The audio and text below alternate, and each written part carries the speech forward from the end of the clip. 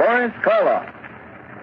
This evening, Mr. Karloff appears in Robert Newman's dramatization of Edgar Allan Poe's famous story, The Telltale Heart.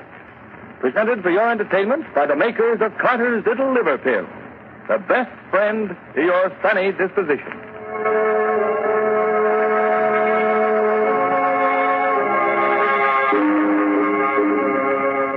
And now our story. A story based on a tale by the greatest master of the macabre that ever lived, Edgar Allan Poe.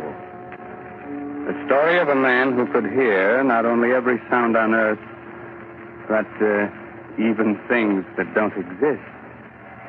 So, turn down the lights, call in a friend or neighbor to keep you company, and listen to Boris Karloff as Simon in The Telltale Heart. It's early evening. The sun is just setting behind a range of low hills. On top of the nearest hill is a huge rambling building surrounded by park-like grounds. A road winds from its gates down to the little village below. Down this road comes a man. He's tall, gaunt, his hair snow white. He's so busy with his thoughts that he doesn't see the small, dark man who sits by the roadside. But just as he is about to pass him... Good evening. Huh? Oh, why, good evening. Nice evening, isn't it? Nice? Why, it's the most wonderful, perfect evening I'll ever know this side of heaven. You don't say. And you can't know what it's like to feel as if you've just risen from the dead. As if your tomb was opened. And you were told that you could return to the world that you knew and loved. Can't I? You can't. You see, my name is Simon. I was a musician. 2 years ago, I went stone deaf. Suddenly. Completely. Do you know what deafness means to a musician? It's like dying. Or worse. Like dying and knowing that you're dead. Oh, I went to doctors, but they could do nothing for me. But finally, one of them sent me to see the doctor who has the place up on the hill here. Dr. Adair? Yes, Dr. Adair. He kept me with him for 6 months, and now I'm going home again. He cured you? You can hear? Hear? Listen. Listen hard, and tell me what you can hear right now. Nothing very much. The wind? Cricket? Cricket and the wind.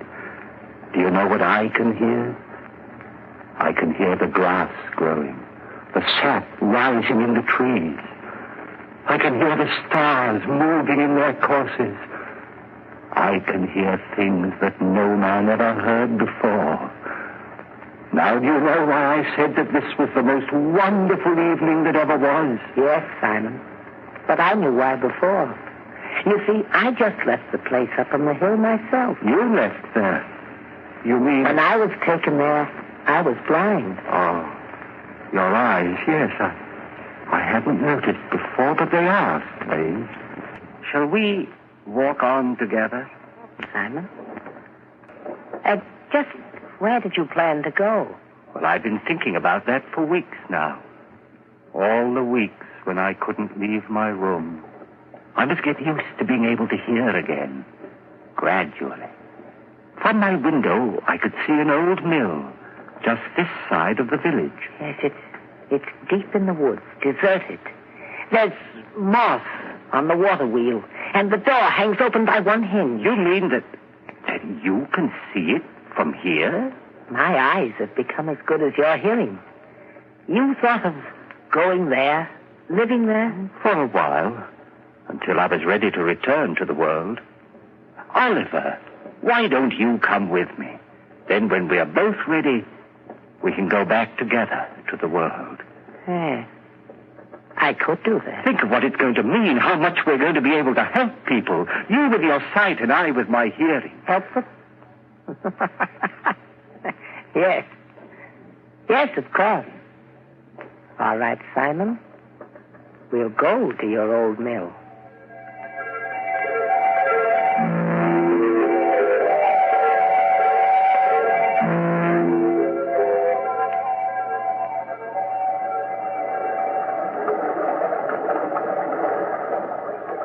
This way, Oliver. Up this path.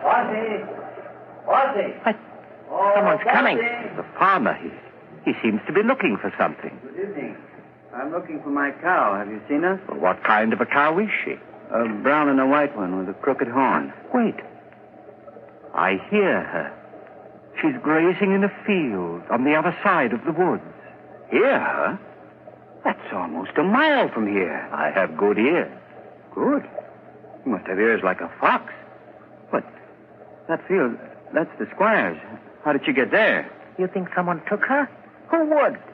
Well, it's the squire's land, but he's the richest man around here. Why should he have taken my cow? Wait a minute. Let me see. Yes. Yes, I do see someone with your cow. He's just leaving her. You can see that? Right through the woods? I have good eyes. Who is it? What's he like? Is he tall, wearing a brown jacket? Yes. I knew it. It's the squire. He's trying to steal my cow. I'd better go get her. Thank you very much. Perhaps I'll see you both again. Perhaps. We'll both be staying around here for a while there in the old mill. Why did you tell him that, Oliver? Did you really see the squire taking his cow? I saw what he wanted me to see. What do you mean? He hates the squire because the squire's rich and he's poor. But what? Never mind, Simon.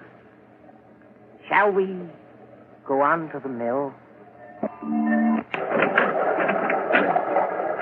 Here we are. And it's just the way I knew it would be. Quiet, peaceful, no noises, just sound. And even those are dulled by the waterfall. Yes, it's just the way I knew it would be, too. Dark, dank. The home of the rats and spiders. We'll be happy living here with them. Happy with rats and spiders? Why? Because they're like me. Rats see in the dark, and spiders spin webs. I don't understand you, Oliver. Must you always see the worst, the most evil side of everything? Always. But why? Don't you love people? Don't you think that this is a good world? A good world when I was blind for more than 2 years. But whose fault was that? What difference does that make? I was blind. And did anyone care that I was? No. Love people. I hate them. But, Oliver, that's wrong. You've no right to hate anyone or anything. What's that? What? It sounds like wings, like... Yes, there it is, there. A swallow. Why, it's frightened, trying to get out. Why, it's beating itself against the wall and... Oh, poor thing, it's hurt itself. Fallen to the ground. I'd better catch it. Is it badly hurt? No, I don't think so. Oh, just this one wing. Here, let's see. Perhaps we can put a splint on it, heal it. Do you think so? Here, Oliver. But be gentle. It's still terribly frightened. I will. Oh, Oliver! What are you doing to that bird? Doing... Blood, you've crushed the swallow, killed it. Why, so I have. You killed it deliberately. You think so? I told you we all have some badness deep inside us. Even you. Here you are ready to believe the worst of me, that I'd wantonly crush a harmless little sparrow to death and... Simon. What is it? I don't know, but there's something in your face. Something that wasn't there before. I don't know what you're talking about. I'm going up to bed. Simon! Simon, wait! It wasn't he that was blind. It was I. Why, he's bad, evil, clean through. He's like one of the spiders he loves so much, lurking here and spinning cunning webs to catch innocent people in. And what he saw in my face just now, there was something there. Something that wasn't there before. Death. Why did this have to happen to me? I was so happy just a little while ago. I loved everyone, the whole world. And now I have to kill him. And here I am, friend, Raymond, your host in the Inner Sanctum, who also loves everyone. So, Simon has decided he must murder his companion. Not because he wants to, but in order to keep him from spreading the hate and evil he seems to love. That's a charming idea. But if Oliver's eyes are as good as he says they are, good enough to see death in Simon's face, how will he be able to do it, Quite a problem, isn't it? Well, Raymond, everyone has problems. It's the answer that counts. It certainly does, Mr. Hurley, in a mystery drama. Yes, and in a domestic drama, too. If you don't believe it, listen to what Agnes Vale says to her husband at the dinner table. Oh, Bob, you haven't said a word about the cake, and I baked it especially for your birthday. After 30, no one wants to be reminded of birthdays. Oh, that's silly. Besides, a person's only as old as they feel. Well, if that was the case, I'd be about 60. You mean 90. No one could save up the grouch you've got in only 60 years. If you felt as irritable, low, and out of sorts as I have lately, you'd be grouchy, too. Of course I would. Anybody would. So the thing to do is not to feel that way. What can anyone do about it? Very simple, my dear. Try Carter's little liver pills. Right. And when you don't feel good, try Carter's little liver pills. They do the work of calomel but have no calomel in them. For they are simple pills made of vegetable drugs. They wake up the flow of one of our most vital digestive juices. When this vital juice flows at the rate of 2 pints a day, it helps to digest our food and bring back the glorious feeling that goes with regularity. Then most folks feel like happy days are here again. But be sure you get the genuine Carter's little liver pill.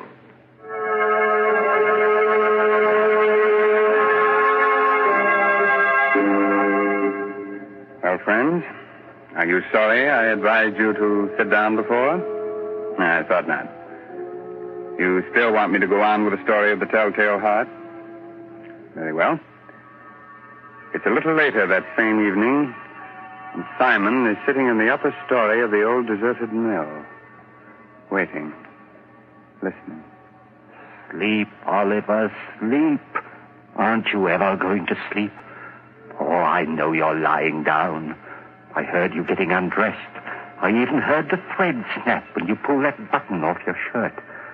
But you're not asleep yet. I can tell by your breathing, the way your heart's beating. And that's what I must wait for. The time when you're really asleep. When you close those hawk eyes that can see even in the dark. That could read murder in my face when I didn't know it was there myself. Wait a minute. There. Now you're asleep. And now I must go. Easy with the door. Careful. And even more careful going down the stairs. Shh. Don't creak like that. Suppose he wakes. No, he can't. He won't wake up. He can't. And even if he does... here we are. The door to his room. How shall I do it? Those sacks he's using as a pillow. I pulled them out and held them over his face and smothered him. That's it, yes. And then I wouldn't have to touch him. I wouldn't. Who's that? Who's there? There is someone there. I can see you. It's Simon. Yes, it's Simon. What do you want? What are you doing here? I know you've come to kill me. Yes, Oliver. I've come to kill you. Philip, you can't do that. You can't. Yes, Oliver, I can. And I have to. Oh, please don't struggle like that. I'm stronger than you are. You can't get away from me. You can't. You can't.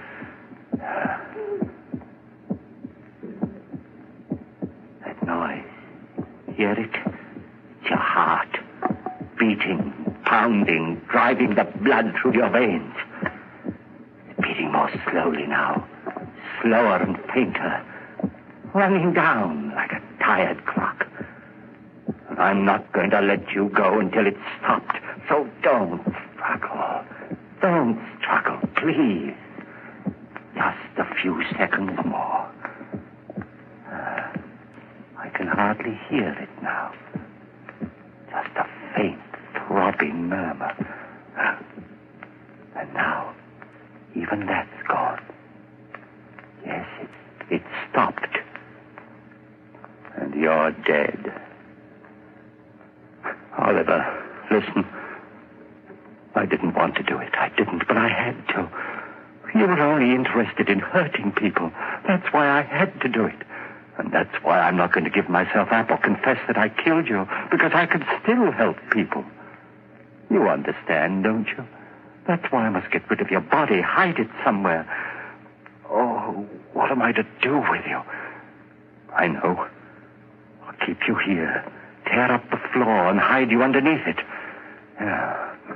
Let's see now, this crowbar. And this one here, there.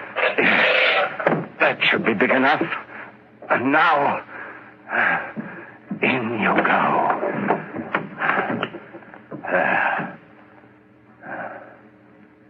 Goodbye, Oliver. Goodbye. Just put these boards back. Nail them down again with the same rusty nails. And it's done. Now I'll spread this dust over the cracks. No one will be able to tell what I've done. No, not even with your eyes. If you could still use them. What's that? A light. A lantern outside. Someone at the door. Maybe Christie's come back again. Yes? Who is it? It's Trent, the constable. The constable? What do you want? Oh, nothing much. Thought I'd drop in. Say hello. Come in, constable. Come right in. Thanks. Queer time of night to be visiting, but I heard there were strangers living out here, and I thought I might... Why, of course, it's part of your job to investigate strangers, isn't it? In a way. Not that you're a stranger, exactly. What do you mean? Well, you've been around here for some time, haven't you? Up at Dr. Adair's place in the hill, I mean? Oh, yes, of course. I just left there this afternoon. Uh-huh. And your friend, where's he? Sleeping? Friend? Why, there's no one here with me. I'm all alone. But the doctor said... You mind if I look around? No, of course not.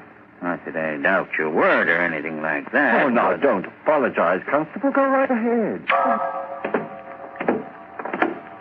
Well, Constable? There's certainly no sign of anyone else. Well, I told you so. Yes, you did. Now, I'll just sit down here for a minute. I'll get my pipe going. No, not there. Don't sit there. Why not? Because, well, it was just that the floor looked a little rotten right there, and I was afraid that... Oh, I guess it's all right. Sure. Strong enough to hold me, anyway. Don't step on it like that, you... Good heavens. What's that? What's what? That throbbing. That noise. Beating away like... I don't hear any noise. But you must, you... Those ears of mine. Sometimes they're too good. It's just your watch ticking. Watch? I haven't got a watch on me. You haven't? But then what? Oh, look, Constable, I could use a bit of exercise. Suppose I walk you back to the village. Well, that's mighty nice of you. I'm glad to have your company. But there's no hurry, is there? Just let's sit here for a while. I don't want to sit. Constable, will you come now? Now, this minute. If you don't, I don't know what I'll do. Hey, you have gotten yourself into a state. Is anything the matter? Well, no, of course not. It's just that I get nervous, restless, and you won't mind if I walk up and down right here, will you? It'll make you feel any better. Go ahead. Thank you. This floor, it is noisy, isn't it? It isn't noisy enough. Constable, this lever here, I've been wondering about it. What's it for, do you know? Why, yes. I think it opens the sluice, starts the middle wheel turning. It does? Then let's try it. See if it still works. There. Yeah, still works all right. It's quite a racket, too. It's not loud enough still. Constable, for heaven's sake, will you come now? Leave here with me. If you don't, I'll go back. Look, there's no need to get so excited. I'm not excited. I'm perfectly calm and quiet. Will you come now, right away? But I told you. I know what you're doing. Sitting there, pretending you haven't heard, making me stay here and listen to it, beating louder and louder and louder. All right, I confess. I killed him. I killed him. His body is right underneath you under the floor. I killed him. And that noise you hear is his heart. The beating of his telltale heart.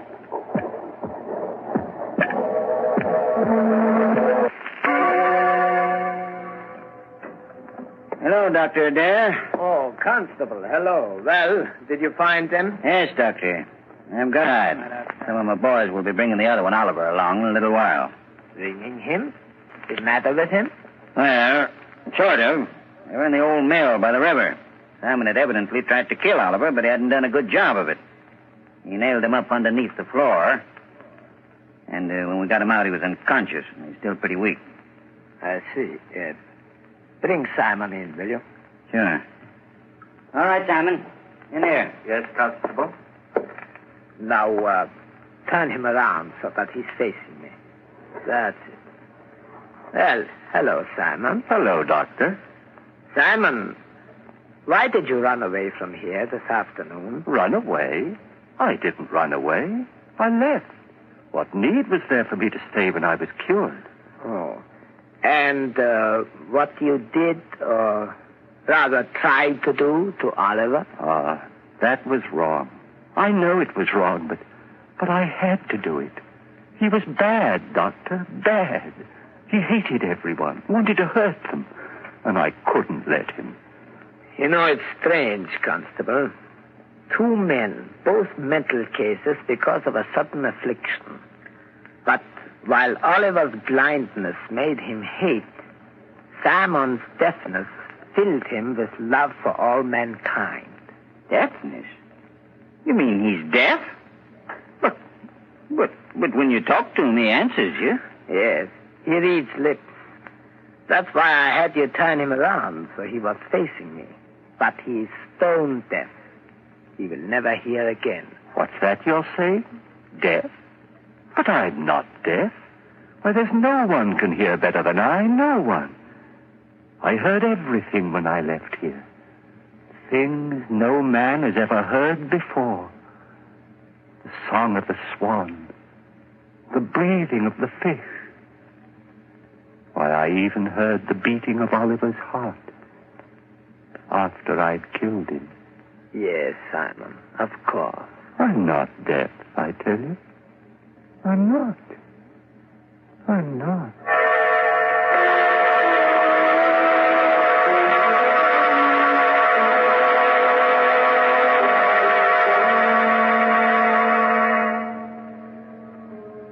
So, Simon did hear all the things he said he did. Even the beating of the telltale heart. And not with his ears, but with something else deep inside his poor, sick brain. Speaking of telltale heart, I'm sorry, it's not a heart at all. It's just Mr. Herlihy's knees knocking together. And if you think you're kidding, Raymond, you're crazy. Oh, I'm not kidding, Ed. In Mr. Karloff's audiences, that's the equivalent of applause. Since everyone's generally much too scared to show the usual approval with their hands. So we won't take any chances. We'll just use words and say, thanks, Boris Karloff, for your splendid performance of tonight's dramatization of Poe's The Telltale Heart. It was a pleasure, Raymond, to be able to bring our friends one of the world's most famous stories. And I'm very grateful to Everett Sloane as Oliver and Santos Ortiaga, who played Christie, for the help they gave me. So now I suggest that you listen to Ed Herlihy, who has some helpful advice for which you may be very grateful. This is Raymond again, your host, getting ready to close that door to the inner sanctum and say goodnight until the same time next week. In the meantime, if you care to do a little bloodthirsty reading, try this month's Inner Sanctum novel, I'll Eat You Last, by H.C. Brandon. In case you've already read that, why not try some of the other stories by the author of tonight's mystery drama, Edgar Allan Poe? According to all critics, this writer has quite a future. Have a good night. Pleasant dreams, huh? Inner Sanctum Mysteries will be on the air again next Sunday night, same station, same time, with another chiller for thriller fans. So be with us then. This is Ed Hurley, speaking for the makers of Carter's Little Liver Pills and reminding you, when you don't feel good, try Carter's Little Liver Pills, the best friend to your sunny disposition. This is the Blue Network of the National Broadcasting Company.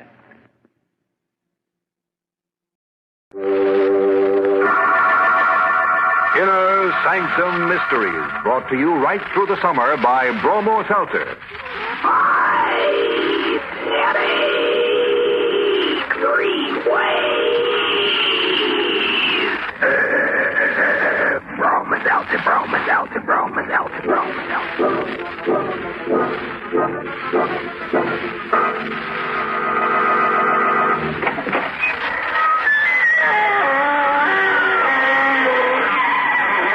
Good evening, friends of the Inner Sanctum.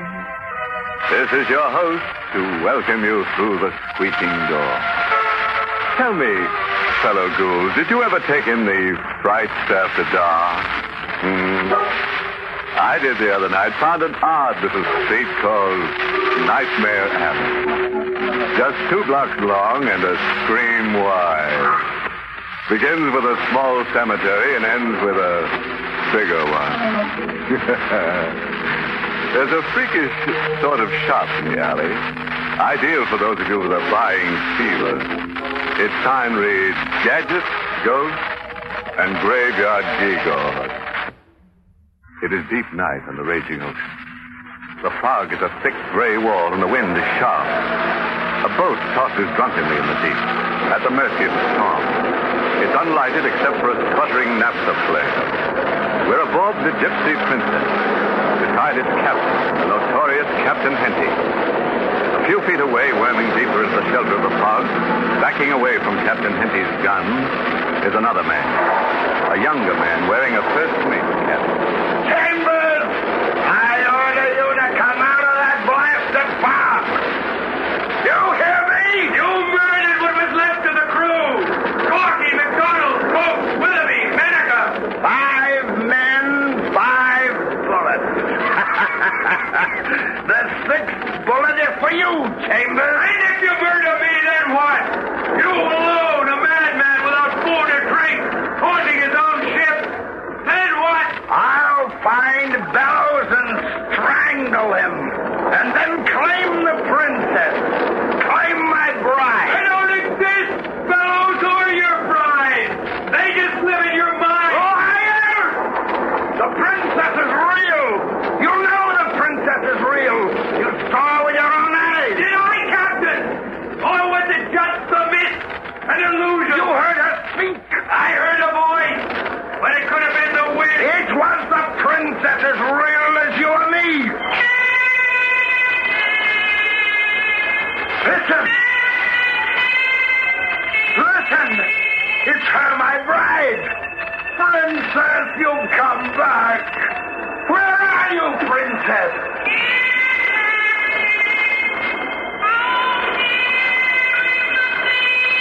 Out there. In the storm. What's the matter, Captain? Afraid? Afraid to go over the side, even into the arms of the princess? It's your love calling to you, Captain. Your phantom bride. Are you going to turn your back on her? I've got to kill you first. And lose the princess?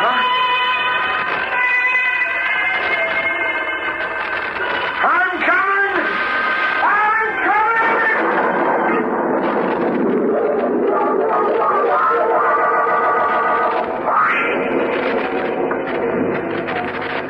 If a hurry! Yes, sir! I'm good! Hello! I'm coming! I heard some shooting. Over on the island. I thought I'd row over and have a look. Island? Where's the island you rode over? Back there a ways. Behind the fog. I thought we were somewhere mid-ocean. Miles out. You thought wrong. You're marooned just off the island. There's a sandbar under your boat. That's funny, son. We've been tossing in the fog for days without food or water with an island just out there. What island are we off? Dead Man's Island. Even if you knew where you were, son, there'd be nothing on the island for you. No food, no drink. Just a place to bury the dead aboard your ship. How do you know they're dead aboard? I heard some shooting, I said. How many dead? Corky, McDonald, Coates, Weatherby, Mennick. That's 5. Captain Henty jumped overboard. And Miguel, your navigator? And Jensen? Dead. Then you're the only survivor. Yes, I'm Chambers' first mate. I expected it would be Captain Henty I'd find alive, delivering its cargo of dead men. Say, wait a minute. How'd you know about Miguel, the navigator, and Jensen? Where'd you get your information from? For a man to seek logic after the events on the Gypsy Princess, that's strangest of all. Yeah. After 2 weeks on this floating insane asylum, I shouldn't get goggle-eyed over anything. You boarded the ship at the Strait. You know that, too, huh? Right. For years, since I was a kid, I'd heard tall stories. Unbelievable whoppers about Captain Henty and the Gypsy Prince. Stuff about a ship being haunted. About a girl. A beautiful vision named Princess after the ship, who followed the boat wherever it sailed. I wanted to write it all up after seeing it all for myself. Shall I stop? No. Go on. Those tall stories started coming to life a few hours after we put to sea. I was in Captain Henty's quarters going over some papers when Corky came busting in. Corky handled the business details of the ship like a steward would. Captain Henty? Yes? I was checking over the crew list here. So, Corky? I can't make it add up. McDonald, Coates, Weatherby, Menniker, Miguel, Jensen, myself, Chambers here, all signed in okay. 8 men, that's your crew? 8 it is, sir. Up to there. But there's a 9th signature on the list, but nobody answers to it. What is the 9th name? Gallows. Gallows! Stupid fool! Let the listen get out! All right, sir. I'm sorry, sir. You've seen the signature before, Captain? Yes, from Cape Hatteras to Singapore. I don't get it. You will. You will in time. You'll know what it means to sail with Gallows aboard. Who is Gallows? The ship's ghost. The Gypsy Princess was once his ship before he died. How long ago did Gallows die? 10 years ago. And you think a dead man signed the crew list, Captain? Aye, and you'll believe it too in time. In time, you too will believe Gallows is aboard the Gypsy Princess. Chambers? Aye, sir. Search the ship from stem to stern. Search the lifeboats, the passageways, everywhere. Then do it again and again. Spend every minute you're on this ship searching for Gallows. Understand? Aye, sir. And find Gallows. Find Gallows or you gypsy princess.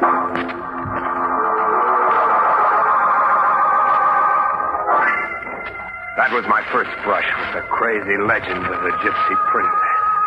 I was to spend the whole voyage looking for a dead man who'd signed the crew register. Gallows was master of this ship once. Everything was fine until they both went daft over a dream lady who was supposed to be following the ship. And she killed Gallows, got off scot-free by pleading self-defense, then bought the gypsy princess and went sailing to find the girl. Gallows then is just something in the captain's guilt, in his imagination. Oh, no, sir.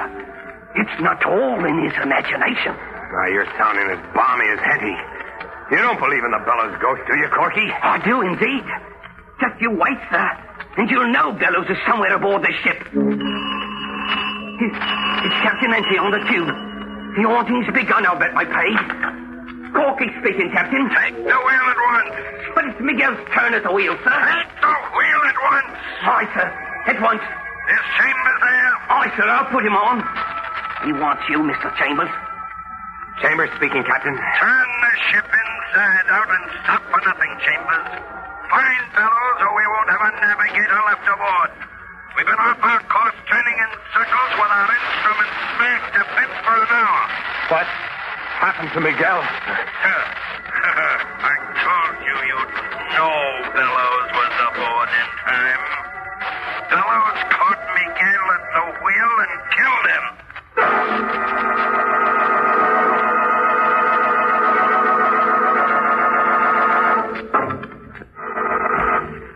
A creep who's been asleep in the deep says the gypsy princess is a gyp.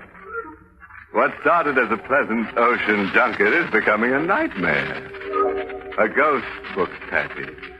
The captain goes white as a sheet, and poor Chambers is handed the odd job of trailing the little man who isn't there to his home. Let's see, where did we stream off, huh? Oh, yes. Miguel, the navigator, had just gone the way of all fish. Miguel was at the boat's wheel, clutching it, and staring out into the ocean with dead eyes. A dead man had been steering our course. How was the fool killed? I can't say, sir. His face looks as if he had seen the devil himself. But there isn't a mark on him. Gallows killed him. I hate taking issue with you, sir, but I'm sure that there's a simpler explanation than a mysterious attack by a ghost. A heart attack, perhaps. If an autopsy could be performed... There'll be no autopsy. But we've got to establish... I'll have no interference, Chambers. I've got to take immediate steps or you'll all be dead. Assign Jensen to watch the ship's food stores at once. Our food stores? Mind your duties and ask no questions. Make prompt arrangements to throw Miguel over the side. Without services? Just like that? Just like that. We'll throw Miguel as an offering to the princess. Maybe she'll reappear. It's been so long since she's appeared. Go on now, make your arrangements.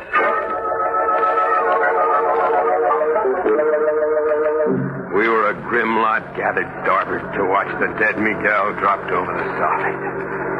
The storm was brewing. There was a blinding fog. Ready, Chambers? All ready, sir. Let him go.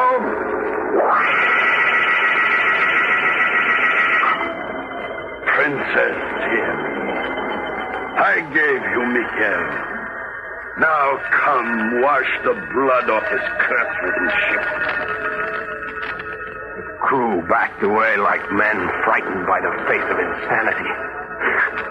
And then, over the sound of the ocean, we heard her.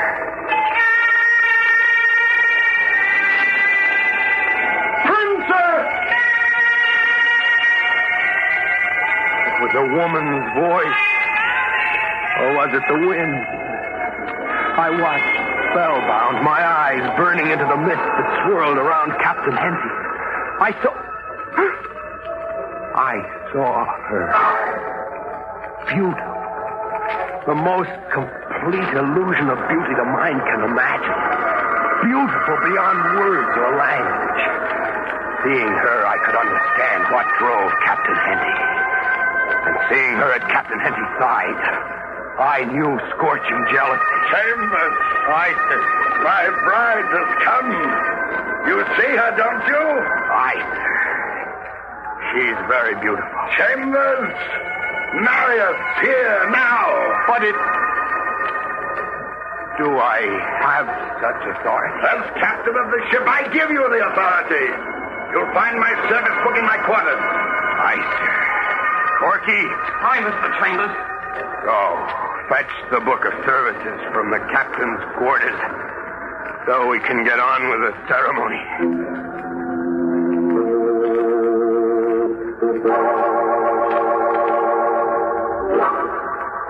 With the crew standing bareheaded and looking on like men bewitched, I married Captain Henty to his vision.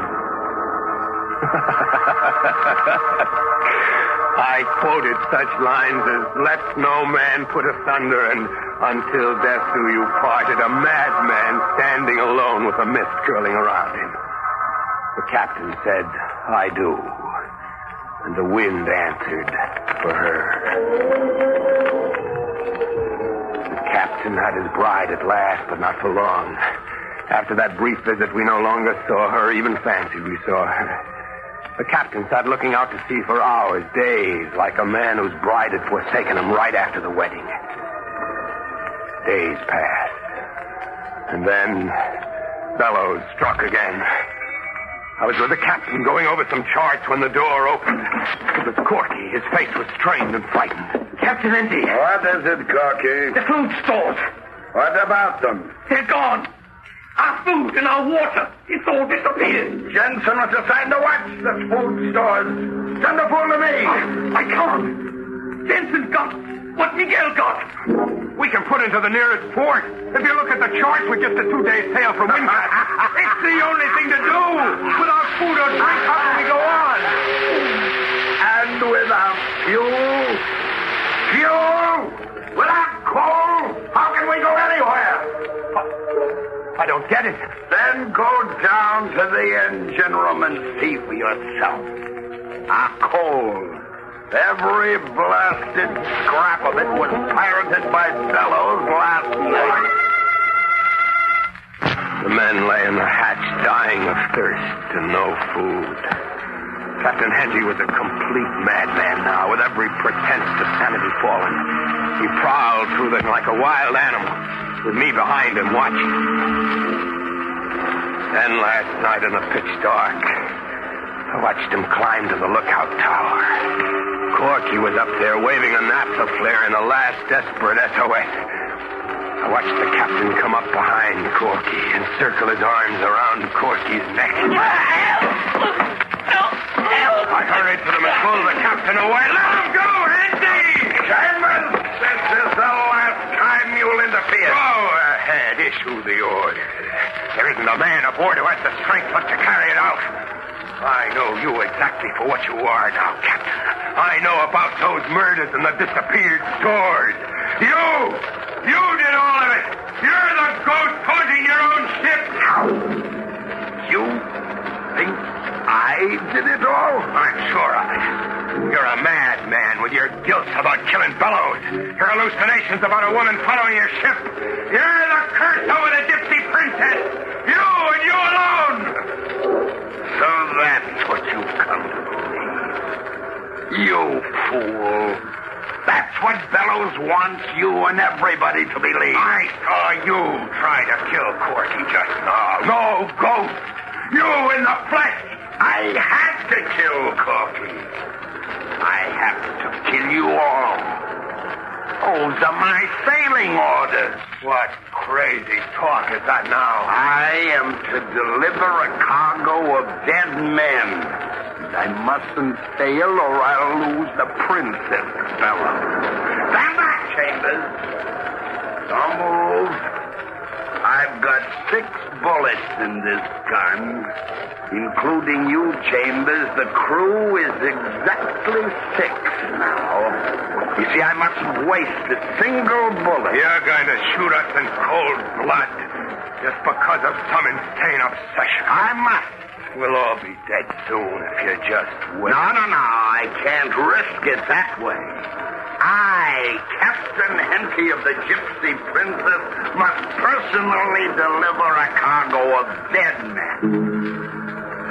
One bullet for Corky. No! Save us!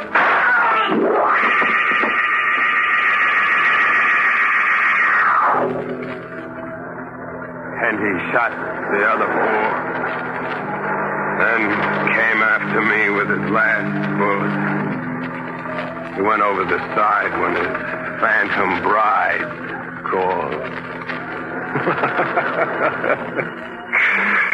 I blabbed about everything. Just about. I knew the story. All of the story. What? You said you'd heard shots and rode over here when you came aboard. I did say that. But I don't see your rowboat. And your clothes aren't even damp. You were never out there in a small boat for a minute. Wasn't there? No. Mister, open up and talk. Who are you? She'll tell you who I am. She? The princess. See her? No. Look again. With your heart. See her now? Yes. She's beautiful. Princess!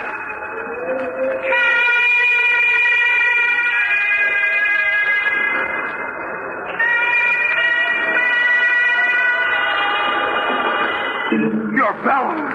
What do you think? I don't know.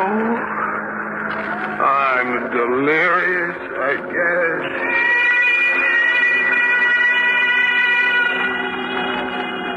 You belong to me now, princess.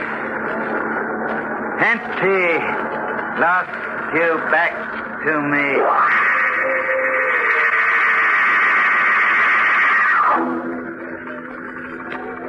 I watched her float in with the mist, and the same indescribable pleasure and indescribable pain I'd seen on Captain Henty's face flushed all through me. I was in love with her, and burning up with jealousy.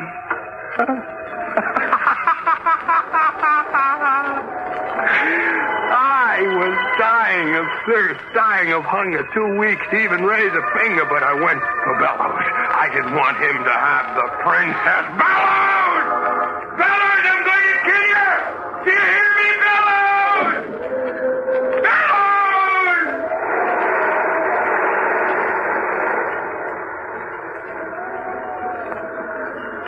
There's no one here. Just me and the cargo of death in the middle of nowhere. I imagined them. How much of it all did I imagine? What's real?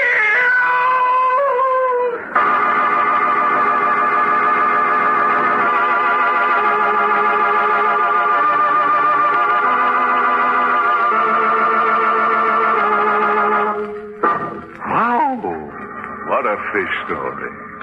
I don't know what it did to you, Brother Whale, but it's got me scaled down to size. It's the old block for me from now on. There's less terror in terra firma. Dry land to you, Bob. I'd say, if you must get the nautical urge, compromise by diving into the bathtub, huh? And if a strange hand passes you the wash rag and soap, don't take it.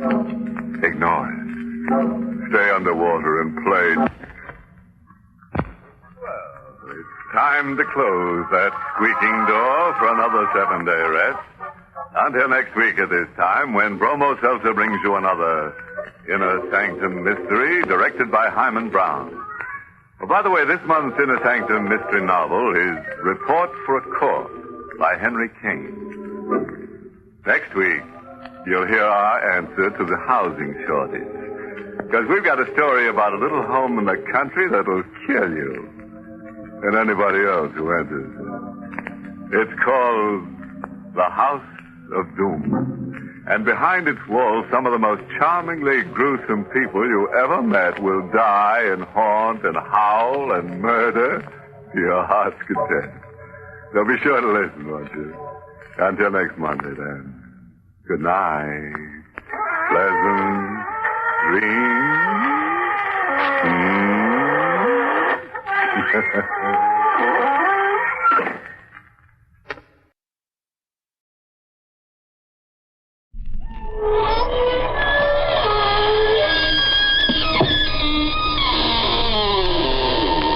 Good evening, friends.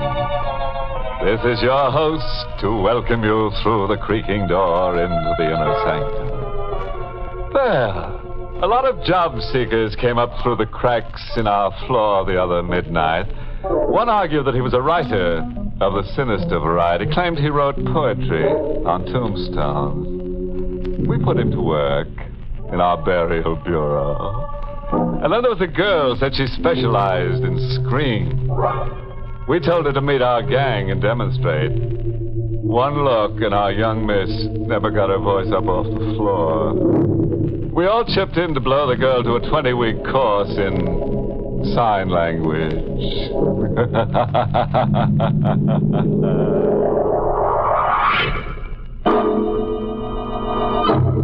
Tonight's Inner Sanctum Mystery, Appointment with Death, was written by John Robert and stars Charlotte Holland in the role of Janet, with Carl Swenson as Richard. Tonight's story is custom tailored for the timid. We guarantee a fit. Manhattan's East River Harbor. Cold gray granite, an architectural eyesore imported from the old world. A high wall and iron fence hide its secrets from the city's teeming millions. Inside the high wall, a woman in black walks slowly toward a man. The man is silhouetted under the moon, bending over a lilac bush. Richard! Oh, I'm sorry I startled you, ma'am. I am trespassing, I know, but I couldn't resist your garden. I'll go. No, wait. You are not Richard. You're staring as if you don't see. My eyes are old. Turn your face to the moon so I can see you. All right. I've forgotten. So many faces have been Richard's. So many, many faces everywhere. Everywhere? What does your Richard do when he isn't roaming about? He sleeps. Right where you stand, there is a grave. And in it, Richard sleeps. How did you get in here? I walked in through that open gate. The rear of the garden. The Florentine gate. You found it unlocked. Yes. You're trembling. There's something wrong? The open gate means the last Lowell is about to die. I am the last Lowell. I am about to die. There were 5 of us. My brother Tom, my sister Melanie, and me. We lived silently and sullenly in this house, which Father had bought in Italy, and then had shipped, stone by stone, to be restored here. It was as if a dark plague hidden in the ancient granite had infected us all. As if we were born to destroy each other. Mother was first. She roamed the great halls and hid. We never knew where she slept or how she managed food. All we knew of her was a laugh. It was the only way she spoke to us. One day she just disappeared, never to be heard or seen again. Father was next. He was sick and grew worse, but refused to allow a doctor to enter the house. On his last night, we were gathered around his bedside, Tom, Melanie, and me. Water. Melanie brought a tumbler of water, but Tom struck it from her hand. No tenderness, Melanie. It doesn't become you. But he's calling for water. He'll get all the water he wants soon. His casket will be brimming over. Father passed on during the night, a shrunken figure, just skin and bone. We buried him in a simple, mocking ceremony during a rainstorm. You see, my sisters, it rains water for Father. Father was gone, but he lived on in Tom, with the same dark, brooding obsessions we had known in Father. Melanie and I were there in Tom. We'll go on rotting away exactly as we have. Nothing's changed. Tom, we don't have to go on like this. Don't we, Melanie? No, with Father's death, we're free. And this new freedom, Melanie, what would you do with it? I asked, what would you do with it? Just live, Tom. I see. And you, Janet? Are you full of new purpose? We have a right to womanhood, Tom. Nice word, womanhood. I give you another word, manhood. I turned the word over in my mind 1,000 times before I gave it up. Womanhood. Give it up. It's an impossible word. Your whole life's against it. An impossible word, womanhood. I tried to forget my whole life was against its realization when Richard came. I met Richard here in the garden. I was in mourner's clothes, listening to the foghorns and staring out into the river one night. Hello? Oh, did I frighten you? Yes. I'm sorry. I'm Richard Dunn. I'm a lawyer. Oh, you're here to read Father's will? Yes, but that isn't until 10 o'clock. Shall we stroll a bit? You mean pace from wall to wall? Well, a drive, then, if the garden's too confining. We can leave through that rear gate. The Florentine gate, no. What, did I say something wrong? That gate must never be unlocked. Hey. Oh, I'm sorry. Are you kind of in the dumps over your father's death, huh? Richard. He had come into my life like a gust of clean wind. Shut away here in a granite tomb like a dead woman. Come alive, Janet. How, Richard, how? Just get up and leave. There's nothing here to hold you. But there is. What? Well, Father, Mother, the past. That's imaginary rot. You've all cast a spell over yourselves. Why, forget the past. Think of the future. Can there be a future for me? Give me half a chance and I'll show you. Show me, Richard. Show me. But Richard never got that half a chance. My life was against it, and my fears, and Tom, my brother. One night, Tom saw to it that Richard or I would never get that half a chance. I was asleep in the grip of an old nightmare, an old fear that haunted my sleep. In my dream, there was a knife, a cold, cruel steel blade, moving across my face, marking me, and I screamed. I awoke with my face aflame, and Tom standing over me in the pale morning light. You have no beauty anymore, Janet. No beauty? Oh, Tom, I dreamed of a knife branding me. An old dream with you, Janet. Tom, my face! The scar will heal, and you'll wear a black veil. no one will look upon your face. The scar healed. I wore a black veil, and no one looked upon my face. I hid as my mother hid. I hid and spied and eavesdropped. I hid from Richard, too. In time, Richard stopped asking about me as his infatuation for Melanie grew. I eavesdropped on 100 intimate talks they had, Melanie and Richard. But I remember one. They were in the music room. Melanie, come away with me. You're just speaking to Janet through me. No, I've forgotten Janet. She's disappeared. She's gone. It's you that I want. Why, Richard? Why do you want Janet or me? I don't know. Sometimes I feel compelled, as if somehow I was fated to come here. I feel that I must pull one of you from this contamination. Melanie, say yes. Well, at least I need time to think. But I'm going away. Well, when you come back, if you come back. I'll come back. You write to me? Yes. Yes, Richard, I will write to you. Melanie and Richard. I had lost him. And I was lost.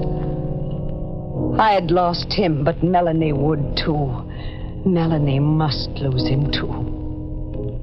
I stole Melanie's letters to Richard before the postman could pick them up. Finally, I intercepted a letter from Richard to Melanie, steamed the envelope open, and substituted a typewritten letter I had written. And then I watched Melanie tear the envelope open. It's a letter at last from Richard. I watched her read it eagerly, then silently. I could hear the words I'd put into Richard's mouth whisper in my brain. Melanie, if you can ever forgive me. But here, out in the world, it's as if I'd never known you. I see men at play and I hear women laugh, and I remember that these are the things that are really me. If you can ever forgive me. Oh, no. Bad news, Melanie? What? Bad news? Oh, no, it's good news. The best for Richard. He's escaped. He almost became one of us, but he escaped. Melanie. It's a wonderful world he's escaped into. A world of laughing women. Laughing women, Janet. When did you laugh last? Laughter isn't for us. Nor marriage, Melanie. Nor escape? Nor escape. Oh, but you're wrong, Janet. There is escape for both of us. Your escape is the Florentine gate. The gate opens and you escape into death. Melanie, stop. Your heart cannot stand the strain. Oh, but that's my escape. My heart. My poor, wonderful, unpredictable heart. We worried about it as children, you remember? You used to put your hand on it and count. Well, Janet, put your hand on it. Now. Melanie, now. You're deliberately provoking an attack. Put your hand on my heart, Janet. Just one last time. Melanie, now stop it, please. The storm in my heart dies, and the lights go out. Goodbye, Janet. Melanie! She had fallen, as if she had willed her own death. Poor Melanie. It was all too much for her. Tom, she dropped dead right before me. Melanie dropped dead. If you feel more comfortable thinking of it that way... What do you mean? That Melanie's collapse was a bow to your talent for writing letters. Or to put it crudely, that you murdered her.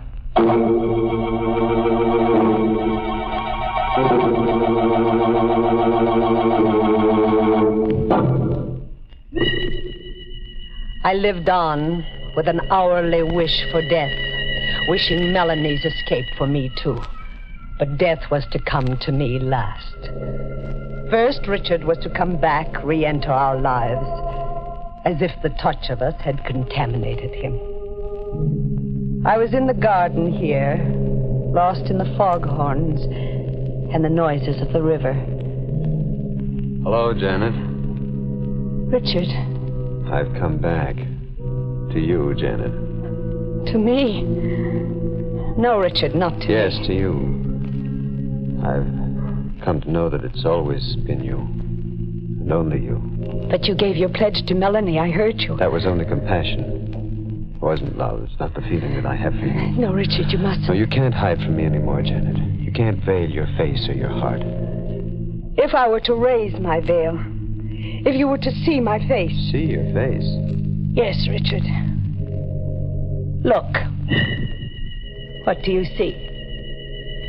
A mark running the length of your cheek to your eye. A brand, Richard. But how? Tom? Never mind how or who. Your love cools. Oh, does it? Did you really think that beauty was just something outside? Come. We'll tell Melanie about us. Tell Melanie. Telling Melanie is something to do. Well, why can't we tell Melanie? Openly and honestly. For a simple reason, Richard. Melanie's dead. Richard wanted me, only me. And I wanted him, if only for a moment. It was an impossible wish, but I turned my thinking aside. I packed to elope. You're forgetting, Janet, that your whole life is against it. Now, Tom, don't try to stop me. Don't pull me deeper into your insanity. Third finger, left hand. When he slips the wedding band on, how will you keep him from seeing the blood? Tom, please. And the uninvited witness standing between you. How will you stare Melanie down when you say, I do? Now, Tom, stop. Stop playing on my feelings. And how will Richard take the dowry you bring him, Janet? A dowry of murder, blood, and guilt? Tom went straight to Richard. And it was another Richard who came to me. His face was grim, the gentleness gone. His eyes were bright and hard. Change your dress, Janet. Change it, Richard? Yes. You will be married in the blackest black. We have an obligation to the dead.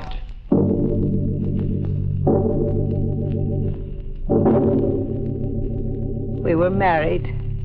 A macabre ceremony with the principals dressed in mourner's clothes. I couldn't stare Melanie down. The I do caught in my throat. Motoring back, I knew I'd never know that moment of life. We'll go back to your house, Janet. No, not my house. Yes. Only to your house. Then, Richard, you don't mean to be really married to me. Could I really be married to you? You signed my name to a letter that killed Melanie. Yes, I wrote the letter that broke her heart. And Melanie will always be there between us, making any happiness impossible. We'll live in your father's house. Dark, malignant, hating, punishing each other. Marriage was a new nightmare.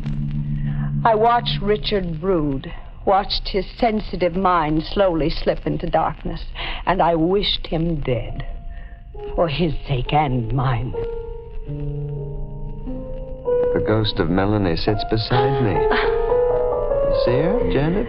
Richard, go away. If there's a shred of reason left, please go away. Come. Here, sit on the bench with Melanie between us. I insist that you sit! My arm! Oh, I clawed your arm. Another brand scars your lovely white flesh. Richard, you can't stay here anymore. You can't live in this house anymore. I don't want to, but I must. He grew worse steadily. I dreamed of escaping him, being rid of him somehow. It was a nightly dream. Every night in my sleep, an old dream mixed with the new. The knife. The same knife that had lived in my nightmares for so many years. But this time, the knife was in my hand. This time, I was hovering over a victim. This time, I was the attacker. Janet! You won't torture me anymore. No, Janet, no! I won't live with your eyes on me anymore. No, don't! I'm dissolving our marriage. No, Janet!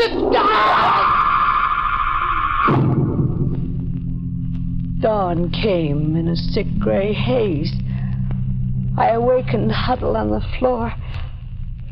Tom was in the room with me. I could feel his presence. Good morning, Janet. Oh, Tom, I had a terrible dream. A dream, Janet? Oh, in my dream, I was in Richard's room, and I must see Richard. You mean the remains of Richard? No. Yes, Janet. You murdered Richard quite thoroughly. No, it's a lie. I couldn't do murder. Is it a lie, Janet? I don't know. I don't know. Come. We'll bury Richard in the garden. You used to meet in the garden. Coming, Janet? No, I can't. I can't. Very well. If I must play solitary gravedigger. My dream hadn't been a dream, Tom said. I stayed in my room until Tom came back. The stains of digging were on his hands and clothes. You know, I'm wondering, Janet, since you're averse to burying your victims, who'll bury me? Will you be my victim, Tom? Yes. One day when my strength is at its lowest, you'll kill me. Why must I kill you, Tom? Why? Because we were born to destroy each other. The years crept by. Years and ghosts. In time, Tom's strength failed. He took to bear the shrunken figure like father before him. It's come, Janet. My turn has come. Yes, Tom, you're dying. But that's not the way it's to be. I must die by your hand. You must kill me. No. You're insanely obsessed, and you've tied me to your insanity. But you can't push me into murdering you. Janet, kill me, please. If only for hate. I'm too tired to hate, Tom. Then if only to settle your score with me. I turned Richard against you. Because of me, you were married in black to a bridegroom of death. Because of me, your honeymoon was a crimson knife. Remember, Janet? I'm dead to memory. And if I could hate, this is your punishment. This is a payment of my score with you. You'll die by just dying. Janet, kill me. You must. Janet, come back. I turned away and never came back. Tom died, but not by my hand. But Tom was right about our dark family destiny. How was Tom right, Janet? The Florentine gate is open, you say? Yes. Then Tom and Father were right. The gate opened of itself, as they said it would. And now it's my turn to die. Richard sleeps under the lilacs. Soon I'll sleep beside him. Maybe, Janet. And maybe not. Did you say maybe not? What if your dream of murdering Richard were only a dream? What if Richard merely came to his senses and went away that morning long ago? If? But Tom buried him right where you're standing. Yes, but what if Tom deceived you into thinking so? What if it were a trick to keep you imprisoned here forever? What if this grave is empty? Tom deceived me about Richard's death. Yes, a ruse to make you insane and as hopeless as he was. I'm more confused. Janet, look at me again. This time, really open your eyes. You're not... Yes, I am Richard. A bit older, but much, much wiser. Shall we stroll a bit?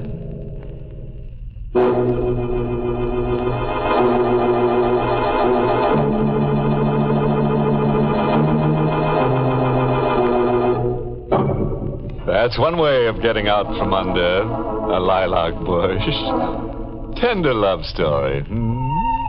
Dream girl and rover boy. A love so haunting that everyone round it was touched in the head. Though they picked up where they dropped off. Bet they make a charming picture walking Earth's last mile together. Strolling into eternity one day. arm in armature, two gay, skittering skeletons, and pressing so close, their two sheets flap as one.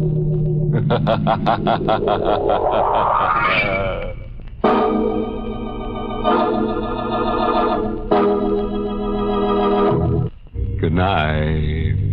Pleasant dream.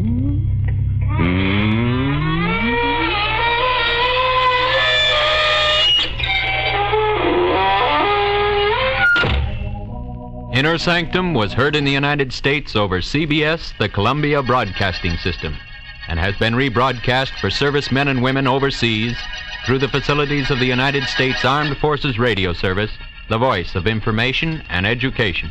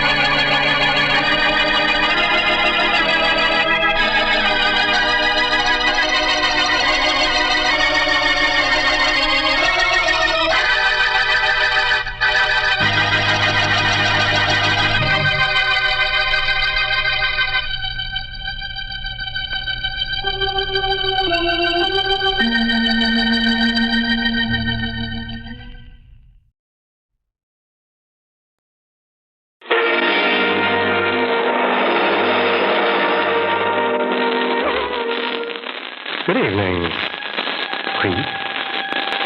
This is Hunter Galloway opening the doors of the Mystery Place. And speaking of doors, tonight you're visiting the Inner Sanctum, so open that door, Mr. Holt.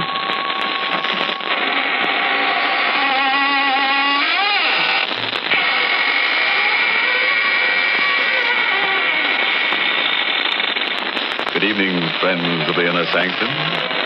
This is your host opening the squeaking door for another session of the AGGMS, the Association of Ghouls, Ghosts, and Midnight Spirits. Oh, may I see your membership card as you enter, please? But, oh, no, it's not a printed card. All you have to do is show me your wrist. If there's any blood pulsing in your arteries, then you don't belong here tonight. Better come back and try some other time. After you've passed your mortuary test.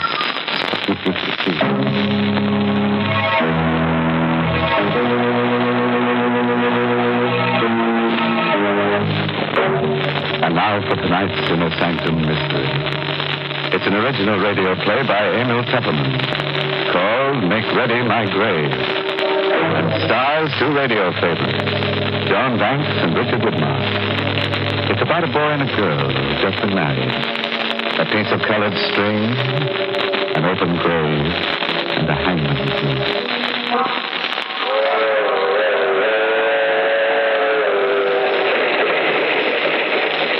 That train is the Southeast Limited. See it? Long, sleek, and powerful. Taking off the miles on a humming rail. A masterpiece of 20th century mechanical perfection. Nothing about it to suggest lurking hate, or fear, or superstition, or death. But let's take a look into compartment A, car 17. John and Betty Loomis, just married, are going for their honeymoon to John's ancestral estate. John, I'm so happy. How soon do we get to Louisville? In about an hour, Betty. Just think, I'm married into one of the oldest families in the state. I hope you'll be very happy, darling. Oh, I will. You do love me, don't you, John? Of course I do, baby. I'll always love you. Always. No matter what happens. What do you mean, no matter what happens? What could happen? Sam, something's bothering you. No, it's nothing at all. You're hiding something. There's something you haven't told me. It's nothing, Betty. It's nothing to worry about. You don't want to tell me? No, not now. Maybe later. How are you playing that piece of yellow string? What?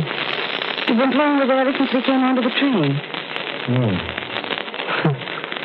Gosh, I never noticed. I watched you. You've been tying a knot in it. A knot? Good Lord. I must have tied it without knowing what I was doing. You've tied it into a noose. A hangman's noose. I don't know how I came to make it or where I picked it up. Well, it's only a piece of string. Yes, it's only a piece of string. Betty. What is it, John? Here, take this. A gun? Take it. But why? If I should ever try to strangle you, please listen to me. If I should ever try to strangle you, promise me to use that gun on me. What are you talking about? Lomansville, next stop. Oh, Next stop, Lomansville. This is where we get. John, what's this all about? That piece of yellow string and now this gun. Put it away, Betty, and remember what I said. Don't ever forget it.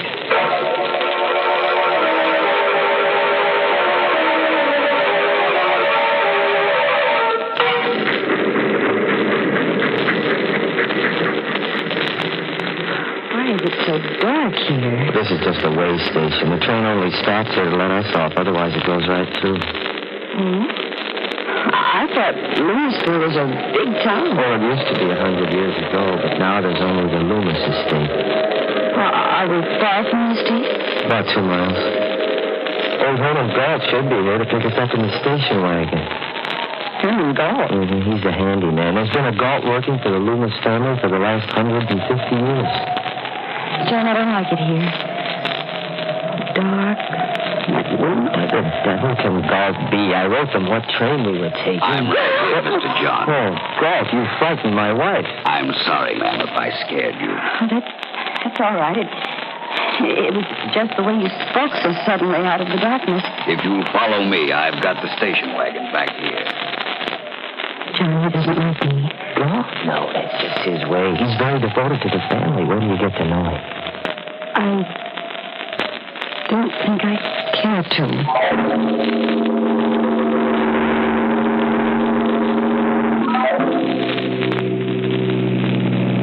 Johnny, he's driving too fast. It's so dark. Don't worry, Betty. Galt knows this road like the back of his hand. He'll be there in a few minutes. I'm frightened. Darling, please, tell me why you gave me the gun. No, I can't tell you now, Betty. Maybe after you meet Uncle Everett. John. What? What's that in your hand? What? Oh.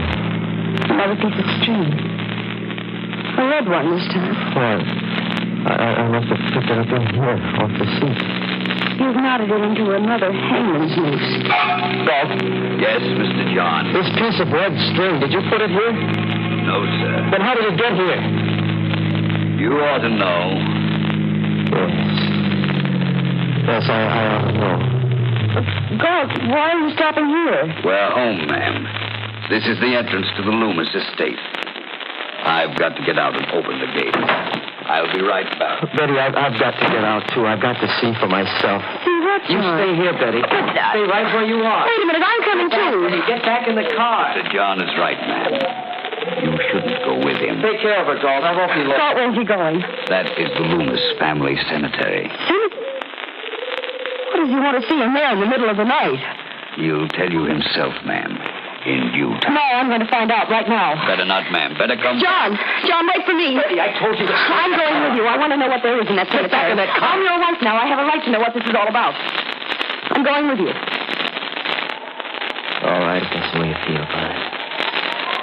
But hold on to that gun I gave you. Keep it in your hand all the time. John, why? You'll find out soon enough. This is the gate of the family cemetery. All the Loomises and their wives are buried here. It's so shadowy. White tombstones look like ghosts. Hold my hand, John. Oh. Just hold on to that gun. John, whose grave is this with the high tombstone? My great-grandfather's. Stuart Loomis. He founded the Loomis estate. This is my grandfather's grave. His wife. There's my father. My mother. And that's all. That should be all. What do you mean? Come over here. This is what I came to see. This is what I've been afraid of. John, it's an open grave. Freshly dug. Yes, Betty. It was just dug tonight. Who is it for? Betty, darling. I'm afraid it's for you.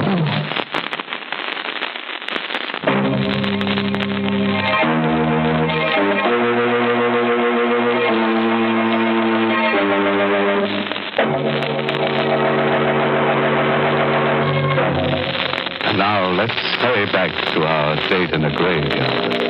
Remember? With poor Betty, whose husband has just told her he's afraid the freshly dug grave is for her. John, what do you mean? Who dug this grave for me? Who? If I told you, you'd think I was crazy. No, you've got to tell me. If I'm in danger, I have a right to know. Was it gold? Your Uncle Everard? No, at least I don't think so. His wife, Christine. Betty, do you believe that a ghost could dig a grave? Ghost? You know, I'm in danger from a ghost. Oh, I told you you'd think I was crazy. John, what? Why are you looking at me like that? I don't know. Betty, you got that gun with you? No, I left it in the car. What good would a gun be against a ghost?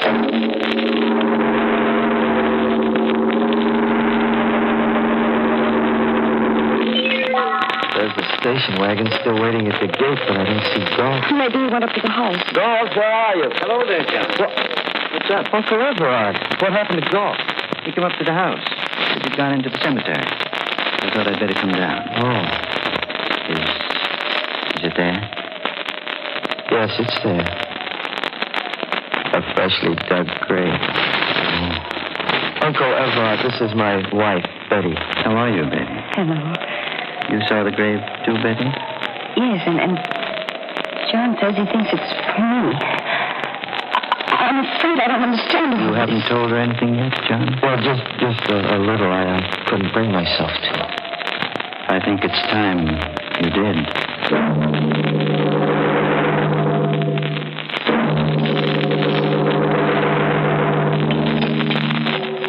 More tea, Betty? Thank you, Uncle Everard. I will have a little more. You, John? No, thanks. Too bad Christine is ill. She's upstairs in our room. But I hope she'll be better by tomorrow. You can see her then. Maybe.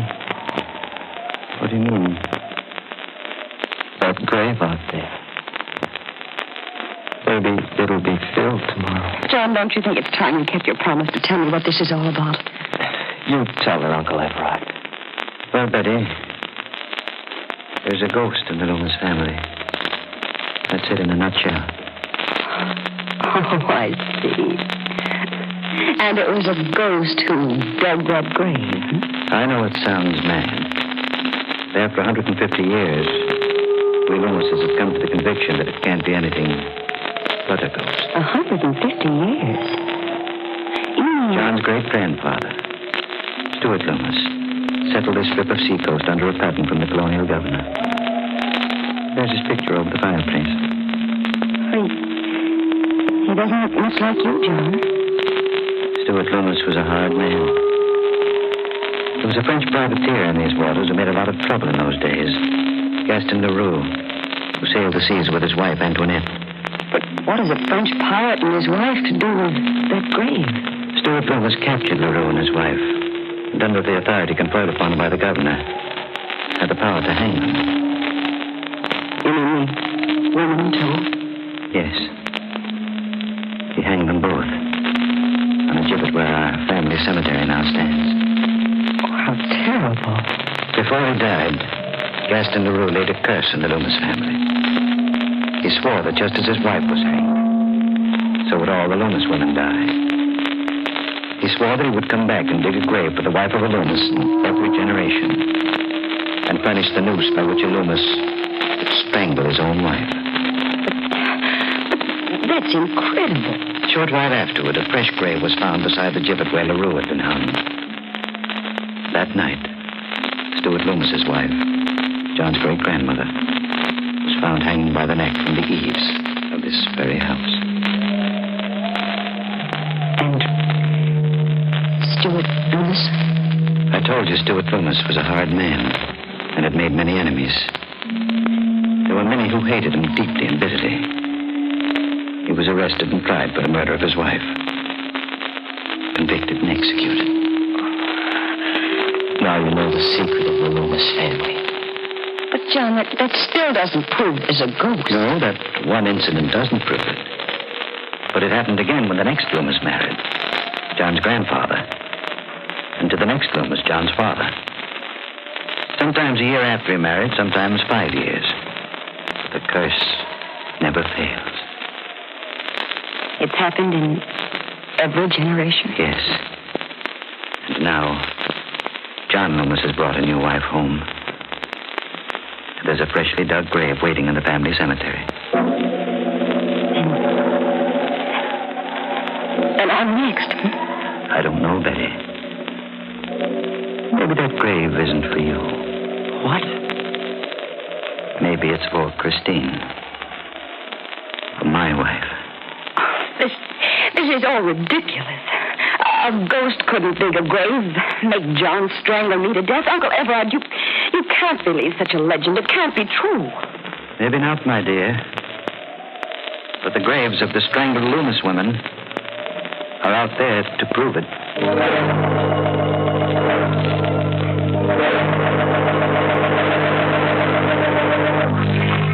Well, this is your room, Betty. I'd have called you at 8 tomorrow morning. Good night. Good night, Uncle Everard. Good night, John. Good night, Uncle Everard. This is such a big room. It's so gloomy. The whole house is like that.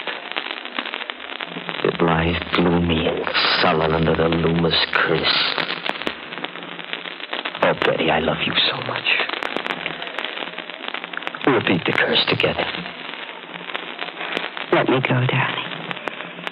I want to change my clothes and wash. All right. There's the bathroom over there. I'll only be a minute. All right, darling. Oh, it's a lovely bath. Betty, what is... John, quick! What? Look. Hanging from the shower bar. What?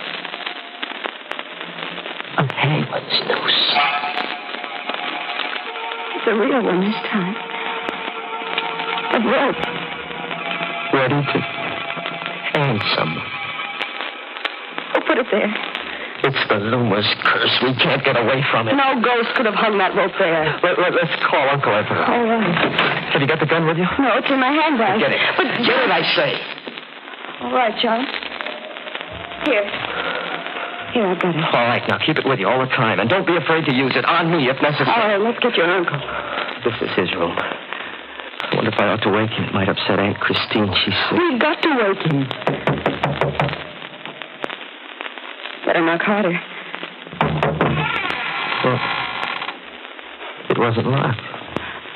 Call him. Uncle Everard. Uncle Everard? It doesn't answer. But there's a light in the room. Push the door further open. All right. Well, there's nobody in the room. The bed's empty. Uncle Everard? Aunt Christine? Maybe in the bathroom. The door is open. Betty! Aunt Christine. She's hanging by the neck. She's dead. the same kind of a noose as in that. Uncle Everard Hager, it's the Loomis curse catching up with us.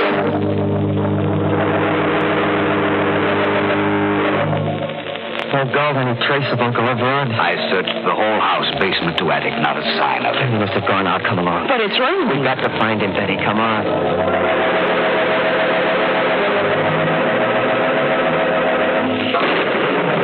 It's dark out here. How will we ever find you? I have a flashlight, ma'am.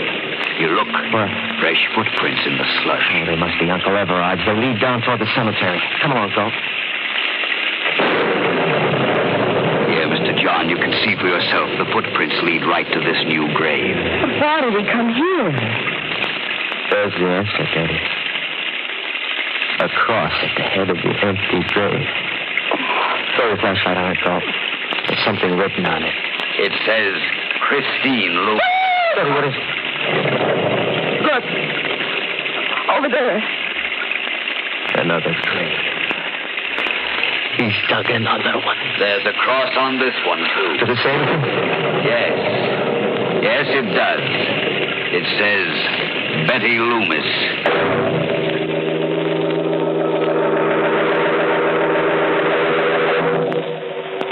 John, sit close to me. That portrait of Stuart Loomis over the fireplace looks so real. It frightens me. Now remember, Betty, whatever happens, hold on to that gun and don't be afraid to use it tonight. Where's Gallows? He ought to be here soon. He wants to look for some weapons. Here I am, Mr. John. Galt, you always frighten me coming in so quietly. I'm sorry, ma'am. Here, Mr. John. These ought to be pretty good weapons. Size? As I had them sharpened only the other day. They could slice a man's head off in one stroke. Take one, Mr. John. Thanks. But I'd hate to use it on Uncle Everard. If he shows up tonight, you'd better use it. Maybe he's come back into the house through the back way. I'll go through the house again if you'd like. This time I'll start with the attic. Be careful, Galt. I will. John, I don't like him. Well? And I don't think he likes me either. Is that true? Oh, what's that? Must be Galt in the attic. Help, Mr. Galt! Must have met Uncle Everard hiding up there. Stay right here, Betty, and hold on to that gun. John, be careful. Don't worry, just take care. John, come back. I'm frightened. I'm afraid to be alone. There's nothing to be afraid of. I have this gun. And if anybody comes, the lights. The lights went out. Who's there? Who's in this room? Don't come any closer. I have a gun and I'll shoot. I can't see you, but I'll shoot at the sound. John!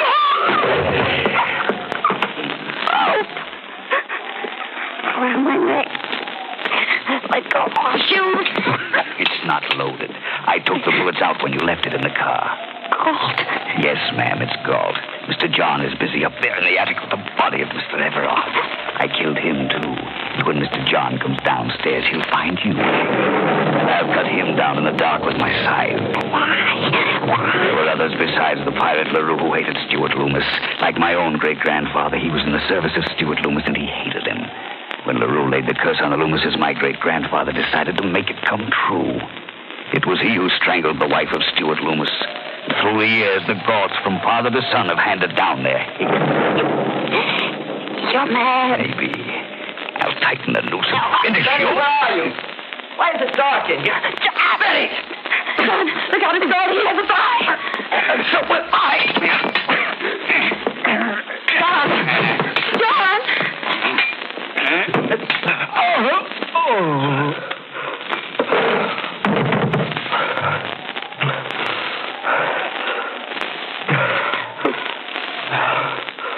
Who is it?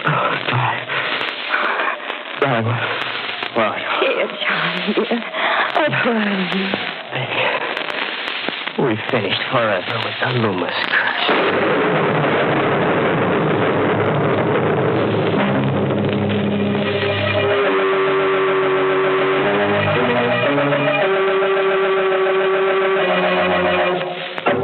Well, that was a pretty rough honeymoon for Betty. But, you know, there's a lesson in her story for forgetful wives. If you keep tying little colored strings to your fingers to remind you of things and you still can't remember them, why not try a rope neatly tied around your neck? It's sure to help you forget.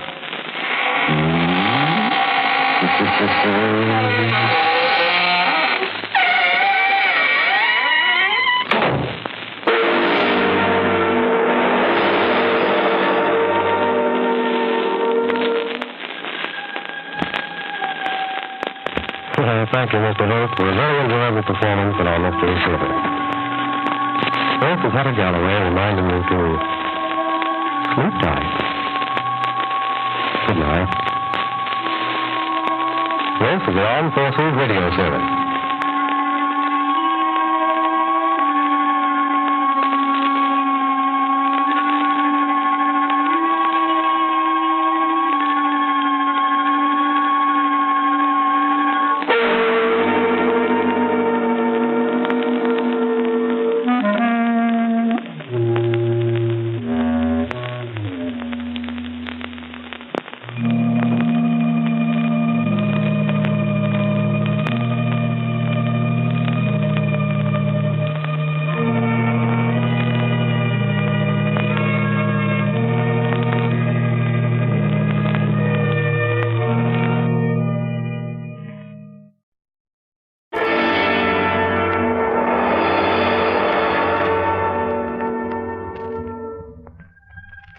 Good evening, Creed, and welcome to the Mystery Playhouse. If you like to curl up with a good mystery, if suspense and mysterious adventure are your particular dish, then don't go away. Stay right where you are, because tonight we've been fortunate enough to again secure the services of that light-hearted raconteur of murder, horror, and the supernatural, the laughing boy of Inner Sanctum, your host, Raymond.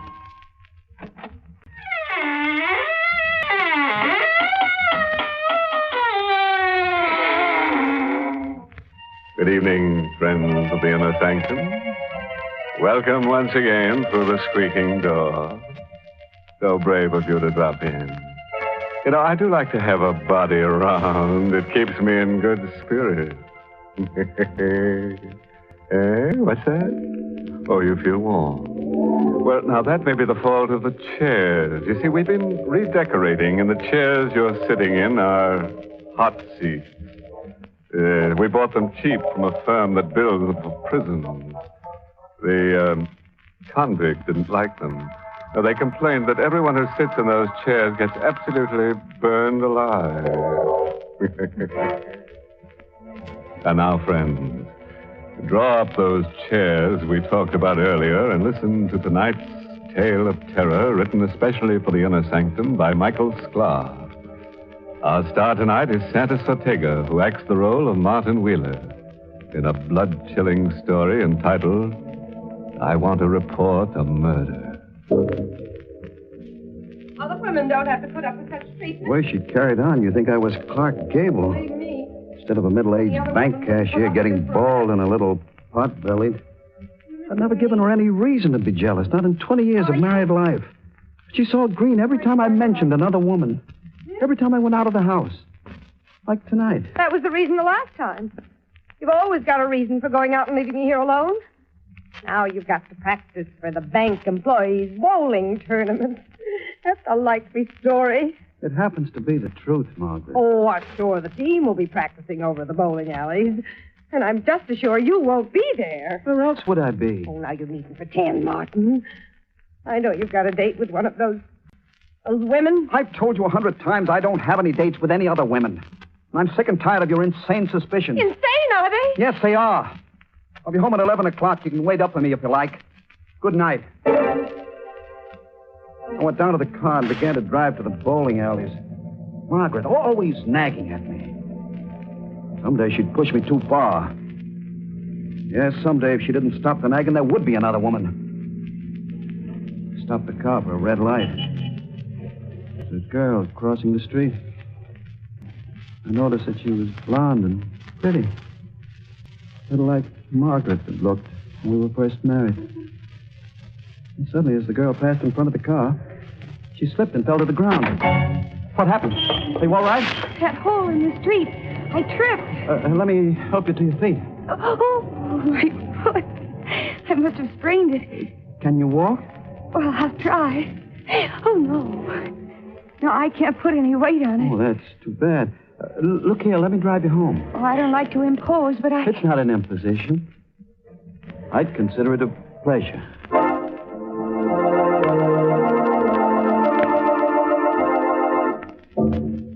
She was about 25 years old and married.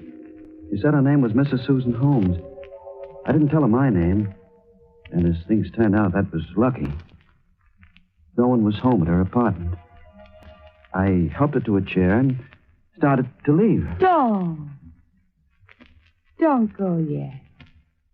Come here. Oh, don't be afraid of me. I'm not going to bite you. Mrs. Holmes, I've got an appointment at the bowling alley. Well, that's not very flattering. Don't you like me? Well, yeah, sure. I do, but...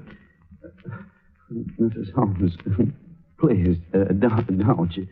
You shouldn't. Don't be silly. You've been very kind. And I like you. Her arms were around my neck, pulling me down toward her. She used a faint perfume. Margaret hardly ever used perfume. Margaret. I thought of her as Susan kissed me. Then I stopped thinking until the door opened. Say, what is this? Robert! Susan, who is... I come home and find my wife kissing another guy. How long has this been going on? Well, this is all a mistake. Your wife tripped and hurt her ankle. I brought her home and... You won't weasel out of this by blaming it all on Susan. It won't work, mister. I saw both of you. Mr. Holmes, I've tried to explain. You won't listen to me, so I'm leaving. No, you don't. Get out of my way. This gun is loaded, mister. Put that gun back in your pocket. Don't be a fool. You're staying here until... Hey, let go of my arm! Let go of that gun! I'll kill you for this. Let go of the gun. I'll break your arm. Now I've got the gun. Give it back to me. I won't. Stop it. Look at the gun! Oh! Robert! I had to take the gun away from him. Oh. I didn't mean to pull the trigger. Is he... He's dead. You killed him. I killed a man. I had to get away quick before the police came. Yes, I could walk out of the door and forget the whole thing. Mrs. Holmes didn't know anything about me, nor even my name. I acted fast. I could get away.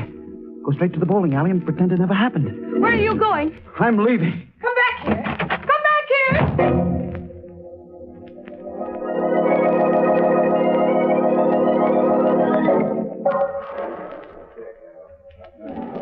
Well, you did come to the bowling alley after all. Margaret, what are you doing here? I've been waiting for you.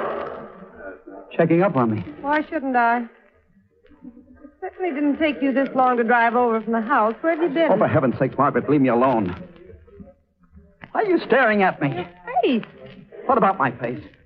Lipstick. Oh, that's why you took so long to get here. Margaret, not so loud. And you swore you never had dates with other women. Oh, I knew it. I knew it all the time. Don't shout like that. People are staring. Let them stare. Let them hear every word I say. I want your friends to know what kind of a man you are. Phone call for Mr. Wheeler. Mr. Wheeler. That phone call, it must be for me. I'll be right back.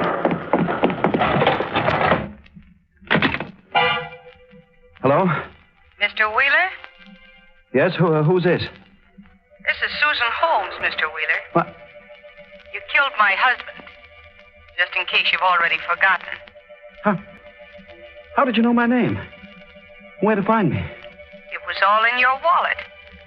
My wallet? It dropped out of your pocket during the fight. What? You want? I gotta see you right away. That's impossible. My wife... Would you rather have me call the police? No. Don't do that, please. Where shall I meet you? Downstairs in front of my apartment house. I'll be there waiting for you. I'll be there in 10 minutes. Bye.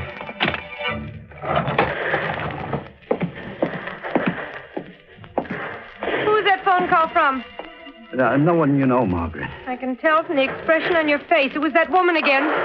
I can't argue with you, Margaret. I've got to go. Go where? I can't tell you. You're going back to her? No. I won't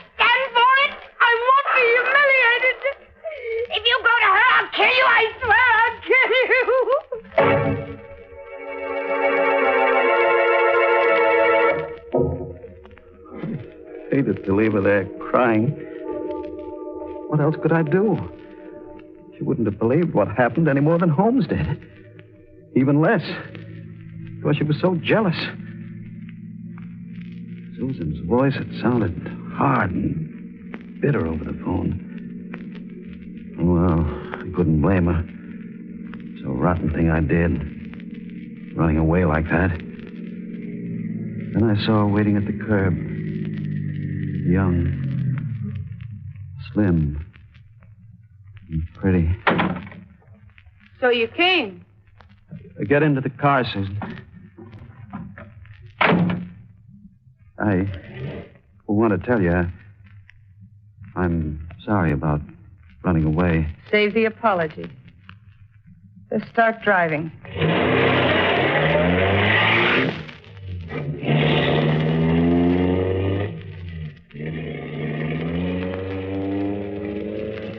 We drove for a while in silence. Several times I tried to start a conversation, but you wouldn't answer. Finally, I parked at the end of a deserted street on the waterfront. Fog was rolling in from the water. A few minutes, the mist would close around us. I've been thinking. I decided what we're going to do. You don't want the police mixed up in this, do you? No, of course not. Oh, neither do I. And don't ask me why. I got my own good reasons. You got a plan? Yeah. My husband subleased the apartment under an assumed name. We've only been there a few weeks. Nobody in the house knows us. I'll leave town for good. The police won't be able to trace either of us. But your husband's body. I'll leave it. That'll give me at least a couple of days' start before the police find it. You'll have to help me. I need money. How much? $5,000? 5,000. That's a lot of money. You got a nerve squawking about money. After what you did. It was self-defense. How would you like to tell that to a jury? But I simply haven't got $5,000. There was a card in your wallet that showed you work in a bank. The bank got plenty of money. You know how to get it. And more, too. She wanted me to steal the money. I saw it clear now. No longer young and fresh and pretty. Just a cheap, flashy woman who wanted money. Money? It was blackmail. If she got the 5,000, it wouldn't end there. She'd keep driving me, squeezing me, milking me. Well, which is it going to be? The money or the police? Neither. Ah, don't be stupid.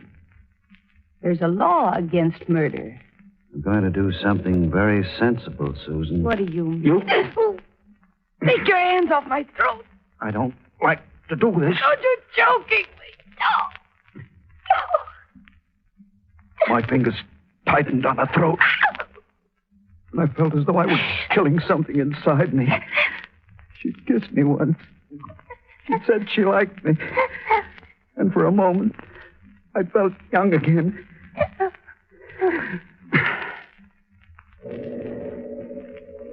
The body went limp suddenly between my hands.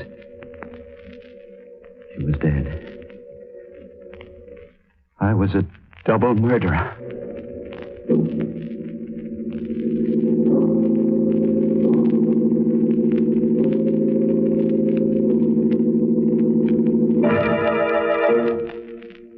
You know, I'm really annoyed at that Martin Wheeler, the ungrateful scoundrel, and that poor kid, Susan Holmes. She got her neck twisted, all because she was trying to do Martin a good turn. That wasn't a good return for her pains, was it? But on the other hand, it's not hard to see Martin's point of view. He probably felt that one good turn deserved another.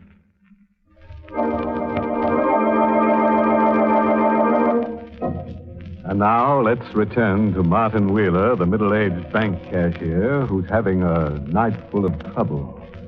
A moment ago, he killed Susan Holmes because she threatened to tell the police about the death of her husband.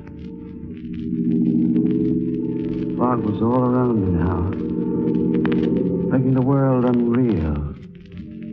Sinister. Off in the water, the fog whistles were sobbing. I stood at the end of a pier, body of Susan in my arms. I held her a moment longer than was necessary, and then dropped her into the water.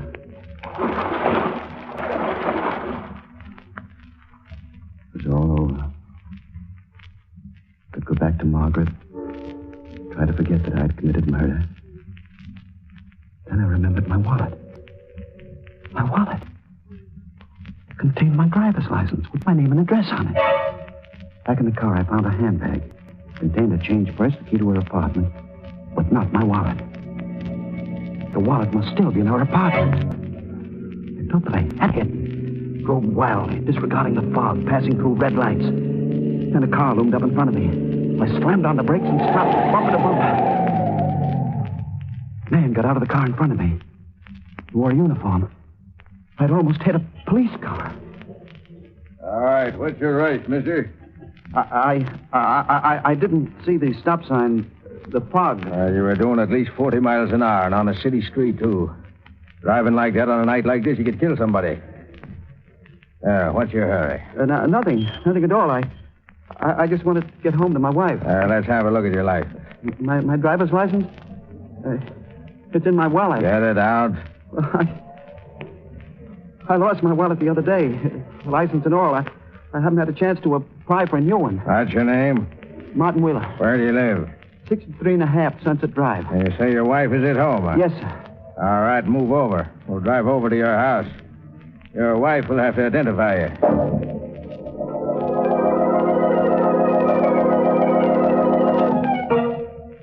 Is that all, officer? All except for this. Here's your ticket, Wheeler. Appear in traffic court tomorrow morning. And apply for a new license, you understand? Yes, sir, I'll do that. All right. And don't let me catch you driving like that again. Good night. Good night. Well, Martin? I'm sorry, Margaret. You're sorry. Who is she? What's her name? Believe me, this isn't like what it Are you in love with her? Are you? Answer me. No, I don't love her. Someday I'll be able to tell you what happened, but not now. I'm awfully tired. Let's go to bed. I pretended to sleep. The thought of my wallet still in Susan's apartment kept spinning through my mind. I had to get out of the house. I had to get to Susan's apartment and find the wallet. I couldn't leave until I was sure Margaret was asleep. She was asleep now. I slipped out of bed, got into my clothes, crept toward the door. I didn't see the chair in the dark until I stumbled over it. Who's there? Martin? Martin, where are you?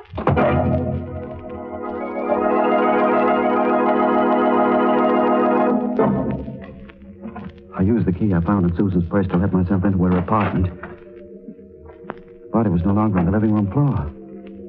She must have dragged it away. Perhaps she put it in the closet before she went to meet me. I didn't look for the body. My first concern was my wallet. And I found it where she must have left it on the telephone table.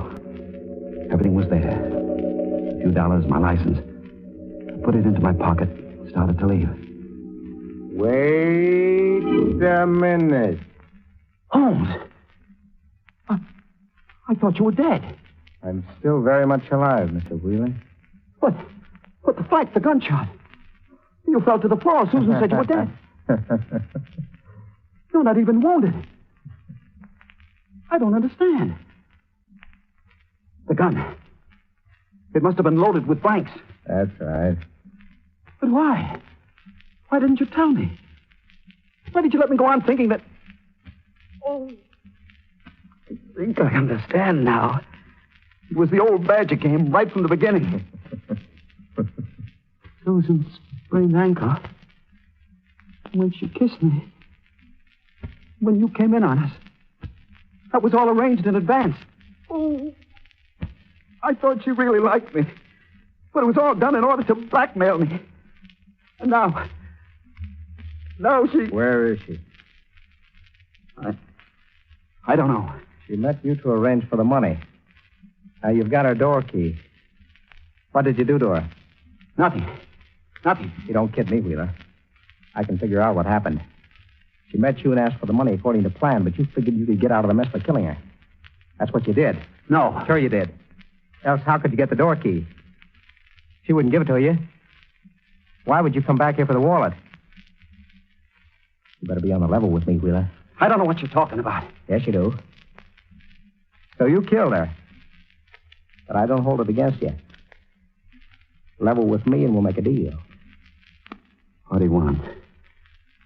So you did kill her. Yes.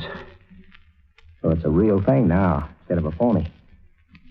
But the price is still the same. I'll keep my mouth shut for $5,000.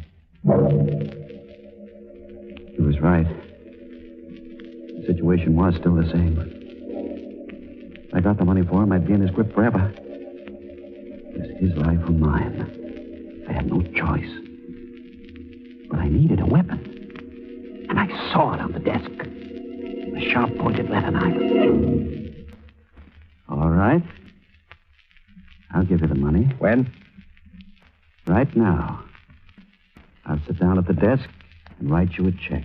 You're doing the smart thing, Wheeler. Yeah, you... Hey, that knife. Stay away from me. Some money. No. No, don't. Wheeler.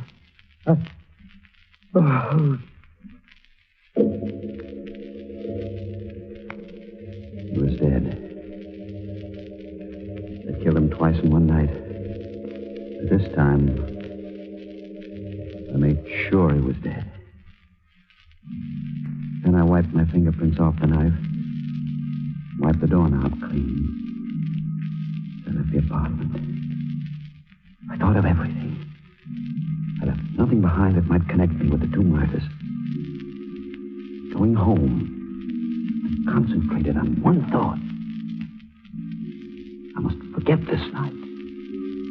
Erase it from my memory.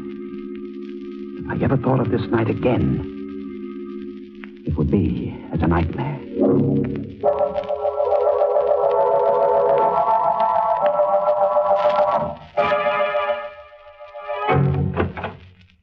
Our bedroom was still dark as I entered. Margaret must have gone to sleep.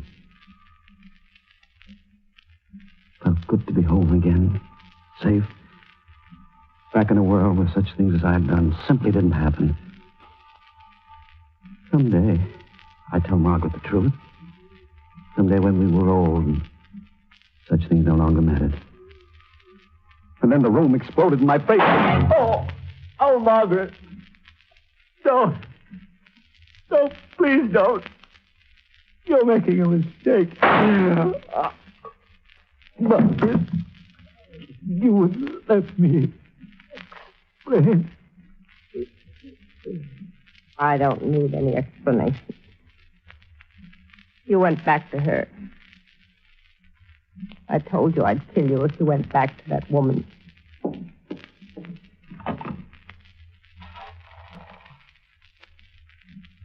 Number, please. Operator, get me the police. I want to report a murder.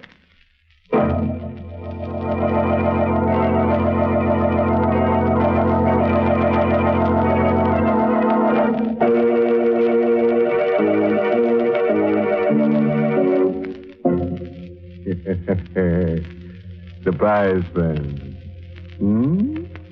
Oh, you weren't.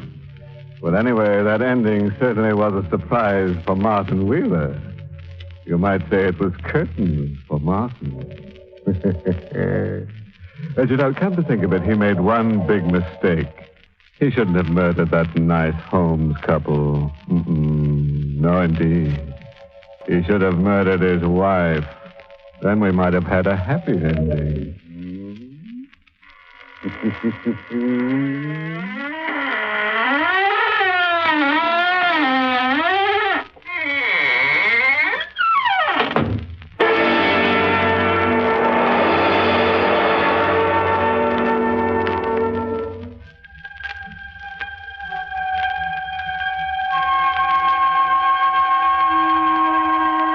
Well, good night to you, old poison puss.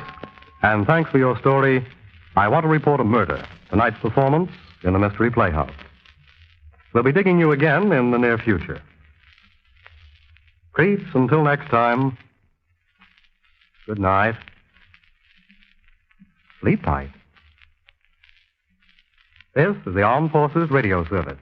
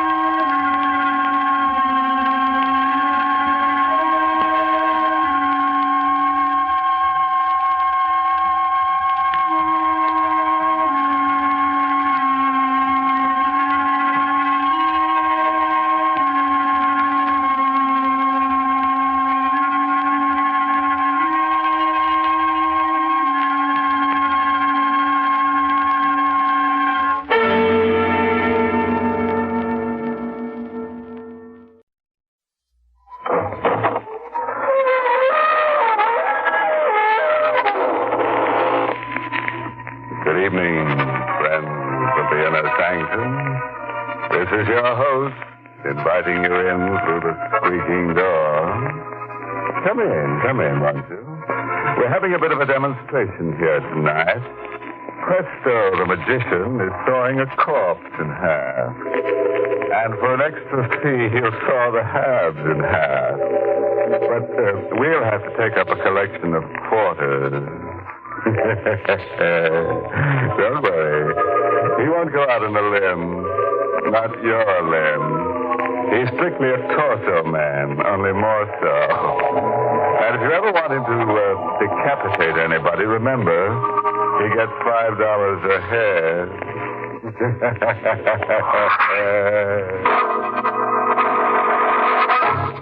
Tonight's Inner Sanctum Mystery, Over My Dead Body, is an original radio drama written by Robert Sloan and stars Larry Haynes in the role of Robert with Vera Allen as Mary. Ready now, friends. You've heard of dead men who turn over in their graves, haven't you? Well, tonight's story is about a grave that turns over on a dead man. The casket was ordered from the local undertaking establishment. It was delivered to a private mausoleum on the estate of old Mr. Edgar Finley. But when it arrived, his housekeeper couldn't understand why the eccentric old gentleman had purchased it. Mr. Finley, did you order a casket? Yes, Mary. I ordered it. I told them to put it downstairs, in the crypt of the mausoleum. But what do you want with a casket? Who is it for? Me? What? Now, don't be alarmed, Mary. I'm not nearly as eccentric as most people seem to think. I need that casket. Why? Because I'm going to die tonight. Mr. Finley, what are you saying? I'll call the doctor. No. You don't understand. There's nothing wrong with me, Mary. I just want to be sure my money falls into the right hands when I die. Oh, don't talk about dying, Mr. Finley. I've got to consider it, Mary. I've got to make sure the bulk of my estate will go to the most deserving person. I'm going to make believe I'm dead. That way I can find out a great deal more about my prospective heir. You mean you're going to get into that casket and be closed up in the mausoleum? Oh, I won't be closed up for long. Just strong enough to make it look real. Then I'll ring the bell for you to let me out. But still... Now, don't be so frightened, Mary. This one. There's a wire running from this room to the mausoleum. Oh, Mr. Finley. I'll connect it up with the casket before you close me in. And whenever I need you, I'll just ring the bell. No, I won't let you do it. Mary, you'll do as I say. Now, stop being such a sentimental old fool and get yourself a pencil and a piece of paper. I want you to take down the addresses of my niece Eleanor and my cousin Robert. You'll have to send them telegrams in the morning. Telegrams? Notifying them of my death. Don't you understand, Mary? Mr. Edgar Finley has just passed on.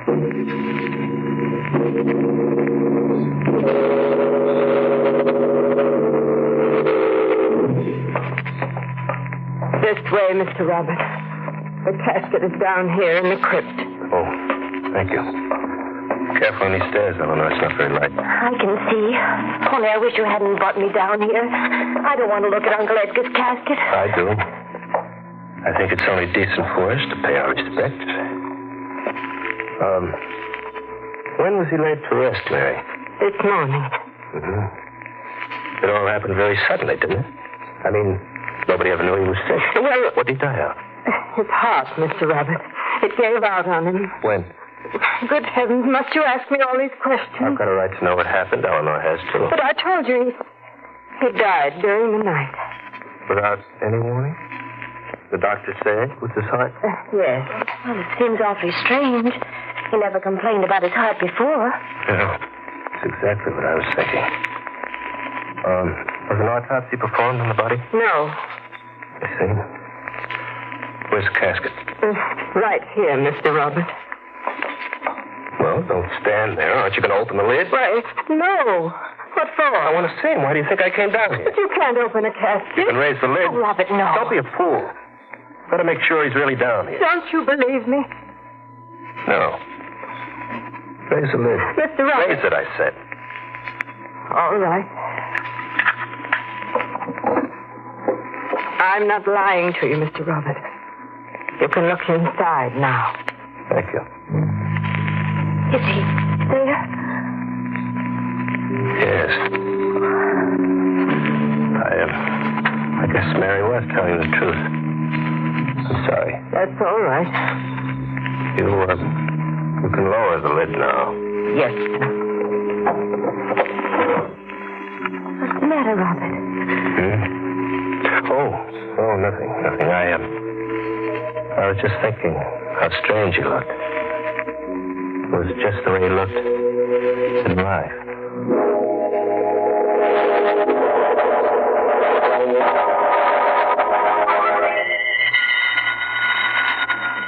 All right, Mr. Finley, I hear you ringing. I'll come to you right now and let you out. Mary. Oh, good evening, Mr. Robert. I want to talk to you, Mary. I'll be back in a minute. I want to talk to you now. Honestly, Mr. Robert, Don't get excited. I know all about it. About what? The trick. What's it for? Roger Finley isn't dead. Why is he lying in that casket? I don't know what you're talking about. Don't lie to me. I can see him bleeding underneath the glass. Why are you making believe he's dead? I'm not. I'll talk to you later, Mr. Robert. Stay where you are. No, I've got to go to him. He'll suffocate in there if I don't. I said stay where you are. Please, didn't you hear that bell? He's ringing for me. Let him ring. But the casket is locked from the outside. He'll die if I don't let him out. Wouldn't that be just too bad? Mr. Robert, you wouldn't let him die. Wouldn't I? As far as I know, he's dead already. But he isn't dead. I'm telling you he isn't. I can't hear you. Let me go. He'll be buried alive. What if he is? When he really dies, I stand a very good chance of inheriting some money. No, I won't let you kill him. Oh, I'm not killing him. You are, Mary. You're the only one who knew about this arrangement with the bell. And if you open your mouth about it, the police will arrest you for murder. Mr. Robert, please. Don't let him die. Don't. Take it easy, Mary. Won't last very long. Well, just let him keep ringing. Till he can't ring anymore.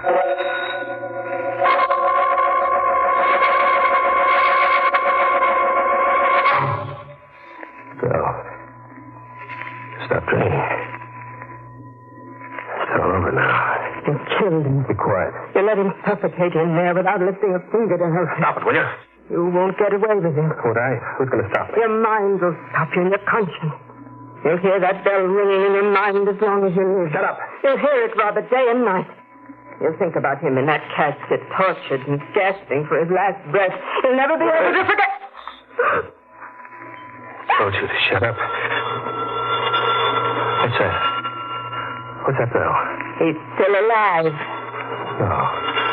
No, he can't be. I locked the casket with my own hands. There isn't enough air in there to breathe. That's not the same bell. It's a telephone. You see how it tortures you, Robert? You see how it preys on your mind? Don't talk about it. Answer that phone. Yes, sir. Hello? Hello, Mary. This is Mr. Cadman calling. Yes, Mr. Cadman? I'd like to speak to you about Mr. Finley's will. As you know, I was Mr. Finley's attorney, and something has come up that particularly concerns you. Well, can I speak to you later, Mr. Cadman? Huh? Oh, why, certainly. Thank you, sir. What does Cadman want? Something about the will. He wants to speak to me. Why didn't you find out what it was? I didn't think you'd let me talk. I'm nervous about that bell. What's the matter? Listen. Can't you hear it? What? The bell. It's ringing again. I don't hear anything. It's him ringing the bell. He's still alive. No, you're just trying to frighten me. It's there, I tell you. I can hear it. You're lying. Listen, Robert, listen.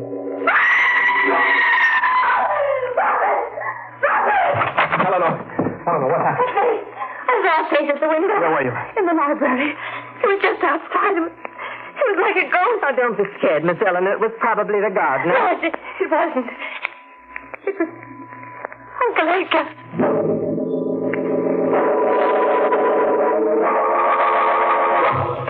Hurry, Mary, hurry. Before Eleanor finds out we've come to the mausoleum. I don't know why we did come, Mr. Roberts. It won't ease your conscience any to see his body. Don't argue with me. I've got to know. I've got to find out if he's still in the casket. All right. All right, now quick, unlatch it and open the lid. Open it yourself. You killed him. Mary, I'm warning you not to annoy me anymore. My nerves won't stand. What's the matter, Mr. Roberts? Do you still hear that bell? Open the casket. All right. I'll open it. Do you want to raise the lid, or shall I? Never mind, I'll do it. He's still there. He's there, all right. Only this time he's dead. This time his tortured body is tightened up and twisting from gasping for air. Stop it. What's wrong, Mr. Roberts? Are you afraid to see what you've done? Close the lid. Look, Mr. Robert, look. He's rolled over in his grave.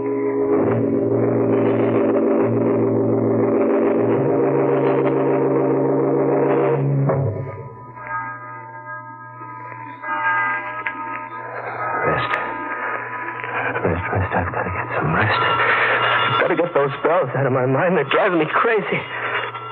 Why don't they stop? Why can't I make them? No. Please, stop.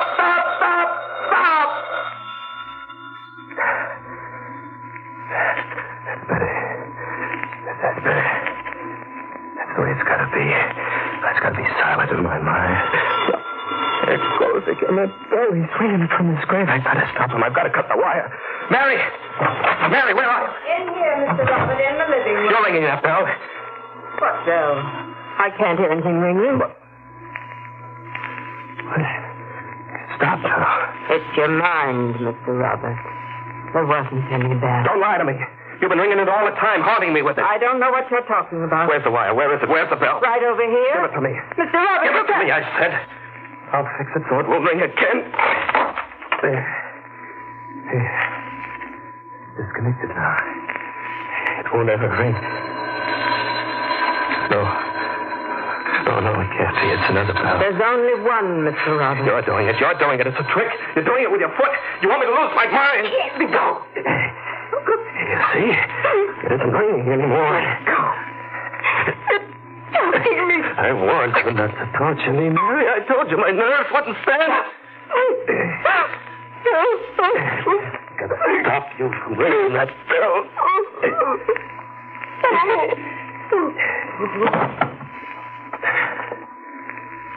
Now you will stop. Well, I'll never hear it anymore. No. Make it stop. Make it stop!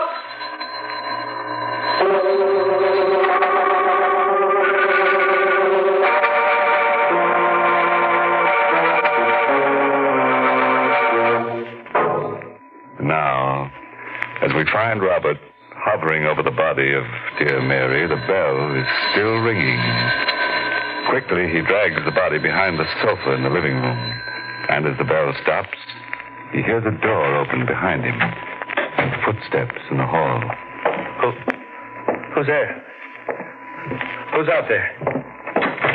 Why, it's I, Robert. Mr. Cadman. Nobody answered the front door. Oh, were you ringing the bell? I've been ringing for some time. That's why I took the liberty of letting myself in. Where's Mary? Mary? Yes. Why are you looking at me like that? For heaven's sake, what's going on here tonight? Why? Well, I called Mary earlier in the evening about Mr. Finley's will. She said she'd call me back, but she never did. Why, I don't know why not. Well, neither do I. I've been phoning here all evening, but nobody answers the call. Oh, that's what the bells were. What?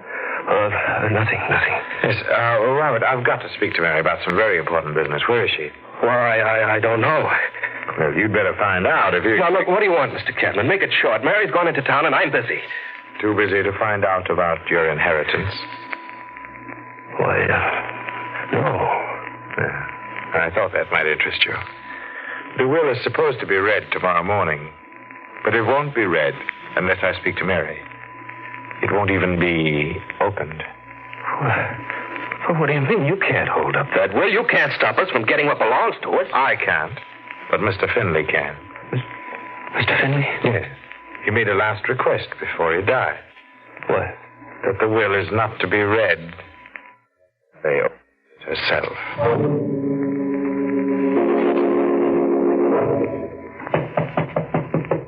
Mary? Mary? Who's there? But it's I, Eleanor.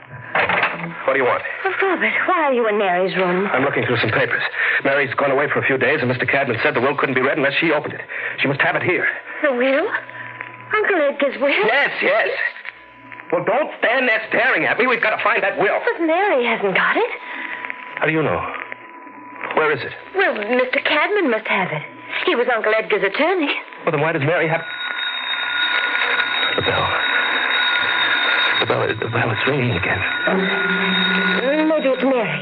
Maybe she's come back. No. It's from across the hall from Mr. Finley's room. I can't understand why a bell should ring in there. I've got to find it. Wait. Why, say, stop. I don't care. I've got to know why it rang. Robert, please don't go in there. Why not? Because he wouldn't want you to disturb his room. Don't be a fool. Someone's working against us, Eleanor. Someone who doesn't want us to inherit that money. Who? Well, Mr. Cadman, maybe. It'd be just like him. There it is again. It's over here, Robert. It's right beside the bed. What? It's the bell that was downstairs. The one I yanked the wires from. It's been connected again. Who could have connected it? I don't know. I'm going to have a talk with Mr. Cadman. Wait for me, Eleanor. I'm going to find out about that will. I'm sorry, Robert. I'm not at liberty to show you the will. No one can see it without Mary's permission. Get up. What? Get up, I said. Open the safe. Put down that gun, you fool. As I tell you, open the safe. No argument, Cadman. I mean every word I say. All right, Robert. I'll open the safe. Be quick about it. Certainly. Why are you in such a hurry? Because I don't trust you. I think you know too much. About you? About old man Finley. I think you were in on the plan from the very beginning with Mary. I haven't the faintest idea what you're talking about. Come on. Isn't that safe open yet? It will be in a moment. Now, what do you want? What do you think? The will. Give it to me. Robert, you're making a great mistake. I'll be the judge of that. Disregarding Mr. Finley's... Give me the will. Very well, Robert. Here you are. I warn you, I'm going to report this to the police. Oh, no, you're not. You're not going to report it to anybody.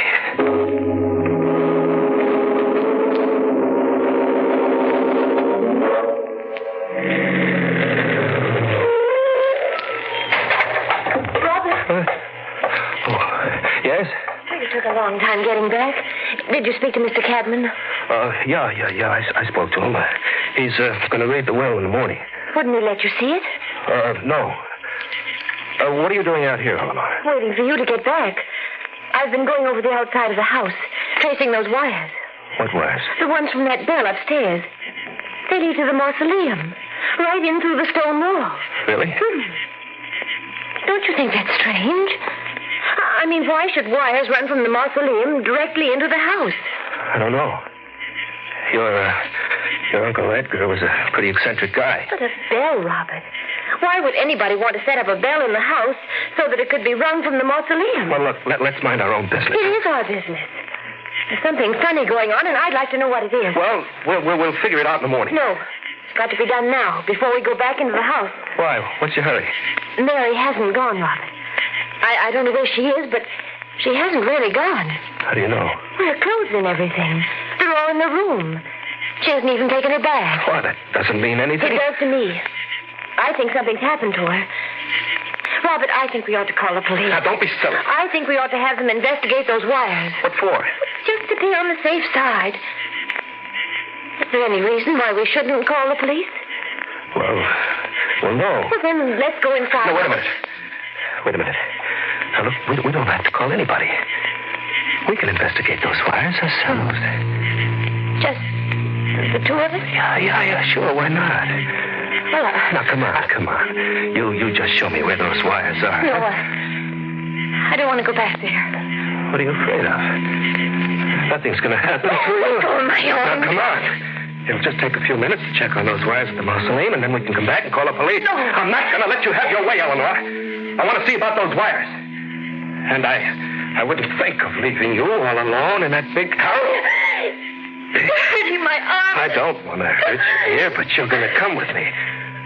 Are you ready? Yes. Yes, I'm ready.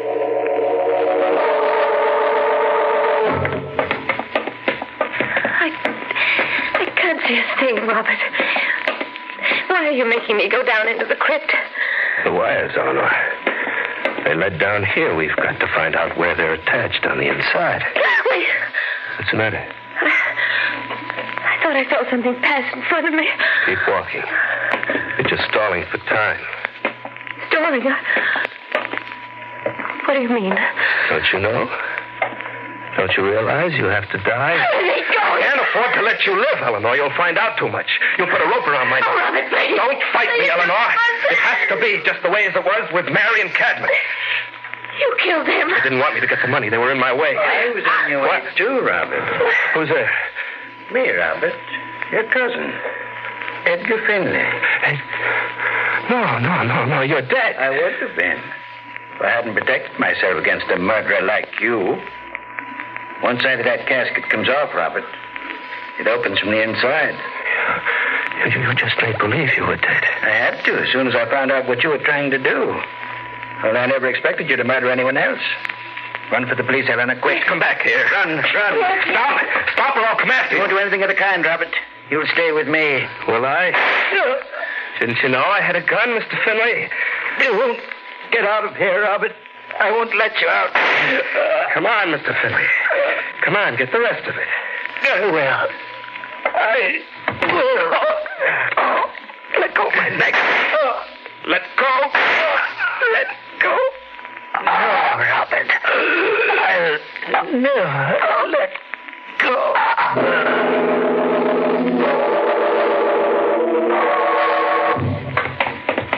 This way, officer. Right down these stairs. It's awful quiet down there. It must have gotten out. What is it, officer? Oh, Better not look. what? Are they dead? Yeah. Both of them. Mr. Finley was shot. Up close. Robert killed him. Yeah, must have.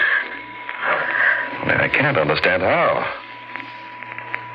Good Lord. Mr. Finley killed him, too. What? His hands. They stiffened around Robert's neck. He died that way. Choking him. He saved my life. Guess he realized it all right. Look. There's a smile on his lips.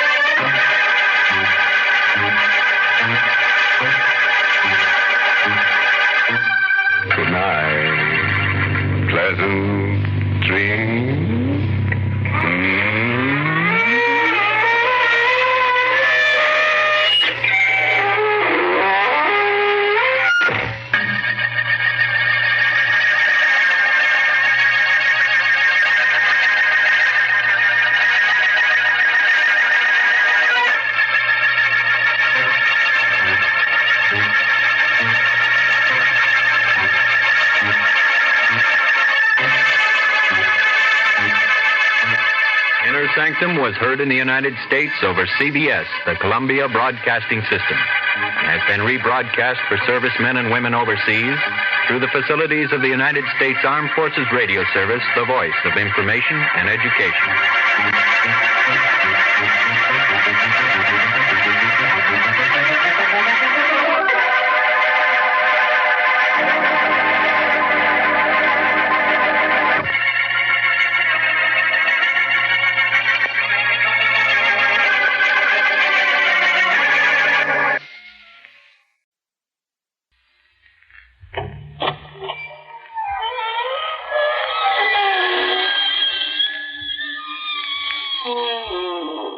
Good evening, friends.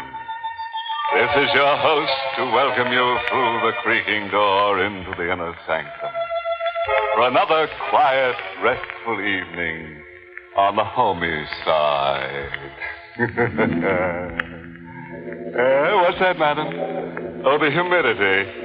You feel that? Oh. Well, right this way into the morgue. This cold slab will straighten you out. Oh, too cold. Well, how about a nice hot poker game? Cutthroat. Well, how about a nice sociable game of bridge? No? Oh, I see. Yeah, it's afraid of the stiff competition. Oh, you play? Well, remember, you gotta pay up if you lose. We got enough deadheads here.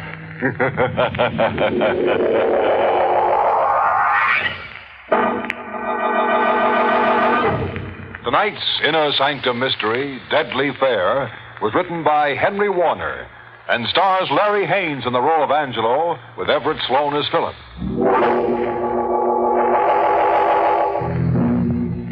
Just a moment. Don't settle back in your chair. You're going for a ride. Ready? It's the dark hour before dawn. Along the tree-lined suburban highway, the headlights of the speeding sedan poke two long yellow fingers through the swirling dew. Behind the wheel of the sedan, a local taxi, sits Angelo Minetti, the cab driver, the cold nose of a madman's gun pressed against the back of his neck, wondering by what fate a man like himself will live through the beachheads at Salerno and Anzio, only to come home to die like this. Wondering how long before the madman's trigger finger bends in a nervous twitch and makes a widow out of his wife, Josie, and a fatherless boy of a 7-year-old son, Johnny.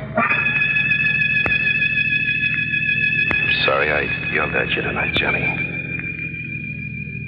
Sorry I made you cry, but if I ever get out of this, you can have all the crayons you want. 100 boxes of crayons, and you can mark up all the walls. You can mark up the whole house. Pray for me, Johnny. I can't die like this. What a break. Just because I was a good guy and changed shifts with Connolly. I guess it was just in the cards for me instead of Connolly. Just in the cards to be working nights and meet the 225 when it pulled into Larchmont. Taxi? Here you are, ma'am. You going to the manor? Yes, ma'am. I took a quick look up and down the station platform to watch for stragglers. Bad business leaving a local citizen stranded in the middle of the night. Then I saw him coming towards me carrying a suitcase. He must have got off from the first car. Is this a taxi? Yes, sir. Oh, I can't tell. These suburban taxis look like private cars. Where to, sir? You go to New Rochelle? I slept past my station. Well, good thing you only slept by one station. Sure, I'll take you. If you don't mind riding while I drop this lady. Thanks. I took the mic off the dashboard. Called the office. 64, calling radio taxi. 64, calling radio taxi. Come in, 64. Station the Manor, then Rochelle. Check.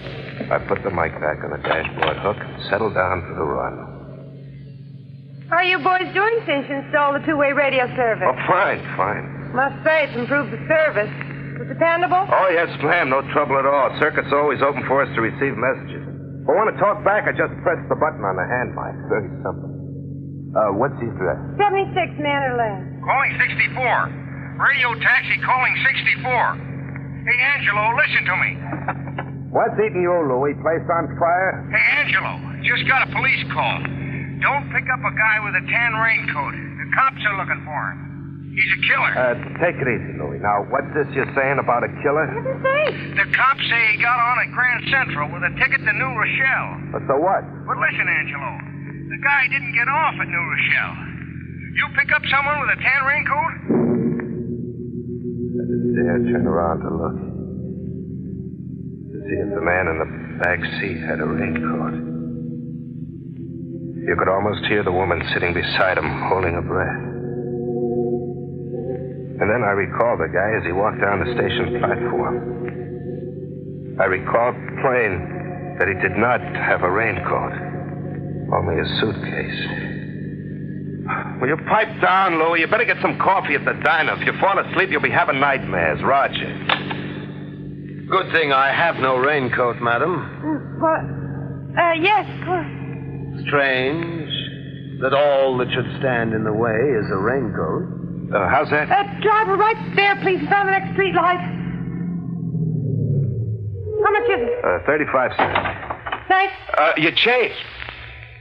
She just waved her hand as if telling me to keep it. Change from $1. She, seems kind of scared, if you ask me. Are you? Scared? What for? The killer. That Louie, he gets excited about everything, always adding a little out of his own head. What's the address in New Rochelle? Bayside Lane, 36. 36 Bayside Lane? Yes. Know the place? Off Hillside Road, long driveway? That's it. I drove a party up there from the manor tonight. What did he look like? I didn't say it was a hint, did I? Well, wasn't it? Yeah, it was. Tall chap? Slick-looking? Mustache? Well, look, I didn't talk out of turn, did I, mister? Not at all. I rather expect I'll find him still there. What's your name? Angelo Minetti. Mine's Baker. But don't let me embarrass you, Angelo. It's quite all right. That party you drove to my house is seeing my wife. Isn't that what you think? You got me wrong, mister. I don't think nothing. Don't you really? Lots of others think so. Rather common gossip, as they say. But I'm not angry. Not at all. I'll take care of everything once I get home. Calling 64. Radio taxi calling 64. Hey, Minetti. Come in, Louie. Got some more dope on that killer. He got into Grand Central on the train from Albany. Porter in the club car told the cops the guy was making cracks about having a gun and taking care of the wife and the boyfriend. Well, so what? What are you bothering me with it for? Go call the Daily News or the Mirror. Oh, wait a minute. Now, here's what I want to tell you. The cops at Mamaroneck got on the train and found the raincoat hanging on a hook in the first car. Conductor thinks it was left by a guy who got off at Larchmont with a suitcase. How about that fare you picked up? There was a gun in my fare's hand. And the gun was at the side of my head. His finger was on his lips, warning me. You did say Rochelle, didn't you? I could see the trigger finger bending. And his head shaking from side to side to tell me to say no. No, Louie. I had two. One to the manor, the other to Rockdale. Not Rochelle. I didn't get it right the first time. Forgot to call you. Also, he didn't have a suitcase. Oh, that's a relief. Say, how's about coming back to the shack so I can get a bite at the diner? Yeah, sure thing. Soon as I'm free. This guy wants me to wait for him. Take him back to the station. Roger. Nice work, Angelo. I got a wife and kid to think of, mister. So want to go to 36 Bayside Lane? That's right. Better slow down. There's Bayside Lane right ahead. All right, this'll do. I wouldn't like it if they heard us coming up the driveway. It'll be $1.25, sir. Get out, Angelo. You want me to get out? That's right. You're coming in with me to be my witness. Witness? What for? Divorce, maybe. Oh, please, Mr. Baker, that's not right. I can't afford to get mixed up like this. Ruin my taxi. Get out. And don't slam the door. Yes, sir. Carry my bag, please. He steered me with the gun in my bag. Slowly picking each step in the dark, across the lawn shielded by a high hedge, and around to the back of the house, to the kitchen, The lights were on, and we could see his wife and the boyfriend making themselves some bacon and eggs. All right, Angelo. Pull open the door. What? Hello, Doris. Hello, Walter. What are you doing with that gun? Please, Philip. Excuse me while I close the door, Walter. No use waking the neighbors. Oh, Doris, this is Angelo. Walter, Angelo. The introductions were polite, all right, but deadly. And he looked like he was enjoying it, a big joke. But there was nothing funny about that crazy grin on his face and the way he kept waving the gun around at the three of us. Well, Walter? Philip, please, you frighten me. Walter's not frightened. He never was. Of me. Isn't that so, Walter? Well, why don't you answer? There's nothing to say. Doris, do you love Walter? Come now. Of course. And you, Walter, do you love Doris? Yes. You dirty liar. Please. He's lying, Doris. I know he's lying. He wouldn't go around bragging how he sees you every time I go out of town if he really loved you. That's not true. We're going to be married. Oh, married? Not until you become a widow, Doris. I'll never give you a divorce. Or are you planning to divorce me? All right, Philip, you found me here and you have a witness. What are you going to do about it? I came back from Albany tonight to kill you. Philip! But I'll give you just one more chance. If I ever hear that you're trying to see Doris again behind my back, I swear I'll kill you. And Angelo here can be my witness that I warned you. Remember that, Angelo. Yes, you got me wrong, Philip. Sure, I've been seeing Doris, but I never went around talking about it. Don't come any only closer, tonight Walter. I said to Doris, let's tell him. Give me that gun. Let go. Let go. Give me that gun. Philip, please, stop it. Stop! Doris! The three of us stood there, paralyzed, looking down on the still body of Mrs. Baker, her eyes glassy and blue, her blonde hair soaking up the blood from the hole in her head. One look was enough for the three of us to know that she was dead. You killed her, Philip. I killed her? No, Walter. You killed her. Didn't he, Angelo?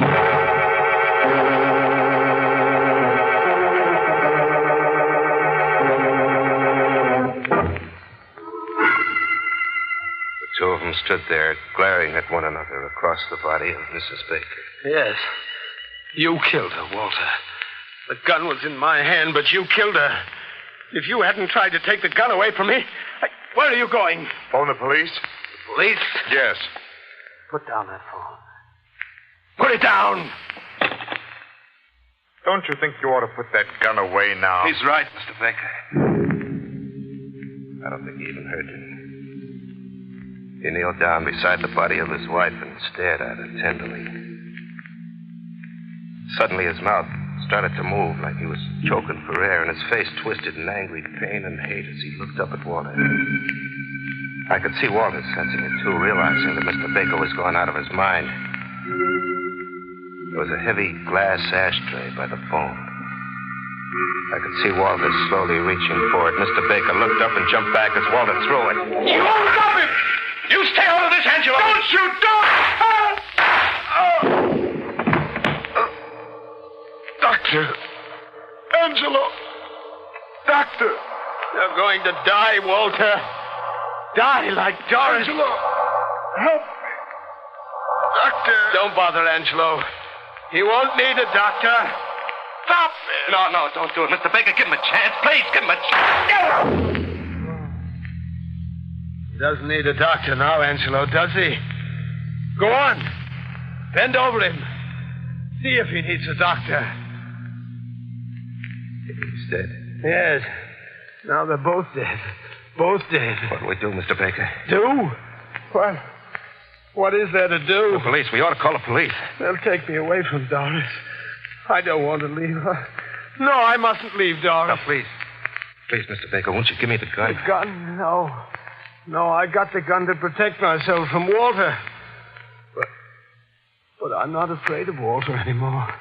He's dead. Walter's dead. That's right. Doris is dead and Walter's dead. We can't leave them here. We must take them away to a nice, quiet place where they can be alone forever. We take them away in your car, Angelo. My car? Yes, Angelo. You must do as I tell you. It will be their funeral car.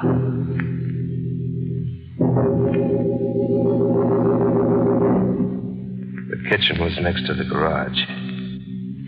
And he made me drive my car into the garage. Open the trunk compartment, Angelo.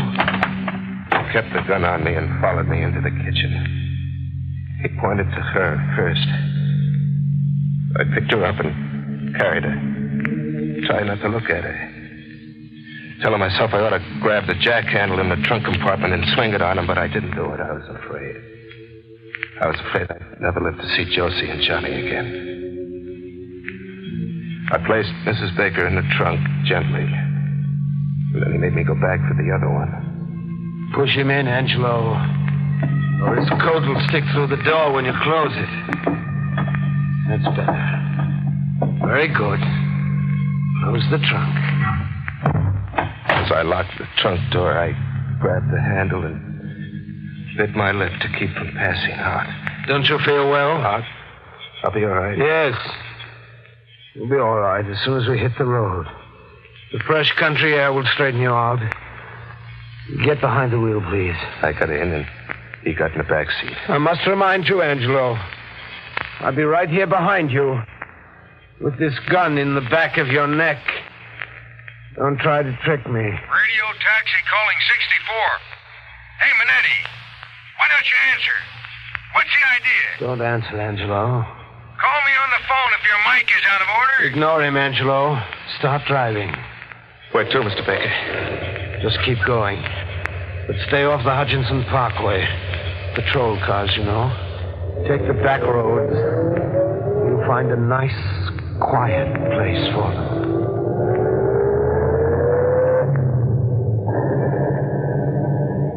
We went north on the post road. Louis' call breaking in on us every minute or so. Calling 64. Radio taxi calling 64. Persistent fellow, isn't he? Well, he's sorry. Expect me back to relieve him so he can go down to the diner for a bite. Pass me that cigarette lighter on the dashboard. Don't you hear me? I want the cigarette lighter. Oh, it's not working. You got any matches? In my pocket. Let me have them. I reached into the side pocket of my jacket, fumbling through my handkerchief and keys for the pack of matches. And then my fingers touched the crayon.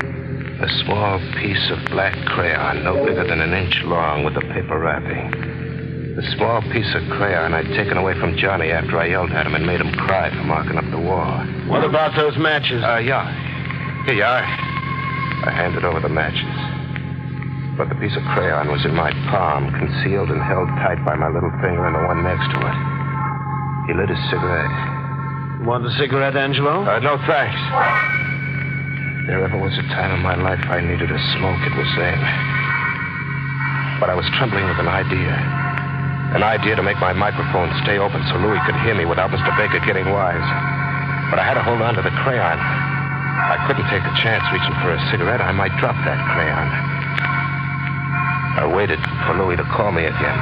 Calling 64. Hey, Minetti. You all right? Call me from a phone if you can hear me. Say, Mr. Baker, maybe I better answer him. Why? Well, he might think I'm in a wreck and he'll have the cops start looking for me. Yes. Yes, you're quite right. Very well, talk to him. But be careful what you tell him. I picked the microphone off the dashboard with the hand that held the piece of crayon. 64, calling radio taxi. Where the heck you been, Angelo? Let me explain, Louis. He's sitting here without a relief. Fine pal, depending on you. Get back here. I'm going down to the diner. I kept gabbing to Louis and forcing the crayon into the button on the mic, right into the hole that housed the spring button, hoping the paper wrapping on the crayon would wedge the button and keep my sending circuit open. Louis, I'm fixing a flat. Must be a loose wire. I didn't hear you until just now. I'll be back as soon as I can. Roger.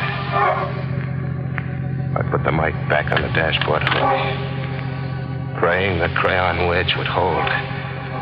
As long as that button was wedged down, Louis couldn't talk to me. As voice came through, I'd know the crayon had slipped out. I waited. Seconds seemed like hours. No word from Louis, so the wedge was holding. I raised my voice so it would carry the 2 feet between me and the mic. Mr. Baker, are you gonna kill me, too? Kill you? Yeah, like you killed Mrs. Baker and Walter? I've been thinking about what I ought to do with you, Angelo. No, don't kill me, please. I gotta wipe the kid. I'll play dumb. I swear I will. I'll never tell anyone that you killed 2 people. Where are we going to hide the bodies? We'll run out of gas if we keep going like this. I know where we'll go. Lake Hatoma. Doris loved Lake Hatoma. We used to go there weekends long ago. Where is Lake Hatoma? About 40 miles from here. 40 miles? I knew I had to find some way to stall them. The range of my cab's transmitter was about 30 miles. If I ever got out of range, I was done for. I had no way of knowing whether Louis had left the office or if he caught my first words telling him about my danger. Do you know how to get to Lake Hatoma from here, Mr. Baker? Roughly, I know we used to go past White Plains. Well, I got a map. Good. Stop the car. Take a look at it.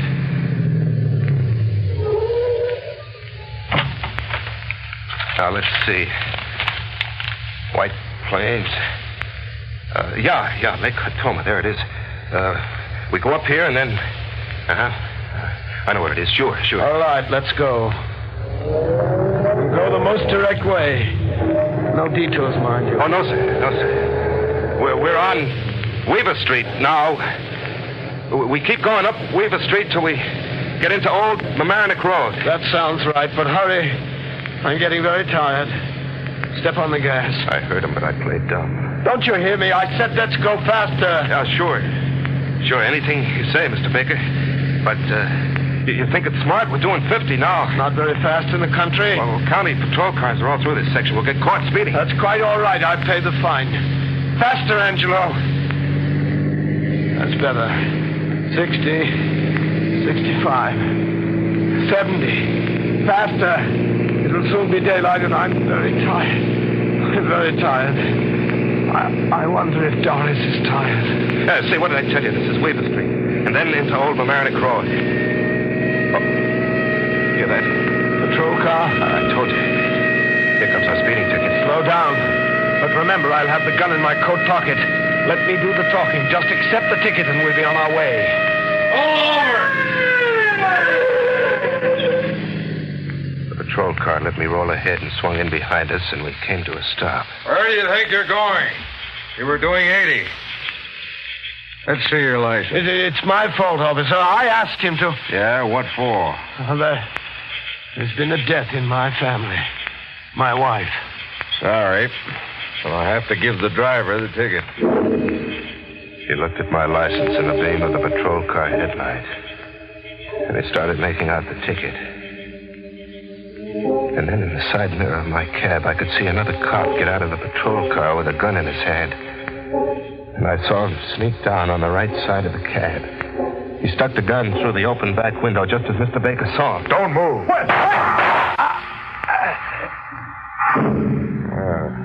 Too bad we couldn't take him in. Oh, it held, Johnny. It held. Say, how come this guy didn't get wise? Your microphone circuit was open. You want to know? You really want to know? I'm leaving the house to go to work, see? In the hall, my kid, Johnny's marking up the walls with crayon. I yell at him, and I make him cry. I take the crayon away, and that's what kept the mic open. Here, look here. You see? The crayon's still holding the buttons down. Hey, you got any kids? Yeah, why? You think I done right? Yelling at Johnny?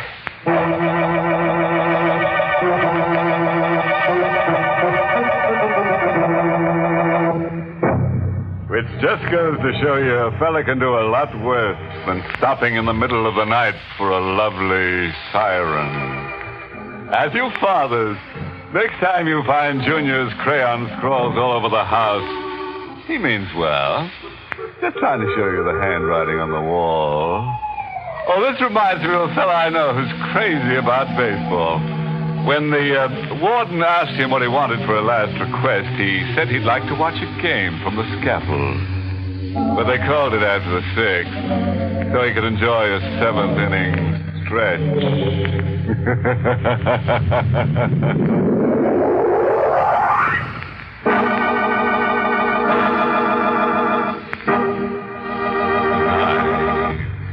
Pleasant dream.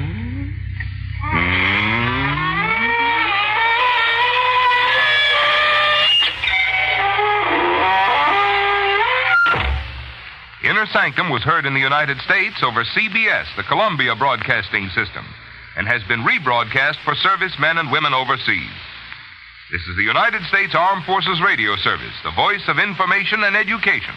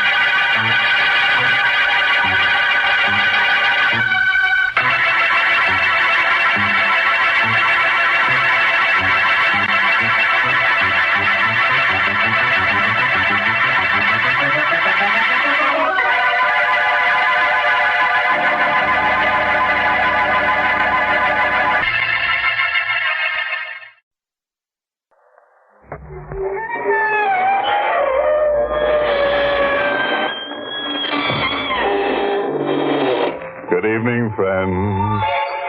This is your host to welcome you through the creaking door into the inner sanctum. Come in, come in. Just signed up to take some classes this fall. Preparatory school, kinda. They guarantee to prepare you for anything, or your sanity will be cheerfully refunded. One course in better citizenship is titled How to Keep Busy Though Dead. Another popular course is the art of stone sculpturing. The teacher hands you a hammer and a tombstone and then dares you to try something.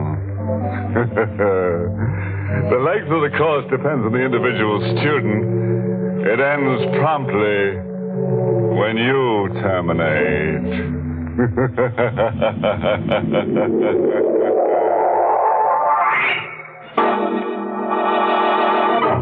Tonight's Inner Sanctum Mystery, Catch a Killer, was written by John Robert and stars Larry Haynes in the role of Stitch with Barbara Weeks as Gale. And now, let's exercise our fears. Tonight's drama is told under the byline of Stitch Thompson, a newspaperman as hard-boiled as a 10-minute egg. The way men get who make murder their business. He's in Joe's restaurant, staring restlessly at nothing. The way men do who are fed up with themselves. 10 years on the crime beat and your mind begins to crack a little. Like a punch-drunk fighter talking to himself. You've seen the sordid side of life and it's crept into your system. You forget more than you remember just to keep from going nuts. But there's one experience I do remember. Because it happened to me last. Began in court. A guy was being sentenced to death. Marco Chase, you have been found guilty of murder by a jury of your peers. It is the sentence of this court that you be taken to the state penitentiary and kept there until the week of October 20th. No! There was a girl. A perky little brunette fainting dead away. A wife or a sister, maybe, or just a woman hearing the bell tolled over a guy who was too young to die. It was a sister, as it turned out to be, a little while later when I ran into her again at Joe's restaurant, a newspaper man's hangout. Now, you better stop it, kid. You'll just get yourself sick. Marco, your husband? My brother. He didn't do it. He didn't murder Mona Taylor. It's a little late to go into pros and cons. Mona Taylor was his dancing partner, huh? Yes, but that was all. He wasn't in love with her, and he didn't murder her. If Mona Taylor was murdered. If? Well, wait a minute. They'd never have gotten a conviction without a corpus delicti. They found her in the river. A body that was hardly anything. It had been weak. They identified the body. But how? Teeth. Just a small dental crown. And a dentist's testimony. So-called measurements. The measurements fit, but that could have been a coincidence. Yeah, it could have been. The main gimmick was that dentist's testimony. All horribly circumstantial. 90% of hanging evidence is circumstantial, kid. Help him, Mr. Thompson, please. Oh, you know me, huh? Yes. You've succeeded where the police failed so many times. You've been oversold on my reputation. You won't help me? I wouldn't know how. Sorry. I said no, but I took her red eyes away with me. Her red eyes were right in front of me a couple of days later. I was on an assignment, the city morgue. A local racketeer had been riddled with bullets and tossed into the streets. There was a woman beside me, a relative. She was there to identify the remains. I watched her look and I listened to her scream.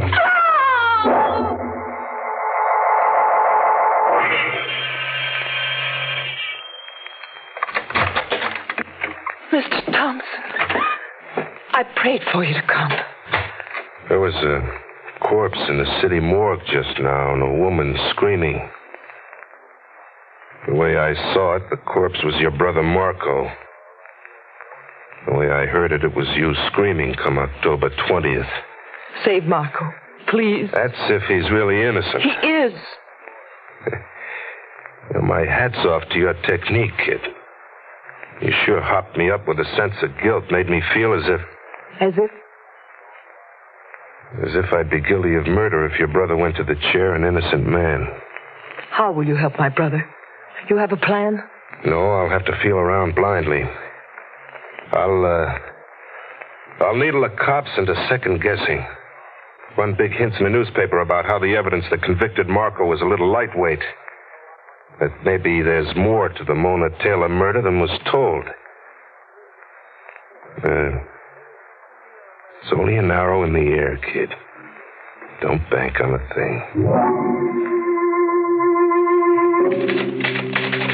The arrow landed right on Tom Ryder's sore spot. Tom Ryder was the county DA. Have you lost your mind completely, Stitch? 7 stories on the Mona Taylor murder. On the Marco Chase conviction. A closed case. Not until the evening of October 20th. What makes you think he's an innocent man? He's been tried and judged. I don't know exactly. Call it a hunch.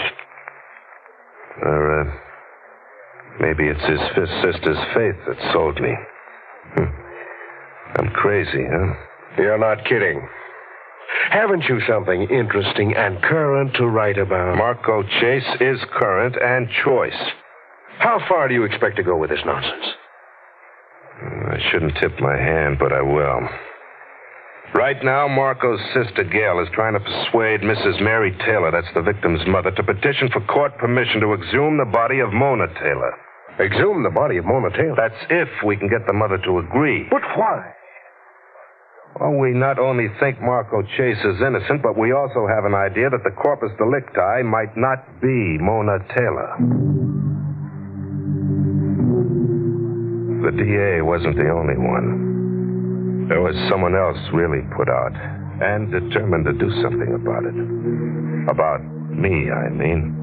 I was told the phone Tell me how she made out with Mona Taylor's mother when my door buzzer phoned. There's a kid with a package. Mr. Stitch Thompson? Yeah, that's me. Well, here's a package for you. Who from? Well, a man in the Owl drugstore said to bring it to you at 9 sharp. 9 sharp it is, thanks. It's just a package. A box in brown wrapping paper. I opened it. Who wouldn't open it? How suspicious can you get? I got the cover off and the room fell on me.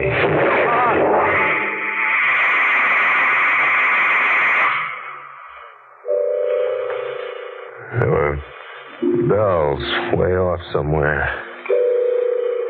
I was waking up to bells. I'd been asleep for 1,000 years like a mummy in a tomb. There were bandages all around my head. Hello, Stitch. Gail, where am I? In a hospital. You've been here 3 days. What happened? A time bomb wrapped in a parcel was delivered to you. Yeah, I remember. At 9 sharp, it went off right on the button. But how bad am I? Cuts and burns. Who did it, Stitch? Don't know. Someone who doesn't like what I'm up to. Someone who wants the case to stay like it is, closed. Oh, did you talk Mona Taylor's mother into it? Yes. She agreed, finally, just this morning. She petitioned for court permission to exhume the body of her daughter. On the day I was checked out of the hospital, we exhumed the alleged body of Mona Taylor and shipped it to a private laboratory. Just what do you hope to accomplish out of this grisly business? A detailed chart of the victim, Mr. D.A., as well as it can be constructed. All measurements, bone widths, body scars, if any, and so forth. The physiological story and the medical story as good as we can get it. And then what? Then we compare it detail for detail with the chart we've gotten up on the known Mona Taylor. The idea is to see if the lady now in our laboratory and Mona Taylor are the same people. But that's already been done thoroughly. Yeah, I know. By the state, with your experts. This time we're doing it for the defense with our experts. It's all a little speculative, maybe. Just a way of showing we were really in earnest, really dead set on forcing official interest in action. But there was one immediate result. Stitch. Yeah. Her teeth. The dental crown that the state used to prove she was actually Mona Taylor. The one that dentist swore he'd made for her? Yes. So? Mona Taylor was buried with her crown in her mouth. Her mother insisted she be buried like that. Remember? Yeah. Yeah, the old lady did make an issue of it. What about that crown? It's gone. Mona Taylor was buried in it, Stitch, but now it's gone.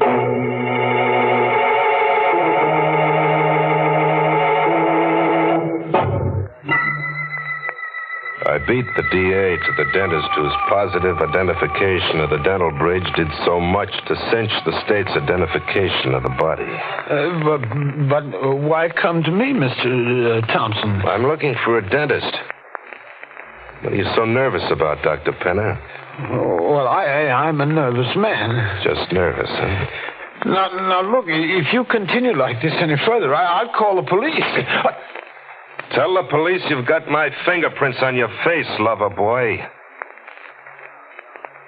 I said lover boy, but what do you bet you weren't that lucky? What do you bet you made very slow time with Mona Taylor? Oh, that's absurd. Your acting's lousy. Now, where is Mona Taylor? Where is... Are you insane? She was buried. They buried a girl they called Mona Taylor mainly because you identified a dental job in her mouth. Strike out your testimony, and the corpse was a practically unidentifiable somebody washed ashore after weeks in the river. I'm not just guessing or bluffing, Penner. We exhumed the body this morning and found the dental crown she was buried with missing. Missing? Your acting's still lousy. Now talk. All right. I lied when I identified the crown. Why? Well, I was forced to. Someone kept telephoning threats to kill me if I didn't. Who kept telephoning you? I don't know. It was just a voice on the telephone. A hard, determined voice like yours. A voice I became afraid of. He said it was to both our advantages, his and mine, if the body was identified as Mona Taylor. Why'd you go to the crazy risk of stealing the crown? Well, your newspaper articles made me do it. Your demands that the body be exhumed and the case reopened. You see, I was afraid another dentist would turn up, the dentist who had really worked on Mona Taylor. You see, I never did any work on her. Okay, Penner, get your hat. My hat? And take it off when you enter the DA's office. Tell him what you've told me. Tell him especially that his corpus delicti is probably not the real Mona Taylor. And tell him that you wanted to prevent exhumation of the body so desperately you tried to blow Stitch Thompson off the face of the earth. You did send that time bomb, didn't you? Yes, I sent it. I must have been crazy.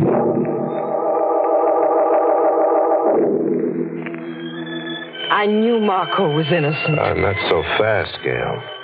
Mona Taylor is still a missing dancer who might turn up dead. And the odds are top-heavy that she will turn up just like that. Why are you so certain, Stitch? The kind of girl Mona was. All meek and no heart. She made men a career. Bet on it that way, kid. Mona Taylor is dead. We bet on it like that. With the mother's reluctant okay, we holed up in Mona's apartment that night to see if we could get a line on the men in her life from her letters and a stack of diaries. Get a line on one guy especially. The guy who had put the heat on the dentist Penner in the first place and gotten him to perjure in court. You were right about Mona. About her making a career of men. Yeah, I undersold her. Men crawl through her diaries like ants. She hated men. Men loved her, but she hated them. Yeah. She was no good, Stitch. If she's dead, I'm glad. Oh, I get it.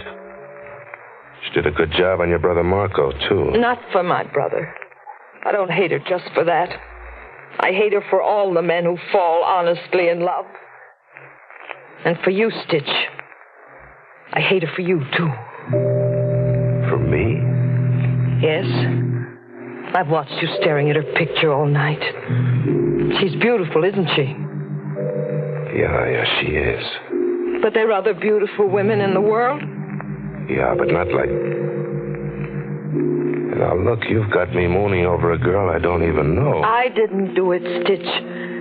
It just happened to you. I watched you finger her trinkets before, and her gowns. The way your hands touched things Mona owned and wore. How do I touch them? Tenderly. With a touch of love. Kid, you're crazy. Am I? Sure you are. Sure, I can go for a girl like the next guy can. So what? I could go for Mona, I could go for you. Can you go for me? Well, easier than for Mona. She's only a photograph on the bureau. You're alive, baby, right within reach. Then reach, Stitch. What? Reach. Kiss me. You kidding? No.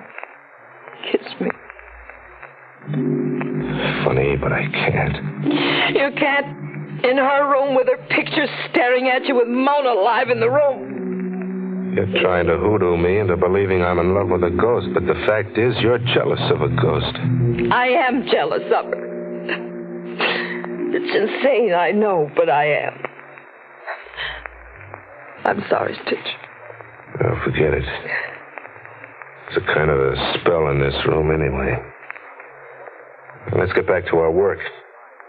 We've got a lot of names here for the DA to investigate the 100 men who are after Mona. If Ryder turns a miracle, he'll pull the one man out of the list. The one man who can lead the police to Mona. What if one woman can lead the police to Mona? One woman? Yes, Stitch. One woman.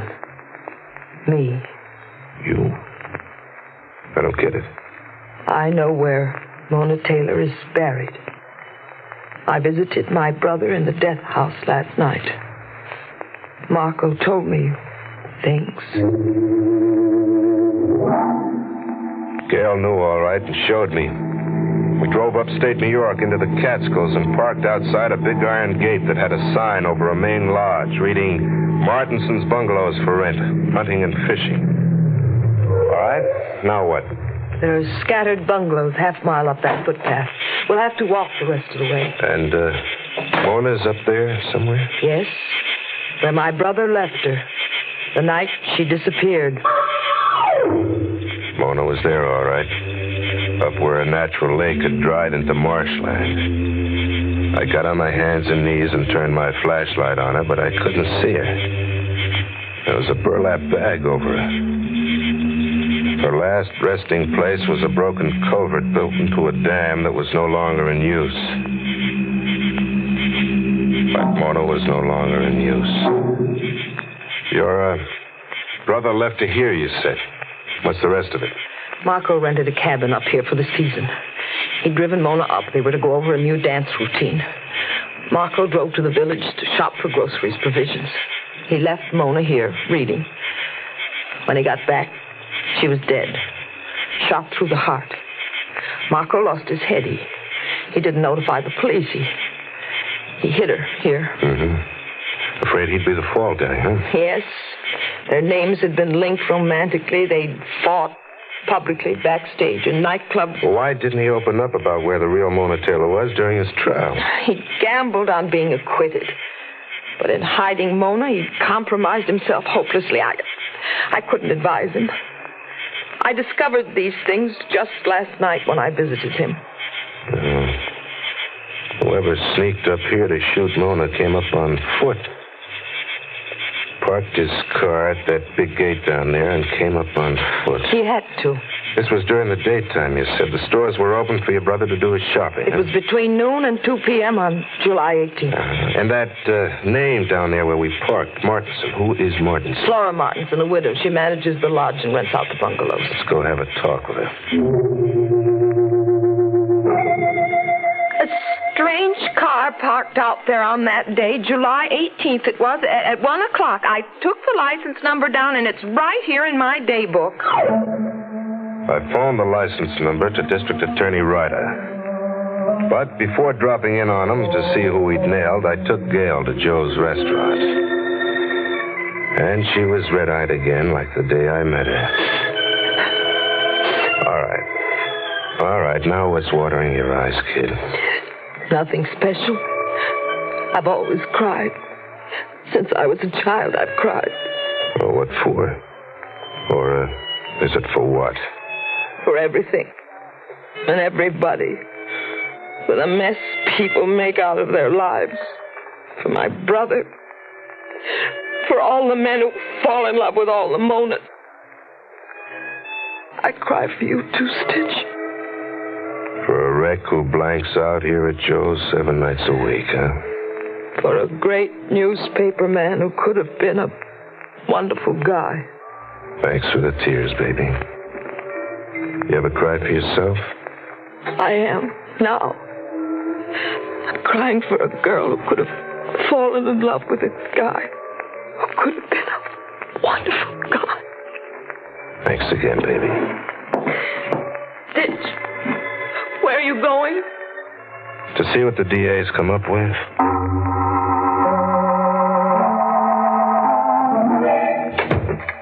Hiya, DA. Hello, Stitch. Sit down.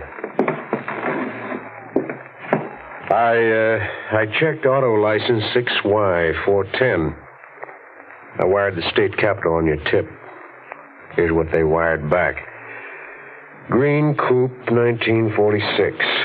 The owner's vital statistics are age, 36, height, 5'11", weight, 175 pounds, eyes, blue. You sure he was the man who murdered Mona Taylor? Yeah, I'm sure. What's his name and address? He lives at 625 10th Street. His name is Stitch Thompson. Why'd you come forward like this now? This late? I didn't. A brunette named Gail pushed me forward. She knew I was the guy who murdered Mona. But she also knew I was a punch-drunk reporter who'd blanked out. So she started a campaign to start me remembering. You know, she did it to save her brother. But a funny thing happened to her. She's in Joe's right now, crying her eyes out for me.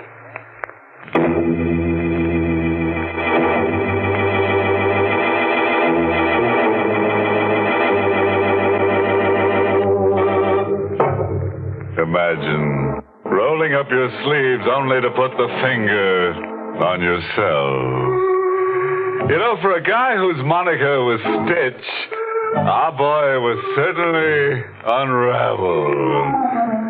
Mona had a way with men, so Stitch did away with Mona. Did some wolf just observe that Mona was more kissed off than kissed?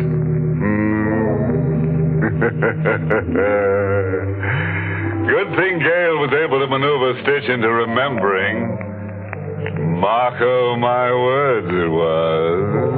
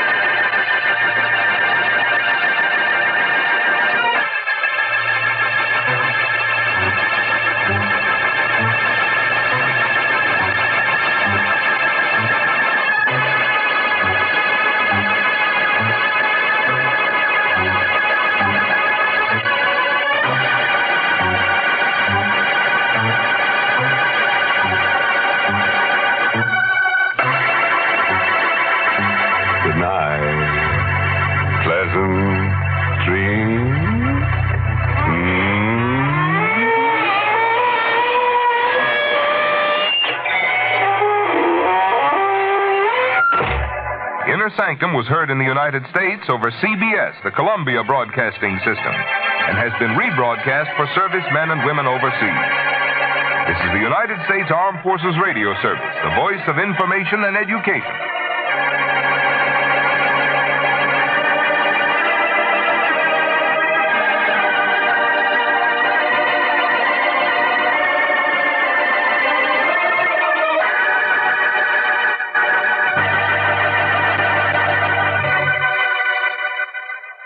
If someone from another country were to ask you to explain why the American economic system is the best in the world, what would you say?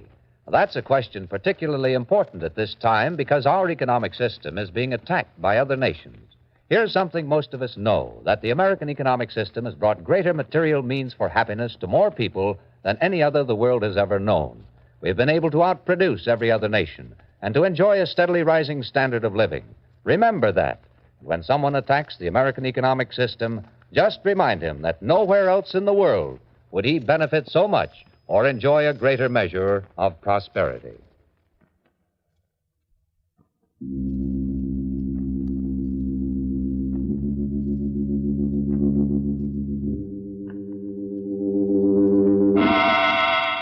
Inner Sanctum Mysteries, brought to you by the American Broadcasting Company. Tonight, No Rest for the Dead, starring Arnold Moss.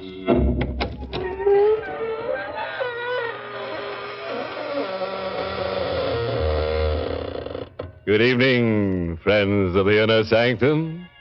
Yes, it's your old friend, the host, again, inviting you through the blood-stained portals of the creaking door, through which so many people have entered and so few return. Well, friends, I just got back from vacation. I've had a most delirious time. Lovely. We rented a little haunted house in the country right next to a cemetery so that the little ones could play tag around the tombstones. Did you ever play golf with a couple of ghouls by moonlight? The only thing you have to be careful about is that they like to make holes in one. You guessed it. You're the one.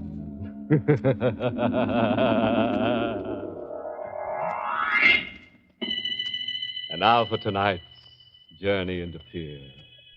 No rest for the dead. Got a stranglehold on your nerves?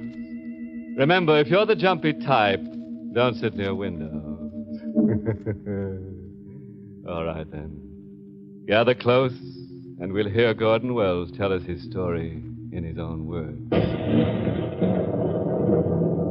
My luck was running high on the night that I went to see Bruce Craig. A raging storm kept traffic off the roads. In fact, I didn't see a single car all the way to his house. When I rang the bell, I waited for a moment. No one answered.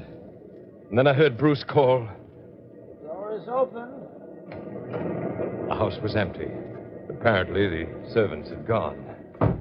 You see, these details were important because I knew I might have to murder Bruce. Is that you, Gordon? Yes.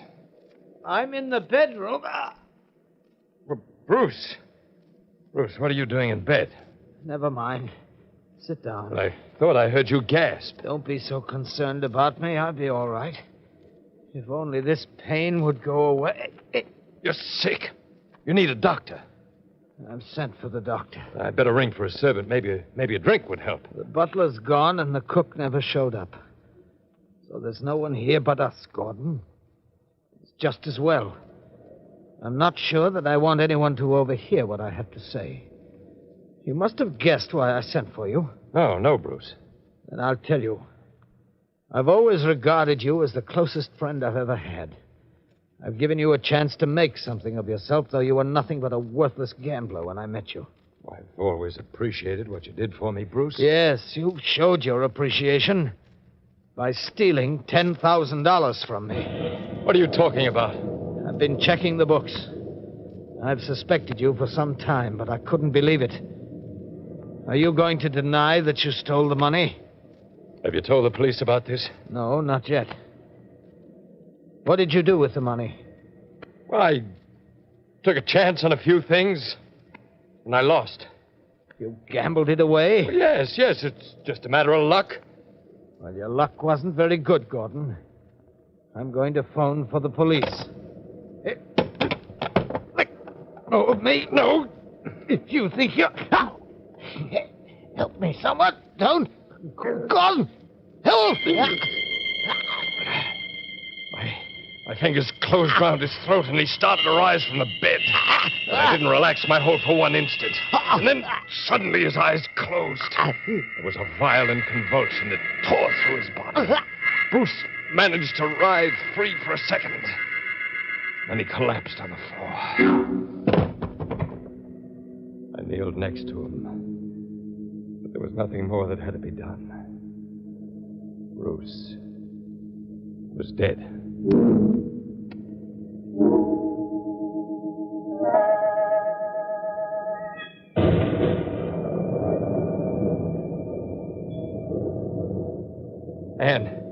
Anne, wake up. Mother. There's someone at the door. At this hour? It's probably the police. The police? Yes, I want you to do exactly as I tell you, Anne. If they ask you where I was, you tell them that I didn't leave this house tonight. Oh, but you did, dear. You went to see Bruce. Don't be a fool. Bruce is dead. Dead? He's been murdered. You were asleep when I came in. I didn't want to tell you. Gordon, did you kill... You'll tell them I was here. You'll tell them I never left this room. Gordon, you... Shut up! You can't get away with this. It's going to be all right. My luck's good. Now, come on. Just a moment. Oh, hello, Wells. I didn't mean to get you out of bed like this. Oh, good evening, Mrs. Wells. Good evening. I hope I haven't frightened you. Oh, it's all right, Mr. Parrish. I didn't know what to expect. Well, I'm sorry. I've just come from Bruce Craig's house. You live close by. I thought you should be the first one to know. Craig is dead. When did you find out? I got a call from his doctor an hour ago. He didn't have any relatives around here. Doctor knew I was his attorney, and he got in touch with me. Well, this is terrible news, Parrish. It's hard to tell you what Bruce meant to me. Why, he was more than just a friend. Yes, I knew that when I drew up his will. Why, he's left everything to you. To me? Yes, his entire estate. There's only one condition. Oh, what's that? Well, Bruce apparently had a brother somewhere. If this man turns up within 48 hours, he'll be the sole beneficiary. I see. But you don't have to worry. The brother hasn't been heard from for 20 years. He's probably dead. Well, will you take care of the funeral arrangements? I'll help you if you wish. Wait a minute. There's something I don't understand. What?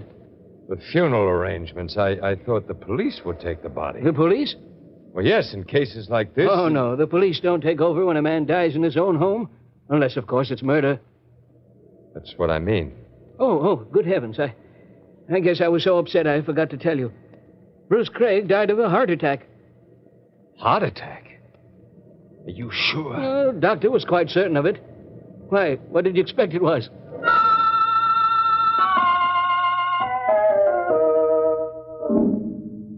We were in the funeral parlor the next day. Everyone had gone but Anne and myself. Gordon. What's the matter? Look there. That man. What about him? It's Craig. Bruce Craig. I looked at the man who'd just walked in. It was Bruce. He was standing in the dim shadows. I watched him as he walked over to the open coffin. And suddenly I realized that man is Bruce Craig's brother. His brother? Bruce never told me anything about him. He's apparently a twin. Anne, do you realize what this means? He'll inherit the estate. Yes. Well, perhaps it's just as well. Oh, no, Anne. But what can you do? I have to do something. No, Gordon, now, please, let's forget the whole thing. It was just bad luck. My luck can't run out now. If he inherits the estate, I go to jail. What are you saying? He'll find out about the money that I... What money? Anne. Go to the car. Turn on the motor. Wait there. But why? Do as I tell you. If you love me at all, you've got to help me. The man stood near the coffin, looking at the body inside it, lost in thought. I looked at his face, and I looked at the face of my friend in the coffin. They were identical, except that one was alive, and the other had the calm repose of death. What do you want? Nothing. You're his brother, aren't you? Who are you? Gordon Wells. I was his closest friend. Were you? You are Dennis Craig, aren't you? Excuse me, I'd better go. No, wait a minute. I'm leaving, too. May I go with you, please? I'd rather go alone, but... All right, come along. No, go this way, will you? Where does it lead? To the alley. It's easier to reach your car. Will you be at the cemetery? When is the burial? Early tomorrow morning. The alley was dark. I'd been counting on that. The man beside me walked along quietly, but seemed wary, suspicious, as though he could read the thoughts in my mind. It was then that I noticed some paving bricks piled on the side where they were repairing the road in the alley. I stopped. He seemed to sense what I wanted to do. What are you up to? Nothing. Why did you come over to me before? Well, isn't it only natural since he was your brother? I never said he was my brother. It's true, but... Let go of my No. arm. You're not going to get me. For a moment, I was dizzy from his blow, but in the darkness, I saw him running down the alley. Suddenly, I saw his body shoot into the air, and I heard him scream. I saw him stumble and fall. He lay still for a moment. I picked up one of the paving bricks and quickly came up to him. He was on his back, unconscious. I raised my hand. His eyes opened. No, don't. I'm not Dennis Craig.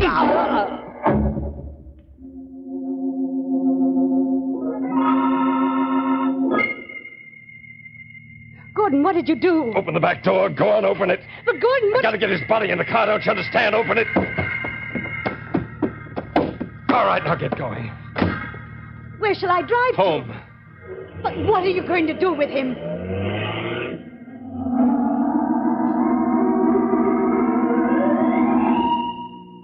Go around to the back of the house, Anne. All right. It's not there. All right, go out. You may have to help me. Help you? You're in this as deeply as I am. Now open the door for me. I'm carrying him out. Turn the lights off and follow me. But, Gordon, how do you expect to get rid of him? You know the abandoned dry well. Yes? No one will ever find him there. No one will ever know. All right, here we are. Now stand aside. I'm going to lift the cover. Turn around if you don't want to see. Oh. Now, I'll replace the cover. One of these days I'll seal it up. Gordon, you'll never get away with it. Never. Don't be a fool. Can't you see everything's going my way? He even tripped in the alley when he got away from me and not a soul saw us. Nobody knows about it but you. But why did you have to kill him? Why? You got away with it once. Why weren't you grateful? Why did you have to do this? You're hysterical. You're losing your head. Now stop it.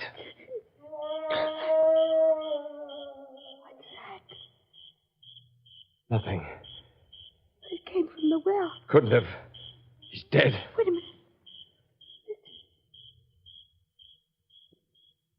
Nothing. What you may have heard is some animal in the woods. That's all.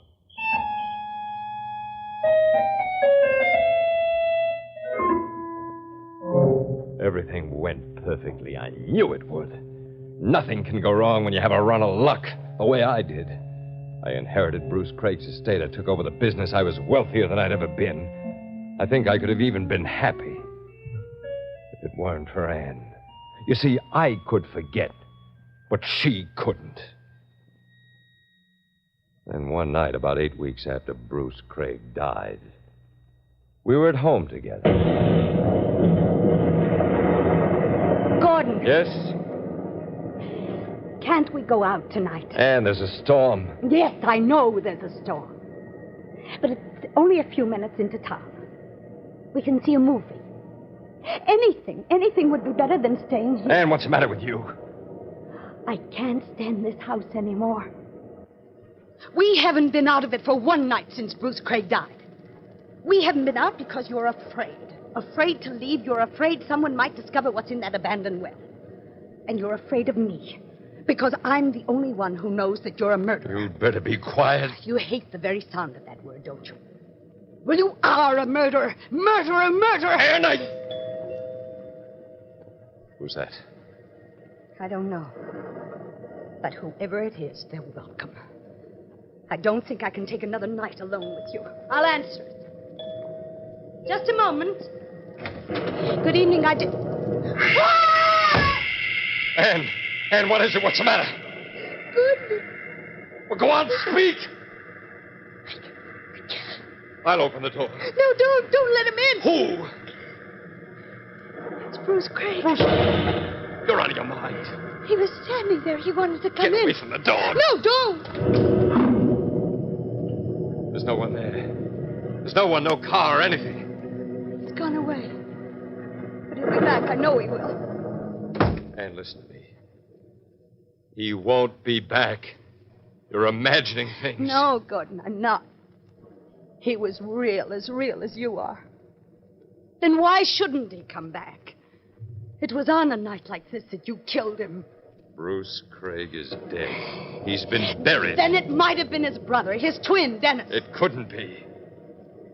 Do you understand what I'm saying? It couldn't be. Yes. I understand what you're saying. Anne, come with me. Where? Where are you going to take me? You'll see in a moment. Just come with me. To the garage.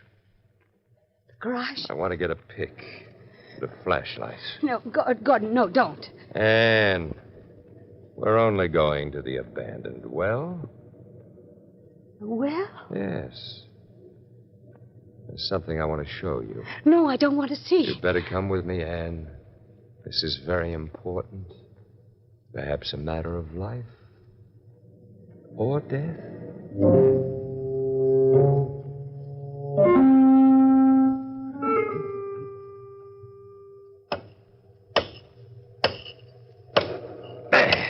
There. Finally broken through the concrete. Now, in a moment, I'll remove the cover. Gordon, why are you doing this? You may not realize it, but I'm doing it for your sake, Anne. No! Now, hand me the flashlight. Yes, here. Just as I thought. Anne, look down there. Look down the well. No. You must. I want you to see the body. I want you to prove to yourself that this man is dead. Come here. No, let go of me. Look. Go on, look. Look down there. Oh. Now, will you believe that he's dead? Yes. I believe it, Gordon. I believe it.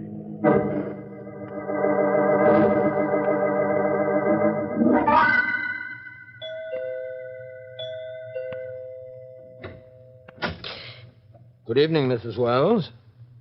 Who are you? I just wanted to speak to you.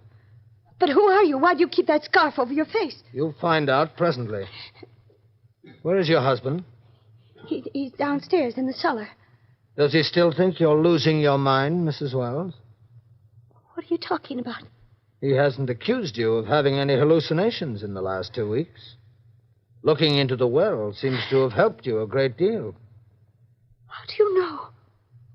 Don't you realize who I am now? No. Perhaps if I remove the scarf, you'll recognize me. Craig. Good night, Mrs. Wells. Gordon! Gordon! What's wrong? Gordon, come here! What happened? What happened, Anne? I just saw. Well, what did you see? Gordon, I know what's been in your mind. I know what you've been planning. That's why I'm afraid to tell you this. What are you afraid to tell me? I saw him again. Bruce Craig. Bruce Craig or his brother, I don't know which one. But he was standing as close to me as you are now. Was he? And he spoke to me. I know I'm risking my life by telling you this, but I can't help it. I must make you understand. Something strange is happening, something you must believe. Well, you do believe me, don't you, Gordon? I'm not losing my mind. You can trust me. I won't give your secret away. I only told you this because I wanted to help you. Gordon. Gordon, what are you going to do? Tell me. I've just decided what to do, Anne. No, you would. You can't kill me like you killed the others. You can't. I've been loyal. I've been faithful. You can't murder me. Murder you? All I want to do, dear, is take you away on a trip. Trip? Yes. Back to Canada, to your hometown. You can see your old friends, take a long rest, regain your health. You said you'd like to get away. You would like that, Anne, wouldn't you? Oh, yes, good, yes. It'd be wonderful to get away from here.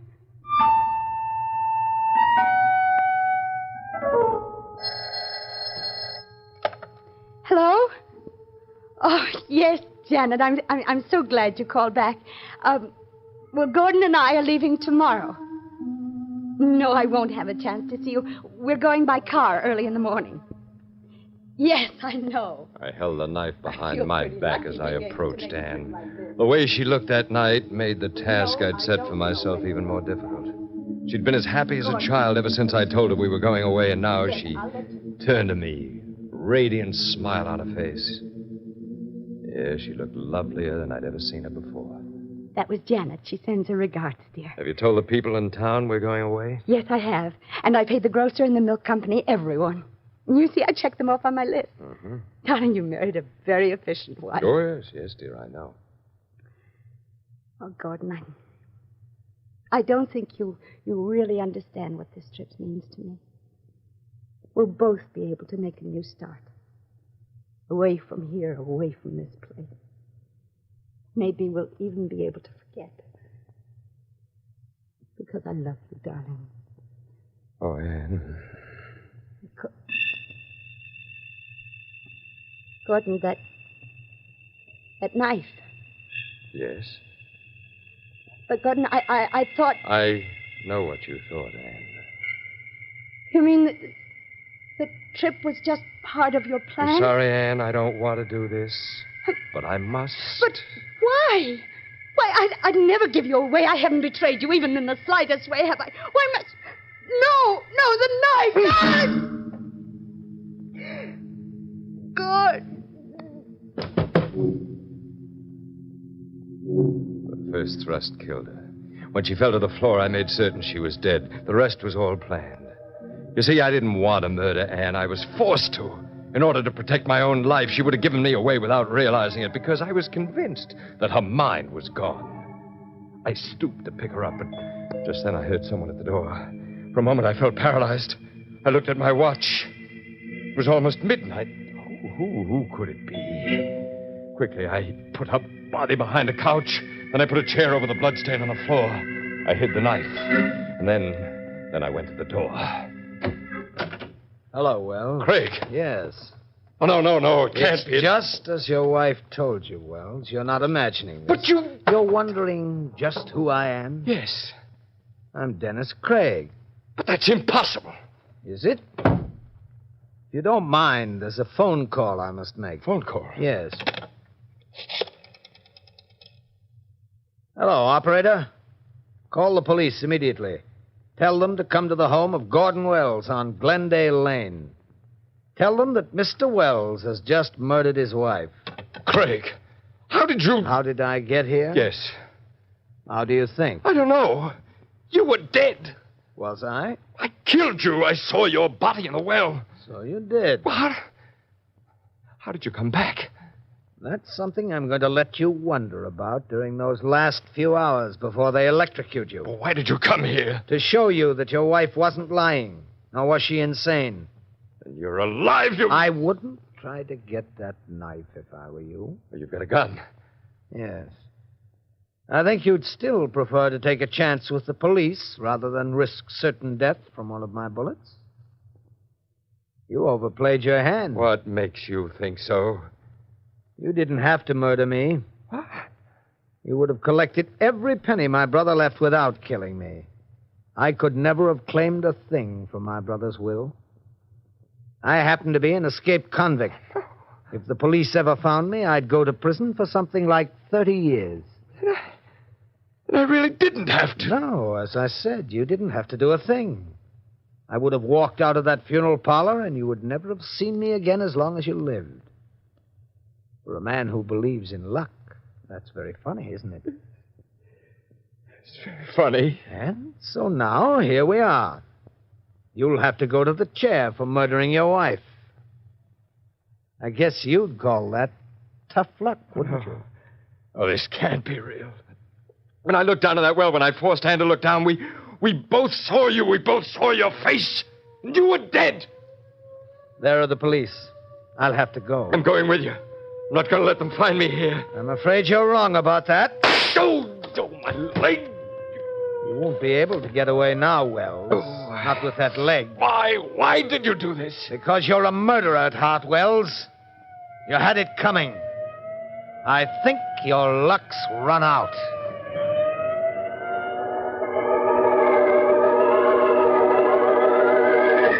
He was right. My luck had run out. At the trial, I tried to tell them my wife was murdered by the same man who came into the house and shot me, but no one believed me. I still don't know whether Dennis Craig was alive or dead. Perhaps he was alive when I put him in the abandoned well, and then he could have escaped and dug up his brother's body and substituted it for his own. Sure, that's the only way he could have done it. But then again, perhaps he did return from the dead. I'll never know.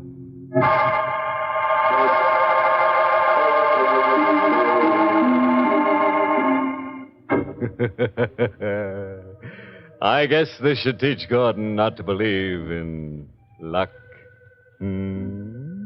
Which brings us right to the moral of our story, which I found inscribed in blood on an old lace doily. It reads, "Never slaughter your wife while she's cooking dinner. It's liable to ruin your meal." And remember, if a couple of homicidal maniacs come into your room in the middle of the night to murder you, don't be scared to death. Do what I do. Say nuts and bolt.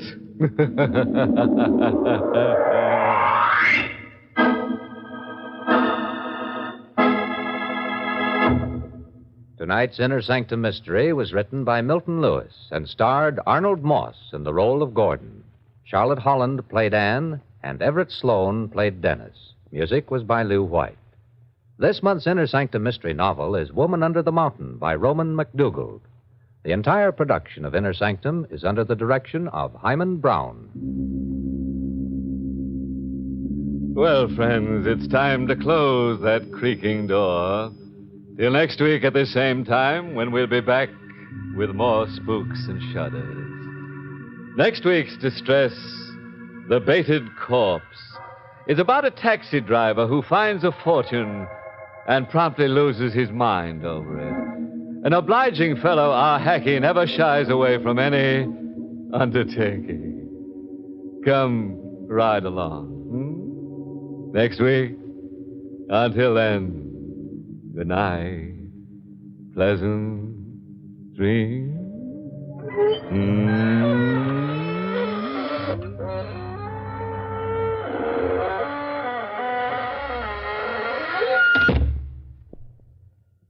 Now, a listening reminder. Stay tuned for the original Amateur Hour as Ted Mack starts tomorrow's talent off on the royal highway to fame and fortune. This is ABC, the American broadcast.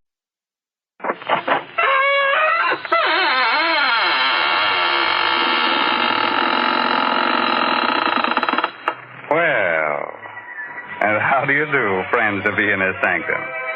This is Raymond, your host of the Squeaking Door. Come right in. What are you staring at? Oh, him. Oh, he won't hurt you. He's been dead for years. He came here with our first program. Said nothing could scare him. I've been using him for a doorstop ever since. Have to get a new one, though. His bones are showing through.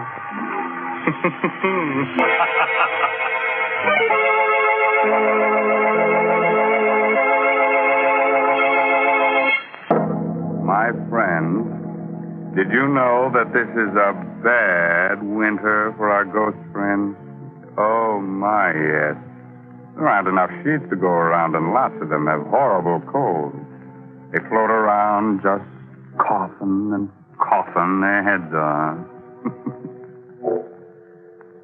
Are you all set?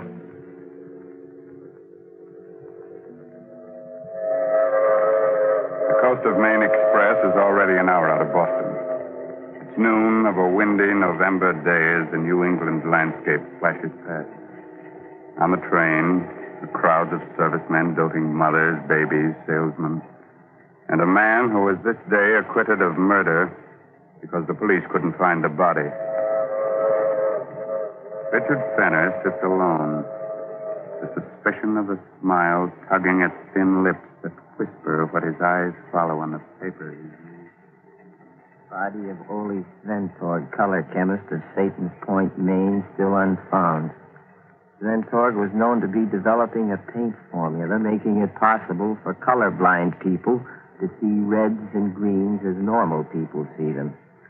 It is believed that the chemist had the final notes for his successful formula on his person. Richard Fenner, youthful assistant, on whom Sventorg tested his pigments, admitted he may have killed Sventorg in a fit of temporary insanity induced by the experiments. He was found in a dazed condition with blood on his hands on the day of the chemist's death. Hello, friend. Anybody sitting here? No? Good. Have a peanut? No, thank you. Best food in the world, peanuts. Always eat them. Name's Bots, friend. Just the Bots. Travel for Goodman's Steak Store. Don't feel like talking, huh? Got some thinking to do? Well, that's all right. I'll just read a while. Idiot. I've done my thinking. So many things to think about. So much for Anna and me to remember. It had been hard to convince Anna at first. Easy enough for me to say, we have to get rid of Ole. But Ole was Anna's brother. We talked it over on the cliff near the land. We have to, Anna. We have to go through with it. Oh, Richard, there must be some other way. The way things are now, everything's hopeless. You know that. With the paint formula cleared, we can be married. Richard, I love you so much. I'd do anything for us.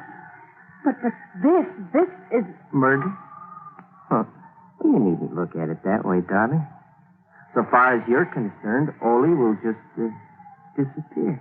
But suppose something goes wrong. Suppose you're convicted. Not a chance. You can't convict a man for murder until you find the body. And they'll never find Ole. We must, Anna. We must. Very well, Richard. When? When will you... The moment Ole finishes the formula. It's almost ready now. I'll have to do it that instant to make my alibi hold. Today, tomorrow, soon, anyhow. Everything else is ready. I love you above everything else in the world, Richard. I love you enough for even... Have a peanut, friend? No. Oh, snoozing, huh?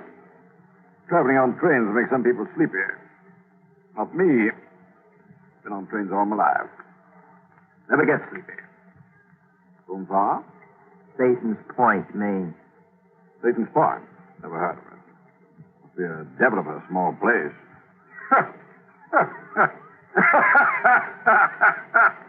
What I said. Satan's Point. Devil of a small place. Good, huh?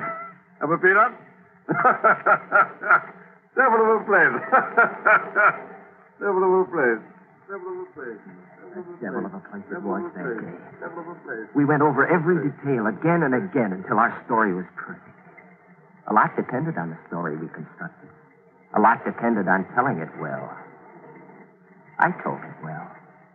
To the police in Maine and to the alienists in Boston. I started the story with the morning of October 11th in Ole's laboratory. Hold on. This is my last mixture. It will be ready in a few minutes. I want your eyes to be well rested. Think you've got it this time, Ole? No, there's no longer any doubt. When these pigments are mixed, I will paint a square board. It will look like a dirty green to my eyes. And to mine? To yours, and those of millions of others who are colorblind. Red. Red that you have only imagined till now. Red of the rose, red of a sunset, red of fire, red of blood. I put the blindfold on. I could sense Ole's tenseness. He'd worked 15 years to make this moment arrive. This is from all I can see. A miracle is about to take place. But I confess to one great fear. What's that, Ole? I'm not afraid the formula is wrong. I'm afraid for you. For me? Yes. I have to warn you, Richard. I don't know. No one knows what mental reaction takes place when a person who has never seen color before suddenly does. You mean that I could be affected? You could be. You see, red excites even normal people. It vibrates in the brain. With you. Let's have a look, Ole. Now, Richard, when you take the blindfold off, look straight ahead of you. The board is right before your eyes. Look, Richard. And when you do, start talking right away. I want your immediate reaction. Okay, here goes. Look. See, Richard. Look, it's red. Look. Hey, talk, Richard, talk. Something I couldn't. It's hard enough to recall the little that I do. I was staring straight ahead of me at a square board. Nothing happened for a brief instant. And then I caught my breath sharply. My eyes dried. They burned. I closed them, but the patch of exquisite color seared my brain. A single hot, flashing stab of pain pierced my head. And then I felt a surging power, a physical power grip me. And Ole's voice reached me, jabbed at me. My whole being seemed to focus on his voice. I had to choke it off. I vividly recall reaching for him across something and finding his throat. And then nothing more. Nothing but the breaking of glass and a sensation of violent action. Motion and action that lasted long after the voice stopped.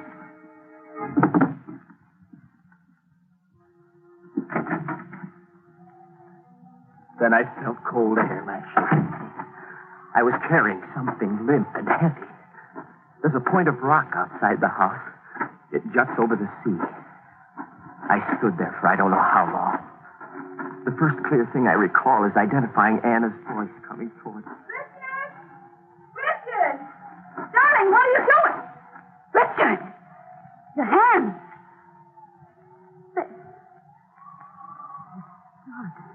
Something died in me. I sank to the ground, moaning. Anna. And I'm afraid. I'm afraid.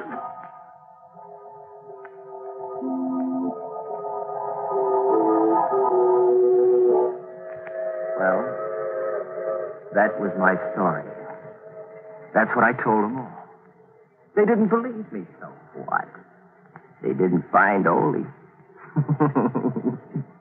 Anna told her own story as well, about coming back from town in the station wagon, finding me on the rock with blood in my hands. In the time they searched the house and the grounds, they came close, too close, just once. It was the day they gave up the search. I was standing in the yard with the guard when the inspector called me over to the little meat house near the cliff. Well, they'd been through it before, but the inspector held something in his hand. You sure in your day's meanderings you didn't come near this meat house, Fenner? Well, I can't be sure of anything, Inspector. I don't think so. Why? There's no felt hat over it before. Got the initials OS stamped in it. Ole's hat. I left it out. Was our whole plan going to be upset by a hat? Hi, Fenner? It's Ole's. He always wore it out here when he worked on his meat. No? And the blood on the brim? Well, look around you for the answer to that one. Ole was proud of his larder. He just hung 2 quarters of beef the other day for aging. Right over there, see? It was fresh killed stock. Blood probably came from that. Yeah, we'll have the blood tested anyhow. All right, Fenner. You can go back now. I walked away a little elated. Habit's a funny thing. It plays tricks. Even on detectives. People are used to thinking of bodies as being so many feet long, with 2 legs, 2 arms, and a head.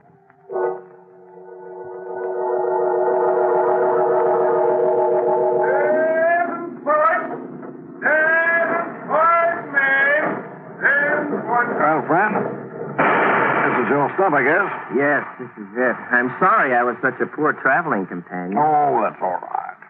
Feel that way myself sometimes. Have some peanuts? No, thanks. So long. Anna! Oh, darling. babe. Oh, I'm so glad to see you. Everything went just as you said it would, didn't it? And now you're free. Free, but not safe yet, baby. Don't talk here. Let's get in the station wagon first.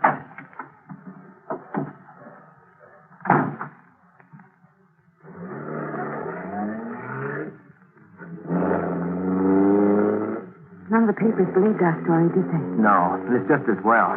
Makes tonight's work easier. But there are so many things I don't understand. Isn't there some other way we can... No. And it's just as well you don't know everything, Anna. There's less chance of your making a slip. It seems to me that I'm in this as deeply as you are. All right. I'll tell you this much. The papers played up the fact that Ole had the final formula on his person when he was killed. The formula we thought was on the lab table, right? Yes. Well, that leaves two things I have to do. I have to search Ole's clothing for the thing, and, well, the other thing should be obvious. Oh, don't, Richard. You talk about those things so coldly. Well, it's a cold subject, isn't it? Now, I see the house now. Put your lights off. Did you make the phone call I told you to? Yes, the man said all arrangements had been carefully made. He said the rest was up to you. You wasn't kidding. Okay, pull up by the garage.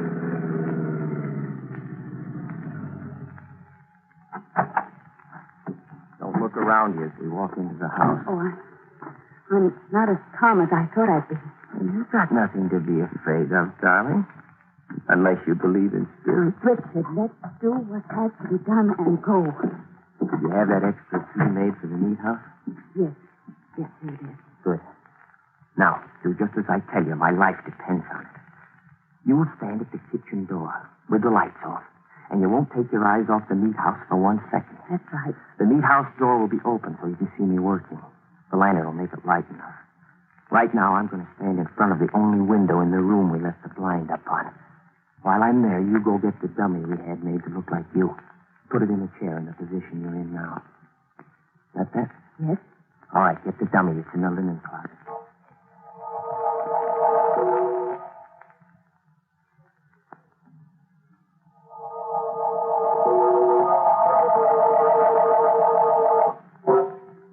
Are you sure it's arranged naturally? It looks a lot more natural and comfortable than I am. Good.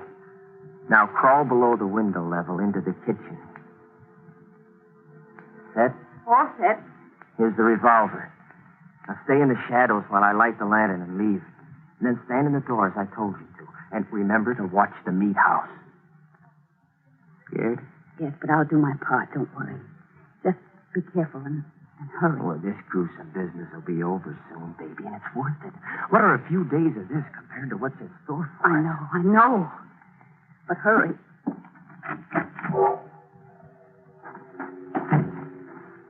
Well, this is it. Now I must work carefully. The meat house. Boy, this metal's cold. I'll bet Ole is, too. Now let's see. Put the lantern here. So. And it's the 3 sacks on the meat hooks on the left side.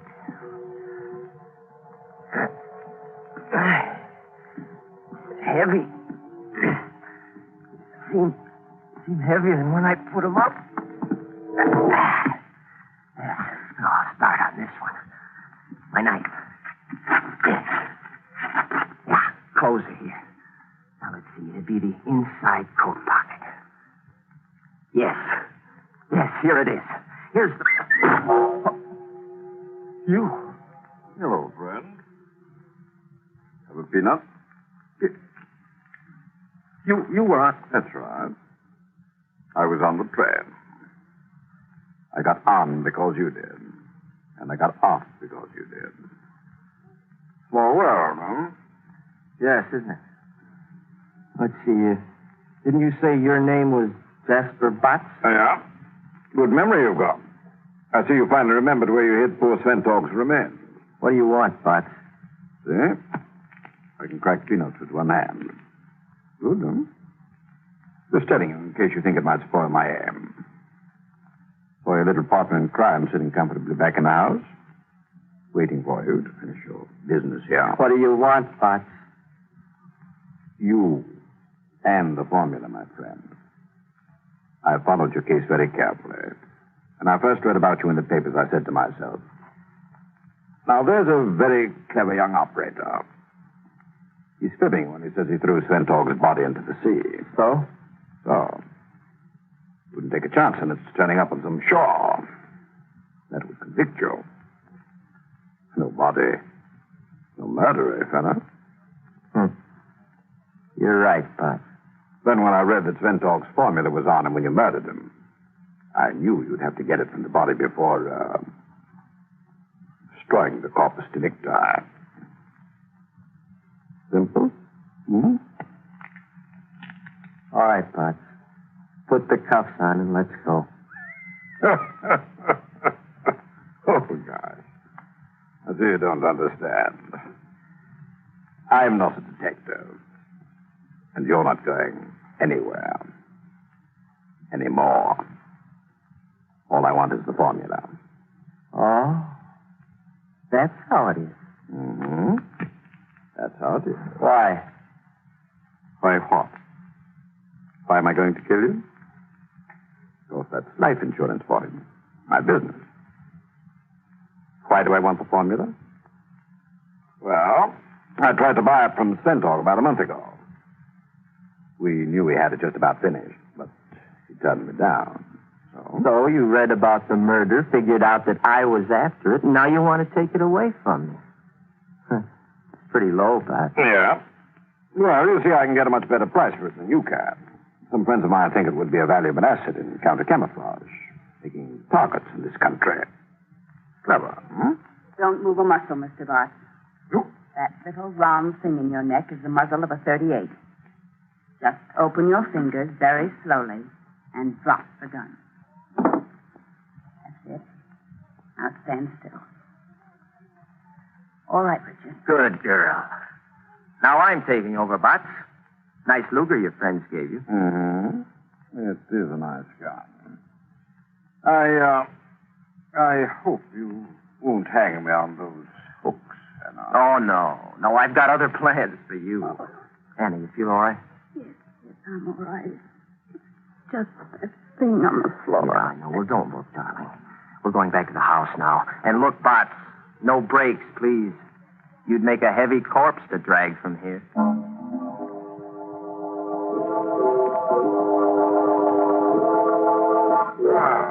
a very cozy little room. Tired and everything, huh? Okay, darling, make your phone call.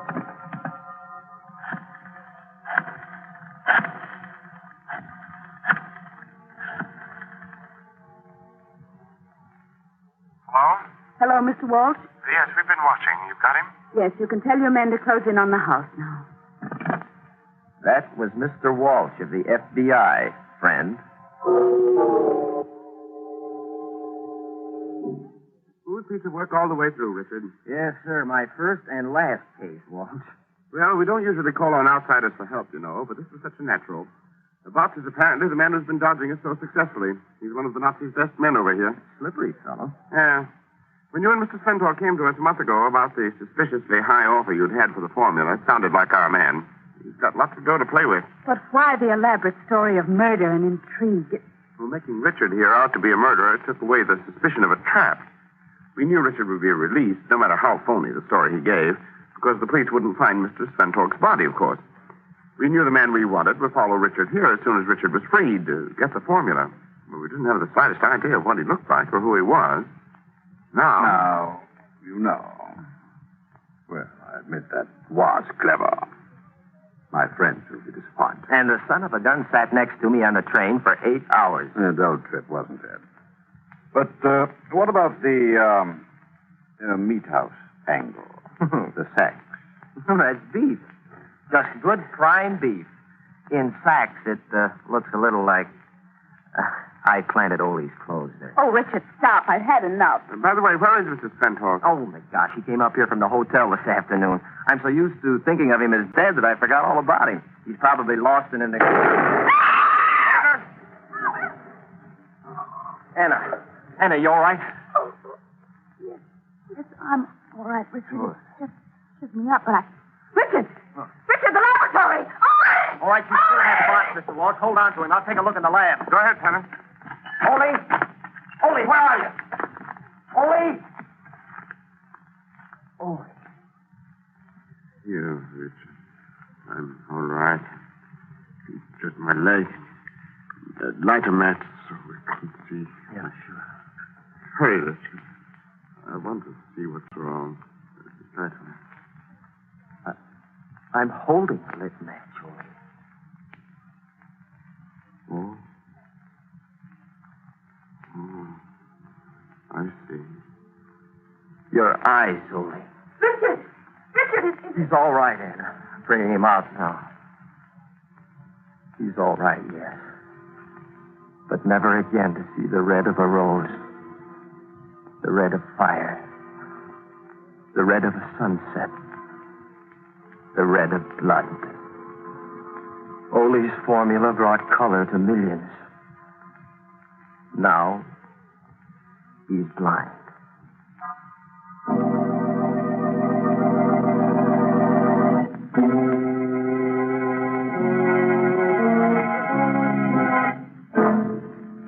No corpse? Oh, my, no corpse. Well, a corpse, man. Will somebody pass the peanuts? Listen, you. Yes, you over there. Are you sometimes green with envy? You ever go into a purple rage? Are you yellow? You are. Oh, well, don't worry about it. You've got what the writers call a colorful personality. Or maybe you're just a rainbow. By the way, this month's Inner Sanctum Mystery novel is Puzzle for Puppets by Patrick Quentin. Well, now it's really time to close that there squeaking door until next week at this same time. So, good night. Pleasant dreams.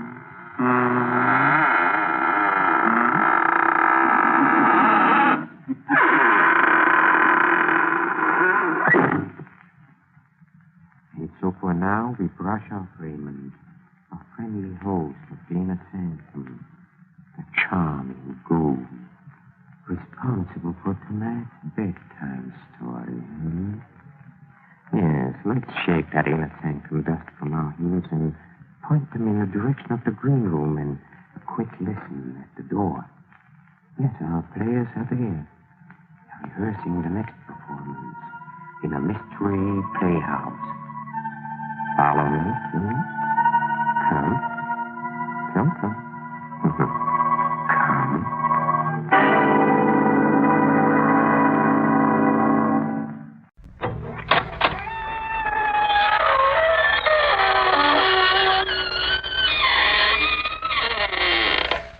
Good evening, friends. This is your host to welcome you through the creaking door into the Inner Sanctum. Come in. Tonight we're inaugurating a quiz. It's a cutthroat session called Take It or Drop Dead. To qualify, just tear off the top of your neighborhood mortician and send it to us by hair mail. Now, listen to this. Here's our terror tune. If you could guess the correct title of our morbid mazurka in one scream or less, here are the prizes you'll win. A brand new 1949 stainless steel guillotine. Just the thing for whittling down your wife's overhead. And a handsome hand-tooled Florentine dagger. The knife without a conscience. And the Take It or Drop Dead grand prize. A free, all-expense murder trial in a court of your own choosing.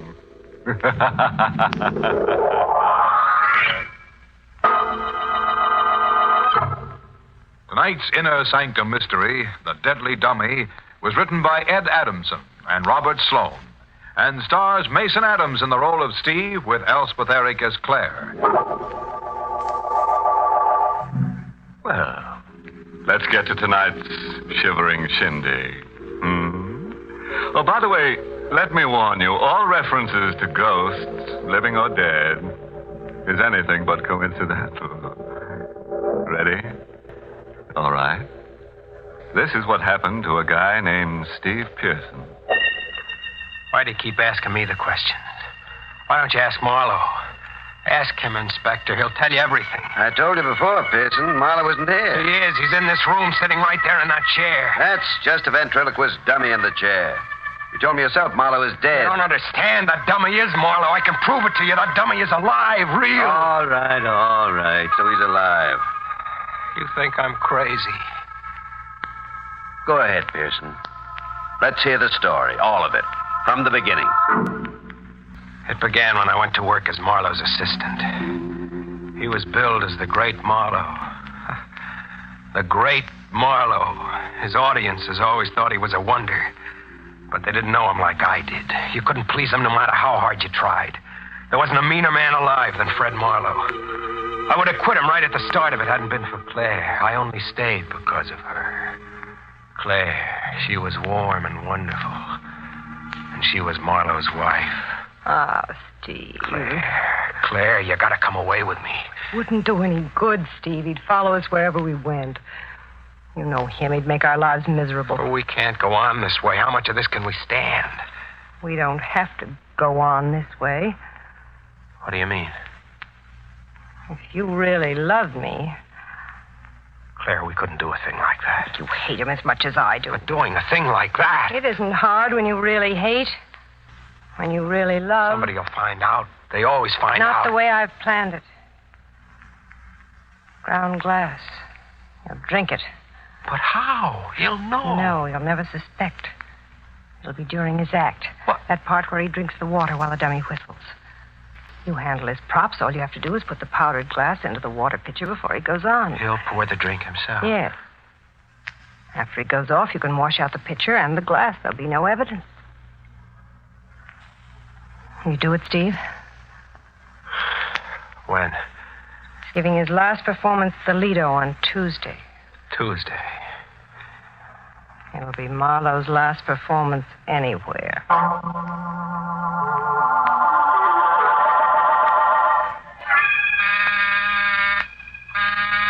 I'm on next. Everything set, Steve? Yes, Mr. Marlowe, everything is set. You made sure of the water in the pitcher. Last night you almost forgot about that. It's in there now. I made doubly sure this time. All right, Petey, let's go. You ready, Marlowe? Claire? Yes, Fred? My last performance here. Aren't you coming out to watch? I'll be along in a moment. I wouldn't want you to miss it. We're going to be really great tonight. Aren't we, Petey? You said it, Marlowe. Tonight we're gonna knock 'em dead.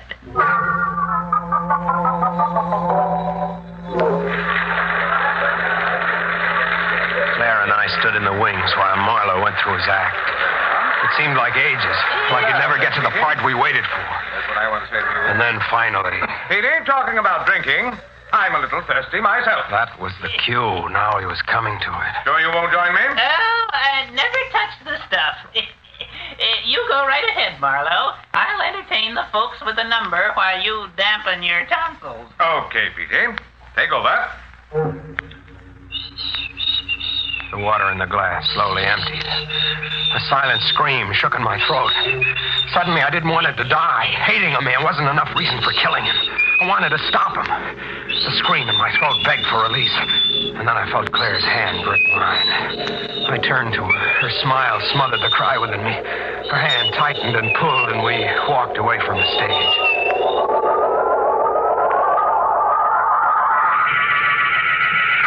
Pearson, the doctor. I sent your wife for one, Marlowe. The pain, it feels like there's a fire inside me. It won't bother you for long. Fire burning, cutting into me. Pearson, I'm dying. Yes, Marlowe, you're dying. Pearson, help me. Nothing can help you now. I won't die. The doctor will save me. He won't let me. There won't be any doctor. What? Claire didn't go for one. Claire, she wants me to die. She hates me. You and Claire, you both hate me. You did this to me. When you drank that water back at the Lido tonight, there was ground glass in it. No. Ground glass so finely powdered you couldn't see or feel it. Peachy. A dummy can't help you, Marlowe. Peachy, I'm dying. Help me. Oh, Marlowe, you're just a ham at heart. What? A real ham. Don't you think so, Steve? What is this? Oh, that deathbed scene of Marlowe's. Right off the cob. I thought it was quite good, Petey. Oh, strictly amateur night. Strictly. Marlowe, you're all right. You see, Petey, I had Pearson believing. But it can't be. You drank that water. I saw you. Yes, I drank that water. But you're all right. It's not possible. Marlowe, you're killing our friend Steve with suspense. Come on, give him a break. Of course. Here you are, Pearson. Here's your ground glass. Marlowe had known we were up to something. Somehow he had switched the container of ground glass I had bought. He let me leave his hotel room without another word. I didn't know what to do, what to expect. I waited. 3 days went by. Then he sent for me. Sit down, Pearson. I'll be with you in a minute. Marlowe was busy packing a trunk. I sat there waiting. The dummy, Petey, was propped up on the table, his perpetual grin mocking my fear. Our friend looks kind of uncomfortable, Marlowe. Really, Petey? Why did you send for me, Marlowe? Clara and I are sailing for South America tonight. I suppose you're curious as to what I'm going to do about you. All right. What are you going to do? Nothing. Absolutely nothing. I just wanted to tell you about Claire, Steve. She's poison. Petey never did like Claire. Marlowe's a sucker for that dame. I guess she never told you that she tried to have Marlowe knocked off before. There was another guy had the job before you. Claire fed him the same line. He's lying, Marlowe. Why don't you ask her? She'll be back soon. Claire wants Marlowe's money, but not Marlowe. She was just using you. Shut up. She'd give you the go-by so fast. Shut up, I said. You're out of her class. She wouldn't want you in a minute. This will shut you up. I'll break you into a million pieces. You're a fool, Pearson. You forget there are other Peteys. After all, they're only me. Remember? So you see, the only sure way to shut them up is to stop me. Marlowe taunted me with a sickening laughter. I couldn't stand it. I had to stop him some way. I felt along the table behind me. My hand came across the heavy glass ashtray. I gripped it tightly, then brought it up from behind. He slumped to the floor. The grin was still on his face. I bent down over him. He was breathing. I hit him again. Marlowe was dead. You shouldn't have done that, Steve. It was the dummy talking. I heard him. He lay on the floor. I had crushed him into 100 pieces. But they were his words, his voice. You can't get away with murder. You'll see, Steve.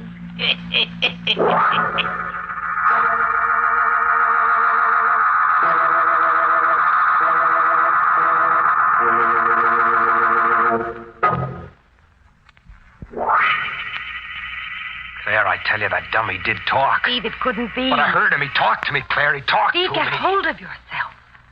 It was just in your mind, that's all. You shouldn't have done it. If you'd only waited, we would have found a safe way. Someone's at the door. We can't open it. Got to. His body on the floor, they'll see Here, it. help me. What are you going to do? Put him in the trunk. Come on, Steve, hurry. All right. Now close the top and lock it. You stay here, I'll go to the door. Marlowe's room? Yes? I come for the trunk, lady. Oh, there must be some mistake. Well, that's a trunk, ain't it? That's what I come for. Mrs. Marlowe said you're mistaken. Look, mister, I got an order here. See?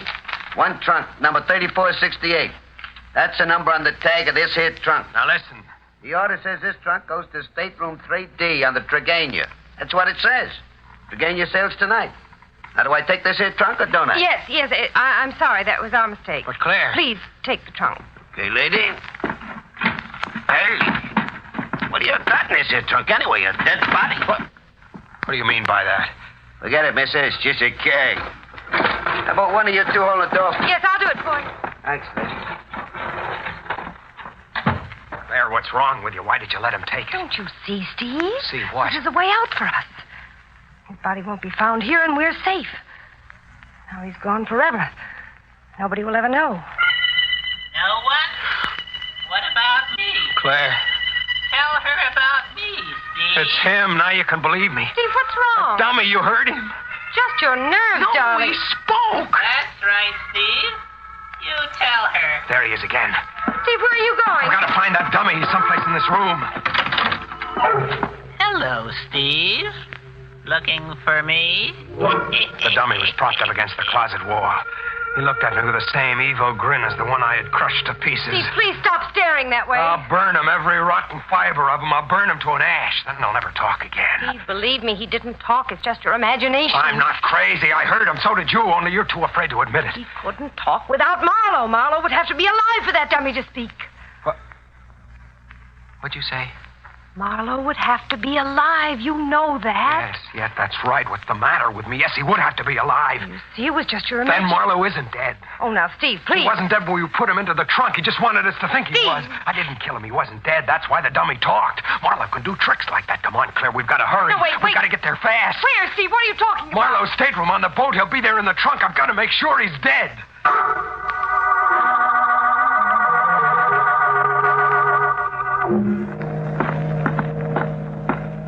It's on this deck, Claire. 3D, there it is. There's the trunk in the corner over there. Give me the key. Oh, Steve, we shouldn't have come here. I said give me the key. Don't, Steve, please don't open it. He is dead in there. I know. Give it to me. I grabbed a purse and took out the key. I unlocked the trunk. I pulled up the lid. Marlowe was in there, motionless. When I touched him, he was cold. Marlowe was dead, all right. But there was something else in the trunk with him, at his feet. And the same grin was on his wooden face. Hello, Steve.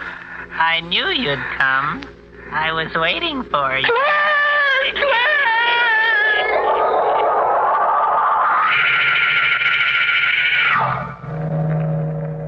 Claire. Here, Steve, drink this. I don't know what happened to me. Everything went black. You fainted. You were right. Marlowe is dead. But that dummy, I heard him speak. No, Steve, it's just as I told you. You only heard it in your mind. He didn't really talk. Oh, Claire. Well, those things happen, and now it's over, and you'll never hear it again. Can you get out? Yeah, I'm all right now. We've got to get off this boat before somebody sees us. I ruined everything. No, we're still safe. Nobody knows we came here. You go first. That'll be the best way. I'll follow in a moment. Yes, I'll meet you on the pier. All right. How do you do, ma'am? Oh, sorry to give you such a jolt. My name is Higginsman. I'm your steward. Just stopped by so we'd know each other. Time was against us. We were too late in getting out of that stateroom. That steward would remember Claire. Steve, what are we going to do? There was only one chance. With Marlowe's body in that trunk, there was only one thing we could do. I had Claire ring for the steward. Yes, ma'am? Mr. Marlowe and I have decided to cancel our trip. But, would you please have the porters come for our trunk and take it to the pier? Well, I'm sorry, Mrs. Marlowe, but that won't be possible. What? Well, in the excitement, ma'am, you probably didn't notice. Notice? What are you talking about? Our departure. We sailed 20 minutes ago.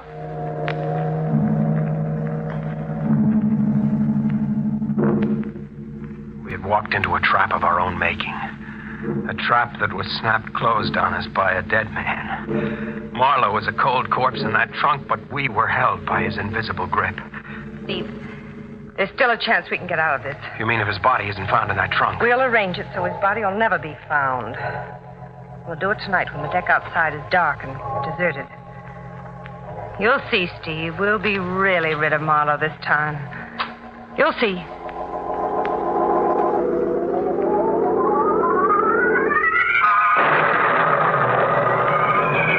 We got our first break. Early in the evening, a storm came up and grew worse with the passing hours. About 11 o'clock, I made a careful check of the promenade deck outside the stateroom. It was completely deserted. We supported Marlowe's body between us and carried it toward the darkened space at the end of the deck. In the morning, I'll report. My husband is missing. They'll ask a lot of questions. I'll have all the answers, just the way we planned them. I'll tell him how he often gets up at night to go for a walk. And the dizzy spells. Yes. Another of his dizzy spells. That's how it must have happened. Another terrible dizzy spell, and he fell overboard. Meantime, Steve, you'll have to hide. I found a place in one of the lifeboats. We'll meet every night. Wait. What is it? I thought I saw somebody down that way. I don't see anyone. It was probably just a shadow. Come on, let's get this over with. You can help me lift him to the rail. All right, now push.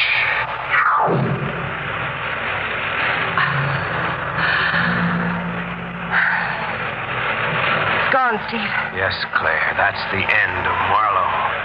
Now we can live, really live. Will you kiss me, Steve? Will I kiss you? Come here. Oh, Steve. I beg your pardon. I'm sorry to interrupt. I'm looking for someone. I thought he might be with you. There was no one with us. No, we're alone. I see. I thought I saw 3 people walk over here. No. It's so dark, I must have been mistaken. Yes, it is dark. The man I'm looking for is Mr. Marlowe. What? Do you happen to know him? My name is Marlowe. Then you're the gentleman I'm looking for. My name is Ralph Kramer, Mr. Marlowe. Kramer. Are you all right, Mr. Marlowe? Yes, I'm fine. Why? I just wanted to be sure. By the way, I received your letter. Letter? Don't you remember? No, not exactly. Oh, I can understand. You're a busy man, Mr. Marlowe. Well, just to refresh your memory, I'm in charge of entertainment here on the boat. I found out last week that you had booked passage.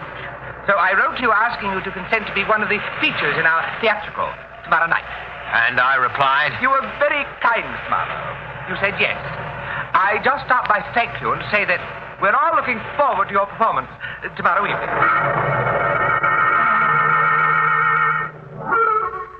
Steve, you've got to keep trying. There isn't much time left. It won't work, Claire. It will. You know Marlowe's act. You've understudied him. You went on for him in Cleveland, remember? I know, but I can't do it now. I can't get it. It'll come to you, darling. Now just keep trying. Go on, Steve, please. Try again. All right. Tell me, Petey, don't you and your girlfriend Phoebe ever have a difference of opinion? Sure, Marlowe. But I wouldn't dare tell her about it. Oh, you see, Claire, it's no good. Hey, you're doing fine. Don't tell me. I know it's rotten. Tell him I'm not going on. Steve, it means our lives. You've got to go through with it. Sure. You can do it, Steve. I'll see you through. Claire. What's wrong? What is it? The dummy just talked, and I didn't do it. He said, you can do it, Steve. I'll see you through. You heard him, didn't you? No. Don't let her kid you, Steve. There, he said something again.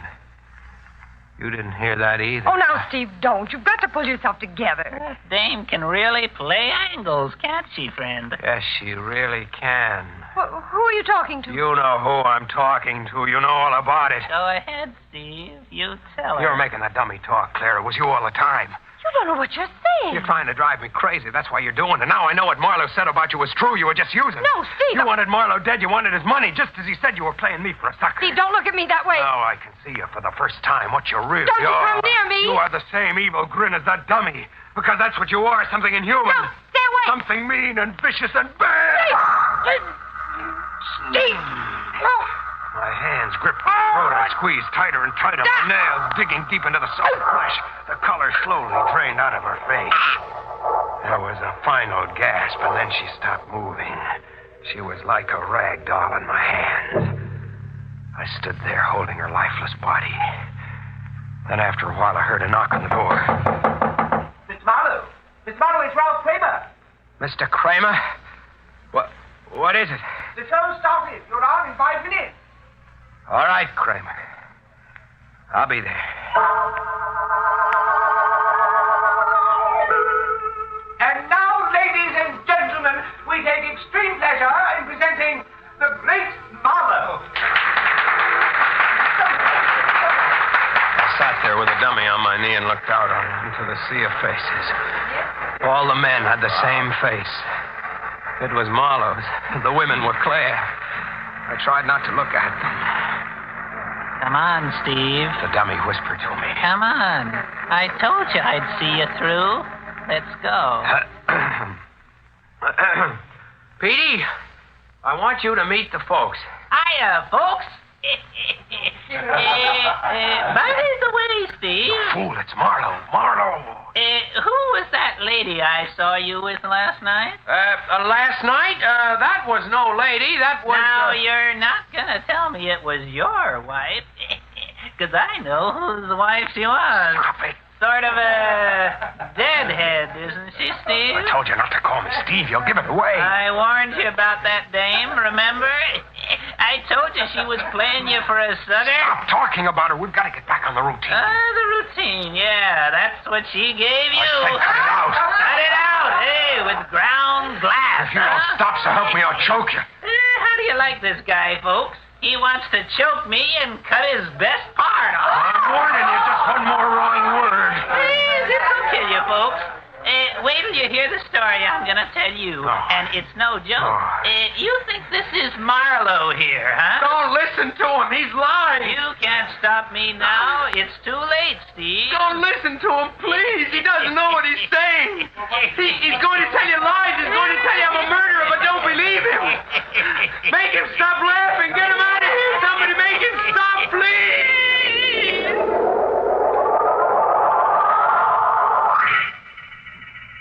That's it, Inspector. That's the whole story of what happened. It was all because of the dummy on that chair there. You give us a lawyer's name and we'll call him. I don't think a lawyer would do me much good now. That's up to you, Pearson. I'll think it over. Okay, Roberts, take him downstairs. I don't suppose you'll need me any longer, Inspector? Just one question, Kramer. What is that? What did you hear the dummy say that night when Pearson tried to go through with Marlowe's act? Oh, the dummy didn't say a word. Pearson was up there on the stage, talking to himself.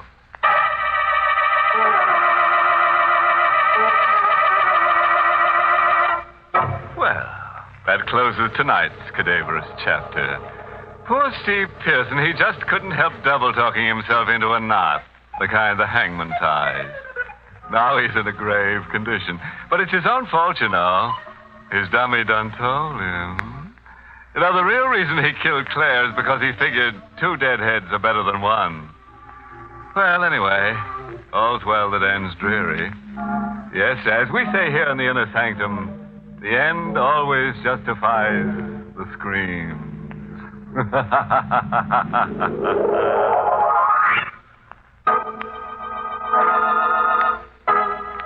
Inner Sanctum is heard each week in the United States over CBS, the Columbia Broadcasting System, and has been rebroadcast for servicemen and women overseas through the facilities of the United States Armed Forces Radio Service, the voice of information and education.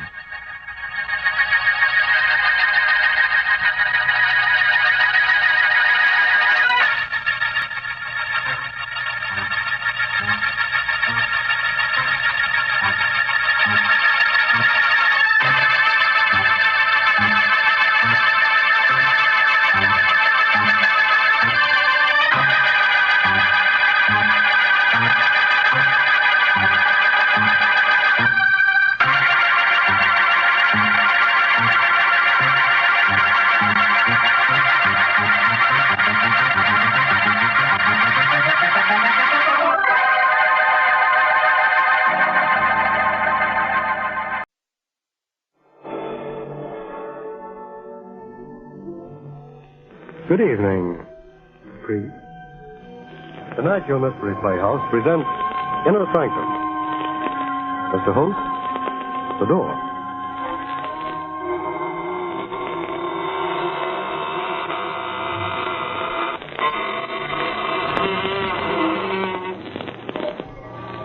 Good evening, friends of the Inner Sanctum.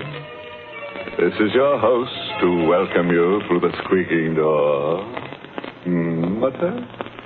You're scared. Don't be frightened. Why, we've been beating our brains out to make things pleasant for you. Yes, take that fellow lying on the floor. Now, that's a nice guy, really solicitous. He put a bullet through his head because he didn't want you to be bored. Oh, you don't like that pretty lady hanging from the chandelier?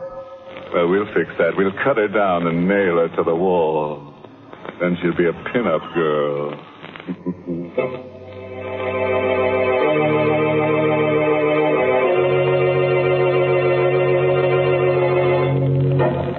And now, friends, do whatever it is that you do when fear fastens cold fingers on your spine. A cigarette, perhaps, or a handkerchief to twist? Anything to brace you against tonight's pale horror. It's an original radio play written especially for Inner Sanctum by Michael Sklar and called Death is a Double Crosser. Our star tonight is Lawson Zerbe, who plays the part of Harry Smith, murderer. I looked at the blood-splattered mallet, still gripped in my hand. Then down at Marie's body. It was like coming out of a bad dream, only to go into a nightmare. Instead of using a mallet to cut the King Midas diamond, I had used it to murder my wife. And the big diamond was still in the vise, still sparkling in the light of the work lamp, still tormenting me with the glow of its inner fires. The thing was evil. Anderson had warned me. Does the diamond frighten you, Harry? No wonder. The story of great diamonds is a history of intrigue, violence, murder. Anderson was right. My luck had been all bad ever since I came to this house. It was one of those old New York brownstones, big enough for several families, but only 2 people were living there when I came. Anderson and my wife. Marie was working as his housekeeper, and she gave me a lift. He's about 70 years old, Harry. He lives all alone here. It's perfect for you. No family? No wife, no children, no friends. He never goes out except on business, and no one ever comes to see him. Sounds good to me, Marie. Good. It's perfect. I'll tell him you just got out of the Army. He won't ask questions. He'll never find out you were in prison. What does he do for a living? He's a diamond cutter. A diamond cutter? You don't say. He was famous once. Diamonds. He doesn't cut little ones, Harry. Only the great big diamonds worth thousands of dollars.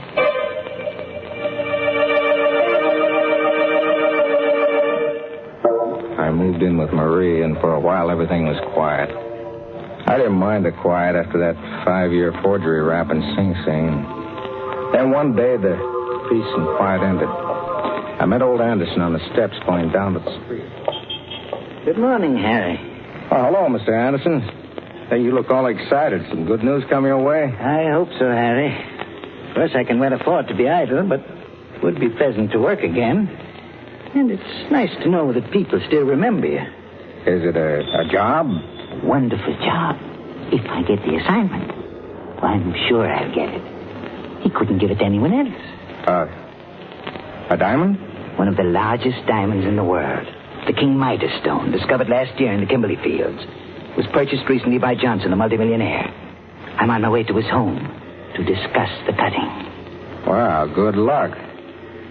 I sure hope you get the job, Mr. Anderson.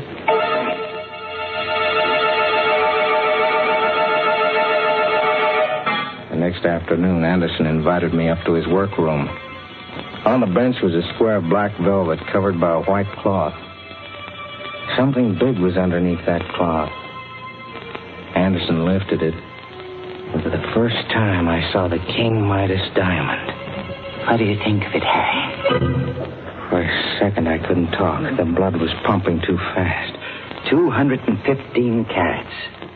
When I'm finished cutting, it'll be reduced to 125. How much will it be worth? Diamond like that? You could get $100,000. And no questions asked.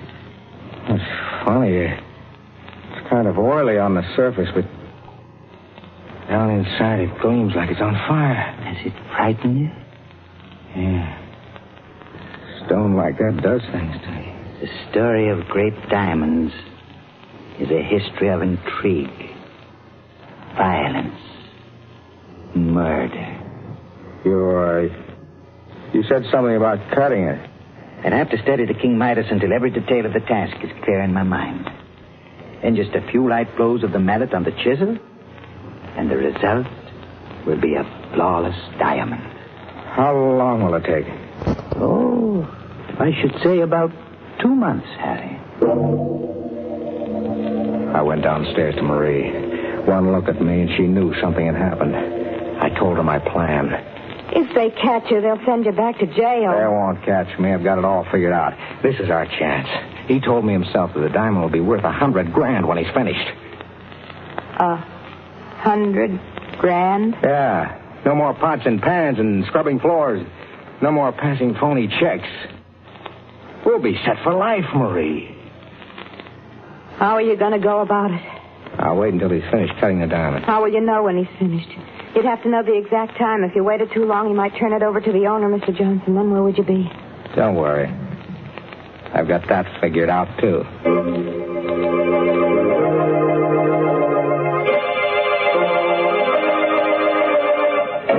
So you want to become a diamond cutter, Harry? If you'll teach me the work, Mr. Anderson, I promise it won't be any bother. All I want to do is watch you while you go about cutting the King Midas. Diamond cutters aren't made overnight. It takes a great deal of time. I spent 50 years learning the craft. Oh, please, Mr. Anderson, you don't know what this means to me. Yeah? All right, Harry. I'll let you watch me as I work. So that's how it began. Every day for 2 months, I went upstairs and watched Anderson as he studied the King Midas diamond. Cleavage must take place along planes parallel to the octahedron faces of the crystal. Step by step, he explained the job, how he would split it, where he would place the notches so that the diamond would split along the exact lines he wanted. He went over every detail again and again and again. Finally, he cut the notches for the splitting. Slowly, carefully. And then he placed the diamond in the vise. He got out the chisel and the mallet and placed them on the workbench. It was like a wedding ceremony. I was on fire. I couldn't wait. Just a few taps with the mallet, and it's done. Are you going to do it now?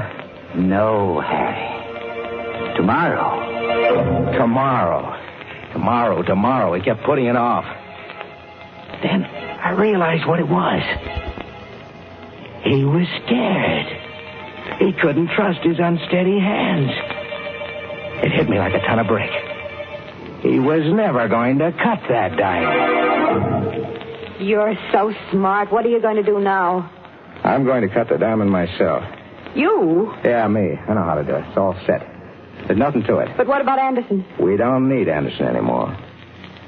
You mean... Yeah. But that's murder. So it's murder. They'll never pin it on us. I've figured out a way to do it without leaving any trace behind. We went upstairs. Anderson was standing where I left him at the workbench. He was so lost in thought that he didn't hear us come in. He isn't looking. Get it over with. All right.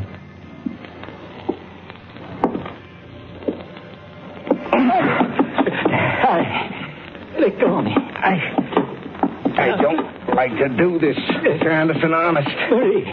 Bertie, stop it. It's no use, Mr. Anderson. I don't. Please. He begged for mercy. He fought back, but it was useless. I had a firm grip on his neck with both hands, and he was an old man. I squeezed tighter and tighter till his voice was cut off. His body stopped thrashing around. I held him like that a couple of seconds more for good measure. You can let go of him now. He's dead, Harry.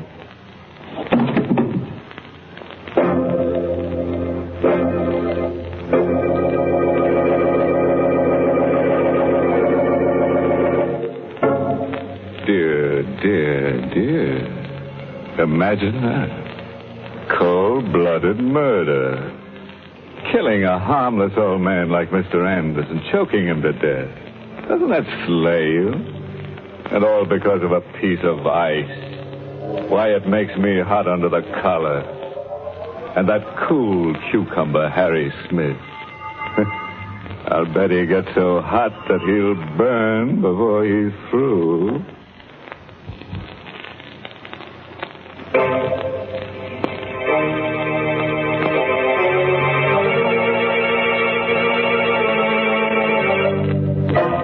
Well, friends, let's get back to Harry Smith and his charming wife. Such nice people. They killed old Anderson, the diamond cutter, to steal a piece of ice worth $100,000. And unless they have a lot of another kind of ice handy, they'll have to do something fast to get rid of the body. We carried Anderson's body down to the cellar and broke open the brick wall. Placing the old man's body behind it, we bricked it up again. Then we went through my plan. I wrote a suicide note. To whom it may concern, I, Olaf Anderson, because I failed in the task of cutting the King Midas diamond, have decided to take my life. When this note is found, I will be dead. It was easy for me, a professional forger, to fake the suicide note in Anderson's handwriting. I had him say he was going to end it all in the river and that he was taking the diamond with him to his death. And that night, Marie and I took a walk across the footpath over the Hudson River Bridge. When we reached the middle, You got the suicide note in Anderson's overcoat pocket? Yeah. No cars coming from either direction. Now's a good time to drop it. There. The cops will find the coat and figure that he took it off before he climbed the rail and jumped. All right. Come on, hurry. Let's get away from here. We went home. Marie telephoned police headquarters and asked for the Missing Persons Bureau. Hello? I want to report a missing person. It's the man I work for, Olaf Anderson. Yes, Anderson. I'm his housekeeper, and I'm worried because it's so late and he hasn't come home. My name? Mrs. Harry Smith. We went to bed.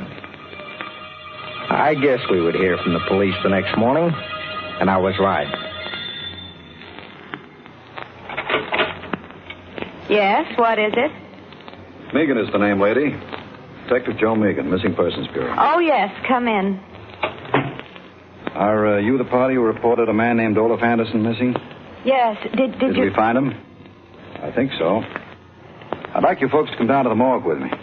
The morgue? What for? We've got a body down there. Body of an old man that fits the description of Anderson. It's fished out of the Hudson River early this morning. You might be able to identify it.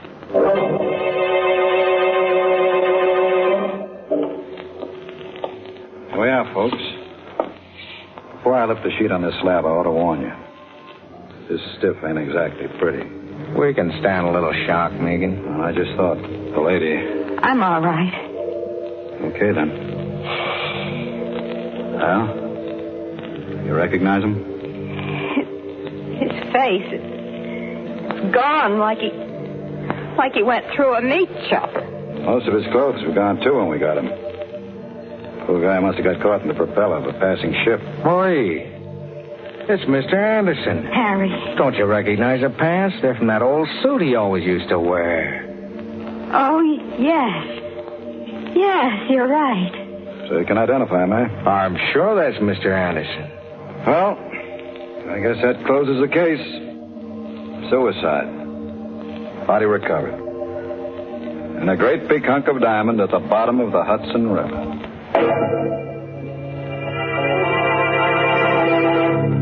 It was a lucky break for us. We were in the clear, and the King Midas diamond was ours. We went back to the house. I took the diamond up to the workroom, and I placed it in a vise. I got out the mallet and the chisel. I thought it would be easy to cut the stone. Until I tried. Well, what are you waiting for? My hand is shaking. I'm kind of nervous. Things have been coming too fast. Let's put this off until tomorrow.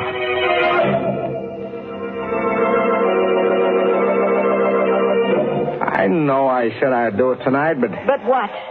I don't feel so well tonight, Marie. You're lying. How long are you going to keep this up? I take it easy. You said you knew how to do it. I do. Well, then cut it. For heaven's sakes, get it over with. Don't rush me. If I make a mistake, it'll cost us $100,000. You've been putting it off for 3 days now, Harry. First this and then that. There's always something. You've always got a reason for not cutting that diamond. Now, listen, Marie, I've got to be careful. Knowing how to cut the diamond is one thing. Doing it is another. You're scared. That's what's the matter with you. Don't say that. You're frightened. Look at your hands. See how they shake. Well, you can hardly hold the mallet and chisel. You're as bad as Anderson was. She was right. My hands were shaky, just like Anderson's before I killed him. I tried for control. I told myself the diamond was nothing but a chunk of carbon crystal. I I placed the chisel against the stone. I raised the mallet, but I couldn't bring it down. Now what are you waiting for? I don't know how hard to strike. A gentle blow. That's what you said Anderson told you. I can't do it. You can't do it. Of course you can. Don't be a stupid fool. There's nothing to it. She went wild. She began to shake my arm and scream at me, but her voice seemed to come from a distance. I kept staring at that diamond as though I were hypnotized. My throat was dry as dust. I was dizzy. Pinpoints of fire shot across my eyes. The diamond was doing things to me, and it was driving Marie crazy. Suddenly, I couldn't stand it. Her voice snapped something in my mind. You fool, you stupid idiot. Don't stand there like a silly fool. Shut up. Don't you dare shout at me. Shut up. I've had all I can take from you. Why, of all the nerve, you... Harry, put down that mallet. Stay away from me. I didn't mean those things I said. Take as much time as you like. Don't. Harry!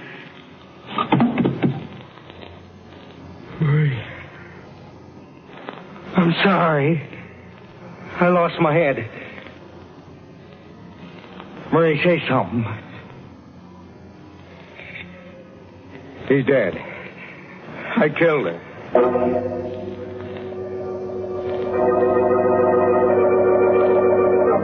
I took her body down to the cellar, reopened the wall, and placed her body with Anderson's. I'd hardly finished putting the bricks back into place when the front doorbell rang. I cleaned my hands, went upstairs, and opened it.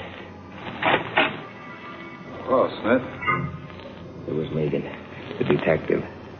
He came in, looked around suspiciously, and closed the door behind him. What's the matter with you, Smith? Me? Yeah, you. You look sick. Me sick? I never felt better in my life. It's the light. Is your wife at home? No, she isn't. Expect her home soon? Why, no. No, she went to Baltimore to visit her mother. Left kind of suddenly, didn't she? What are you driving at, Megan? Take the chip off your shoulder. Nobody's picking on you. Yet. What do you mean? This Anderson suicide. You said the case is closed. It's closed until this morning. Now there's a couple of angles in the case that don't make sense. I'm not even sure the old guy we pulled out of the river is Anderson. But I identified him. Sure you did.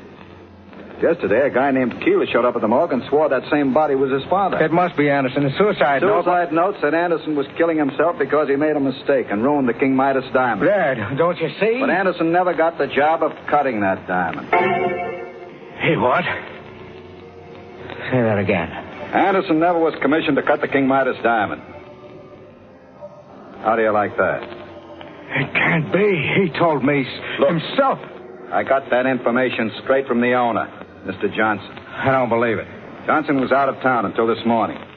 I got in touch with him, making a routine check on the facts. He told me he never commissioned Anderson to cut the stone. Said Anderson was too old and unreliable to be trusted with the job. But I saw the diamond. Saw it on Anderson's workbench. The diamond you saw must have been a phony. A diamond. Still upstairs in the workroom. Still waiting to be cut. I couldn't believe it was a phony. I wouldn't believe it. It had to be the King Midas. Megan was getting more and more suspicious. I had to act fast before he got down to the cellar and noticed the fresh plaster on the wall. I had to make sure about the diamond. I'd gone too far now to back out. I hit Megan on the head with an andiron. He was unconscious. I dragged his body into the closet and locked the door. Upstairs in the workroom, I grabbed up the chisel mallet. No time to think now, no time to be frightened. I had to know if that diamond was the King Midas. I put the edge of the chisel to one of the cleaving grooves and struck with the mallet. It chips like glass. Yeah. It is glass. Megan was right. I went through all this for nothing.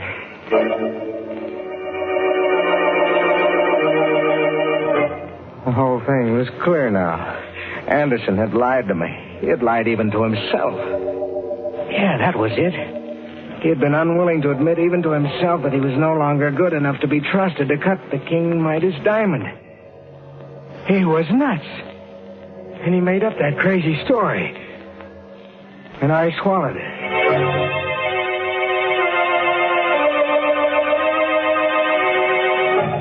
was one thing left to do. I had to get away. As far away as possible and as fast as I could. I ran to the stairs. Going somewhere, Smith? Make it. Hoist your hands. Get him up higher. Now, come on down here. That's close enough. How'd you get out of the closet? No trick at all to force that door when I recovered from the crack in the head you gave me.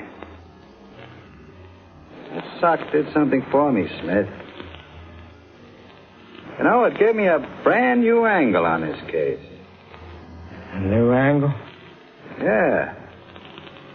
How's this? You thought Anderson had the King Midas diamonds.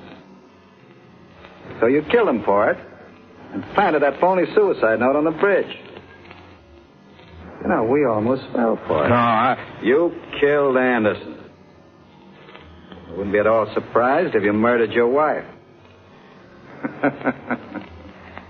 And all for a phony 5 and 10 cent store diamond.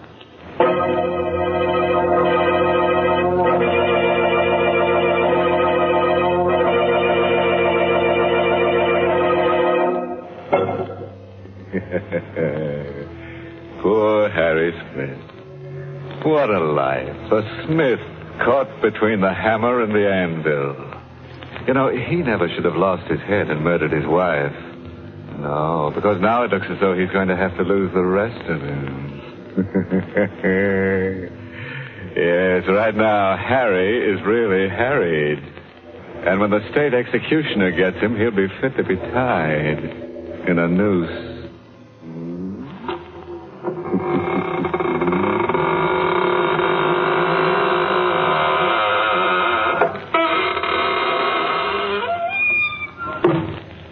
Well, thank you, Mr. Host, for an enjoyable performance in our Mystery Theater. This is Hunter Galloway saying good night. Sleep tight.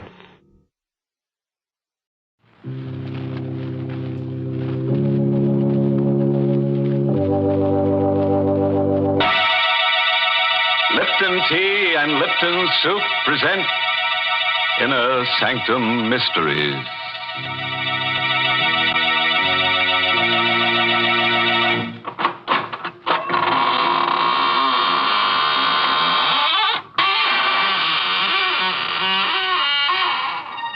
Good evening, friend. This is your host of the Inner Sanctum inviting you in through the squeaking door. Come on in. Have your picture taken with the corpse. You'll look good next to him. Poor fellow was a photographer. Passed on last winter while taking a picture. Yes, died of overexposure. Awful, isn't it? Enough to make your camera shutter. Well, let's gather around the coffin now for a nice, happy picture. Watch the body. Watch the body. Oh, dear. We'll have to take that again. Someone moved. And I think it was the corpse. Why, that's downright silly. Oh, hello, Mary. You're just in time. Come on, get in the picture. What? Do you think I'd stand next to a corpse? Oh, please, Mary. You can wear your Lipton sterling silver medallion. Then I'll send the picture to my friends in the graveyard. Why, Mary, with your figure, your symmetry, they'll probably elect you Miss Cemetery of 1945. Wouldn't that be nice? Hmm? Thank you, but I can do without that honor. And as far as the sterling silver medallion is concerned, it's mighty popular right now. I've been getting hundreds of letters from ladies all over the country telling me how much they appreciate it. You see, the medallion is made of real sterling silver. It's about 1 inch in diameter, and it's decorated with the Chinese symbol for good luck. You can wear the medallion as a necklace or a choker. You see, it's hung on a narrow black rayon satin ribbon. Or you can simply add it to your charm bracelet if you wish. It's just the thing to brighten up your simple silk dresses and your dressy suits. And ladies, here's how you get this handsome medallion. Just send 25 cents and the box top from a package of Lipton's, the tea with the brisk flavor, to Lipton Tea, Box 92. That's Box 92, New York City. You paint a pretty picture, Mary. Now let me paint one for you. Mine is called Portrait of Death. It's an original radio play by that ghastly ghostwriter Robert Sloane. And our star tonight is Miss Leslie Woods, who plays the role of Miss Snyder. And listen, if you've never sat for a portrait, you'd better not sit alone for Portrait of Death. In the dim light of a misty old art dealer's gallery, a somber portrait has just been sold at auction to a man by the name of Mason.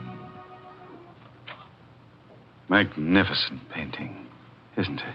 There's never been anything like it, Mr. Mason. But if you don't mind my saying so, I think you've paid a stiff price for it. I couldn't let that woman in the black dress outbid me. Look at those colors. Expression on the girl's face. Yes. The detail in the background. Really is a work of art. Technically speaking, yes. But the portrait has a strange history, Mr. Mason. Strange and sinister. What do you mean? Well, people say it's brought bad luck to every one of its owners. Oh, come now, Putnam. Well, it may be just a story, but at least this much of it is true. The day this portrait was finished, the artist died by his own hand. And the model who posed for him died, too, by her own hand. So that's why he painted her in black. Yes.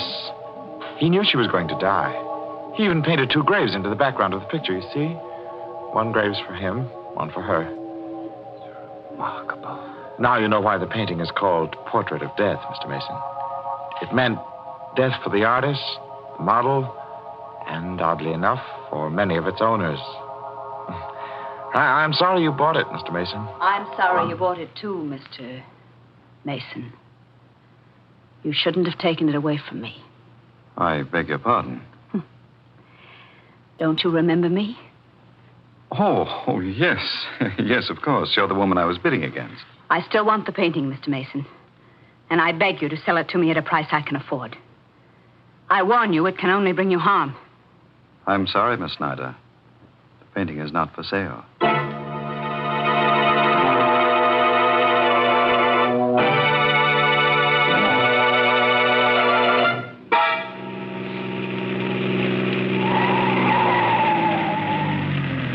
Really, Mr. Putnam, you didn't have to drive me all the way home with this painting. I could have managed it alone. Oh, no trouble at all, Mr. Mason. Here, let me help you carry it into the house. Oh, no, I'll get one of the servants. As you like. Oh, Parker. Parker. I'm afraid I'll have to go in. Will you wait for me? Oh, certainly. Oh, Parker. Mr. Mason? Yes, Parker. Tell Mrs. Mason to come down, will you? I've got a surprise for her. Mr. Mason, I think you'd better come in. Why, what's the matter? I have some very bad news for you, sir. Terrible news. Mrs. Mason is dead. What? It was her heart, sir. She died this afternoon while you were at the art gallery. No. I can't believe it. I tried to reach you, but you'd already left, sir. Dr. Simpson said... Excuse me, sir. Hello? Mr. Mason's residence? Is Mr. Mason there, please? This is Miss Snyder calling. Just a moment, please. It's for you, sir. Oh. Thank you. Hello? Mr. Mason, I still want that painting. What? Don't you think you'd better sell it to me? It can only bring you harm. I'll think it over. Don't wait too long, Mr. Mason. I warn you. Don't wait too long.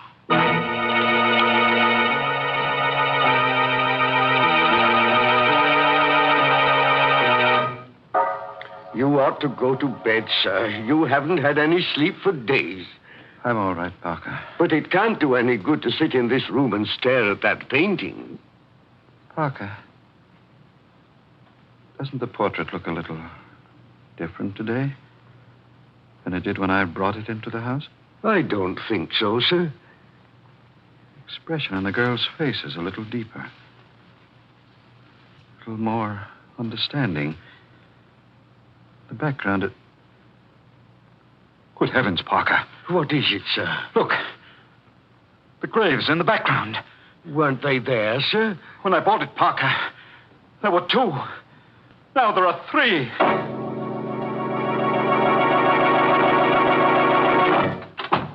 I'm so glad you could come out here, Mr. Flournoy. I had to speak to you. I came as soon as I could. Did you bring the catalog? Oh, yes, I did, Mr. Mason. What is it? What's wrong? Let me see a picture of that portrait, please. Yes, of course. Portrait. Here it is. Portrait of Death. There. I was right. There were only 2 graves in the original painting. Well, of course, Mr. Mason. I told you there were 2 the day you bought it. But now there are 3, Flournoy. 3 graves. What? Come. I'll show you. Oh, Mr. Mason, please. There are 3, I tell you. The 3rd one's been there ever since my wife died. But that's impossible. You must be imagining. See for yourself, Flournoy. Here. 1, 2, 3. Mr. Mason. Why are you looking at me like that? You need a rest. A rest? What are you talking about? Don't you understand? There are only 2 graves in that portrait. The 3rd one is in your mind. You mean there isn't a 3rd grave on this painting? No. You've been under such a strain these past few days. I must be losing my mind. Oh, no, I'm sure it isn't as serious as all that. It's only natural for you to be upset about your wife. I want to get rid of the portrait. I want to sell it. Right away. Well, I don't know how soon I can dispose of it for you, Mr. Mason. Under the circumstances, it might be hard to arrange a That woman sale. will buy it, won't she? Who? That woman who's been pestering me for it. Why don't you get in touch with her? I will, first thing in the morning. No, I won't wait until morning. I want that portrait out of this house tonight.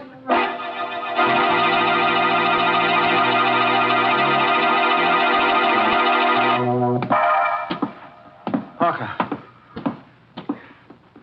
Where are you going with that painting? Why, I was taking it to the garage, sir. What for? You said you didn't want it in the house tonight. I thought I might return it to the dealer. Mr. Flournoy hasn't called back yet? No, sir. Well, I'll take it to him myself. Is the car ready? Yes, sir, but I hardly think you ought to go alone, Mr. Mason. You're in no condition. I brought that portrait into this house, and I'll take it back alone.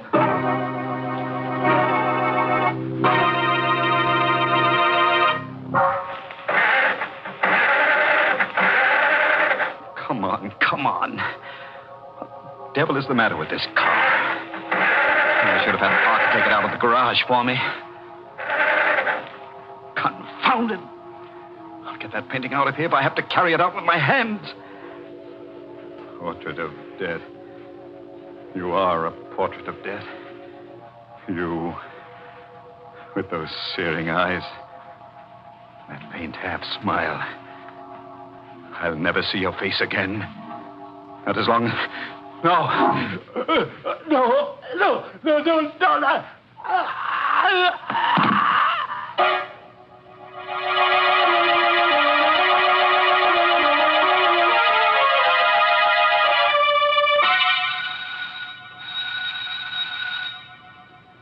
This is a strange time of night to go calling for a painting, Mr. Flournoy. Mr. Mason told me to get in touch with you right away, Miss Snyder.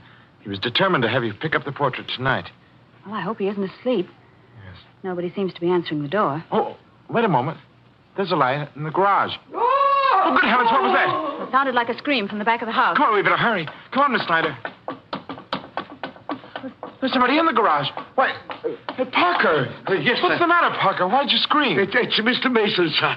He's dead. What? I just found him, sir, slumped over on the floor of the car. How awful. Maybe he was asphyxiated. No, the motor wasn't running, sir. It's the portrait. The portrait killed him, just as it did the other. It does seem strange. He came to the garage about an hour ago, carrying the painting in his arms. Well, didn't you help him? He wouldn't let me, sir. He insisted on being alone. Well, that's strange. Look at these marks on his neck. As if he'd been strangled with a fine chain. Or a woman's necklace. What do you mean by that? Nothing. Did you think I was accusing you, Miss Snyder? I don't know. Good heavens, Mr. Flournoy. Look at the portrait. Oh, what's wrong? The necklace, sir. The necklace that was painted on the girl's throat. It's gone.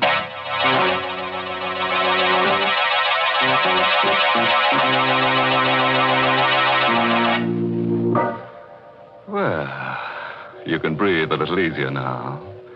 Unless you happen to be wearing that girl's necklace. If you are, just write a note to the artist that painted the portrait and he'll answer you from the grave. Honest. He wrote to me from the grave the other day. You know what he said? Having a wonderful time. Wish you were here. I suppose you think that's funny. Why, Mary, it must be funny. The dead artist was smiling when he wrote it. Oh, but then he's always smiling. You see, he's a grinning skull. It's quite a story how he got that way. Let me tell you. Now, stop. I don't want to hear any of your morbid stories. But that's the only kind I know. Well, then you listen to me, because I know a story with a happy ending, and it's true, too. It's the story behind that sterling silver medallion that the Lipton people want to send the ladies. It seems that the original of this handsome medallion was given to an American flyer who was rescued by Chinese guerrillas after he'd bailed out over enemy territory. The flyer was told that the Chinese letters on the medallion would identify him and bring him safely through the lines. Well, he did get through, and only then did he learn that the inscription said, "Good luck," in Chinese. Now, there's a story to tell your friends when they're admiring your medallion on its smart black rayon satin ribbon.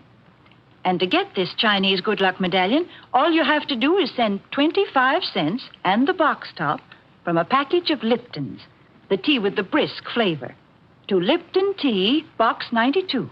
That's Box 92 in New York City. Well, let's get back to that there cover girl on the Portrait of Death. It's 6 months now since she strangled old man Mason with that necklace of hers and put the Indian sign on his late wife. Parker's still around, though. And so is that character Flournoy, who at the moment is disposing of the ill-fated portrait for Mr. Mason's estate. Mr. Davis, I believe you're the only man in the world who wants this painting. And I really can't see why you want it, knowing its history. Mr. Flournoy, that kind of history doesn't mean a thing to me. Oh. May I take it with me now? Oh, certainly. Parker. Yes, sir. Would you be good enough to help Mr. Davis with the painting? If you don't mind, sir, I'd rather not touch it. I haven't seen it since Mr. Mason died, and I don't care to see it now, sir. All right, Parker. I'll help you, Mr. Davis. Thank you very much. It's a very heavy frame, you know. It's really too heavy. Wait, that's incredible. What is it, Mr. Flournoy? What's wrong? Parker, you say you haven't touched this painting since Mr. Mason died? No, sir. Well, look at it. The girl is wearing her necklace again.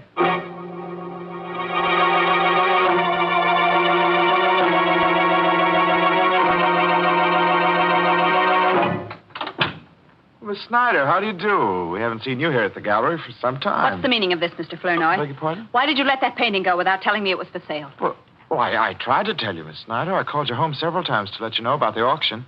I was never able to reach you. Didn't you know I was away on a trip? No, I didn't. Then why didn't you find out, you stupid fool? How many times have I told you I must have that painting? Well, I'm sorry, Miss Snyder. Never mind. Who is this Mr. Davis? Where does he live and where can I find him? Well, I imagine you'll find him at his home. Here's his card. Give it to me. I don't think you'll gain anything by going up there, Miss Snyder. You keep out of this, Flournoy. I want that painting, and this time I'm going to get it.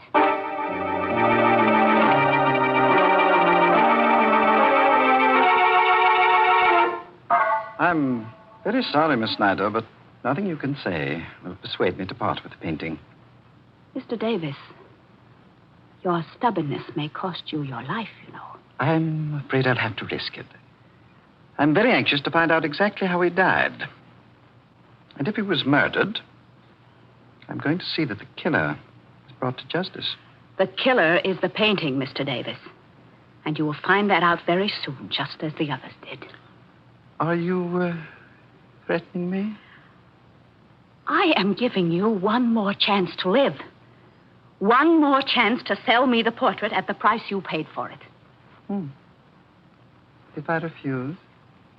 If you don't sell it to me now, Mr. Davis, I will buy it after your death.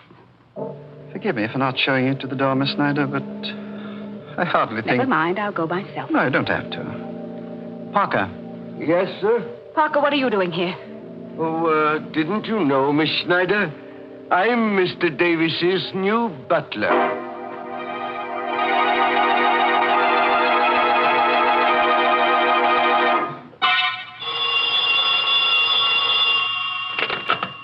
Hayden Art Company, Mr. Flournoy speaking. Mr. Flournoy? Yes, this is Mr. Flournoy. You had better come over to Mr. Davis's house right away. And don't tell anyone you're coming. Huh? Who's this? It's important, Mr. Flournoy. Don't ask a lot of questions. Just come over. But who is this? Don't you know? It's the girl in the portrait. What? You... Hello? Hello?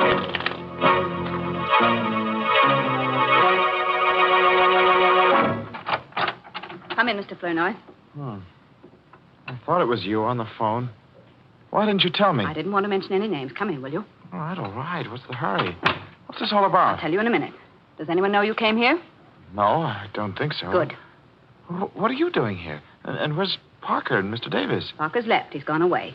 I found a note from him on the foyer table there. Well, what about Mr. Davis? He's in the library. Well... Wait a moment. Don't go in there yet. He's dead. Mr. Davis? Yes, Mr. Davis. It's horrible, Flournoy. His head has been cut off. What do you mean? What happened? I don't know. I found him lying there on the library floor when I got here. He must have been killed with the axe from that suit of armor, you see.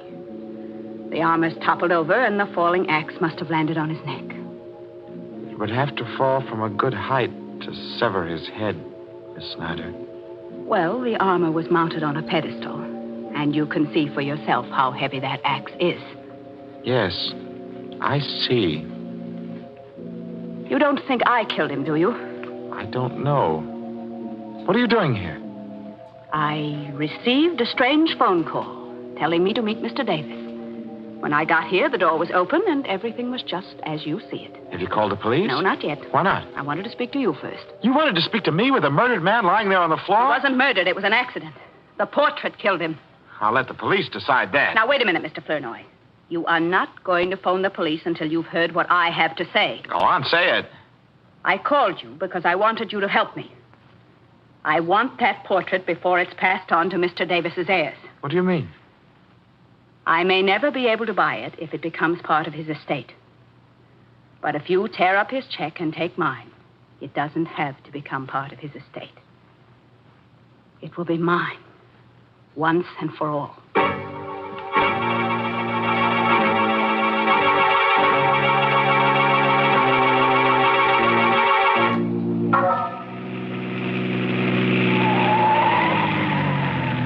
Mr. Flournoy? What? Mr. Flournoy? Why, Parker. What are you doing outside Miss Snyder's house? I've been waiting for her, sir. Have you any idea where she is? Why do you want to know? She left a photograph at Mr. Davis's house last night, and I've come to return it. Well, I'll take it to her, Parker. If you don't mind, sir, I'll return it myself. Is it that important? The photograph is a picture of the woman in the portrait. And if Miss Snyder can explain why she's been carrying it around, we might have an answer to this mystery. You suspect her, don't you, Parker? Not any more than I suspect you. What's that? You've got the portrait in your car, Mr. Flournoy. Yes. Don't try to conceal it. I recognize that frame anywhere. I'm not trying to conceal it. I'm trying to find out what your game is. I have no game. Then why did you leave that note saying you were going away? What note? Oh, don't lie to me, Parker. I saw it myself on the foyer table. You must be mistaken, sir. Today is my day off. I left the house early this morning, and I didn't write a note. Well, if you're telling the truth, then I know who did write that note. Only I've got to prove it before I can take your word. Oh, wait a moment, Mr. Flournoy. Where are you going? I'm going into the house for this painting. I'm going to set a trap for Miss Snyder. I'll go with you. What for? To help you carry the painting, Why, of course. But you'll spoil everything if you're seen, Parker. Then I won't be seen. I'll hide. What's the matter, Mr. Flournoy? You are not afraid of me, are you? I don't know. Every time this painting has brought misfortune to anyone, you've been alone in the house with the victim.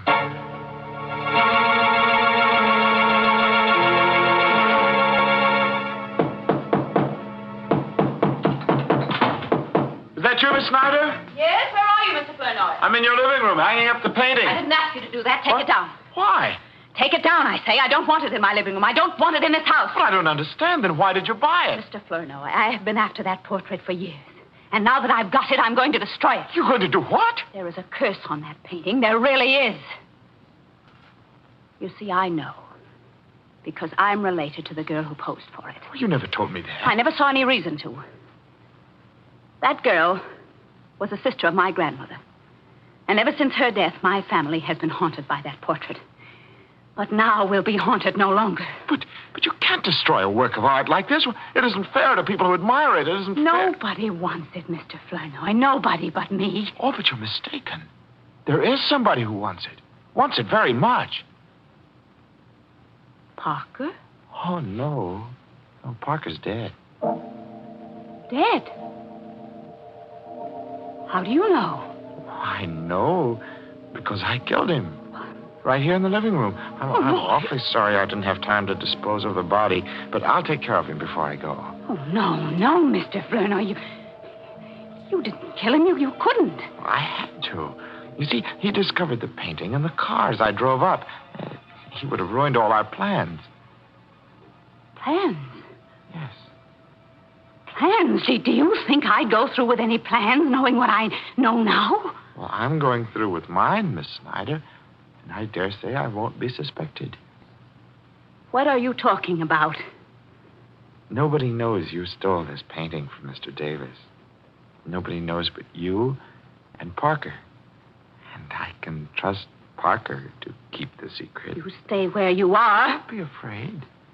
I've become an expert at the art of murder. It is an art, you know. Just as delicate as retouching old portraits, which happens to be a specialty of mine. You killed Davis and Mason and Mrs. Mason. Oh, no, not Mrs. Mason, no. Her death was only a coincidence. But it did give me the idea for the others. You see, I needed a series of deaths to completely destroy the value of that portrait. The legend was already there. All I had to do was help it along. Why? Well, I wanted the painting, Miss Snyder. I wanted it more than anything else in the world. An art dealer's clerk could hardly afford to pay for it. You're insane. Well, we're all a little bit insane, aren't we? Don't you come near me. Don't. Shut up, you. Don't. Shut up. Yeah. The knife is cut. Sure. But if you struggle, don't struggle. You make me miss my mark. You're not on. I can't. You crazy devil, be still. No. Portrait. Flower on the wall. Frame. Groove. Knife. Into. Now we'll be haunted no longer.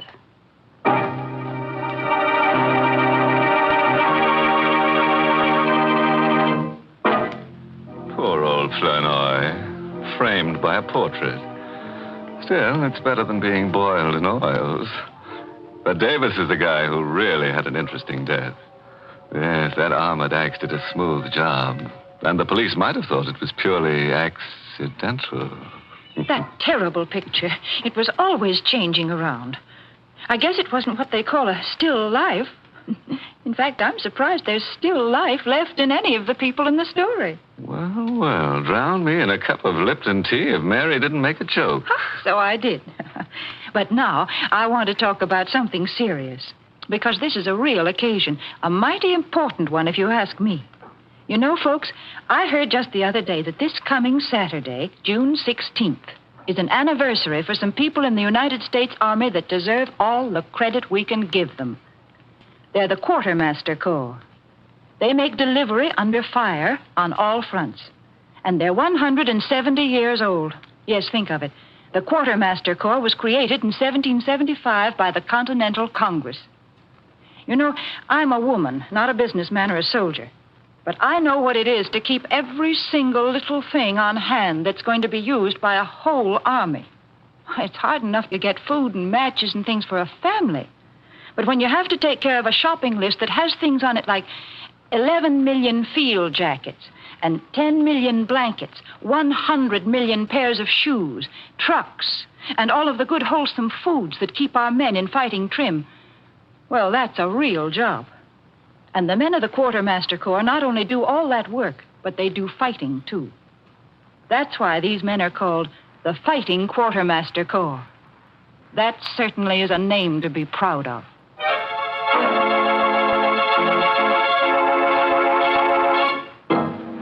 Well, it's time to go back to my slab now and swap a few stories in the smoker of the crematorium. Oh, before I leave, this month's Inner Sanctum mystery novel is Lay That Pistol Down by Richard Powell. Yes, and next week's Inner Sanctum story, directed by Hyman Brown and brought to you by Lipton Tea and Lipton Soup. Next week's story is just your meat. That is, if you like human meat. It's about a man who's been dead for 6 years. So, of course, his wife doesn't recognize him when he comes home. In fact, nobody recognizes him. So he goes around killing people to refresh their memory. I guess he figures that if they can't remember him, they might just as well remember nothing. Now it's really time to close the squeaking door, so good night. Pleasant dreams.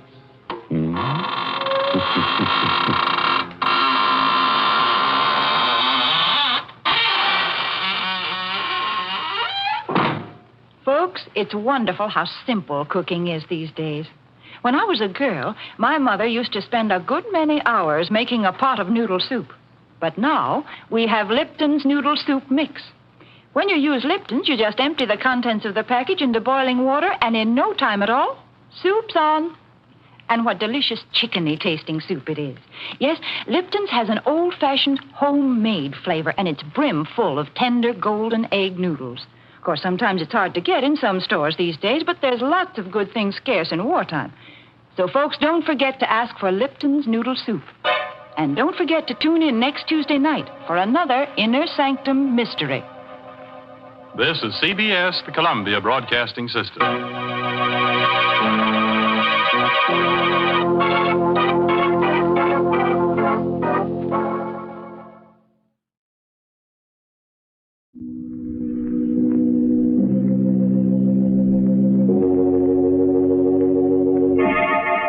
Palmolive Brushless and Palmolive Lather Shaving Cream present Inner Sanctum Mysteries, starring Mary Astor.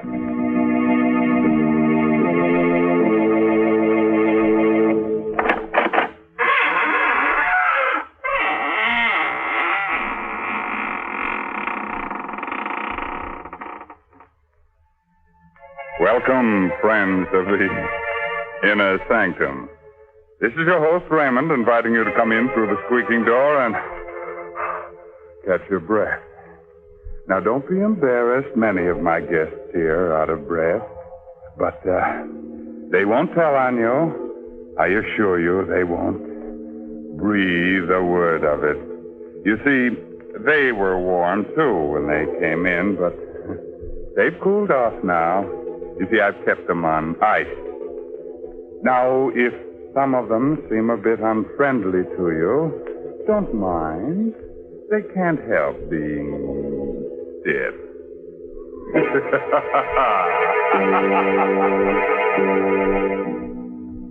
Tonight's Inner Sanctum story, The Silent Hands, is an original radio drama by Robert Sloan and Robert Tallman and stars Mary Astor in the role of Nina Kohler. Miss Astor is soon to appear in one of Metro-Goldwyn-Mayer's 20-year anniversary pictures, Meet Me in St. Louis. Tonight's Inner Sanctum drama is directed by Hyman Brown. Men, Inner Sanctum Mysteries ask you to shave with Palmolive Brushless or Palmolive Lather Shaving Cream. Either Palmolive Brushless or Palmolive Lather Shaving Cream gives you a clean, comfortable shave every time, free from razor burn, or mail the carton top to us, and we'll refund your money.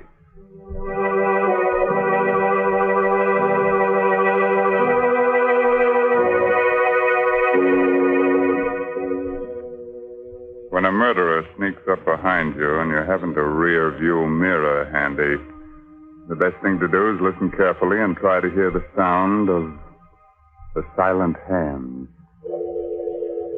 High up on the bluff, overlooking a West Coast harbor, police cars feel their way through the fog on their night patrol. They're on the lookout for a mysterious woman in white who has already strangled 3 men and pushed their bodies over the cliff. Attention all police cars. Attention all police cars.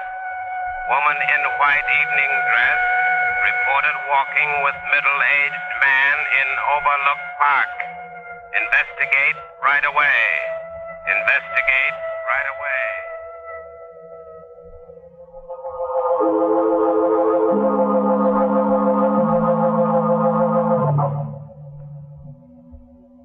Michael, Yes, Nina. it's getting chilly. Oh? Finish your cigarette, will you? Let's go in. Of course, Nina. Here, take my coat in the meantime. Put it over your shoulders. Thank you.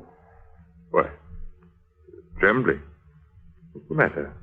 Nothing, just nerves, that's all. Michael, What, dear? my bag, it's gone. Well, you're sure you had it with you? Oh, yes, positive. Oh, well, it must be around here somewhere. Go on ahead, Nina. I'll find it for you. No, Oh, all right. But be careful of the cliff. Now, don't you worry, dear. Go on ahead. I'll catch up with you in a moment. Don't be long, Michael. Don't be long. I won't. Always losing a bag. I'm always finding it for her. There it is. This is. Let go of me. Let go of my neck. Don't. No. Please. Don't push me over.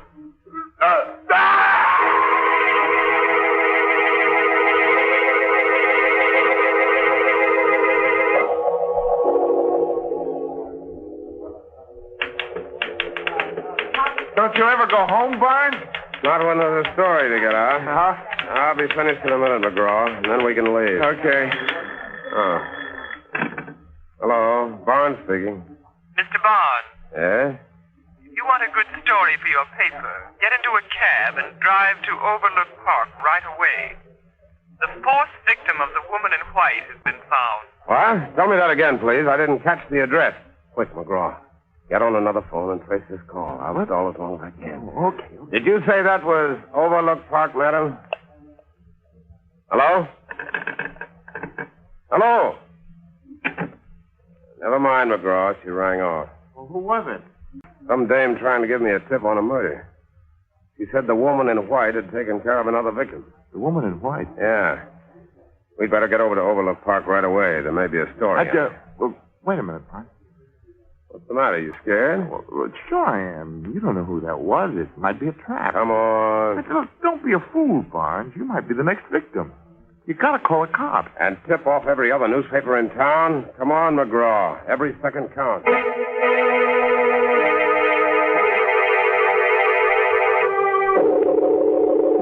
Holy mackerel. That dame was right. Look down there on the rock. What is it? A man's body. A man without a coat. We better get the police. Yeah, we'll phone the story in and then we'll... Hey, wait a minute. Look at this. Barnes, don't touch anything. I won't. I just want to see if... Yeah. The same, all right. What's the same? This metal ring on the ground. And a piece of silk next to it. That's what they found before in every one of these murders. What do you suppose it means?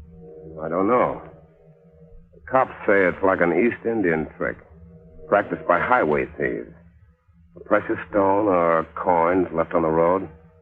When a traveler stoops over to pick it up, wham! A silk noose is slipped over the neck, and in a few seconds, it's all over. Barnes.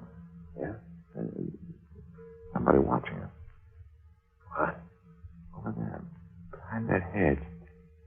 Something moving. Something white. You got a gun? No. Neither have I. Come on, we better not fool around. Which way do we go? Back to the car? No. The house beyond those trees. Maybe we can get to a phone. Okay, let's run for it. Right.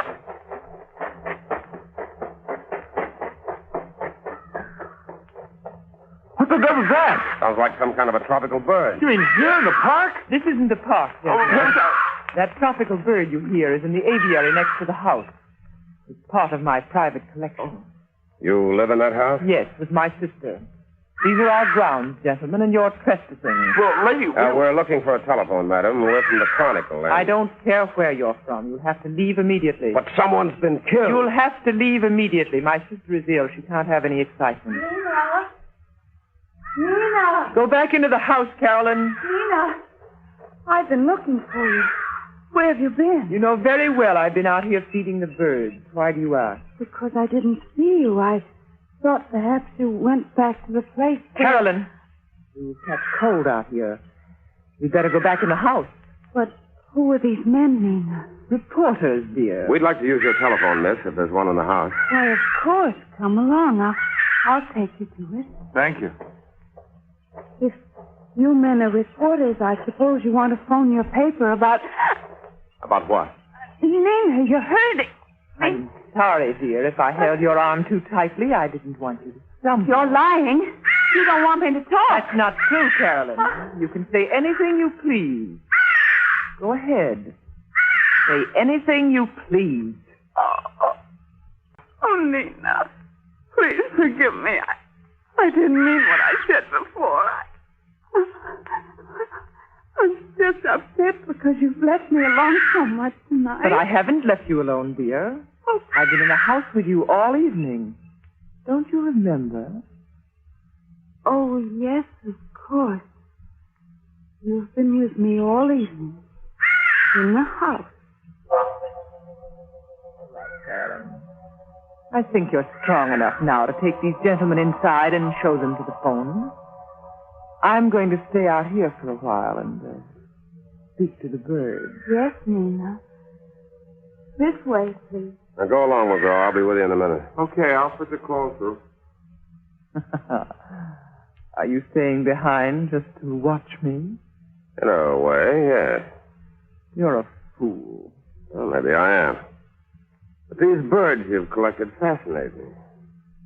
Especially the gaily colored ones which were brought over from the Orient. Oh, are you a fancier? In a manner of speaking. At least I know that the creature with the yellow bill and the green eyes is a very rare species. I had to write a story about it once. Indeed? Yes. It's found only in certain parts of India. What if it is? You've been to India, haven't you? Never. You're lying. I'm not accustomed to being spoken to like this. But you are accustomed to lying. Only that alibi about not being out of the house tonight won't stand up. Won't it? No. That dress you're wearing is torn. And the piece that's missing from it is in my pocket. I found it out there on the cliff, near a metal ring and a bit of silk. Now you're lying. I have the evidence right here in my hand. Give it to me. Not so fast. Let go of my hand. Let go. Open it. Open it. I'll dig my nails into you. Wait a minute. Wait. I'll open it. There. I knew you were lying. There's nothing in it. Oh, of course not. But I found out what I wanted to know. For a woman, your hands are abnormally strong.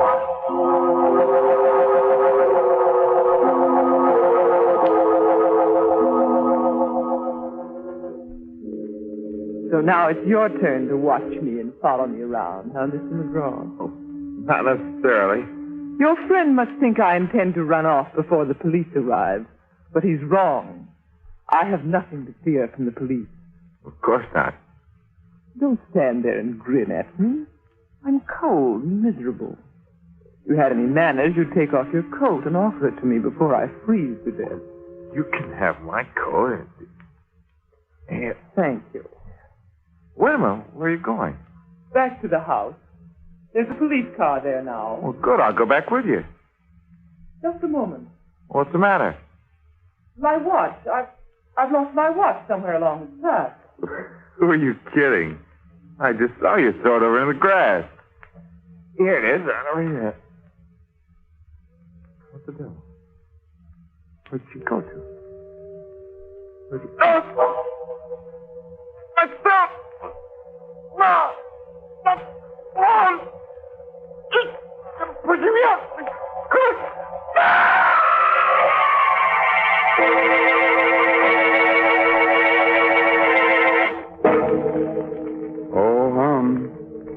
Sorry to see McGraw go like that. He was such a nice boy. But, you know, it's his own fault in a way. He never should have tried that jump without a parachute. He may hurt himself someday, like the fellow who, when shaving, gives himself a good case of razor burn. Men, when you torture your face with razor burn, don't just blame your razor blade. Instead, try Palmolive Brushless. That smooth, easy to spread, won't clog your razor shave cream. You see, Palmolive Brushless literally lubricates your skin, so your razor just glides along without tugging, scratching, or scraping. Yes, mister, even the toughest beards lie down and wilt when you use Palmolive Brushless. And your face is cool, comfortable, not drawn or dry. So why don't you quit bothering with a shaving brush and try Palmolive Brushless? You buy Palmolive Brushless in the big money-saving Victory jar, and we'll guarantee you a clean, comfortable shave every time. And we know you'll sing goodbye forever to painful razor burn.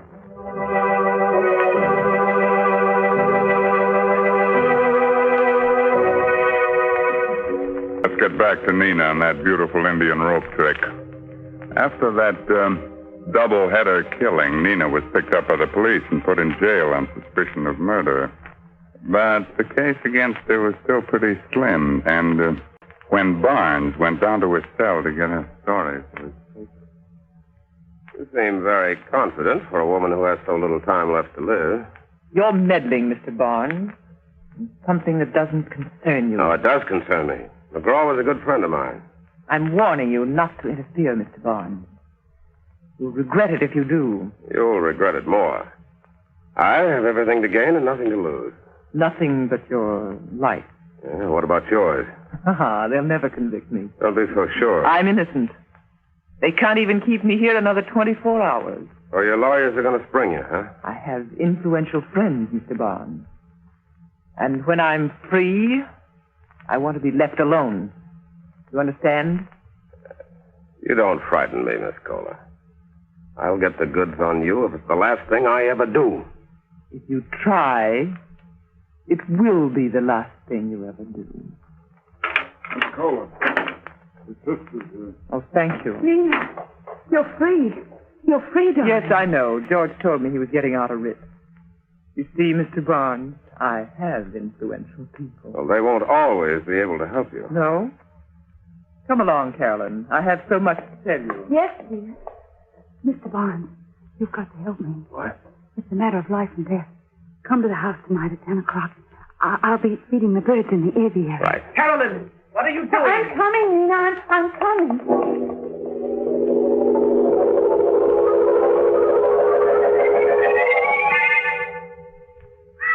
Miss Kohler. Miss Kohler. Oh, Mr. Barnes, thank heaven you're here.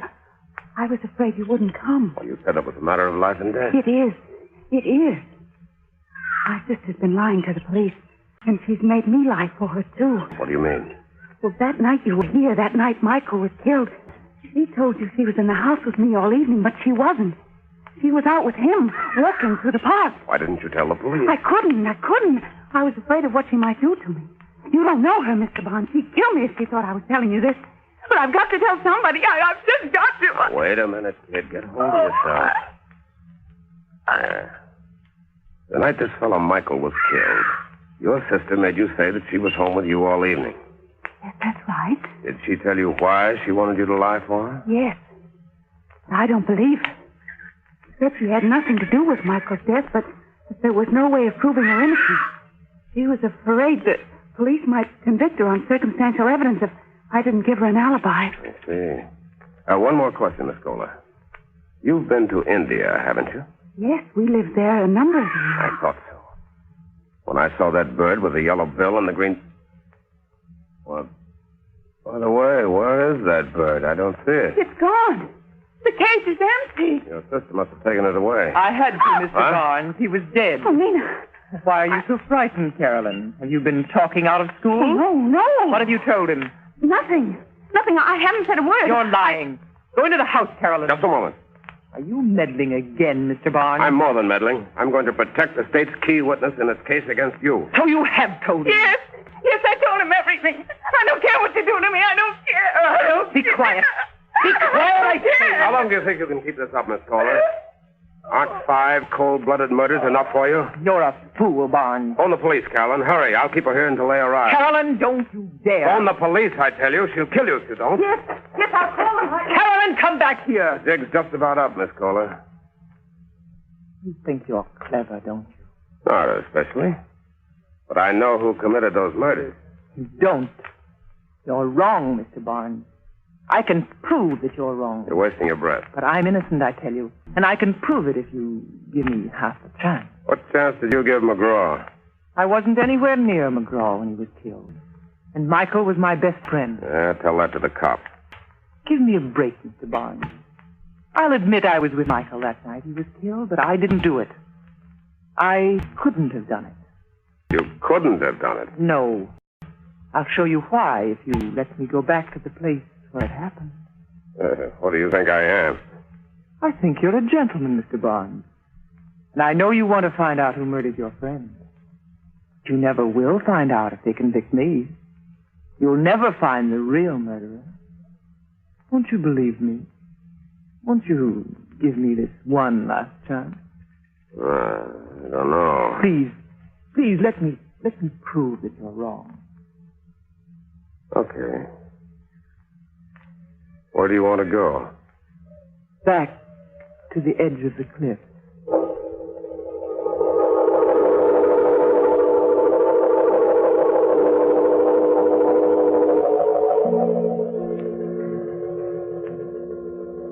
Michael and I were standing just about here, Mr. Barnes. Yes, go on. We were talking about the mysterious murders that had taken place on these bluffs overlooking the harbor. We were joking about the fact that I was a woman dressed in white. You're in white again tonight, Miss Kohler. Yes, it's my favorite color. I see. We stood here for a while, and then the cold air chilled me, so I asked Michael for his coat. May I have your coat, please, Mr. Barnes? What's the idea? I want to show you what happened. Well, do you have to be that graphic? Yes, it's important. The details are terribly important. All right, you can have my coat. But I'm warning you, Miss Kohler. I know the game. Slipping a silk noose over a man's neck is done more easily when his coat's off. That's why all the victims were found in their shirt sleeves. But Michael was the only one I knew. I couldn't possibly have had a motive for killing the others. They're complete strangers to me. That's not much of a defense. Psychopathic murderers often kill without a motive. They do it for the thrill it gives them, whether they know their victims or not. All right, continue with your story, Miss Kohler. Well, after I put on Michael's coat, I started toward the house. Yes? And then I missed my bag. Yes? I guess I left it near the edge in this, over there somewhere beside that rock. Good heavens. What's the matter? Isn't that another bag over there? Where? Beside the rock. Get it, Mr. Barnes, and bring it here. What? Bring it here. Oh, no, you bring it here. Oh, all right. If you're that frightened of me, I will. Just an ordinary bag. I don't know why you were afraid of picking it up. Nothing could have... Oh, my neck! I knew you couldn't resist another victim, Mr. Barnes. But you forgot about my strong hands and this coat I borrowed from you. You should have known better than to try that trick while I still had it on. There are other ways of committing murder, Miss Kohler. And I'm sure a psychopathic killer like yourself knows most of them. Yes, I do. Stay where you are. You're smarter than I thought, Miss Kohler. I never dreamed that you'd plant a gun in that bag. That was the chief's idea. You underrated our police force, Barnes. We've suspected you for some time. We couldn't get the goods on you till tonight. We? Yes. Didn't you know there were women detectives? My sister and I have been leading you on ever since you killed Michael. And all the time I was figuring I could pin the rap on you.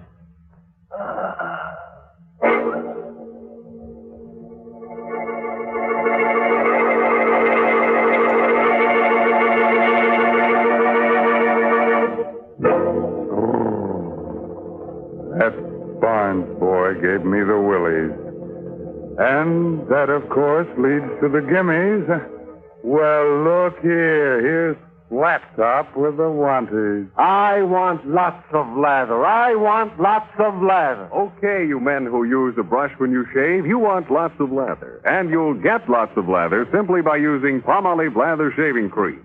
For an honest whisker wilter, millions of men prefer it. In fact, more men use Palmolive than any other lather shaving cream. Here's why. First, Palmolive Lather Shaving Cream gives lots and lots of lather. He-Man lather with millions of moist bubbles to blitz your beard. Second, Palmolive Lather lubricates your razor, speeds your shave, and leaves your skin smooth, cool, comfortable.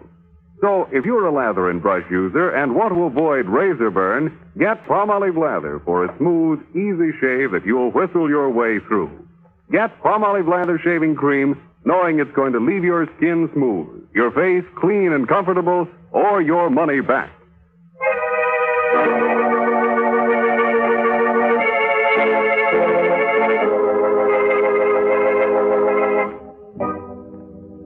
Well, it's time to fold up the ghosts now, those little folds, and put them back in the closet with the family skeleton, which is something. But remember, the next time you're out in the park on a foggy night, keep your shirt on. And keep your coat on, too. Although silent hands are liable to give you a pain in the neck. By the way, this month's Inner Sanctum Mystery is Said the Spider to the Fly by Richard Shattuck. Well, if there's no more business to scare up, I guess I'll turn on the darkness. Thanks. So, until next week, when Palmolive Brushless and Palmolive Lather Shaving Creams bring you another Inner Sanctum Mystery. Good night. Pleasant dreams.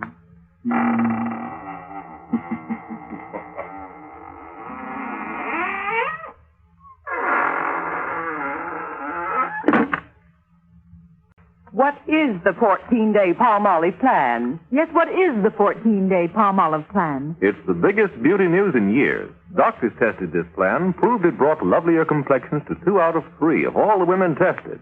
Here it is. Wash your face with Palmolive soap.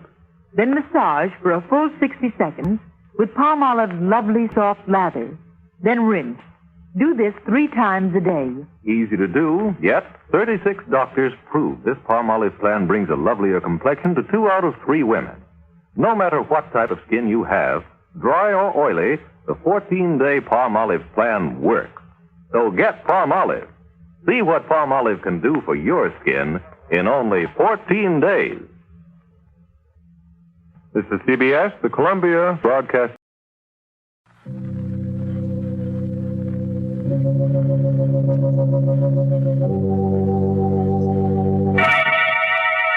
Lipton Tea and Lipton Soup present Inner Sanctum Mysteries.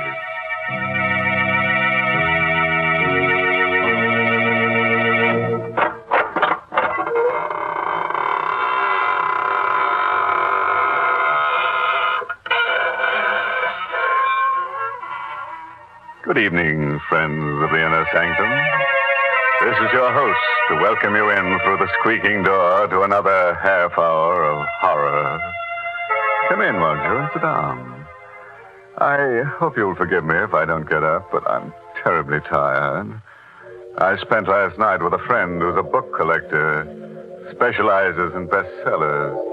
He certainly showed me some interesting ones. In fact, he tried to bury me in one.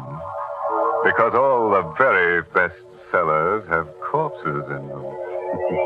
Why, that's downright silly. Most cellars do not have bodies in them. But of course they have, Mary. You know the old saying, even the walls have ears. You certainly don't make a house sound homey at all. Why don't you talk about the kitchen with its good, warm smells of homemade food? Yes, and while you're at it, you should mention Lipton tea, because Lipton's makes good food taste better. You see, folks, Lipton's has a brisk flavor. And brisk means that Lipton tea always tastes fresh and full-bodied, tangy and spirited, never flat or wishy-washy. That's why Lipton's is such a grand drink at mealtimes, and why it's the perfect beverage to serve when you're entertaining. That's right. That brisk flavor makes all the difference in the world. So, folks, try Lipton's, won't you? And now, friends, if you're willing to gamble with your peace of mind, put out the lights and listen to Death by Scripture. It's an original radio play by that old gravedigger, Robert Newman. Yes, and our star tonight is Stefan Schnabel, who plays the role of Stefan. The place is China, somewhere near the outskirts of Shanghai. A man-made wasteland ravaged and devastated by war. Driving through an abandoned village on his way to a camp for displaced persons is Major Roger Mason. Suddenly, the glare of his headlights picks out a strange, wild-eyed figure who stares, then scuttles into the shelter of an alley. Mason hesitates for only a moment, then stops his jeep. Hello there. Come back here for a minute, will you? Hello. Okay, if you want to make a game out of it. This alley somewhere. Oh, there you are. Please. Please, Master, please. I mean no harm. Easy, easy now. No one's going to hurt you. Certainly not me. I'm an American on my way to Camp 14. Camp 14? The camp for refugees, displaced persons. I know. I was there. Yes, I thought so. How was it they let you leave? They did not let me. I ran away. Oh? Why? Because to stay would have meant death.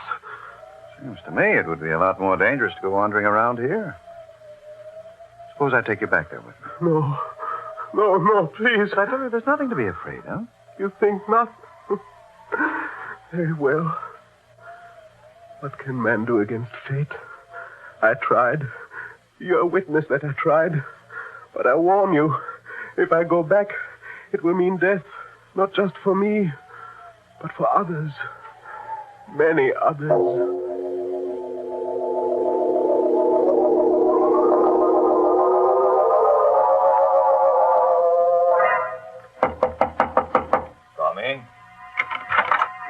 Dr. Cornell? Yes.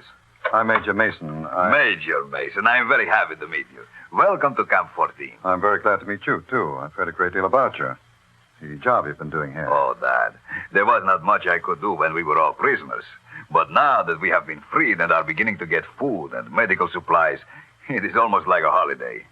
May I present Miss Mia Singh, who has been assisting me? Major Mason? Miss Singh?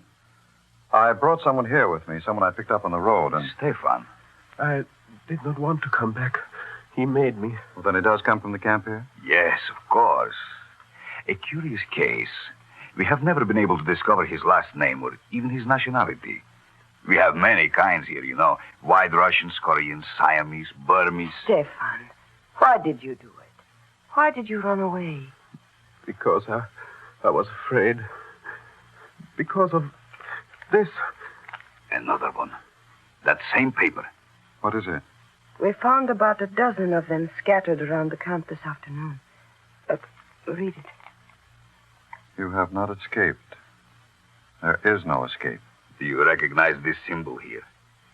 Japanese Black Dragon Society. It says there is no escape. And it's true. I tried to escape, and what happened? He brought me back. Our benefactor. Our savior. I told you there was nothing to be afraid of, Stefan. Afraid?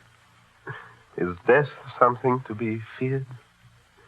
It is the one escape they cannot take from us. Death, to sleep, to rest, to rest. He's really in a pretty bad state. Couldn't you put him up in the administration building? That might be exactly what they want. What do you mean? It is not like the Black Dragon Society to warn someone they mean to kill. But suppose they don't know exactly who they do want. Wouldn't they do what they seem to have done? Make a general threat? And see who showed fear? Who did run away? The war is over, Cornell. The Major is right, Doctor. Are we still living in the past? And we do have a room here where we can put Stefan. The one down the hall. Very well. But remember, I warned you. I, too, think it will mean death.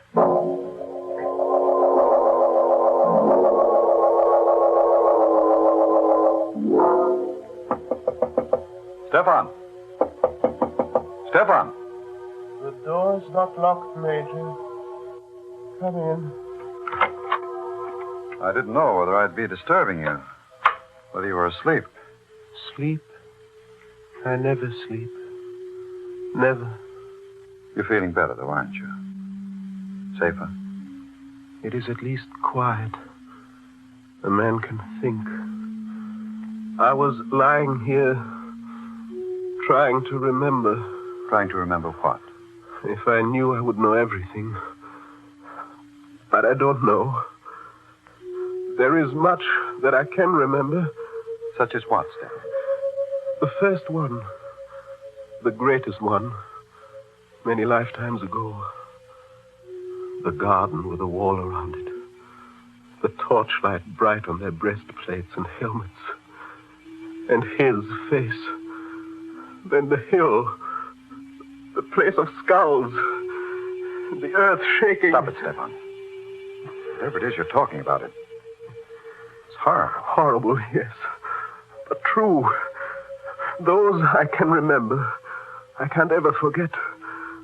But what I can't remember is now. Who I am, what I must do, and why. That will be horrible, too. As bad as the others, but Look, Stefan, you're a sick man. Now, you've got to rest. You've got to stop thinking, brooding. I'm going to get you something, some medicine. That'll help you to sleep. Then when you're strong again, we'll take you away from here. Sleep. I told you I do not sleep. I cannot sleep. No? We'll see about that. I'll be back in a few minutes. Sleep. He does not believe that it is not for me. Not even the final one, which is dreamless. What's that? Outside the door. This door. But who is that? Who is there? No, don't!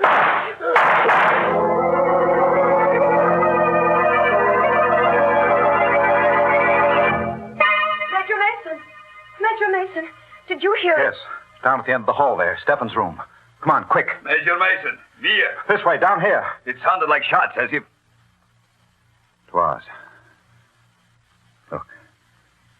Stefan. No, don't touch him. Let me see. Dead? Unless he's not flesh and blood. 3 slugs right over the heart. Must have been fired right from the door there, and... Good Lord. What is it? His pulse. Still there. Where's your surgery? Right next to the office. What there is of it. Here, help me carry him in there. We'll operate immediately.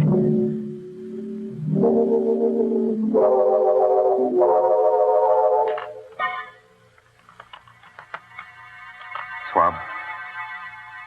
Infector right there. That's it. Hemostat. Clamp that off. We don't have another one, Major. Suture then.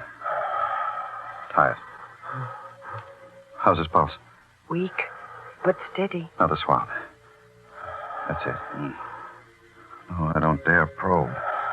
Forceps. It is almost in the vena cava. No worse than the others. It's absolutely impossible.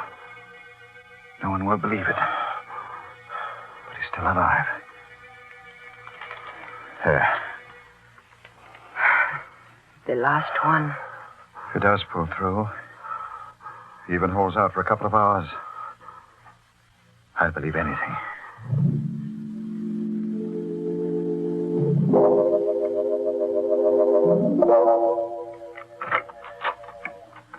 How is he, Mia? I don't believe it either. But he's better. His pulse is still strong and there are no signs of shock. I'll stay with him for a while. You go get some sleep. No, I'm all right. I'd like to stay until we are sure that... Major, look. He's coming too. No. Don't make me come back. Don't make me do it again. Don't. Hello, Stefan. How are you feeling? What? Oh, yes. The American. Why are you looking at me like that? Because you have no right to be alive now. And you wouldn't be if it were not for him. I never had any right to be alive. But I am. And I won't die. I told you I wouldn't. I couldn't. Until I do what I have to do. And what's that? It is coming to me. Slowly. I'm beginning to remember. I do not see it all yet. But I know what it will mean. Vultures and blood. Coffins and death.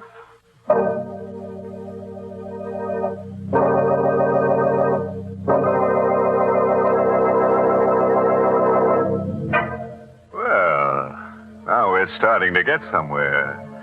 But I wish our friend with a bad memory would stop talking about what he has to do and do it. Here we are halfway through our story with only one shooting. And no corpses. If things don't pick up, I'm going to get in there myself and show them how to pour gore. My goodness, aren't you ever satisfied? I've had the creeps ever since this story started.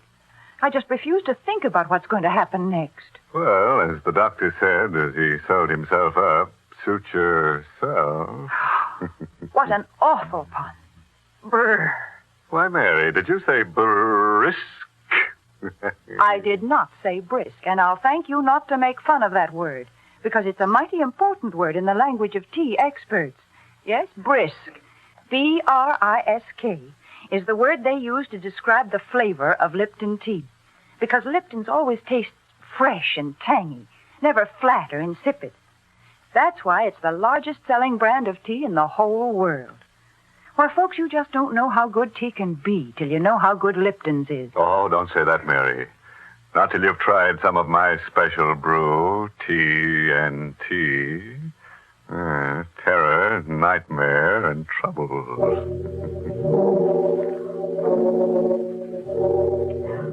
It is the next evening, about 10 o'clock at night. The dust-laden wind still wails around the lonely camp, and the refugees from many nations sit huddled in their rooms. Stefan, his face gaunt and drawn, is sitting propped up in bed in the administration building. You're sure you feel well enough to talk, Stefan? There is pain, but that does not matter. What is it you wish to know, Major? You were shot, Stefan. You know that. Did you see who it was that shot you? Yes, I saw. But that is not important. Does not matter. What do you mean it does not matter? Just that, Doctor. You see, much has come back to me. Not who I am, but what I must do. And I know now that I have nothing more to fear. That I was shot by mistake. Mistake? What the doctor said last night about the Black Dragon Society was quite true. There are 2 men here in the camp for whom the Japanese have been searching for years.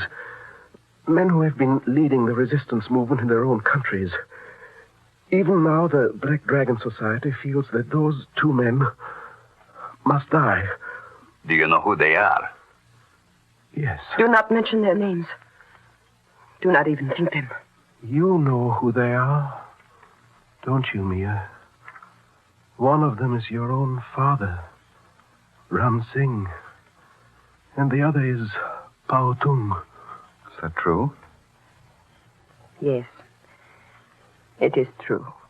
Then I think we ought to go see them at once. Make provisions to get them away from here.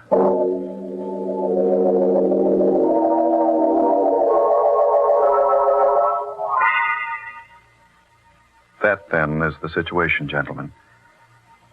And I should like to have you escorted to Shanghai as soon as possible. You are very kind, Major. We felt that our best protection lay in anonymity. We may have been wrong. As for the danger, even though Japan has been beaten, not all the members of the Black Dragon nor their agents have been rounded up. So... Nonsense, Ram Singh. You always were too cautious. The Major is right. We should have declared ourselves, returned to our countries at once. I, for one, will be happy to do so now. Good. There are a few things in my room I would like to get first. It will not take but a moment. I will meet you back here. Fine. You still look worried, Father. Do I? Perhaps I am. After all these years, waiting, working, suffering, to be so close to what I waited and worked for. But what is there to be afraid of? The Major has promised you protection. I know, and I'm profoundly grateful. But I keep wondering how Stefan knew. What was that? Out on the compound, and it sounded like... Putnam. Stay here, both. No, wait, I'm coming with you. Father, you stay here. Lock this door and do not let in anyone unless you know who it is. Major Mason! Major Mason, where are you? Over here. This blasted dust is so thick. Who's that? Gornov. You heard it, too? Yes. Sounded as if it came from... There he is. Putnam? Yes. Dead? Very. Throat cut from ear to ear. No, he just left us. He was only gone a minute. That minute was all somebody needed.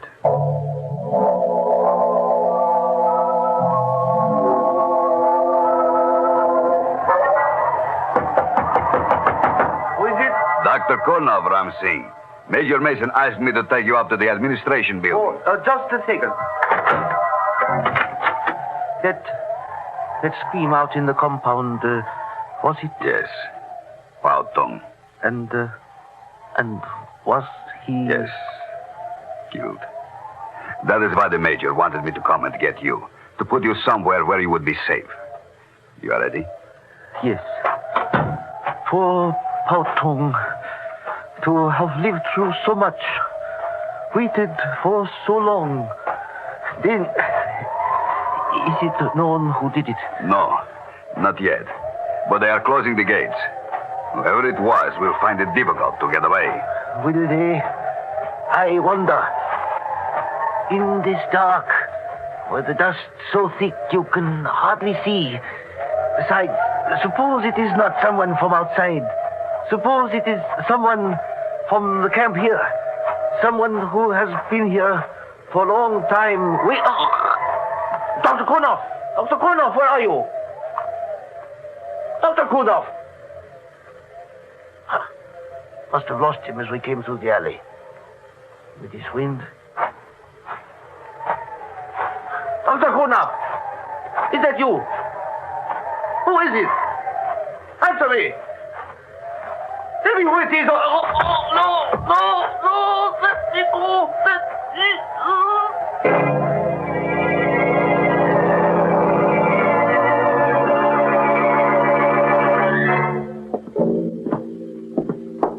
Open the door for me, will you, Mia? Of course, Major. Where are you going to put him? Yeah. Right here, in the office. You told the guards at the gate? They are closed now. No one will get out. But... Stefan, what are you doing up? You should not be out of bed. I heard something outside. A cry, and I had to see. Which one is it? Putnam. Dead? Yes. His throat cut. And the other? Your father, Mia. Dr. Kurnoff went to get him. He is bringing him here where he will be safe. Now go back inside to bed. Father? Dr. Kurnoff? Gornov. Where is your father? Isn't he here? Why, no. You were going Didn't you go get him? Yes, I did. We started across the compound together, but it was so dark. The dust was so thick. I lost him.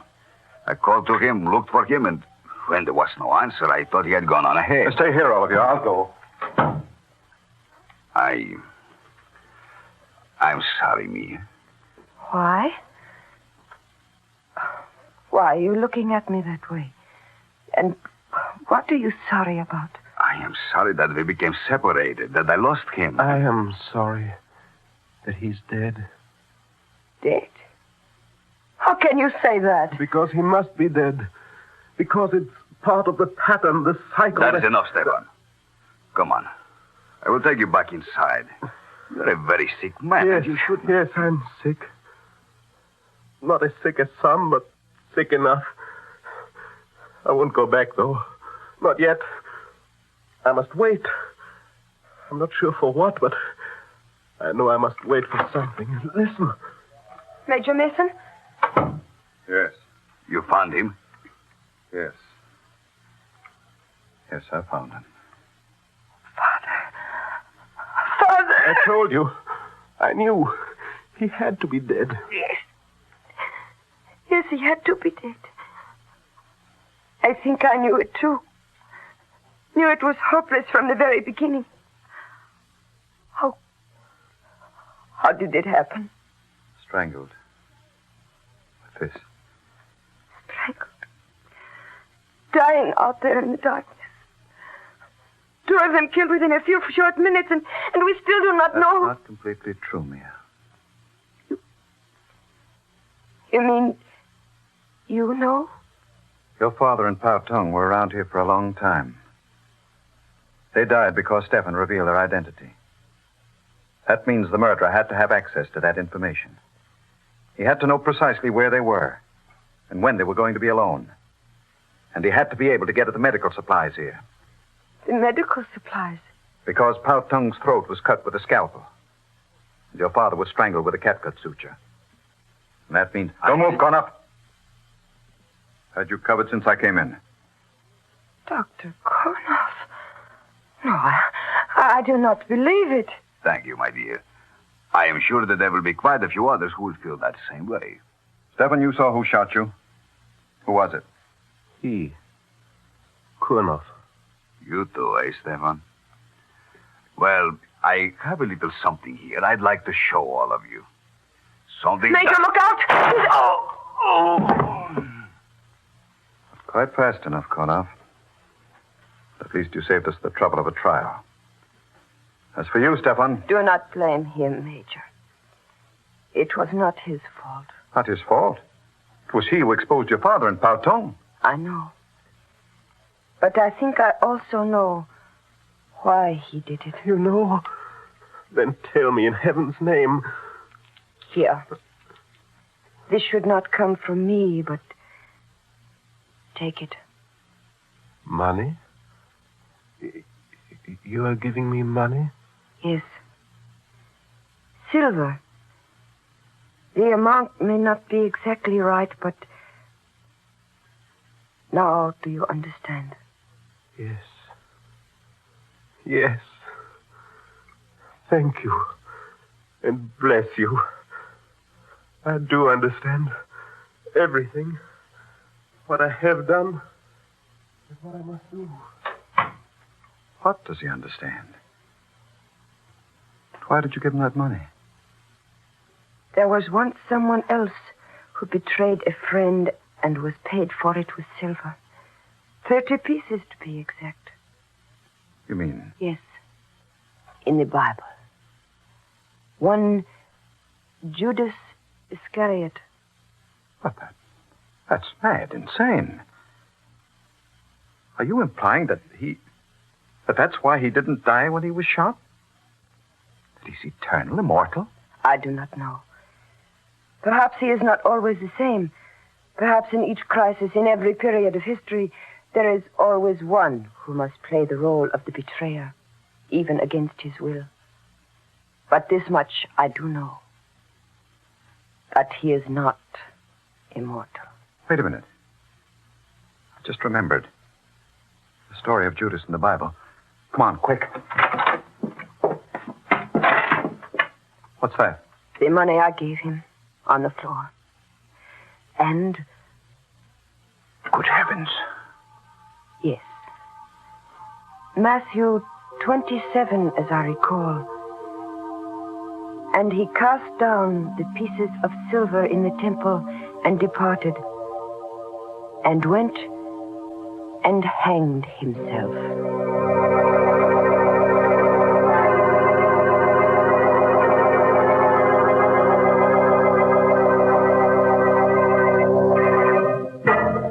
Well, that's the kind of character we like to have on this program. A little slow getting started, but he did deliver in the end. 2 corpses, plus his own. A nice down-to-earth sort of chap who wound up high in the air with a rope round his neck. Yes, we'll have to see that he's back with us again next week. Rope and all. Use the rope? Of course we will. You know our motto, no noose is bad news. Well, that's not my motto, Mr. Host. Is that so, Mary? Now, don't give me any of your Liptons.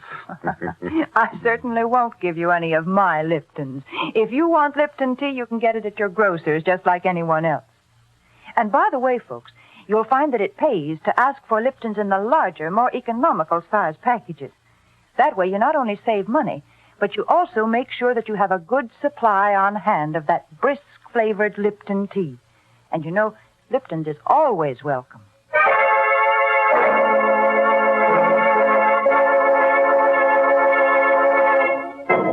And now here's a word of advice, friend. If you should be invited to spend the weekend with a friend in the country, and he should wake you at midnight carrying a lantern and shovel and invite you to go berrying with him, make sure he doesn't mean burying with a U. And when I say you, I do mean you. Oh, by the way, this month's Inner Sanctum Mystery novel is The Whistling Legs by Roman McDougall. Yes, and next week's Inner Sanctum story, directed by Hyman Brown and brought to you by Lipton Tea and Lipton Soup. Next week's story is about a honeymoon couple. Yes, funny kind of characters to be on this program, eh? Is that what you were thinking? Well, this couple finds a corpse right in the middle of their bed. And they can't ask the corpse to leave, not to its face anyway, because, you see, it has no face. Now it's time to close the squeaking door, so good night. Pleasant dreams.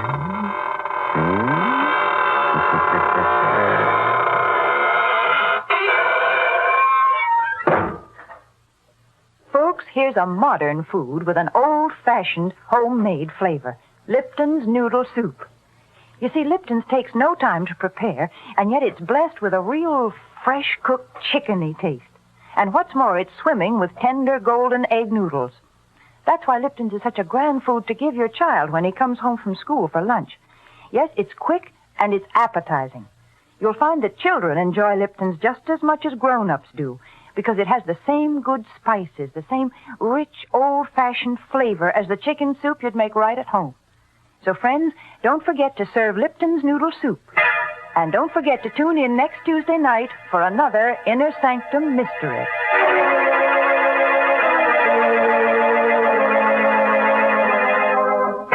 This is CBS, the Columbia Broadcasting System.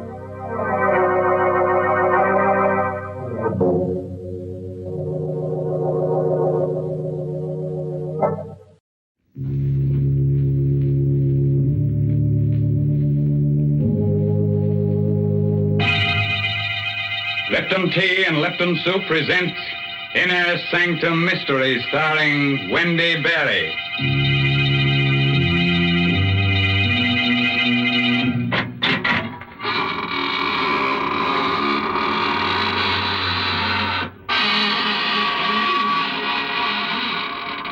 Good evening, friends of the Inner Sanctum. This is your host, Raymond, inviting you through the squeaking door for a grisly little party. Well, now for our weekly news summary of events from the other world. Slash. The Galloping Ghost defeated the marauding murderers in the opening game of the Ectoplasmic Baseball League last week. An invisible crowd of 20,000 saw the contest. Thrash. The Slimy Spooks Union is considering a strike to charge people for overtime when they scare them during the day. And, oh yes, a fake medium was arrested for saying he could get in touch with humans. Well, that's very funny, Mr. Raymond. Now, that's what I like, when you say amusing things instead of scary ones. Oh, thank you very much. Well, they have a very amusing time in the other world. The other day, they held a masquerade ball, and everyone came disguised as people. Well, that's very interesting. Did they serve refreshments? Oh, yes, they served Lipton tea. Everybody loved it. Why, to count all the cups of tea they drank, you'd have to be a teetotaler. Well, then the other world must be pretty much like this one, because folks here feel the same way about Lipton tea. Why, more people drink Lipton's than any other brand. And they don't just serve it at mealtimes either. Yes, sir, Lipton's is an around-the-clock drink. It helps lots of housewives through their work day, and it's a grand beverage to serve your friends when they drop in of an evening. And, of course, there's one big reason why Lipton tea is so popular. It's because of that famous brisk flavor. That word brisk means that Lipton's always tastes tangy and full-bodied. It's never flat or wishy-washy. Yes, folks, you just don't know how good tea can be till you've tried Lipton's. Friends, while you're trying things, try on this rope for size, huh? Oh, didn't I tell you? We're going to hang a very attractive lady tonight. Our story is called The Girl and the Gallows. It all adds up. It's an original radio play by Milton Lewis, and our star is that glamorous motion picture actress, Wendy Berry, who'll play the role of Karen. All right, friends. On a nice spring evening like this, a few chills running up and down your spine are just what you need. So get yourself a sweet companion. Turn the lights down low. Put your arm around her. Oh, brother, sit back and get ready to have the wits scared out of you. Let's go. The door was open, and I walked into the strangest apartment I'd ever seen. A sweet, sickening odor overwhelmed me as I looked around. It was a rare incense, burning in a hollow skull that stood on the mantelpiece. I looked closely. The skull was human.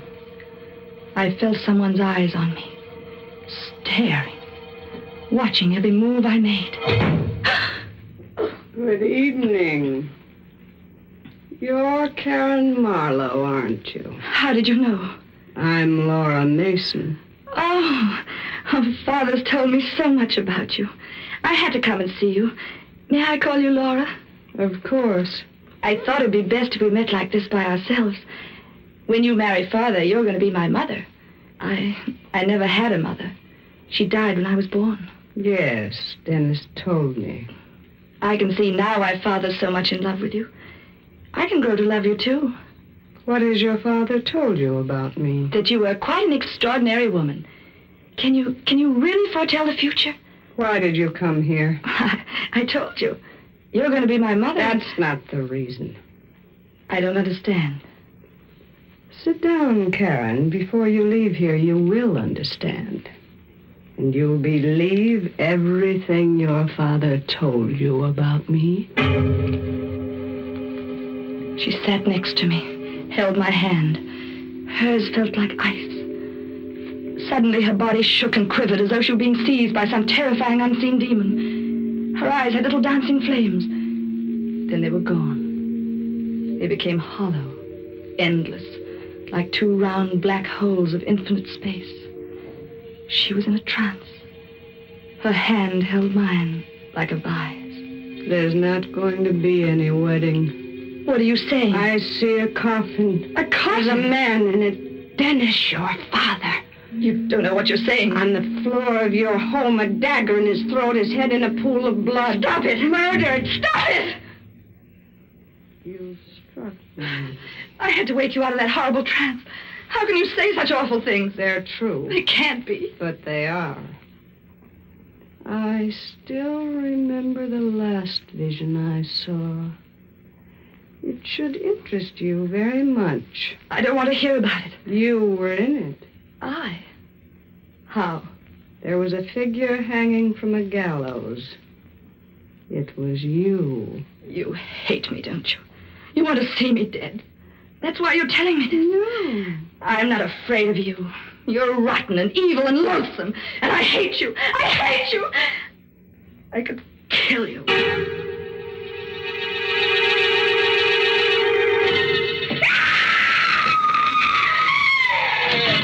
What's wrong, sister? Father. You Karen Marlowe? Just as she said. The dagger in his throat. Murdered. Don't look at him again. But he's been murdered. Yeah, I know it. Here, drink this. But... Shut up and drink it. Thanks. Who are you? Lou Locke. Homicide. The police? Yeah. We got a tip. But how? Someone called in. This is awful. Yeah. Yeah, it's tough on a kid like you. Feel well enough to talk? Yes. Okay. When did you see him last? Tonight. At 7. Here. Then where'd you go? To see a woman named Laura Mason. Laura Mason. Was she home? No. She arrived a minute after I got there. She predicted this. What? She said this would happen when I saw her. Oh, yeah? Did you know what was in your father's will? No. No, he never told me. He left all his dough to you and Laura Mason. If either one of you dies, the other gets it. How'd you find out? We get around. At 7:30, a neighbor heard him scream. 7:15, a dark-haired woman in a red coat was brought up here by the elevator boy. She was very attractive.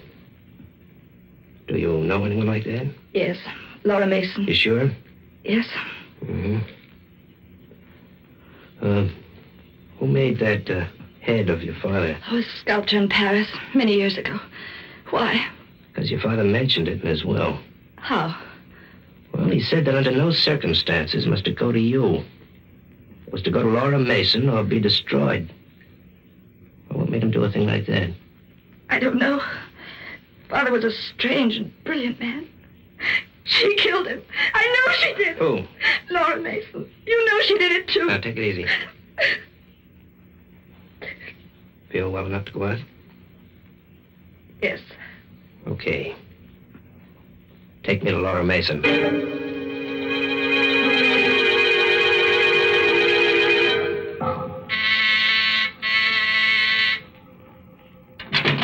Yes? I'm Lou Locke. Homicide. Police? Yeah. Where's Laura Mason? Laura Mason? Don't play dumb. Well, I never heard of her.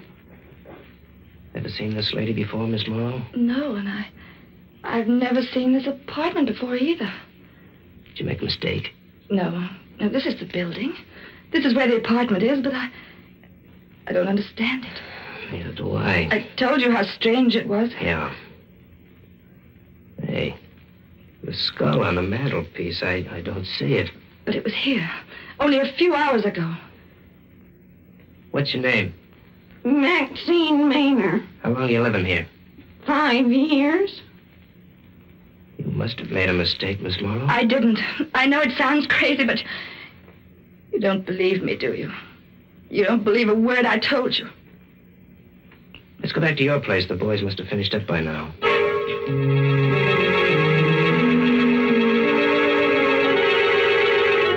You'll be okay here tonight, Miss Morrow. Are you leaving? Yeah, I gotta get back to headquarters. You still don't believe me. Look, you're a young kid, a nice kid. You never saw a man who was murdered before. It can bowl you over. You think I imagined it all? Well, it's happened before. But you'll be all right now. Good night. Don't go.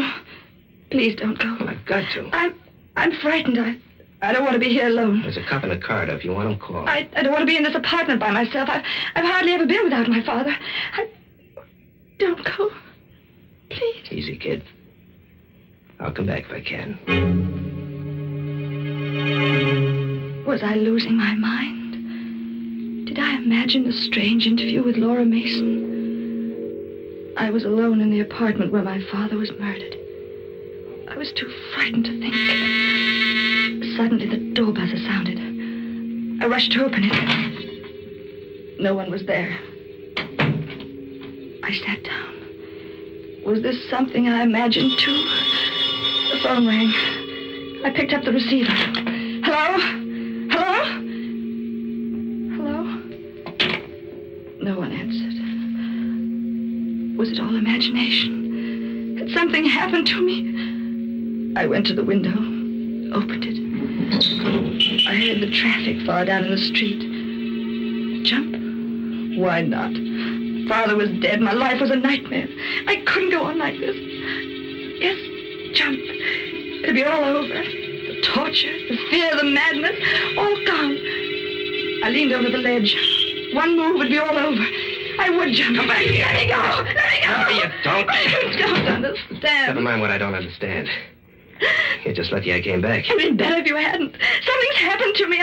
I see things that never existed. I hear bells, the phone, the door buzzer. And all the time I feel that woman's eyes on me. Watching me. Cut it out. Why didn't you let me jump? I'm no good to anyone this way.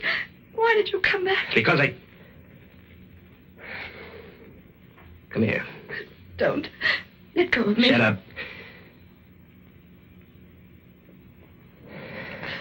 You kissed me. Yeah. That's why I came back. You... Let's not talk about it now. Oh, but why? Because you're beautiful. I wanted to do that ever since I saw you. You still want to jump now? No. Okay. I'm going to take you to a good doctor. You think there's something the matter with me? We'll let him decide. But I did see that woman, just like I told you. We've been checking. We can't find any trace of Laura Mason.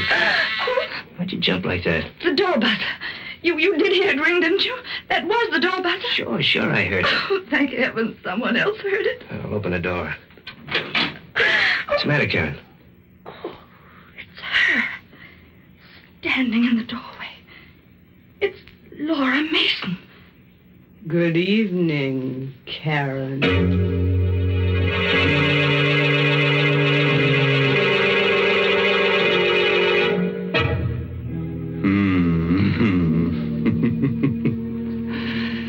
Nice, queer monkey business, huh?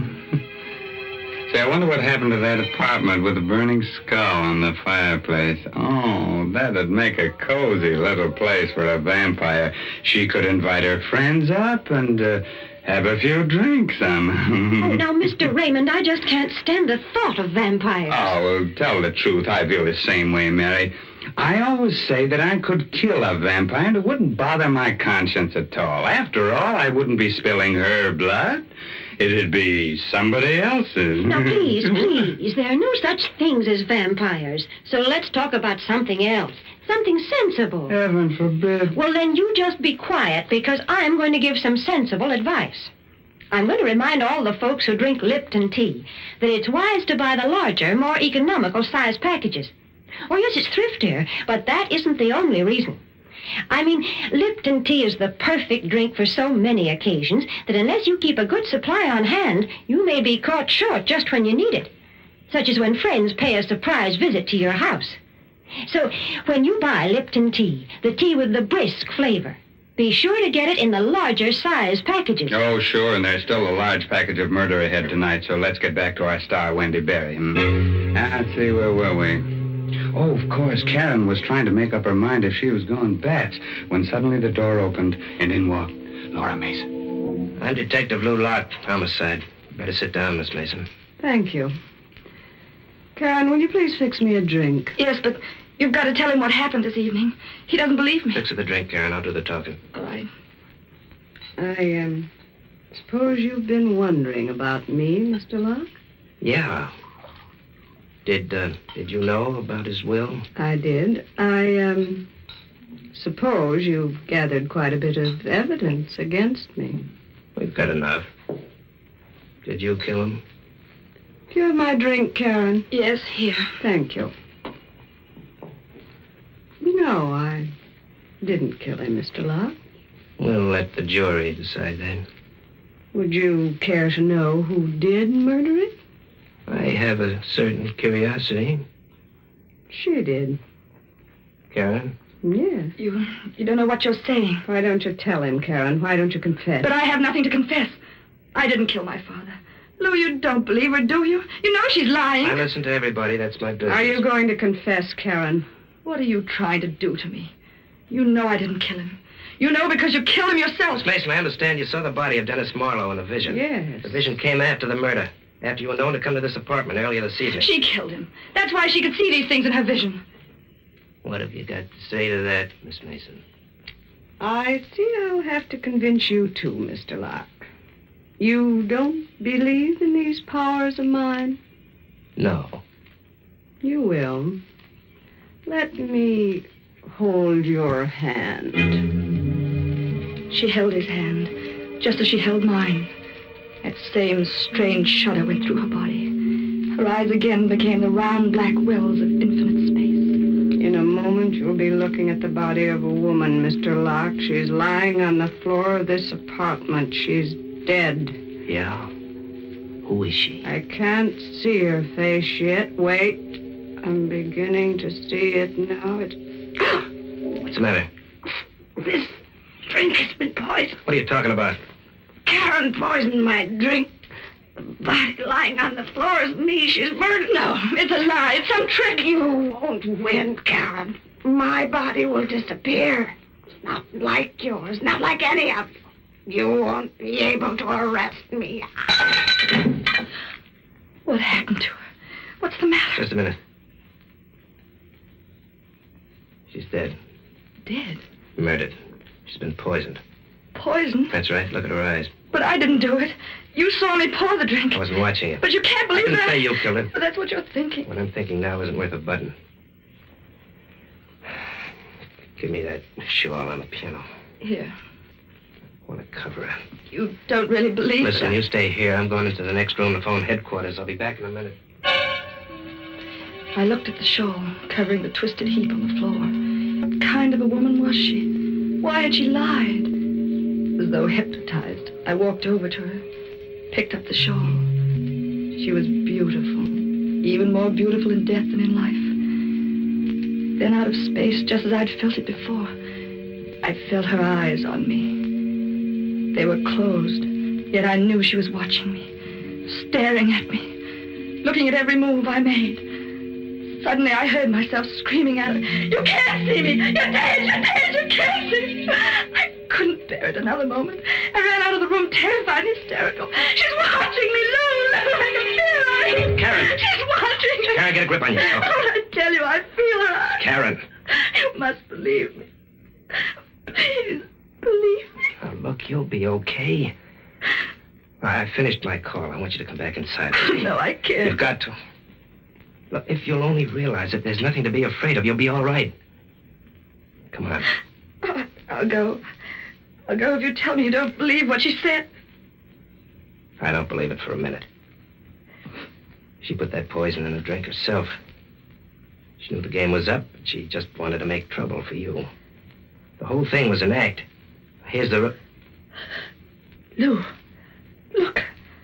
The shawl's on the floor, but Laura Mason... Laura Mason has disappeared.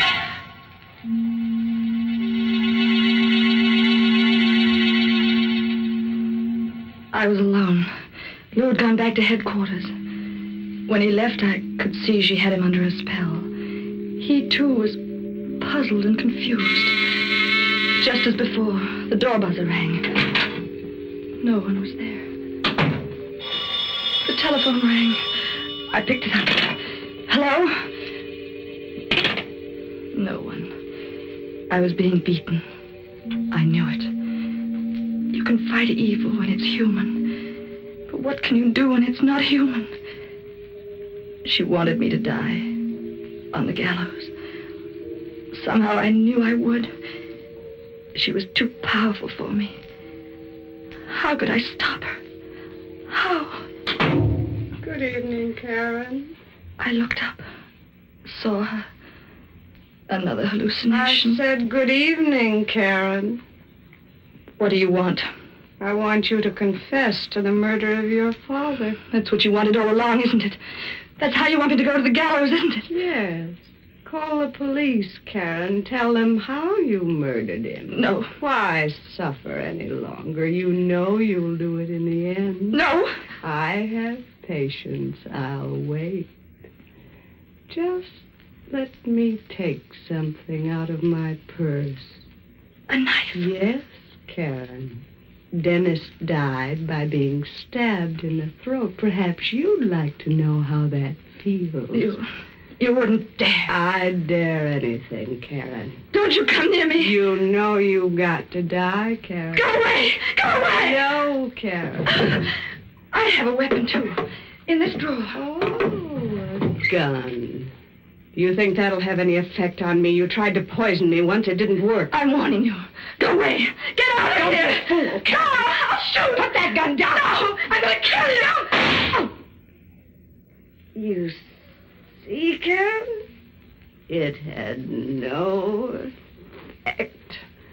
No effect. Blood. You're bleeding. You are human. You won't disappear again. Not this time. And I won't see you again. Ever. Ever. Karen. I killed her. She wanted to murder me. Look, she still has a knife in her hand. I killed her. She confessed that she murdered my father. She wanted to murder me, too, so she could have all the money. Is that right? Yes. Had a chance to do some checking up, Karen. We trailed that woman we found in the apartment you took me to. Oh, then I wasn't wrong about the apartment. No. We questioned the old lady, and she confessed. The apartment was a trick one she used to hold seances in. Could be changed, like a stage set. They rigged up wires in this apartment so they could make the buzzer in the phone ring and make you think you were going out of your mind. They wanted me to confess to murdering my father. That's right. It's all over now, Lou. No, it isn't. She wanted you to confess because she knew we'd stacked up a lot of evidence against her. But I asked why she should pick on you. The answer was obvious. Because you killed him. What? You heard me. You killed him. You waited till she saw your father and left. Then you murdered him, slipped out of the house by the servants' entrance. She came back and saw what you had done. You don't believe that. You can't. It's true. But why should I do it? Well, the money you'd inherit is a good enough motive. Then there may have been a point. Nonsense. I've always had all the money I needed. But would you get it after your father married Laura Mason? You know, that piece of sculpture interests me. Why should he say you weren't to get this? Don't you touch it. Why not? You'll break it. No, I won't. You broke it. You deliberately broke it. Oh, he's dead now, and that's all I have to remind me of what he looked like. I could kill you for this. I could kill you. Like you killed him because he wanted to marry Laura Mason? Yes. That's enough, Karen. That's all I wanted to hear. Lou, listen to me. I must have been out of my mind when I did it. Father was all I had. I couldn't lose him. But now that he's dead, I don't feel that way anymore. Is that right, baby? It happened when you kissed me. Did it? You can forget what I told you. Everyone will believe she killed him. I have money, lots of money. I can make you very happy. Oh, it's gonna break my heart, baby, but you're gonna die. You've told me enough to send you to the gallows. Come on, Karen.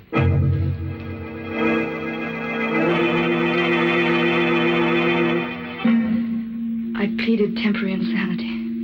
It failed. This is the last night.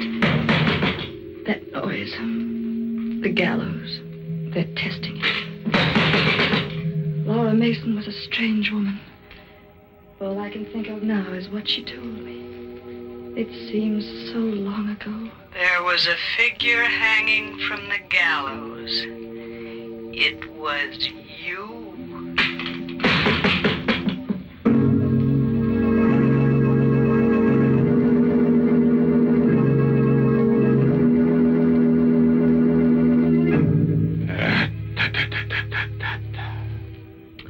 Yes, sir, that kills 2 of the prettiest girls we've ever had in the Inner Sanctum.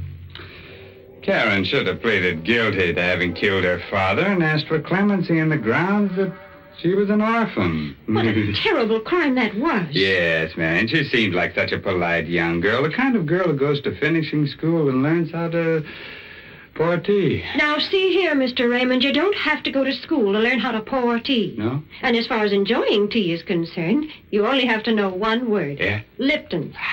Yes, Lipton tea has a special full-bodied taste. It always tastes fresh and tangy and bracing, never flat or insipid. Tea experts sum it all up by saying that Lipton tea has a brisk flavor.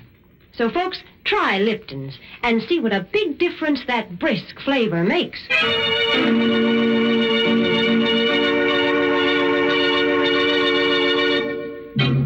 A word of advice, naturally. If you wake up in the morning and feel like stretching, And go hang yourself, bud. By the way, this month's Inner Sanctum Mystery novel is The Lucky Stiff by Craig Rice. Oh, yes, and next week's Inner Sanctum Mystery story directed by Hyman Brown and brought to you by Lipton Tea and Lipton Soup. Next week's story will be about a pair of young lovers who don't think two can live as cheaply as one. So they murder a rich old man. Oh, isn't that ducky? I wouldn't be surprised if she sits on his lap in the electric chair. Oh, well, now it's really time to close that there squeaking door until next Tuesday. So, until then, good night. Pleasant dreams. Unfortunate.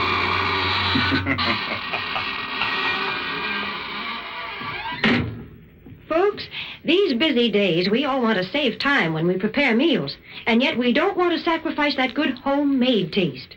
Well, that's just the time to serve Lipton's noodle soup. Lipton's is quick and easy to prepare because it comes in an envelope. You just empty the contents into boiling water, and in no time at all, soup's on. And Lipton's has a real homemade chickeny flavor. It tastes just like the chicken noodle soup you'd make right in your own kitchen. It's economical, too. Lipton's costs less and makes more than canned soups. So don't forget Lipton's Noodle Soup. And don't forget to tune in next Tuesday night for another Inner Sanctum Mystery. This is CBS, the Columbia Broadcasting System.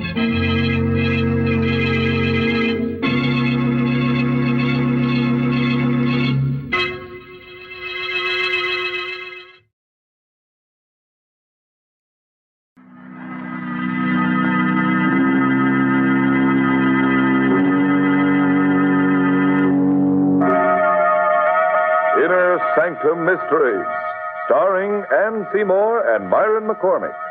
Brought to you by the makers of Carter's Little Liver Pills, the best friend to your sunny disposition.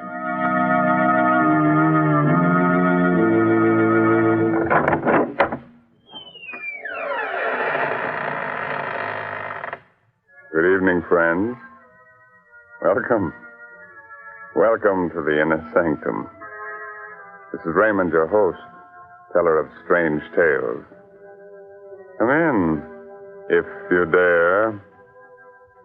Now, before we begin, a word to those of you who don't frighten easily. It'll be no disgrace if before we're finished you find yourself trembling against your will. Inner Sanctum Mysteries takes great pleasure in presenting two of America's best-known and best-loved radio artists, Miss Ann Seymour and Mr. Myron McCormick. Tonight, these two favorites of the air lanes co-star in The Man from Yesterday, an original radio mystery drama by Milton Geiger, brought to you by the makers of Carter's Little Liver Pills, the laxative with the two-way action. For over 60 years, everybody has known that the name Carter's Little Liver Pills means gentle and efficient help whenever a laxative is needed. Yes, and they know, too, that Carter's Little Liver Pills bring added relief by waking up the flow of a very important digestive juice.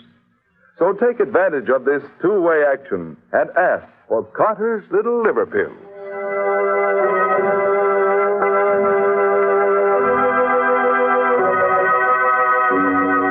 Do you like to have your hair stand on end? You like to feel your blood run cold? Of course you do. Come along with me, then, to the jungle. Still and hot, weirdly yellow in the strange light of the tropic moon. In a clearing, the African natives of Dr. Robert Rand's museum party sway to the slow throb of their drums. A few hundred yards off in the thick bush, a monstrous humpbacked shape drops silently from the trees, moves swiftly across the shadowed jungle floor. Suddenly the earth gives way under the dark, crouching monster's feet. He struggles wildly a moment and falls, disappearing into the earth.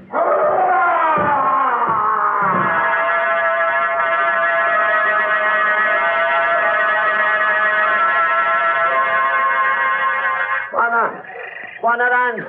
Quick, come quick! Ngagi, come quick. What's up, Sangala? Is something wrong, Sangala? Pana, you come fast. Bring big gun. Oh, what is it? Ngagi. Gorilla? Where? Old man gorilla. He fall in trap. Oh, you shouldn't go, Bob. You're feverish. Where is he? Where is the gorilla? Sangala, show you. Bring big gun. You follow me.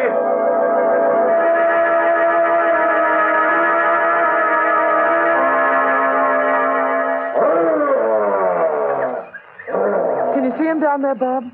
Can I see him? What a fellow. What a prize he'd be for Professor Converse at the museum. A full-grown gorilla.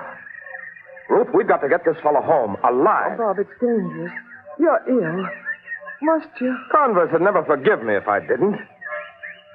Bob, What is it? the gorilla hasn't made a sound for some time now. That's right. Turn the flashlight on there, will you, Ruth? That's very strange. Is he hurt? No. But look at him. See how he stares up at me. Yes. And such steady, knowing, intelligent eyes. Almost human. Yes. Gazing so steadily into my own. Unflinching. Unafraid. And puzzled. As though he's seen me before. As though he recognizes me. Is trying to remember me from somewhere.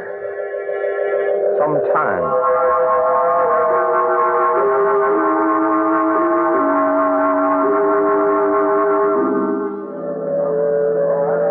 All right. Easy, man. All the way. Ah, it's exciting, isn't it? Nerve-wracking, moving a great ape from where he obviously belongs to where he obviously doesn't. All right, hold it, man. Keep the cage from swinging as it comes down to deck level. All right. Lower away. Easy there now. All right. Good. That does it, man. Now cast away the lowering chains and begin closing the hatch. You're right up. I'm tired, Bob. A little. But it's a relief to have Ngagi safely stowed away down here. Ngagi. It's a musical name, isn't it? Means gorilla. Well, nothing to do but keep him safe in his cage, keep him from catching cold, and feed him wild carrots and parsley. If it were for anyone but Professor Converse, I'd chuck it all right now. Sorry I started it. I don't like Ngagi. Oh, he's a gentleman and a scholar. Don't talk playful nonsense about him, Ruth. He's a killer. He is not. I happen to know. What do you mean you happen to know? Have you been around his cage again lately? Well, I've been teaching him a few simple tricks, if that's what you mean. What do you call a simple trick? Well, for example, shaking hands with a lady. Ruth, you haven't. I have, and is my arm torn from its socket? It is not. Ruth, don't you understand? You can't make friends with a gorilla. You can't compromise with the jungle. Ngagi is clever and he's dangerous. He'll watch with those beady little eyes of his. He'll wait with that tricky little brain of his. Until his time comes. Now, don't give him his chance, Ruth. Oh, you're not well, Bob. And so you magnify the dangers and the menace of the jungle and all that bookish stuff. All out of proportion to... Well, what's the matter? Look at him. He's been watching me all the time. You see how he stares at me? Never batting an eye. Never moving a hair. Watching me. Matching my gaze, stare for stare. Oh, come out of it, Bob. Been like this from the moment we captured him. Ruth, that abysmal brute knows something. Darling, this stuffy ship's hold is getting you. Let's go and feed some quinine, huh? Very well. What'll I do with Ngagi back home? That's Professor Converse's problem, and he's welcome. Up the ladder with you. All right, men. Batten her down. Bye-bye, Ngagi. So long, old man. Be good.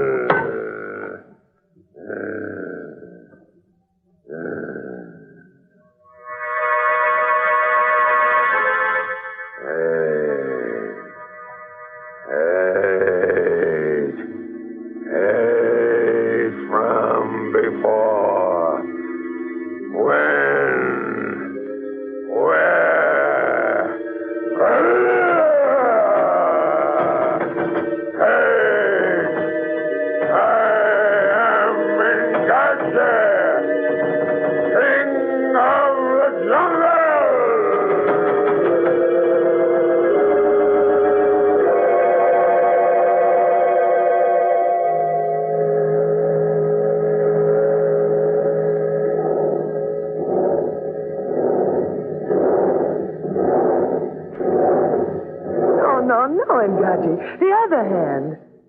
That's it. That's it. Ah, good fellow.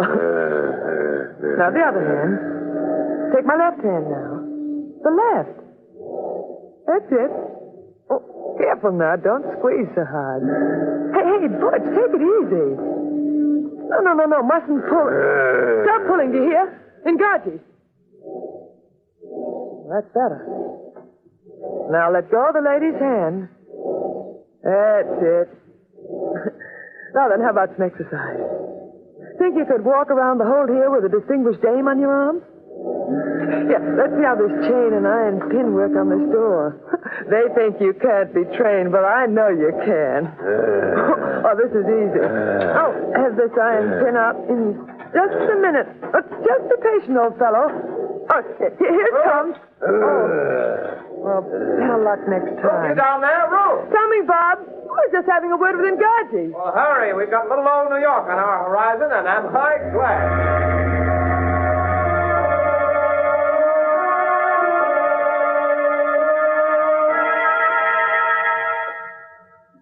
That's very kind of you, Professor Converse, putting Ruth and me up at the museum like this. Not at all. In a plenty room. Besides, I want to keep an eye on that fever of yours, because you won't. Well, nevertheless, Professor, we won't impose on your hospitality a moment more than it takes us to get settled again here in America. Yeah. Here's another door. After you, Rand. Thank you. This old wing is out of use, but it still has electricity. And what's more important, heat. So the zoo can build proper quarters for Ngaji, we'd better keep him in here where the temperature is even. I've been thinking, Professor. These oak doors wouldn't be any problem at all to Ngaji if he happened to get on the loose. True. The door closing off this old wing from the new building is really made of iron. I see. So, unless your gorillas of the armor-piercing variety, pretty safe. Here's next to the last door. This used to be our dinosaur room. A huge room. Well, here we are. Royal Suite itself. Ruth, what are you doing in here? I'm talking to Ngaji. Hello, Professor. I shouldn't become too familiar with Ngaji, Mrs. Rand. Oh, he's quite gentle. You know what he does now? He takes the rings off my fingers and then gives them back. Takes the rings off your fingers. Ruth, come on, let's get out of here. All right. You're rougher than a 500-pound ape. He's a real gentleman. Look at him. Look how he presses his face between the bars. To get a closer look at me. And it's been like that since... By George, I'll give him a good look at me. Don't get too close, Rand. Now, careful. Well, he doesn't know you well, Bob. Bob! There, you ugly brute. Take a look. Take a good, long look. Well, what do you see? All right, he missed me. Could have shattered your skull with that blow, Rand. But it's only because he doesn't know you, Bob. He does know me. He looked into my face. And he saw something. What did he see?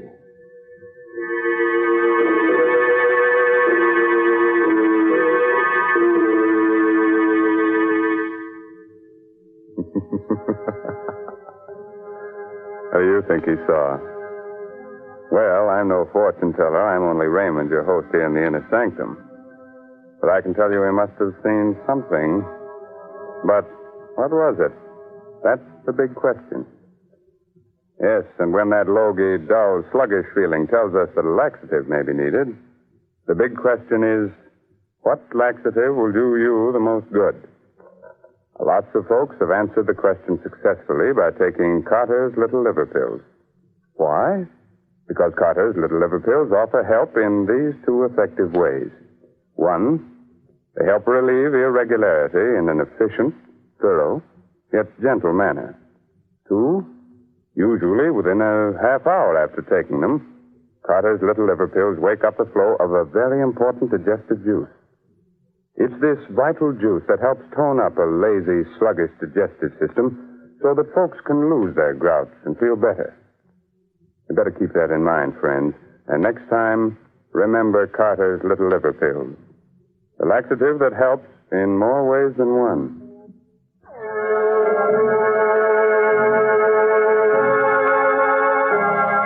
All right. Do you still want to know what the man from yesterday saw when he Looked into Rand's face?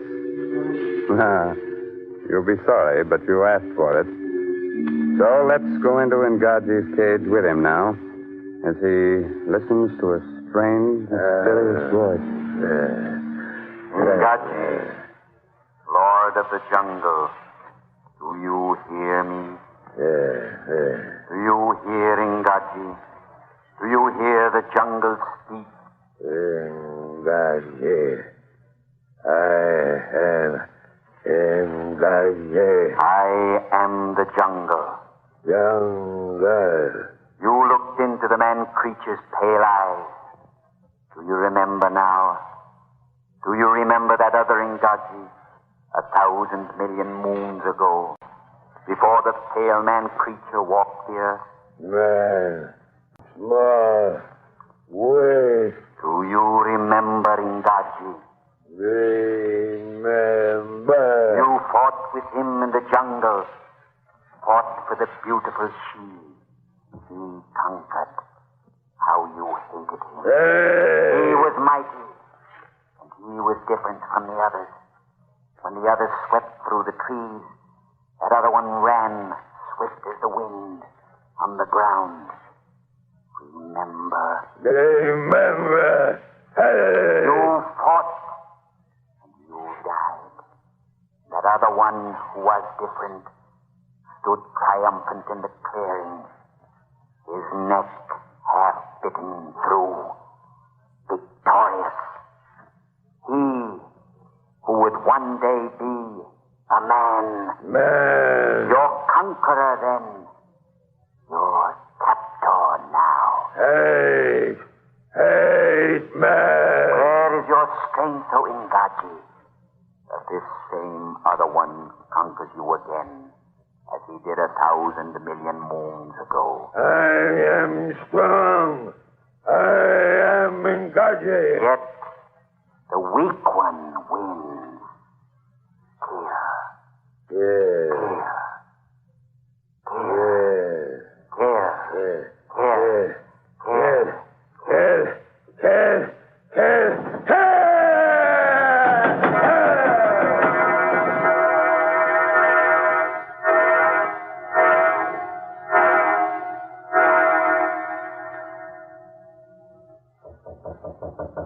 Come in, Rand. Come in. Good evening, Professor. You know it was me. Of course. Well, That's exactly why I'm here, Professor. Getting to be a habit around here. There's a knocking. It must be that feverish fool Rand. oh, come now. We want you here. There's such a thing as wearing out your welcome. You've paid 1,000 times by bringing us back that magnificent gorilla. I don't consider that adequate compensation. Professor, I might as well tell you. I'm sorry I ever blundered over the brute. He's just getting you again. Go to bed and take some... No. I'm afraid of him, Gadget. Not in the physical sense. I could cope with his power, his force. But he's changed. I can't cope with what he's become. It infuriates and humiliates me that gorilla has something on me. Has me at some disadvantage that I don't understand. It's gotten under my skin. You remember when he struck at me 3 weeks ago? Do I remember? Of course I do. He changed after that. When he looks at me now, he isn't puzzled. He isn't searching his memory for some clue to me anymore. He knows. He knows who I am and what I mean to him. Whatever it is, he hates me. Hates me with a dreadful, consuming energy. I don't question that, Rand. It's plain enough. Yeah, do you hear? He never had those tempers. Now something is tormenting him into a frenzy of hatred and defiance. Something in that secret brain of his. You'd better calm him down before he dashes out that secret brain of his. Come on, Rand. We'll talk later.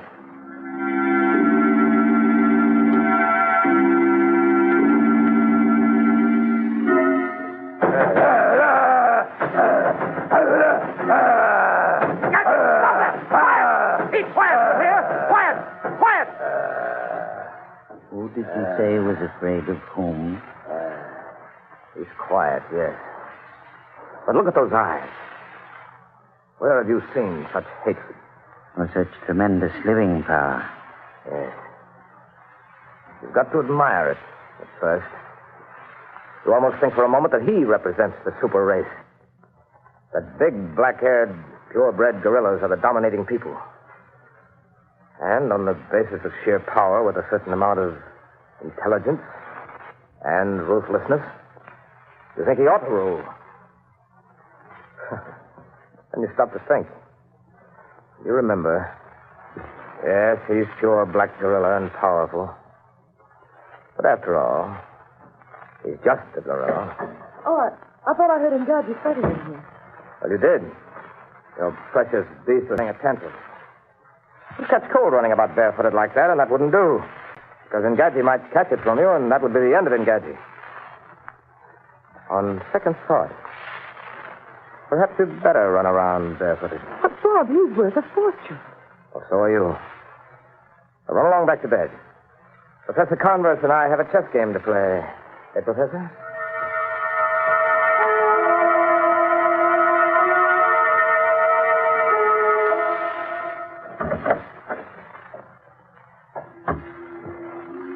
Ngaji. Ngaji. Hi, old fella. I brought you bananas. Here. No, I haven't got any more. What? Oh, my hand. Which one? This? Oh, the left. Sure, pal. Take it easy, though. It's breaks. That's a good boy. Oh, no. Come on, Daddy. Give me back the rings. Come on. Hand over the jewels. I'll pick them up, Ngaji. Ngaji! All right. Get them myself. But you won't hear the end of it. I'll show you. You've eaten your last banana for a month, and don't you forget it. Ngaji! What's the matter? What don't you know me? Ngaji, stay back! Stay back!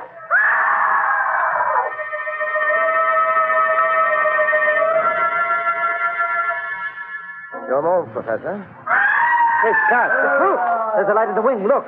It's Bruce. Bruce. Wait a minute, Rand. Here. Take my revolver. I'll come along. Never mind. Stay here. Call for help. I can't hold him with just a revolver. Hurry!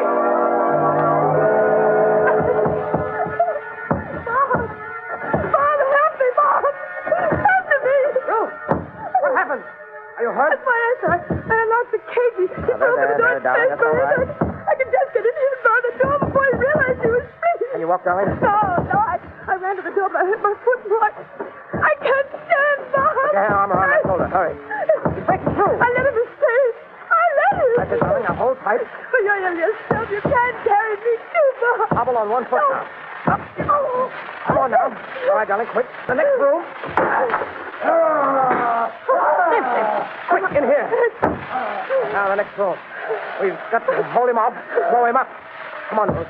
Courage, darling. I can't. I'm holding you back. Or leave me. Leave me with a gun. I can shoot. Please. Please. No. In here. I'll try him. I got him. Quick now, before he recovers. Bob, you can't go on with me. Just one more door. The last door. Iron. Can't smash iron. Keep moving. Try to help us, can you? I'm trying. A little further. Just a little further. Here. Bob! What's the matter? Lock. From outside, it's automatic. Bob, but the professor... I don't know. He's gone for help. Steady, girl. Steady. The lights have... You hit the fuse box. Richard, the lights... Listen. He's dead. I got the shot in my face. He's dead. Quiet.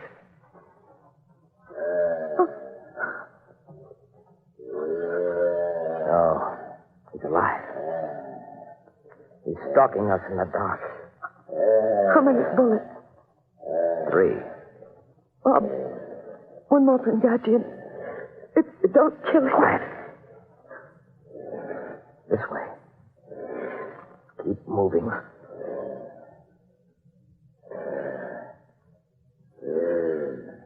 Now, Bob.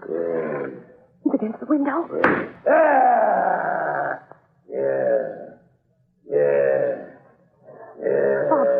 the moon. The moon's coming out. Find it. We'll see him, too. And I've got 2 shots left. Perhaps. The moon. It's Jesus.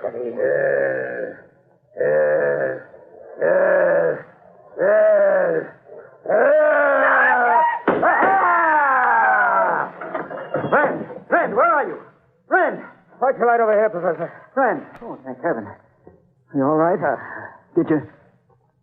Oh, my George. You did. Point blank range. My last 2 shots. Yes. In truth? She's a broken ankle. She fainted. She'll be all right, though. Well, Professor? That's the end of Poringachi, eh? Is it, Professor? You're certainly dead. Again. Again?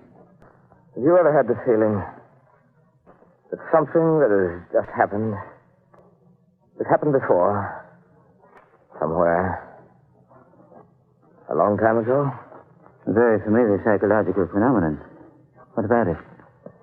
I feel that all this has happened before. When? And that it will happen again. I only wonder when. And where. And who will be the victor. Then. Yeah, let me look at you. Oh, yes. You're hurt. There are the marks of teeth on your neck. An unusual birthmark. It's occurred in my family for generations. Shows up when we become excited. Is it strange, Professor?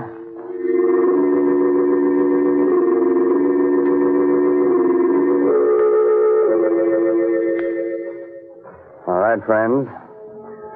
You can come out from under your table. Everything's all right now. Ngaji is dead, and we're safe for another 10,000 years. Good. Oh, Mr. Hurley, Ngaji was only imaginary, so don't let him worry you. Oh, you're right, Raymond. Especially when real things can be so much more troublesome. You mean things like an irritable, sour, out-of-sorts feeling that so often warns us a laxative is needed? Yes, and that's why folks have been taking Carter's Little Liver Pills for years. They know the name stands for dependable, gentle relief. Yes, and besides, folks know that usually within a half hour, Carter's Little Liver Pills will wake up the flow of a very essential digestive juice. This juice is all important to normal, proper digestion. So why don't you take advantage of this time-tested, two-way action and ask for Carter's Little Liver Pills? Well, friends, it's time to close that squeaking door to the inner sanctum until the same time next week. Invite all your friends to be here with you. It'll give you courage. There's safety in numbers. Well, next week, our ghost artist, pardon me, guest artist, comes with the highest credentials. He was on the horror roll at Spirit School. Fine student. And for anyone who'd like a snap course in exciting mystery reading, let me suggest this month's Inner Sanctum novel, The Murder of a Novelist, by Sally Wood. It's on sale at your favorite bookstore. Now, friends, here's an urgent, serious thought. Remember the Red Cross. It needs your help now more than ever. And also remember you are giving both for Christmas and for America. And your presents are United States defense bonds and stamps. Buy all you can afford today. Well, good night. Pleasant dreams, huh? Attention, armchair detectives. One way to solve a puzzling case is to keep your eyes and ears open. What valuable tip would you get from this conversation? I ought to have been home 2 hours ago. Got to get this order out, Tom. It's important. But I've stayed 3 nights this week. Well, so's everyone else.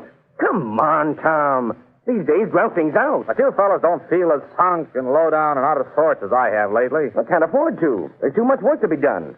So when you get the feeling slowed up and sluggish, Why not do something about it? Yeah? What do you suggest? Try Carter's Little Liver Pills. Right. And when you don't feel good, try Carter's Little Liver Pills. They do the work of calomel, but have no calomel in them. For they are simple pills made of vegetable drugs. They wake up the flow of one of our most vital digestive juices. When this vital juice flows at the rate of about 2 pints a day, it helps to digest our food and bring back the glorious feeling that goes with regularity. Then most folks feel like happy days are here again. But be sure you get the genuine Carter's Little Liver Pills. 25 cents at all drugstores. This is the National Broadcasting Company.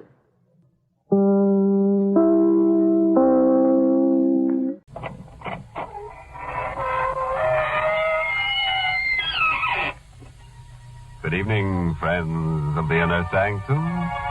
This is your host inviting you through the squeaking door for another episode in the Eerie.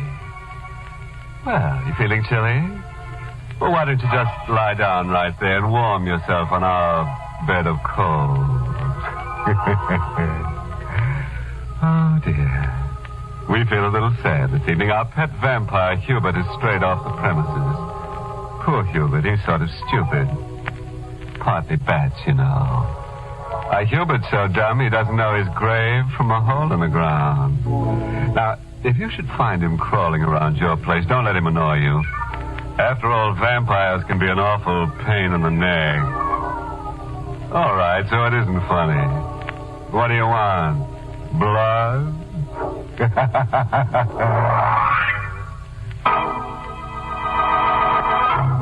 Tonight's Inner Sanctum Mystery, Tempo in Blood, was written by Ed Adamson and stars Mason Adams in the role of Chick with Everett Sloan as Sanders. All right, folks. Suppose you hang around for a while. And when the show's over, I'll have Hubert cut you down. Now, let's get to our story. The thin, pale-faced young man sits before the battered upright piano. For a moment, he just sits there, his eyes staring vacantly, his hands squeezed together in a tight clasp.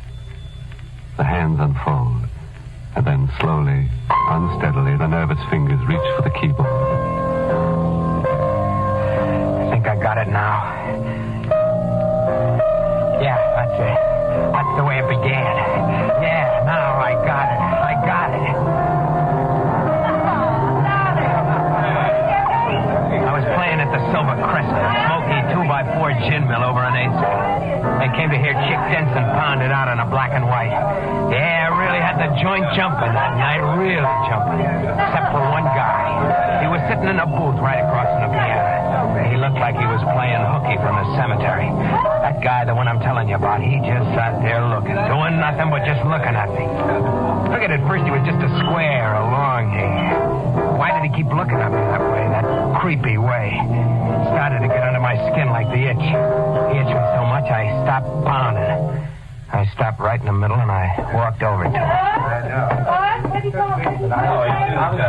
What's the matter, mister? Don't you like my music making? Does it make any difference? Yeah, sort of. Didn't I appear appreciative? Sorry, I should have. You see, I've been following your career very closely for the past few months. Why? To learn all I can about you, study you. Sit down, Chick. I didn't like the way he was looking at me. All the time he was talking, he kept looking at me like he was burning a hole through my head. My name is Eric Sanders. So what's that to me? I find your music far more stimulating than I appear to. The mad tempo is extremely compatible with my thinking. Yeah? What kind of thinking? Thoughts on murder. What? You see, Chick, murder is my profession. I'm a criminologist of sorts, a student of murder. You know, there's a striking similarity between your music and murder. Yeah, the way I kill Beethoven and Bach. Underlying the mad scramble of notes, there's a definite plan. A plot that builds and builds to a wild climax. Most people can't see the reason to it, but I can, Chick. And that's the way it should be with the perfect murder. A crime with no apparent reason. There must be no relationship whatsoever between the murderer and the murderee. Murderee? I don't dig you. There's a theory that the human race is divided into two classes. The murderers, those bent on killing, and the murderees, those bent on being killed. Fortunately, I find myself among the first class. You're a killer, huh? Yes, but a special and unique kind. You see, I intend to commit the perfect murder. Is that right? Who are you going to knock off? Oh, but that's a secret, isn't it? No, not to you, Chick. Because you're the one I'm going to murder. I figured the guy was a screwball, had holes in his head. I brushed him off. I forgot about him. I'm back at the Silver Crescent the next night, hammering it out for the beer and pretzel crowd. I'm going like 60. And then... That's the tempo, Chick. What? That's the tempo for murder. What are you doing here? I just stopped in to remind you.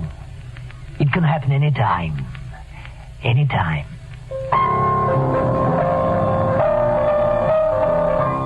That guy was beginning to get me. He was really getting me. And it got worse. Next night he shows up again. And the next. And the next. Hello, Chick. Now look, will you stop playing games with me? It's not a game, Chick. You're going to die, just as I said you would. Will you stop it and get out of here? Go on, get out. I selected you because you're a murderee. It's written all over you. The perfect victim for a perfect murder. There's nothing you can do to prevent it. Oh, you'll see what I can do. You can't run away from me.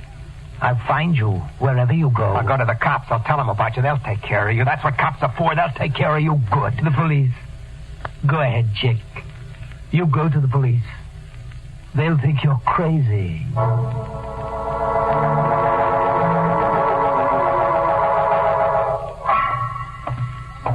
I could just make out the green lights of the station house ahead in the fog. And then I stopped. Sure, I tell the cops the guy comes up to me and says, I'm going to murder you, buddy. You're number one on my kill parade. And what would the cops think? They'd think I drag on the wrong kind of smokes. That's what they'd think. So I turn around and I walk back. Get to the corner. I step off the curb and two lights jump at me. I try to get back, but...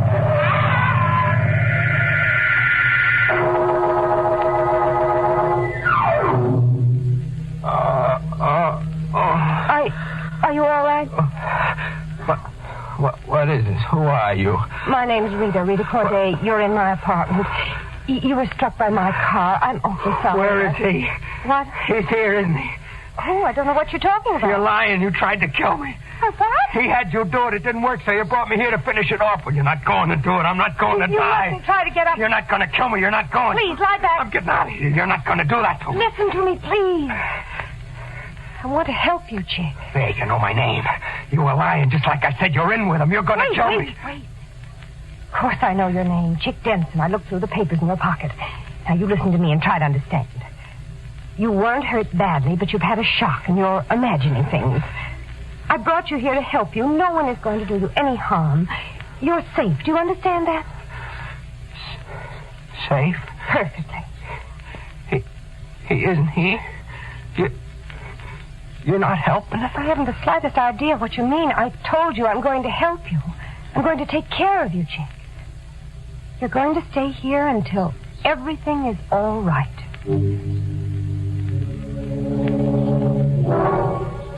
Rita took good care of me. In a couple of days, I was feeling all right. And then I started to figure he'd never find me here.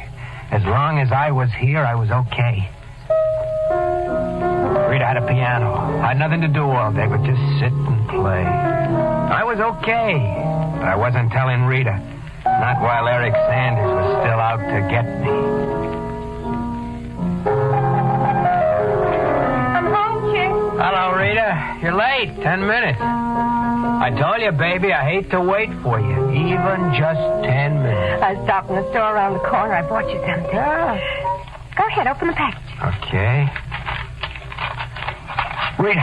Chick, what's the matter? Look, where did you get it? I told you, in a store around the corner. Look at it.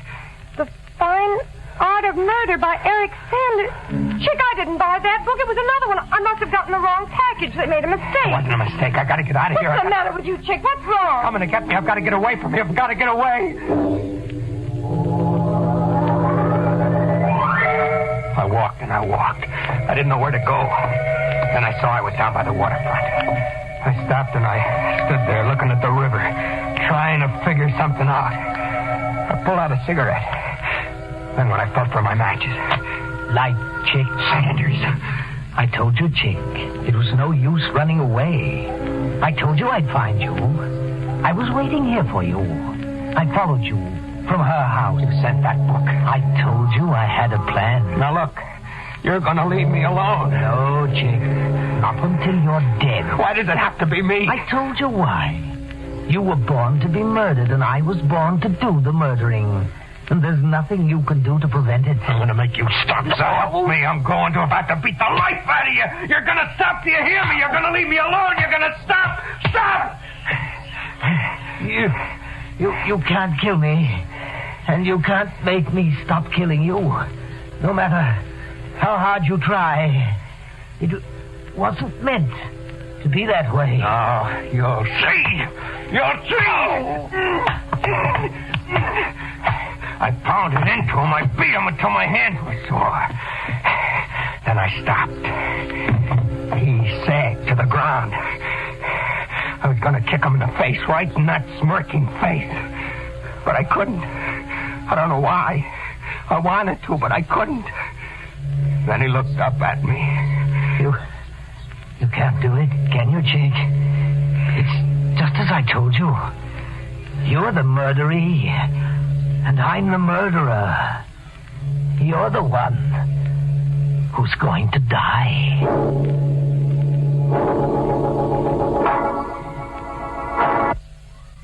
You know, I'd like to feel sorry for our hep pianist friend Chick, but I just can't. Why, surely his music teacher must have warned him that the boogie-woogie would get him if he didn't watch out. You know, Chick started out by being in the groove.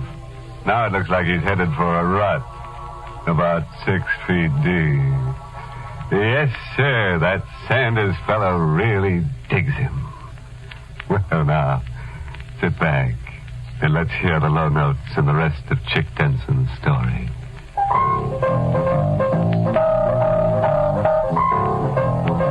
I keep playing this number over and over again. I don't know why. I thought maybe it'd help me forget, but it doesn't. Nothing helps me to forget. I had to make up my mind to do it. I had to kill Eric Sanders.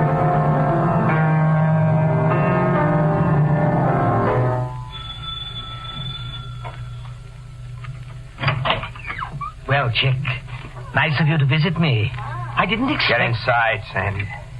Oh, a gun. Get in there. Certainly. What's this about? I'm going to kill you. You made it this way. You made it either you or me, so now it's going to be you. All right, Chick. Here I am, back against the wall. Go ahead, shoot if you can. But you can't, can you? You can't pull that trigger. You hate me, yet you can't kill me. And I have absolutely no feelings about you, and yet I'm going to murder you eventually. I'm going to murder you in a perfect, undetectable fashion. What are you waiting for, Chick? Go ahead, shoot. Go ahead. He stood there laughing at me. I had to do it. I just had to. I squeezed the trigger. He stopped laughing. I squeezed again. Then I got out of there fast.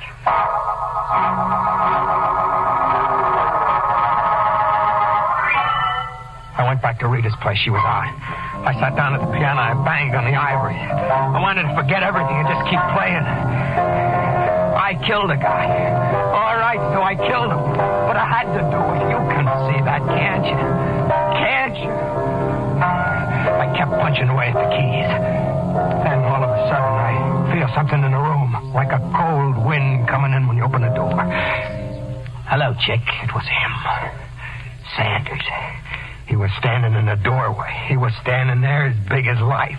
You thought you could kill me, but you couldn't, could you? You're dead. I shot you. You're dead. Oh, no, you couldn't kill me, Chick. You couldn't really kill anybody. I told you it wasn't in your nature. But I shot you. I fired the gun. You're dead. Yes, you fired the gun. But think. Maybe it was too dark in that room. The lights were low. You never fired a gun before, did you, Chick?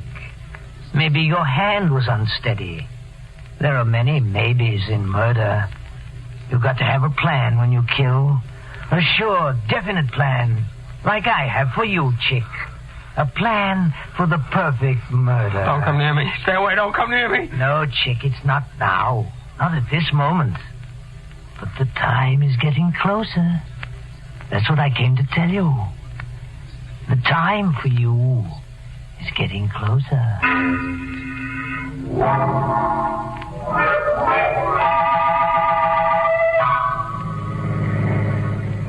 Maybe I could have helped you before, Chick, if you'd only told me about him.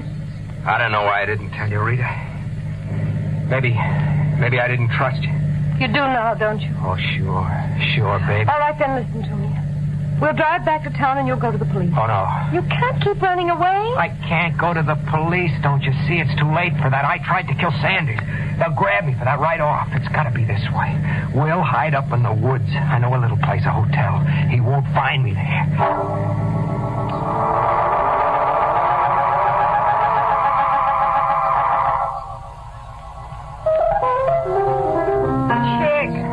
Yeah, Rita? You have to play that again. What's the matter with it? Nothing, I'm just tired of hearing it.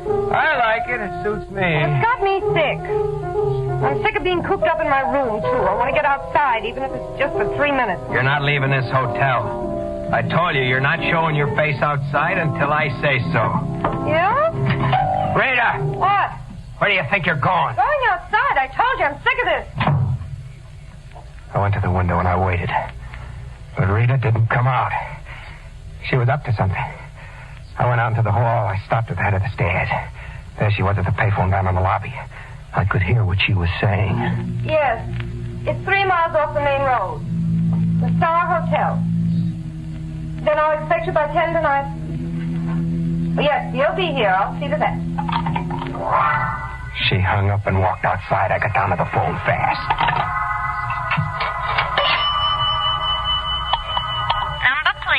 I was just disconnected. I'm sorry, sir. That was Riverside 9970? Yeah.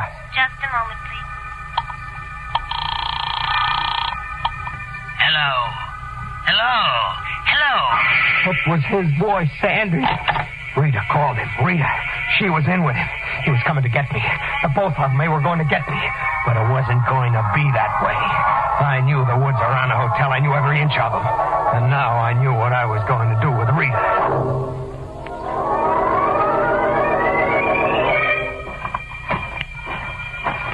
Going, Chick? What's the difference? You wanted to get outside, now we're out. It's so dark in these woods. The moon's out. There's a clearing a few yards ahead. See? Plenty of light. It's getting late. We ought to get back, don't you think? You know something, Rita? What? You act like you had an appointment back at the hotel. Appointment? Yeah. You act like you expected somebody. Here's what I wanted to show you. I dropped this rock in that pool of mud. Now watch it. Disappeared. Uh-huh. Quicksand.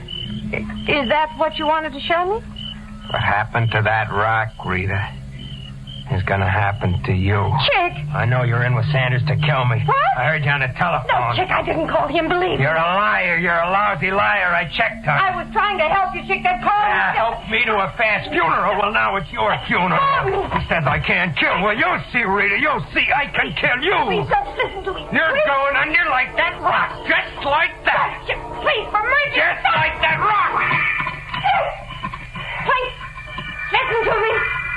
I was only trying to help you. Please, pull me out of here. Save me.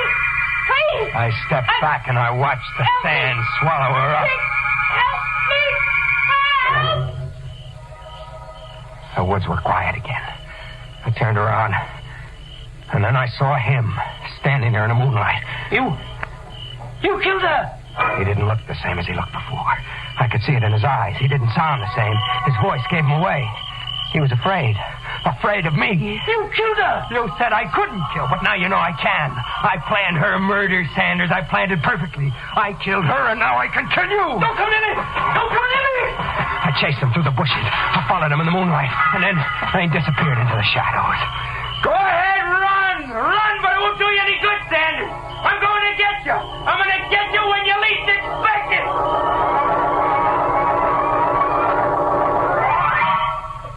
I headed back to town to his house. There were no lights on, but I knew he was in there, hiding in the dark. I got in through a window, went upstairs, and opened the door to his bedroom. The moonlight was coming in. It was shining on the bed, right on the bed where he was sitting. You! I told you, Sanders, you couldn't get away from me. No, don't come near me, please. You're going to die, and no one will ever find out who did it. A perfect murder. No, don't I... A perfectly planned murder, Sanders. My hands closed around his throat, tighter. And then the life dropped out of him. I let him fall back on the bed.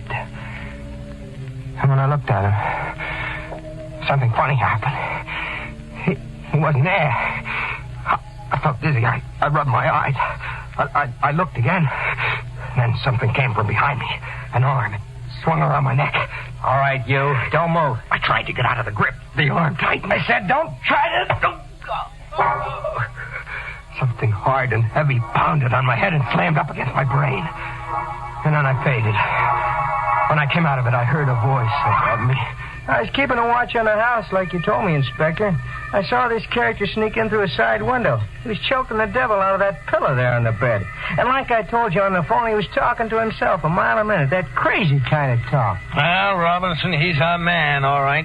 Sure, Inspector, but what bothers me is if he did knock Eric Sanders off 3 days ago, why in the deuce did he come back here again? I don't know, you got me. But it's a good thing for us he did. We were up a blind alley in this case. From the way things looked, Sanders' death was a perfect murder. Before the trial started, they sent a doctor in to see me. One of those mind specialists. He spent hours with me. He told me why I bothered to go back again to Sanders' house. The first time you went to Sanders' house, Chick, you actually murdered him with your gun. But in your mind, you couldn't kill him. In your mind, he was still alive. But, Doc, I saw him. He talked to me. I heard his voice. Those were hallucinations, Chick. Yeah? What about the telephone call Rita made? I talked to him right after she did. Rita Corday was calling in a doctor to look at you. She thought you were mentally sick. When you heard the doctor's voice on the phone, you believed it was Sanders because you wanted to believe that. Rita, she was trying to help me, like she said. Yes. And after you killed her, you felt you could kill Sanders. That's why you went back to his house, to fulfill the murder in your mind. That's all there is to it, Chick. That's all there is to it. That's what the doc said. But there's more. The court said I was non-compass something. It means that you're crazy. That put me away in this place. Here I got nothing to do but think. I asked for a piano. They brought this one in this morning. The doc said it was hallucinations, but I saw him. I really saw him. Yeah, and I heard his voice. The doc said it couldn't have been Sanders, but I tell you, I saw him. I saw him with my own eyes. The doc said Sanders was already dead. All right, then. If it wasn't Sanders I saw, then who was it? Who was it? I'm trying not to think. That's why I'm playing now. Maybe if I play long enough, I'll forget about what I'm thinking. I'll keep playing, that's all. I'll just keep playing.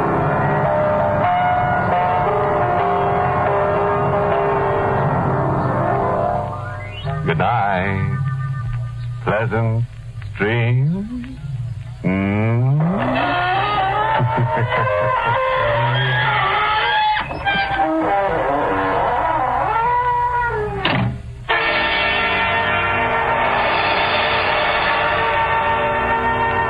Inner Sanctum was a presentation of the United States Armed Forces Radio Service, the voice of information and education.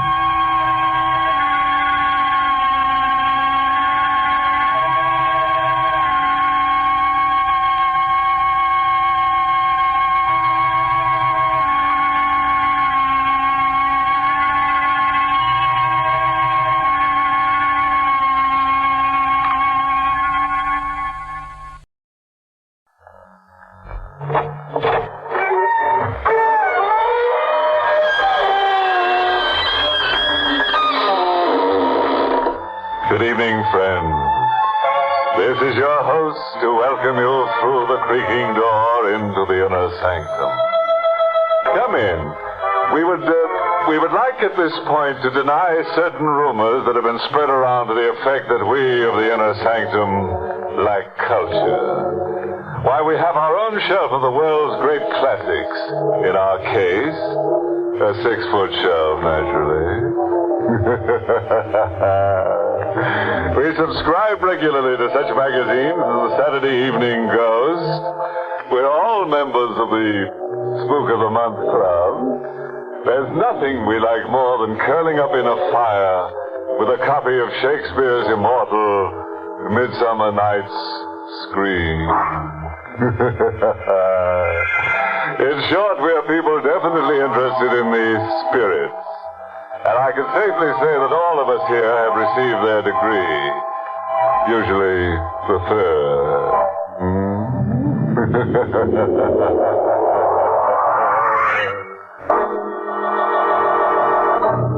Tonight's Inner Sanctum Mystery, Death's Little Brother, was written by Lou Vittis and stars Larry Haynes in the role of Danny with Amzie Strickland as Susie. Very well. Lock the windows, bolt the door, pull the shade down, pay the premium on your life insurance, and listen to Death's Little Brother. A happy-minded opus devoted to the thesis that nobody lives forever. And most people even less. Meet Danny, a lad on a train, his ticket paid, on his way to... Suppose you find out.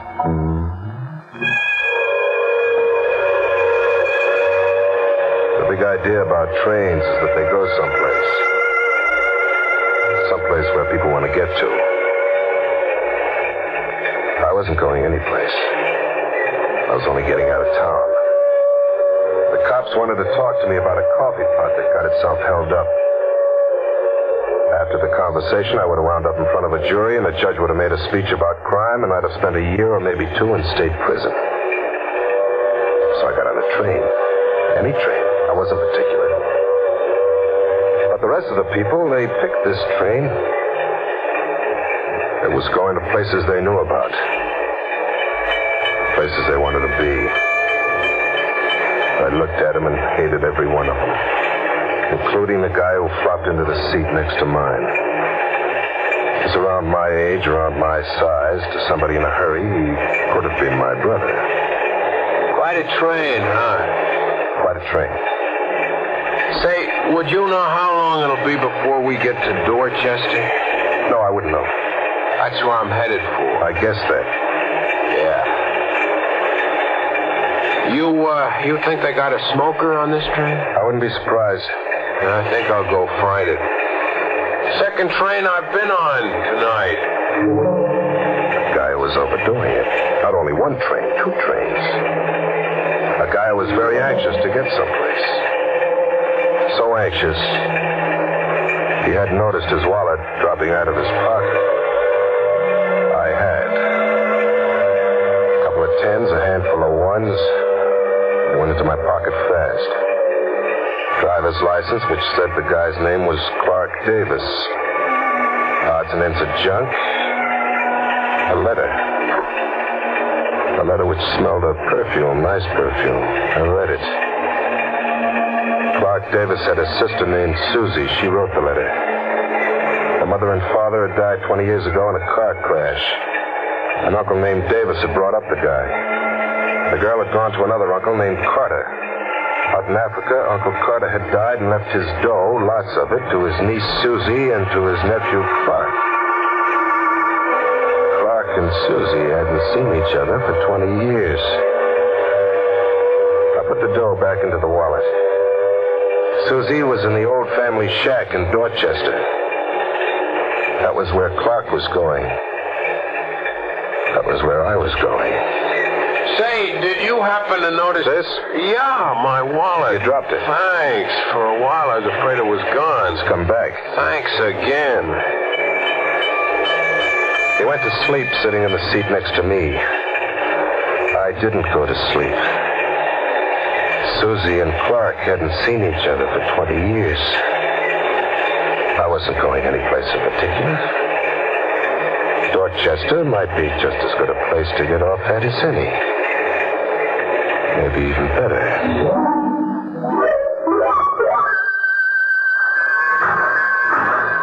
You got off here, too, huh? Looks that way, don't it? Not a dump. Station's dark, not a cab in sight. Wasn't anybody supposed to meet you? I didn't tell her what train I was coming on. Her? My sister. Oh.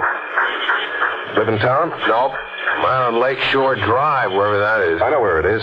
You wait here. Huh? I'm heading out that direction myself. Maybe I can rustle up a car. Hey, thanks. That's swell of you. Forget it. It's on my way. I'd spotted a sign down the street. A cheap hotel battling the termites. I went in. Hey. Huh? Oh, yeah? Where's Lakeshore Drive? Oh, a couple of miles out, east on the highway. Can't miss the turnoff. I need a car to get there, don't I? Yep. Got one you can let me have? Old station wagon, but you didn't mention your name. Oh, I didn't, did I? It's Clark Davis. Susan Carter's brother? Yeah. Well, we've been hearing a lot about you and Tom. How about that station wagon? Why, sure, seeing as who you are. Won't have any need of it tonight. Here you are. Glad to be of service. Runs fine, only you got to be careful of the brake. Don't worry, I'll be careful. So long. Station wagon was there, and so was Clark. Came along after you. That station wagon. Hop in. Okay. I was pretty sure nobody had seen Clark get into the car. And pretty sure it would have to be good enough.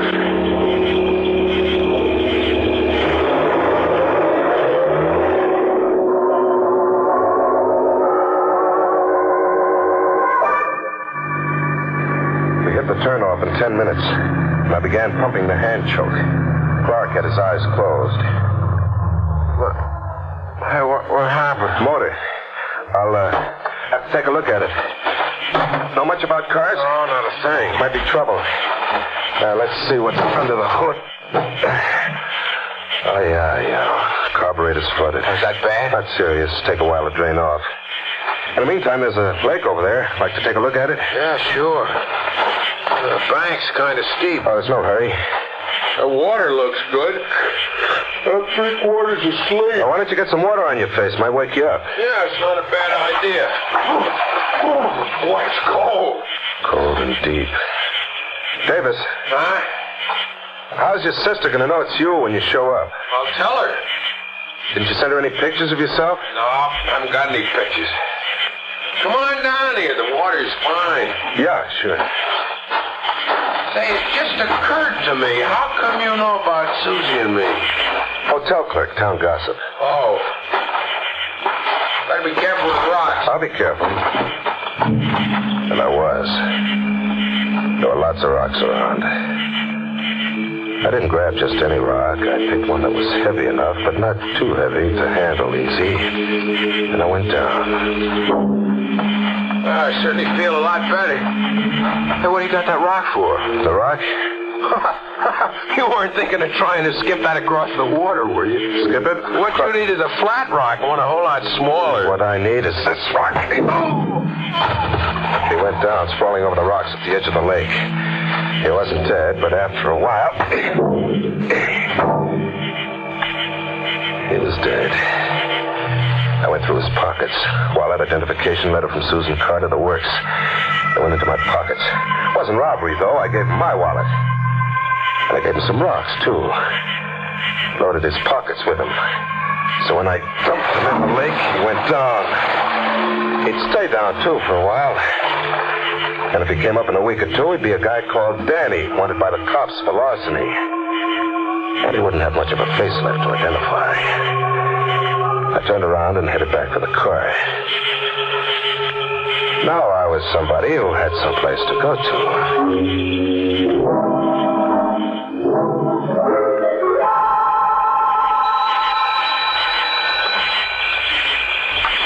Yes? Hello, Susie. Hello.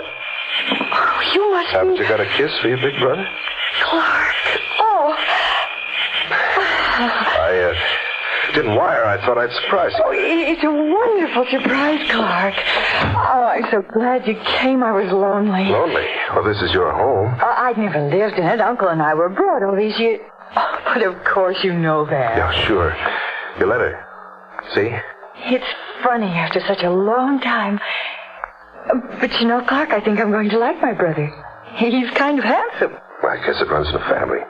Thank you, darling. Say, I'm kind of tired. Oh, of course you are. Come on. I'll show you a room. I sort of expected Mrs. Brenner to be with you, though. Mrs. Brenner? I bet she's a wonderful person. Mrs. Brenner.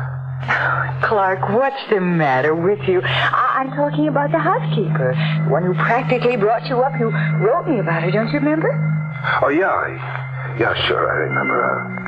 I'm just foggy. I haven't had much sleep. I know. Well, like your room? Yeah, it's swell. I've got Mrs. Brenner's room ready for her down the hall. Susie. Yes? Susie, she didn't come with me because she wasn't feeling too good. Matter of fact, I don't know when she'll get here. You're worried about her. That's sweet, Clark, but you don't really have to. Huh? I got a phone call from her, about half an hour before you came. You did? Uh-huh. She said she'll be here first thing in the morning. Good night, Clark.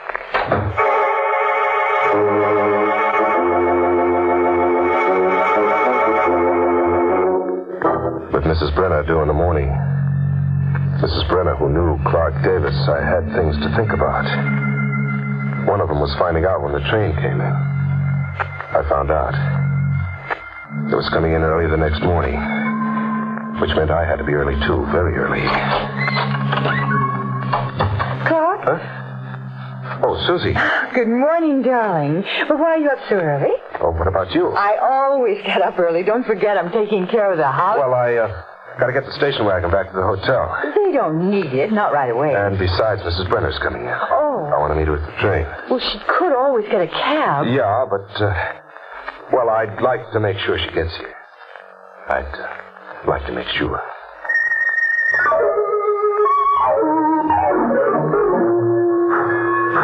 But she didn't come in. Not on that train. Hi, Mr. Davis. Huh? Oh, the clerk. Yep. Seeing somebody off? No. Expecting somebody? No. Well, it's fun watching trains. I brought the hotel station wagon. Oh, well, it wasn't no great hurry. Cigarette, Mr. Davis? I don't smoke.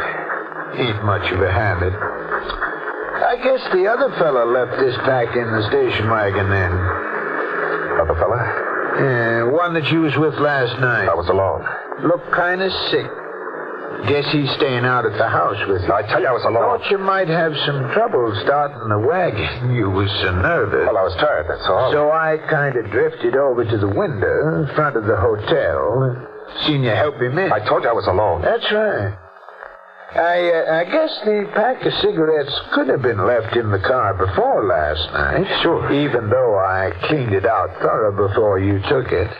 And I guess maybe I could have made a mistake about seeing another fella get in with you. Mr. Davis. Sure. I need a little time to think about these mistakes. Get my mind straight about them. Can't do that if I have to keep on working. I don't get it. Well, I could use a vacation. And take one. I can't afford it. Less than a rich young fella like you feels like helping out. Well, I haven't The whole town knows about the legacy, Mr. Davis. Now, I ain't the fancy kind. Say, a couple of $1,000, Couple of thousand. You're crazy. No. Just need a vacation awful bad. Say, tonight? Tonight? Yep. All right. Where can I meet you? Oh, I'll stop by the house. No, my sister. Well, outside the house, then. Okay. Down near the road. By the lake. Sounds all right. Around 8? You better wait inside the house till you hear a hoot owl go 3 times. I do awful good hoot owl. Ain't any real ones around, so you'll know it's me. Yeah, but... I don't want you waiting outside for me in the dark. Might catch cold. So long, Mr. Davis. See you tonight. And besides doing a good hoot owl, I'm pretty good at shooting things. Comes from hunting. You don't want to forget that, do you?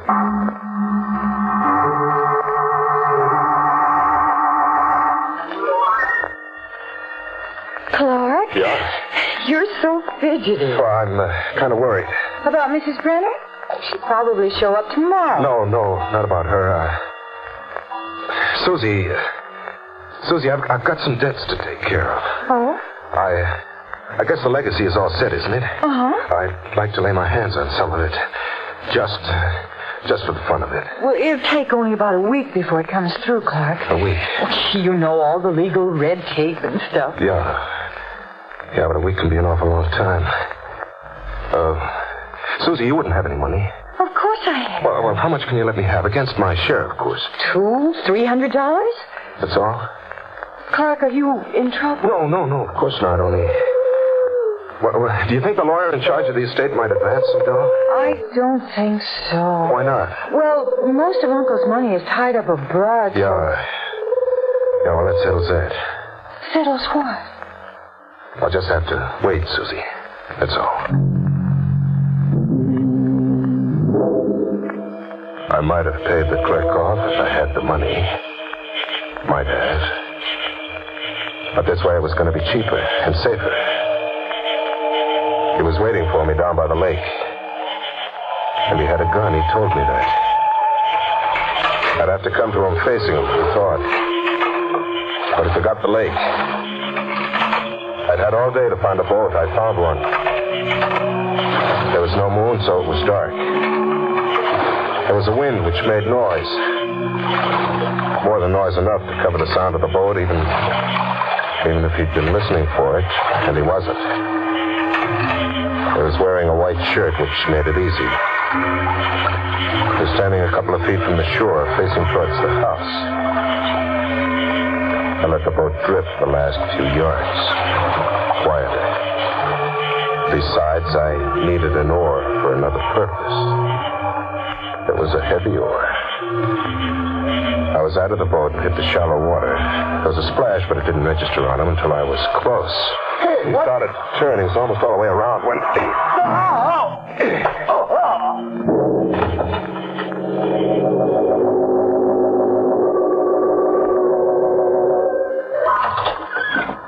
The house was dark when I got back. Susie asleep. That was good. I'd had enough for a day, more than enough. I went to my room and hit the head. I didn't bother undressing. I wanted darkness fast.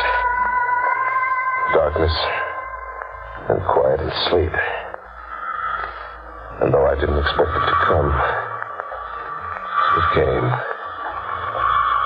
Sleep.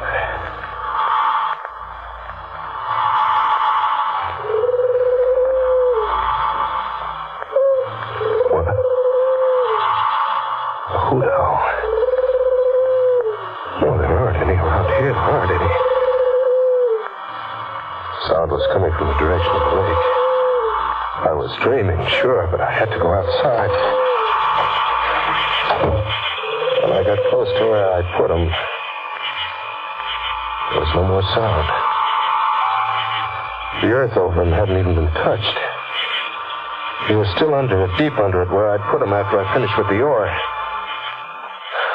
Even if he'd still been able to hoot like an owl, you couldn't hurt him, not with all that earth on top of him. I'm sure I'd been dreaming.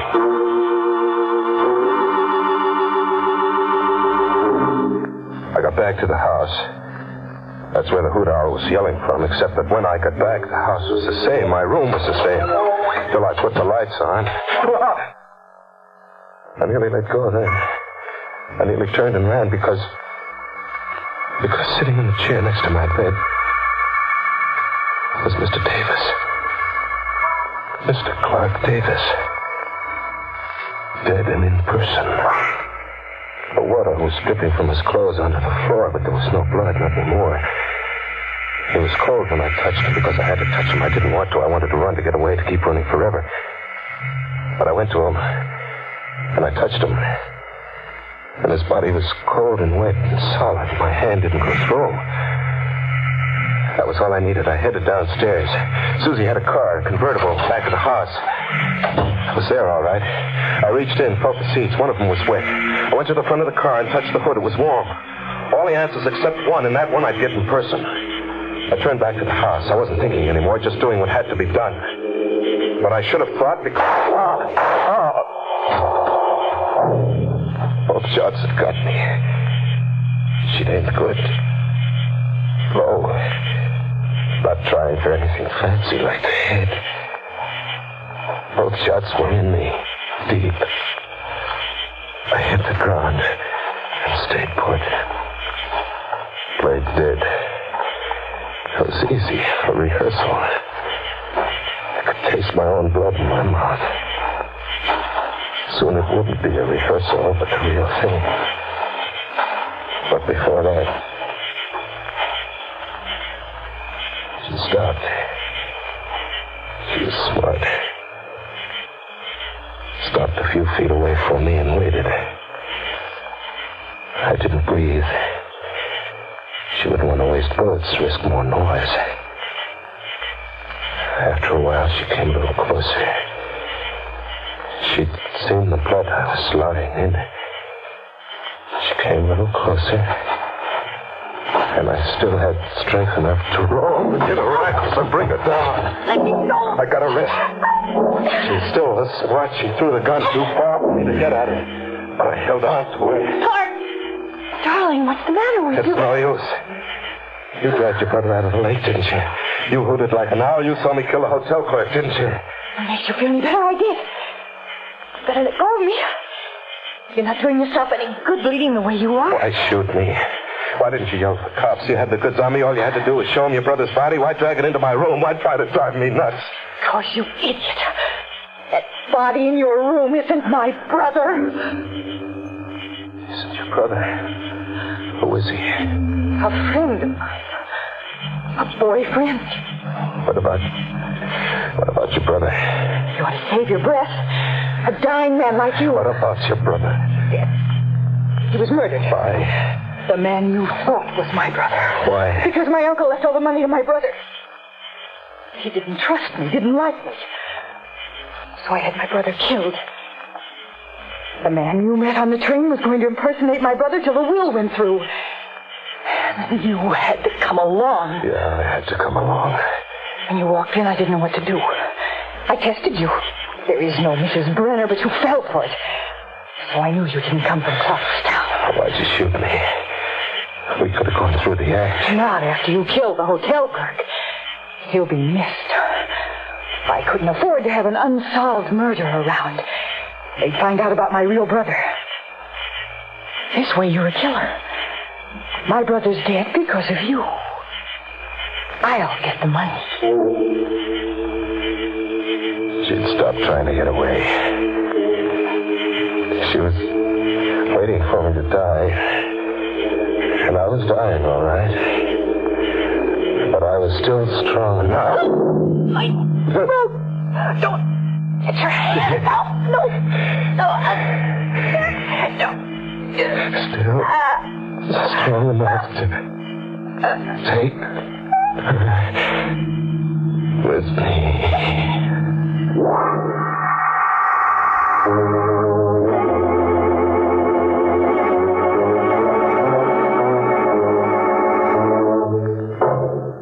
That, I think, pretty much winds up the sad story of Danny. A winsome lad who only wanted a new address and discovered that the housing situation is murder. We can sympathize with his feeling about rent ceilings, but he really shouldn't have raised the roof. Of course, it's no fun to be out in the cold, but did Danny have to go to the other extreme? The person that we really don't understand, though, is Susie. She didn't have to kill Danny. After all, he only wanted to be a brother to her.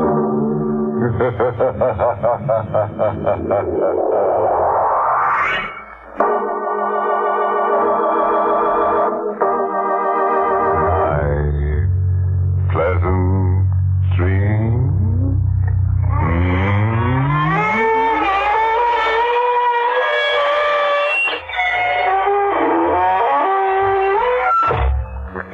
Sanctum was heard in the United States over CBS, the Columbia Broadcasting System, and has been rebroadcast for servicemen and women overseas. This is the United States Armed Forces Radio Service, the voice of information and education.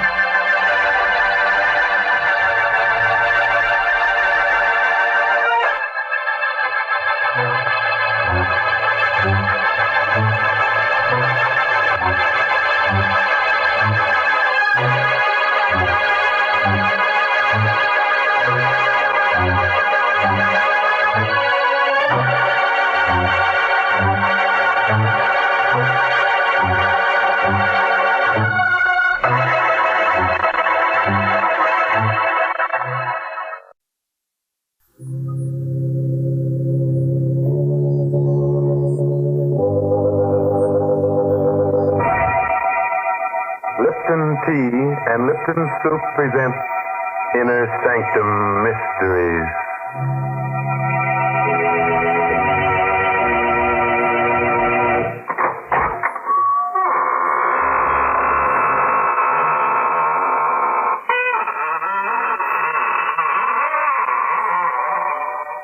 Good evening, friends. This is your host of the Inner Sanctum, welcoming you again through the squeaking door for an hallucinating good time. Why am I smiling? But I always smile when I open the squeaking door on Tuesday night. You see, each week when I say good evening, I think to myself, a good evening for what? And of course, there's only one answer to that question. A good evening for murder. A fine thing to say. You wouldn't feel so chipper about it if you were going to be murdered. Why, Mary, there's no bigger thrill than to be murdered. Why, it happens only once in a lifetime. Well, I know something else like that. Now, don't tell me that Lipton tea... No, I'm not thinking about Lipton tea. I'm talking about that solid sterling silver medallion that the Lipton tea people are offering to the ladies. Yes, ladies. It's the chance of a lifetime to get a lovely piece of jewelry. The kind you find at those smart shops on Fifth Avenue in New York. Now, let me tell you about the medallion. It's made of real sterling silver. It's about 1 inch in diameter, and it's decorated with a Chinese inscription. The medallion is hung on a narrow black rayon satin ribbon, so it can be worn as a necklace, a choker, or you can simply add it to your charm bracelet. And here's how you get the medallion. Just send 25 cents and the box top from a package of Lipton's, the tea with the brisk flavor, to the Lipton Tea people, Box 92, New York City. Yes, that's Box 92 in New York City. And now it's time to begin. Our story is called Dead to Rights. It's an original spine-tingler by Sigmund Miller, and our stars tonight are two radio favorites, Elspeth Eric and Santos Ortega. So relapse in your chair, settle down for a half hour of alarming but charming entertainment. Why not get really reckless tonight? Go the whole works. Turn off the main switch in the cellar. The darker it is, the more strange things you'll see. Lou Dunn is nervously pacing his room in a dingy boarding house near the East River in Manhattan. His wife, Dottie, is looking at an old newspaper. That's him, Dottie. See for yourself. That's Jensen, that Quiro guy. Lives upstairs with $20,000. Mm-hmm. That's him, all right. All that money. Only a floor above us. According to this paper, William Jensen was found wandering through the streets in a semi-conscious condition due to lack of food. The police discovered $20,000 in $100 bills mixed with crusts of bread in his pocket. He's being sent to Bellevue Hospital for observation. That newspaper's more than a month old. Jensen's been back for 2 weeks. Hey, Dottie. Must be somewhere we can get that money. There is. You mean rob him? Rob him? Maybe kill him? Kill him?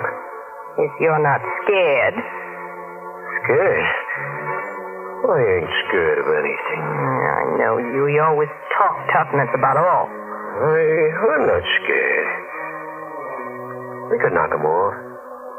Make it look like suicide. You really want to do it? Yeah, sure. I'd like to put my hands in that 20 grand. Boy, what we couldn't do with that money. It'll be easy. If we do it smart. Very smart. Sure. Maybe you could sort of visit him. Just before he goes to bed. Turn on the gas. That'd make it look like suicide. Then we could go back and pick up the money. Not all of it. We'll leave half of it so it won't look like robbery. Sure.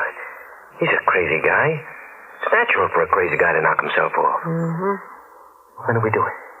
Well, if we're going to do it, we got to do it right now. We'll never have the guts to do it later. Now, you're sure you want to do it, Lou? Sure I do, Dottie. Mrs. Scully was going to the movies. What time is it now? It's 5 to 10. She won't be back till after 11. That only gives us about an hour. Oh, you got plenty of time. Jensen goes to bed just about this time. You go on up, stay with him until he's in bed. And then, on your way out, you turn on the gas. Not too much, because that'll make a lot of noise. And keep your finger off the spigot. Use a stick or a glove or something. Yeah, I understand. Well, okay. What are you waiting for? You want me to go now? Well, what do you want to do? Die of heart failure worrying about it? Go ahead.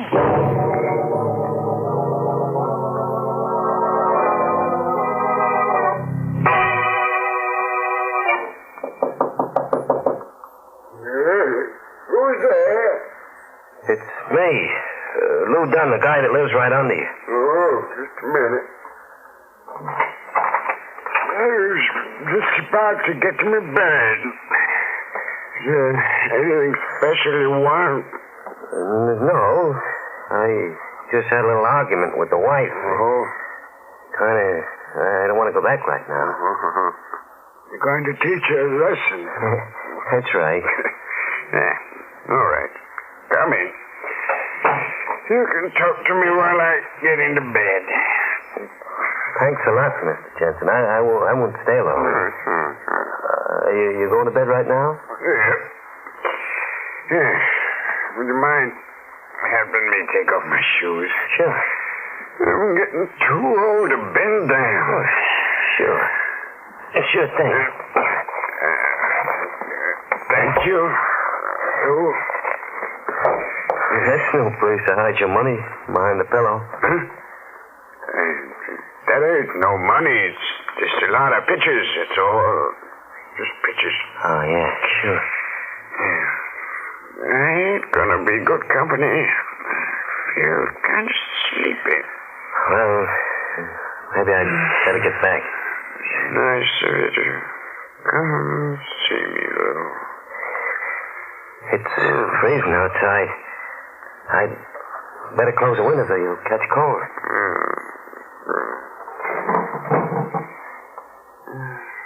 Well, good night, Mr. Jensen.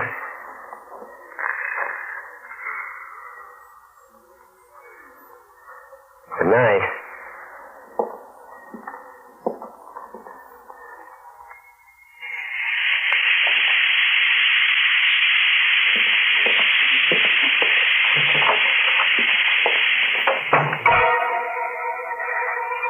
Oh, it's beating like a drum.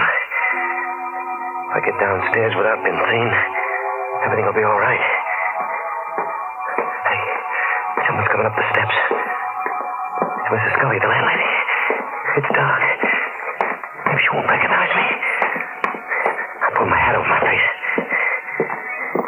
Mr. Dunn? I beg your pardon.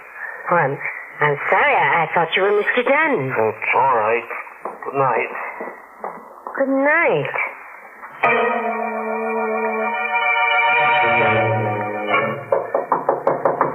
Who is it? It's me, Lou. Everything all right? Close the door. What's the matter with you? Anything go wrong? We're going to be caught. Calm down. Tell me what happened. I did everything you said.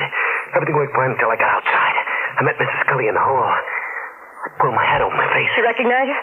She called my name, but I disguised my voice. Nothing to worry about. I'm sure she knew it was me.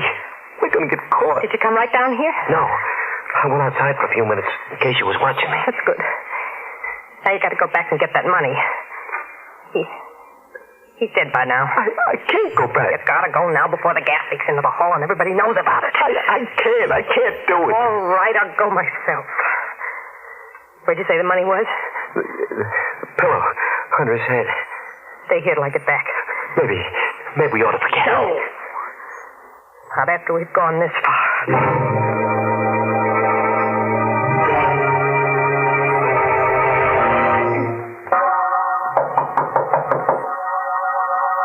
Who's there? It's me, Mrs. Scully. Let me in. What do you want? Well, people downstairs have been complaining there's water leaking down the ceiling. Water? Yes. I'd like to take a look at the sink. Sure. Funny. Pipes aren't leaking. Just a mistake, huh? Oh, they must be cranks. Floor's dry. Is that all, Mrs. Scully? No. You're a couple of days over on your rent. We'll have it for you tomorrow. Well, you better. I have to pay my bills, you know. Sure, I promise you. Well, all right. Say, didn't I pass you upstairs on the 4th floor a little while ago? Me? Oh, you must have me mixed up with someone else. It looked like you. How'd you build? I haven't been out of this room for a couple of hours. Hey, look. Darling, Miss Scully. Oh. Hello, Mrs. Scully. Hello, Mrs. Dunn. I was just telling your husband about the rent that's... Do you smell gas? Yeah. Must be a gas jet open someplace. Well, you'd better take a look at your stove. Don't want any accidents in this house. No, neither do we. Seems to be coming from the hall. I'd better take a look at that empty room. You should have knocked before you came in. You almost gave the whole thing away. Yeah, I know. Had the money right in my hand. I only took half the dough, about $9,000, I figure. The cops question Mrs. Scully. We'll be done for. Yeah, she smelled the gas on me. I almost died in that room. We gotta get away from here. Maybe you're right. I'm getting kind of scared myself. Things ain't working out so perfect. Let's get packed. Okay. We better hurry. No, wait a minute. We ain't gonna pack. We're not gonna stay here. Listen, if we walk out with our suitcases, we'll be giving ourselves away. They found out about Jensen. We gotta stay calm or we're dead pigeons. What should we do? We gotta get out of the house first. We can't go out the front door, not now. Maybe with all this excitement going on, we can sneak out without them noting. I tell you, I'm scared, Daddy. Oh, my. Come on. Now or never. There's nobody at the front door. Well, let's break. What's going on? The cops, they just came in. Quick, get back in the room before they see us. We'll never escape. I'll escape. There must be some other way.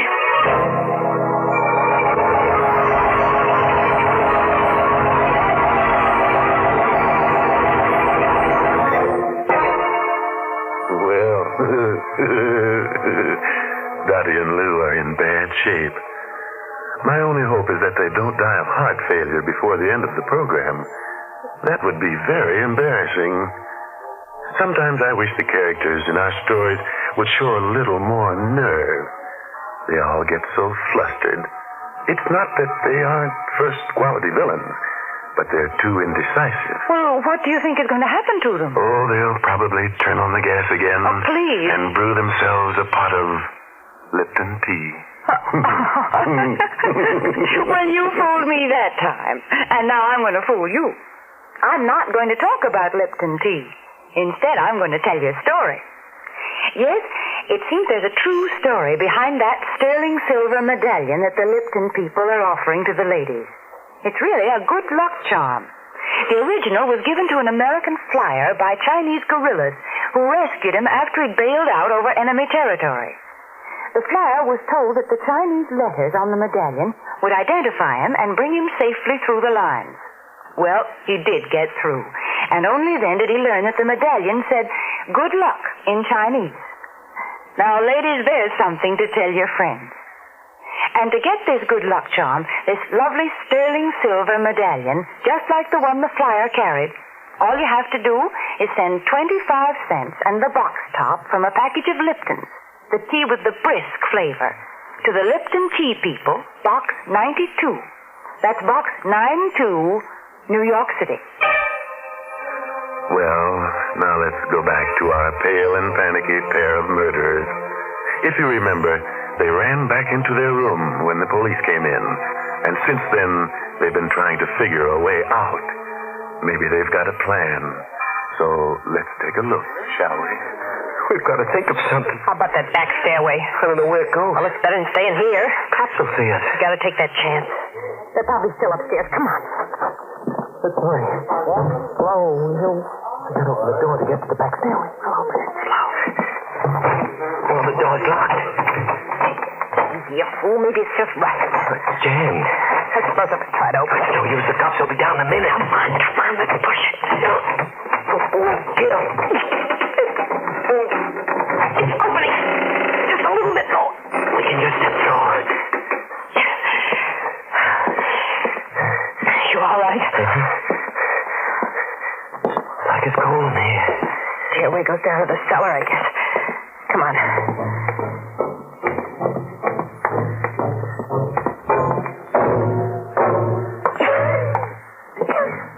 Stuck down here. It's choking me. There's another exit that leads out into the alley. Listen, that's the cops coming down to look for us. They're coming from the hallway stairs. We've got to hide. Here. Get behind this old sofa. Lie down on the floor. There's nothing you'll find down here. I hope you don't mind, lady, but we'd like to look over the premises. Look, this dust is killing me. I'm gonna sneeze. No. I can't do it. It's just a waste of time looking for anything here. All right. Let's get out. Too much stuff here. Donnie.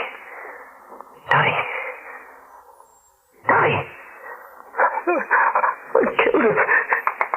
Donnie, please get him. Oh, I'm glad you're not dead. You tried to kill me. I had to put my hand over your mouth. You'd have sneezed. We'd been caught. Let's get out of this dusty hole. Get these barrels where we can get out through the alley.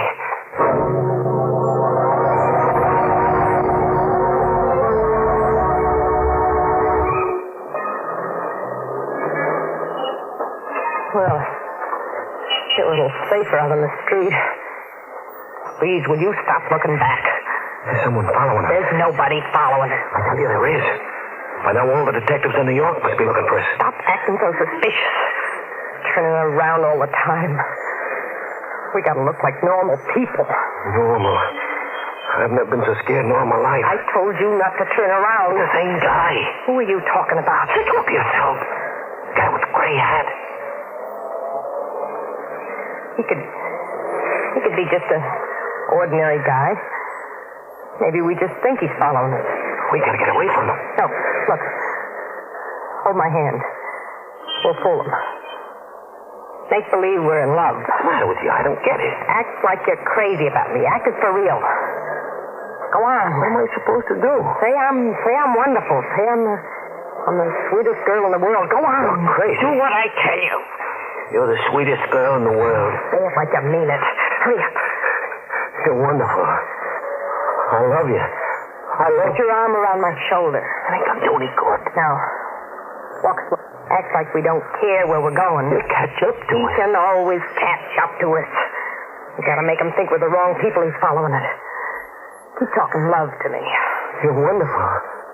I'm crazy about you. You're wonderful, too, Lou, darling. I've waited all my life for somebody like you. I don't know what I'd do without you. You're still following us? Yes, sweetheart. Look, we gotta figure out something. Maybe we can give him the slip in the subway. Yeah. Look, I'll go in the subway first. You go in the cigar store. He'll follow you. I'll wait for you on the platform. You come down a few minutes after me. Have a nickel all ready. Then as soon as the train pulls in, wait till the doors are closing, then drop your nickel in the slot. I'll hold the door open for you. Whoever's following won't be able to make it. You understand me, dear? Well, what if he arrests me first? He won't. Look, here's where I go down the subway. You go into the store. Kiss me. Okay. Darling, don't forget to wait until the doors are closing.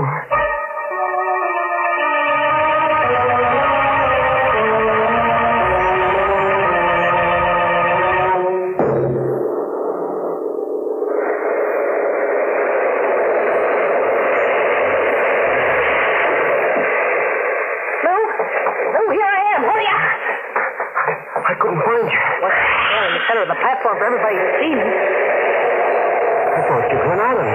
Maybe I should have. You had. I'd give myself up. Yes, you would.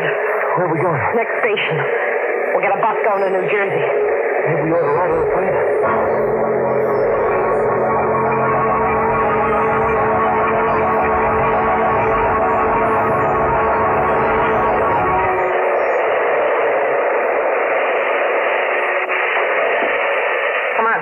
We're getting off here.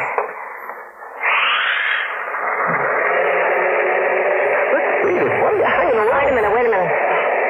We gotta hide this money so they won't have anything on us in case we get caught. Yeah. That's a good idea. We can come back with it later, huh? Hide it right underneath the platform. Yeah, that's a good spot. No one on the station. Let's do fast. Here's the money. I'll hold you while you bend over. Right. Be careful you don't drop it. Now, hold on good. I'm liable to fall. Hurry up before somebody comes along. Yeah. Okay. It's hidden. Let's go. We'll be back for it in a day or so.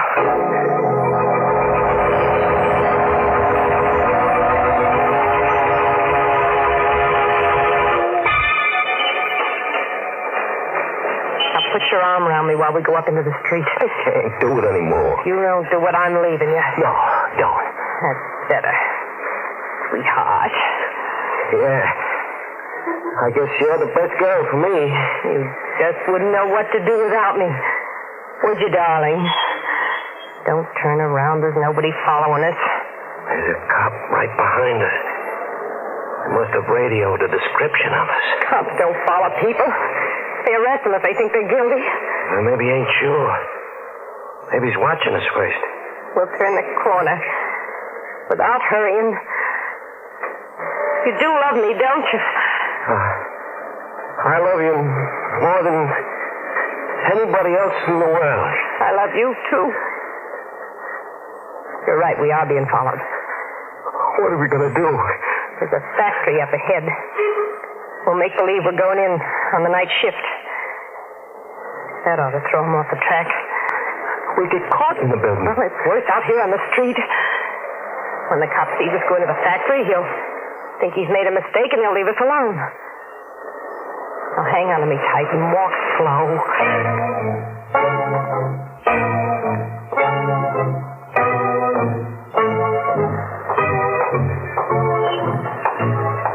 Is this the building?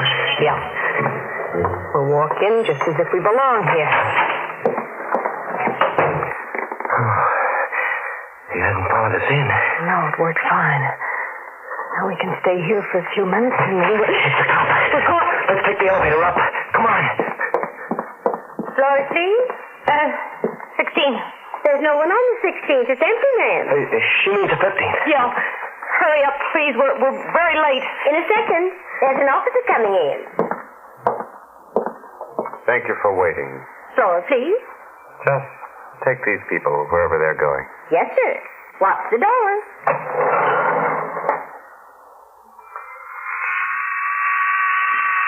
Where are you two going? 15th floor. Who are you seeing on the 15th floor? What do you want with us? We didn't do anything. I just asked you who you're seeing on the 15th floor. We work up there. 15, please. Come on, Lou. Just a second. Run, Lou. Run. Around the corner. He'll shoot at us. Hurry up. You'll kill us. Stop or I'll shoot. There's the freight elevator. Open it. If we can make it, we can slam the door and run it ourselves. Wait a minute. Hurry up, Lou. As fast as I can. Quick. Stop. The elevator. Stop. You get killed.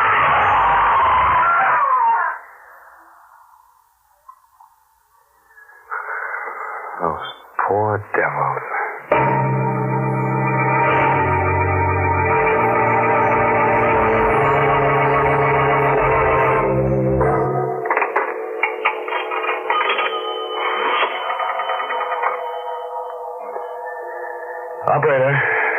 Get me precinct 23. Oh, hello, Lieutenant. This is Officer Malone. I want to report a double suicide.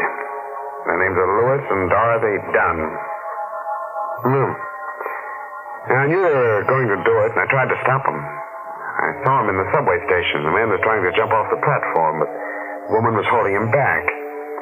He changed his mind, and they went upstairs. It looked like a lover's suicide pact to me. I saw them holding each other around, kissing on the street. I followed them from the subway into this building, and when I asked them a few questions, they got frightened and got off on the 15th floor. Well, I did. I tried to stop them, Lieutenant. They ran down the corridor and then threw themselves down an empty elevator shaft. Dead? There's doornails, yeah. Lieutenant, you know, the funny part of it is, they lived in the same house where that old crackpot, Jensen, committed suicide by gas a few hours ago. Huh? What? Yeah.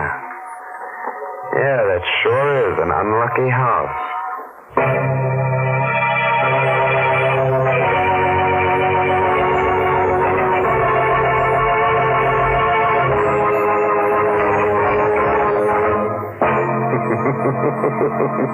Well, that's one way of getting rid of the Dunns, making them throw themselves down the elevator shaft. Not a very pleasant way, I'll admit, but business is business. We just don't fool around with characters like that. Well, I can't help feeling sorry for them. Those poor people probably never had a lucky day in their lives. And it's your fault, Mary. You should have given them one of those good luck charms you've been talking about. You know, the medallion with the black ribbon. Yes. If the medallion didn't bring them good luck, they could always hang themselves with the ribbon. Now, you stop that kind of talk. Because Lipton's sterling silver medallion on its black rayon satin ribbon is a lovely piece of jewelry. But you may never own it if you don't act now. The Lipton tea people make it easy for you.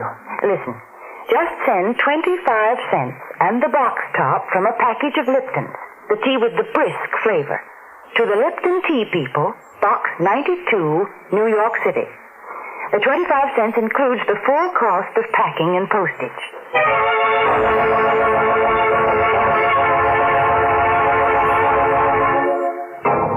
And now, a word of advice.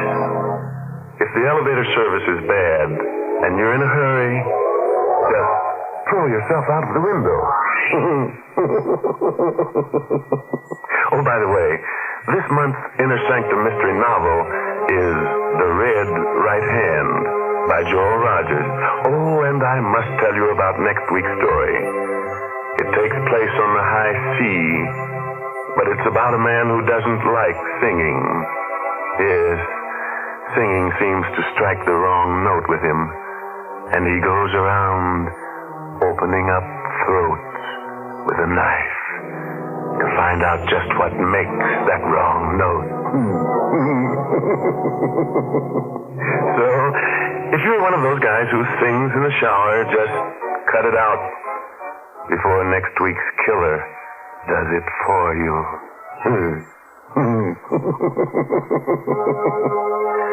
Now it's time to close the squeaking door until next Tuesday, when Lipton Tea and Lipton Soup present another Inner Sanctum Mystery, directed by Hyman Brown. Good night. Pleasant dreams.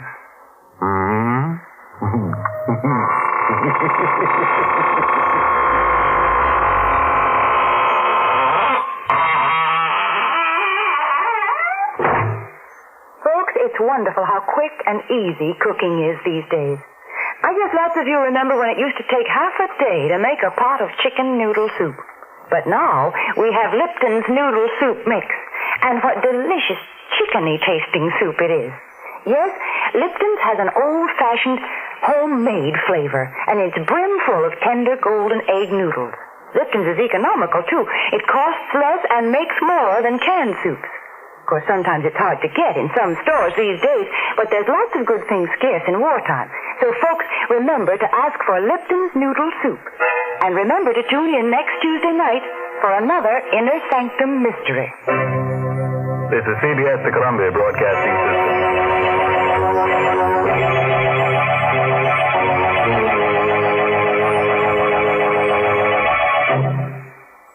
Good evening, creeps. Tonight, your Mystery Playhouse presents Miss Leslie Woods in An Inner Sanctum Mystery. The title, A Ghost in the Garden. Now we're at your door, Mr. Host, so open it, won't you?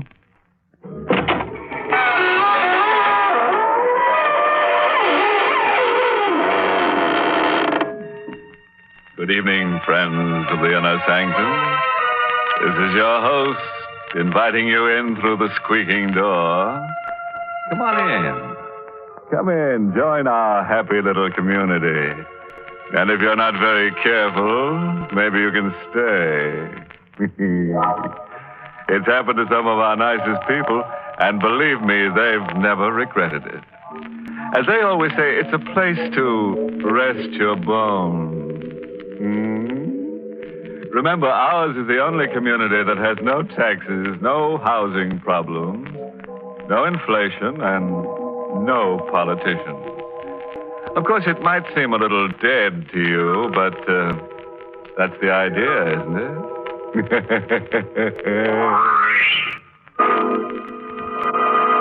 Suppose we get down to brass tacks. And I do mean the ones that go around the edge of a coffin. Huh?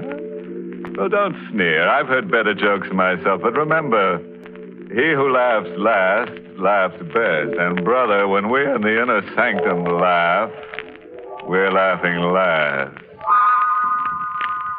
Meet Laura, a nice girl in her 30s who had an uncle and worried about it. It was a pleasant life at Green Tower.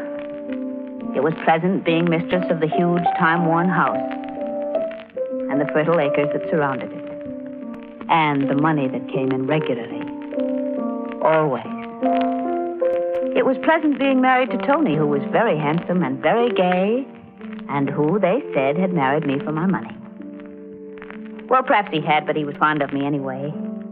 I'm sure he was, even though he was younger than I. But only a very little younger. It was a pleasant life. Until Uncle Edward came home. Tony had gone out to the village, I think, to pick up something or other. I was alone. Tony, the door's open, darling. You know I never lock it. Did you have a nice time buying things, Tony? And who, my dear Laura, is Tony? Oh, Uncle Edward. Yes, but I haven't returned from the grave, my sweet. I didn't think you had. Hello, Uncle. That welcome could very easily be warmer and still not be overwhelming. I've been away a long time, and for a change, Green Tower seems attractive. Does it? Which is rather a pity. What do you mean? Selling it. You're not going to sell Green Towers? Oh, yes. Yes, I need the money. Uncle, you can't sell Green Towers. Well, it's mine. Of course I can sell it. But... And who is this Tony? Tony is my husband. Oh, really? Well, my congratulations. And I take it he thinks you own Green Towers? Yes. And thinks you have money as well? Yes. Uncle, I thought I saw someone in the garden. Uncle, please. Be still. It's so infernally dark out there, I can't see. Might be some burglar fellow. He was standing with his back to the room, peering out into the garden. Uncle Edward, who had been away a long time and who had come back at last to shatter my life. He was not a very big man, my uncle. And when I came close to him, I realized that he was barely as tall as I. Uncle. I can't make out a thing.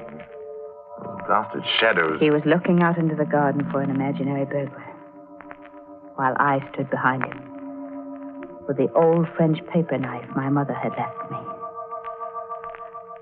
I tried again. Uncle, please. Now, it's no use, my dear. No use. Go away and stop bothering me. He didn't even turn around when he said that to me, which made it quite easy when the knife went in smoothly. It kept on going into his back until I thought it would never stop. But the handle balked. Uncle Edward's body stiffened for a moment and leaned back intolerably against the knife. He groaned, and he fell. After a moment, I bent over him. He was very silent. As silent as the dark garden. As silent as death. My uncle had come home more than he knew. He wasn't very heavy. And he didn't bleed at all, which was nice. As I dragged him through the French doors into the softness and darkness of the garden. I hurried, because Tony would be coming home. The ground would be softest, I knew, under the rosebuds that I loved so. It was there that I dug a grave for Uncle. And it was there that I buried him. Under the lovely roses that would bloom again and again, not knowing or caring who lay beneath them. There was the sound of our car pulling up at the front door, but I was finished. Uncle was under the roses, with a paper knife still in his back. And I was in the drawing room, at the piano, when my darling came in. Oh, my love? Oh, Tony, my dear. Anything exciting happened while I was away? No, Tony. No. Nothing ever happens here. Nothing.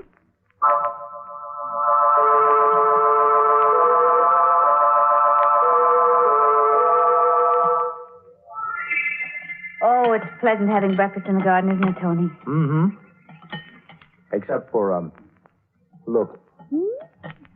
Oh, dear. Mr. Stokes. Mm-hmm. Or windbag. Well, he's a very nice old gentleman, but he does talk a lot, and...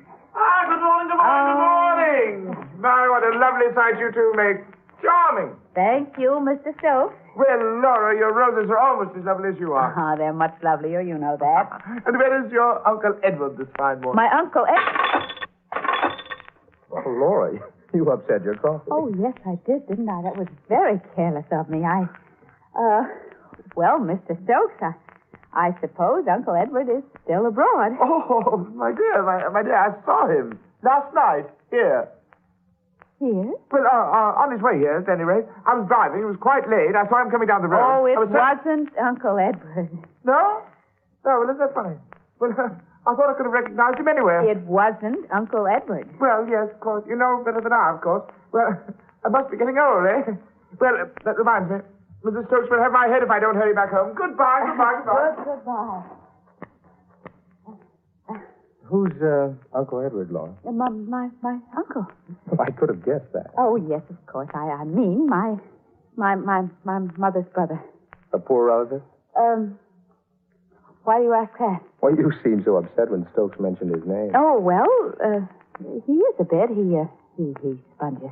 I wouldn't have liked him. No, I don't think you would. So, isn't it lucky it wasn't Uncle Edward?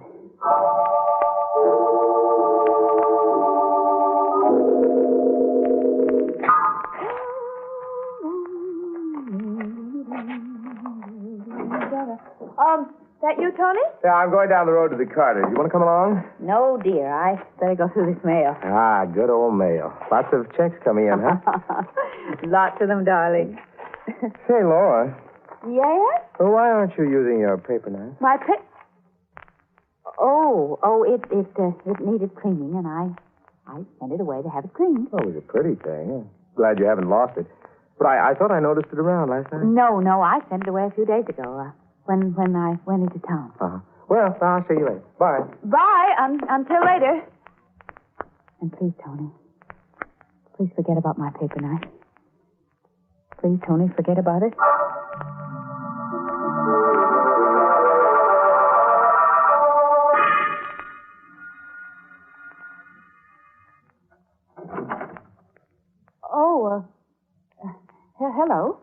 Hello. You'd be the niece, huh? The niece? Mind if I come in? Well, no, not at all.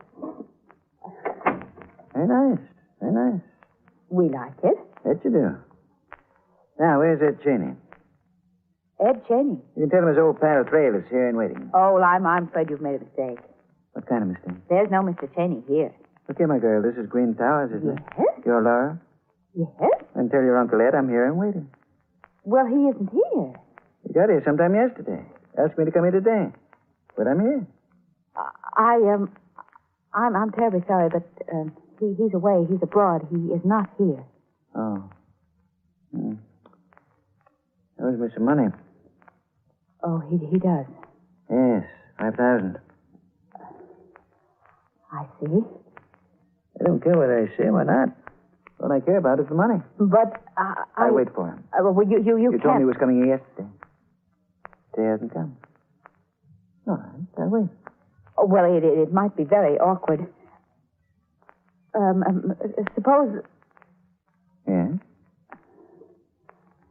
Suppose I gave you the money.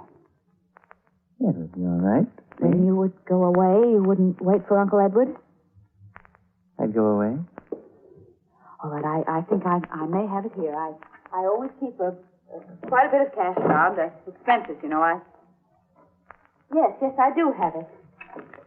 And here you are, Mr. Trail. Thanks. Well, you didn't count the money. I trust you. Thank you. You know, I like this part of the country. Do you? Yes.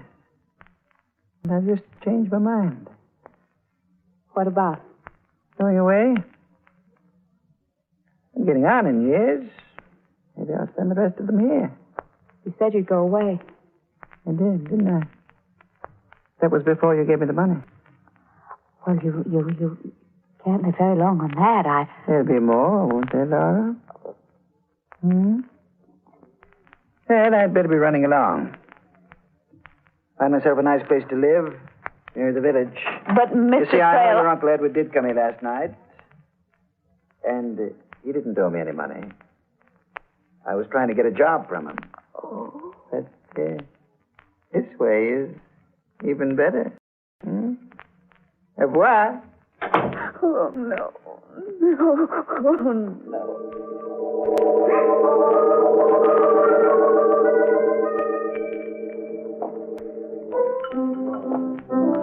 Well, gents, it's getting late. I'll be going to my new little gray home in the west, eh? Nighty night. Good night. Old man Trail will be back, though. Buy all the drinks you can stand. Hey.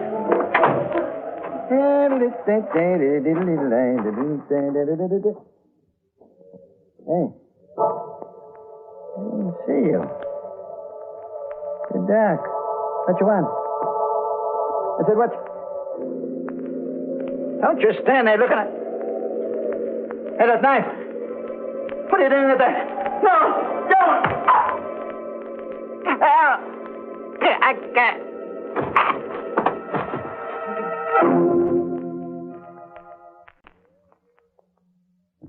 Well, you're all here waiting, eh?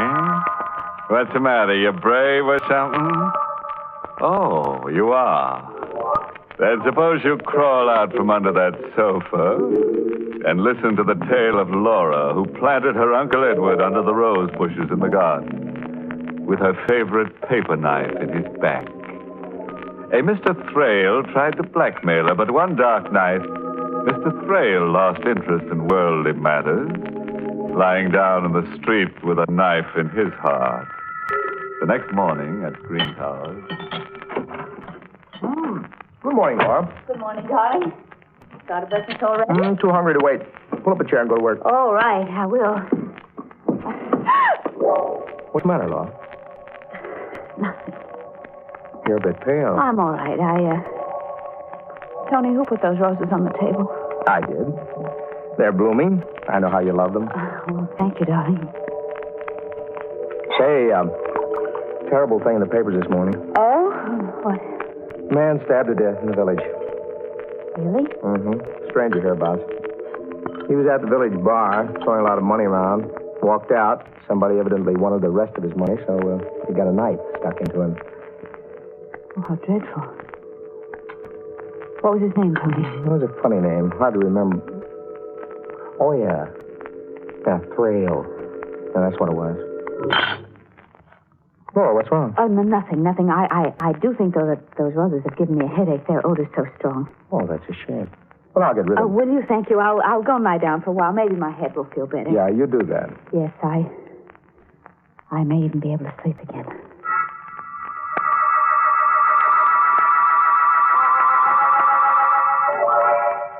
Laura, Yes, sir. stop wandering about the room. Oh, I'm just a bit restless. Got your paper knife back from the cleaners yet? Paper? Oh, no, not yet. It's taking an awful long time, isn't it? Hope they haven't lost it. I hope not.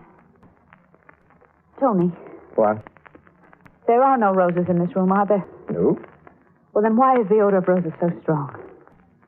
Laura, I'm worried. Why? Because there is no odor of roses in this room.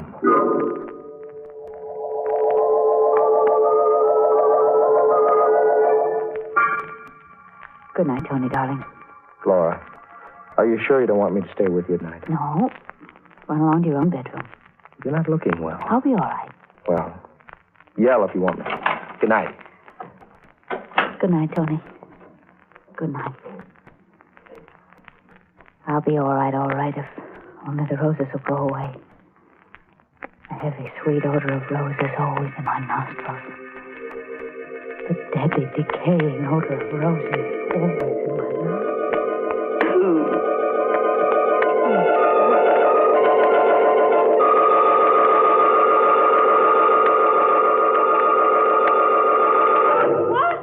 What?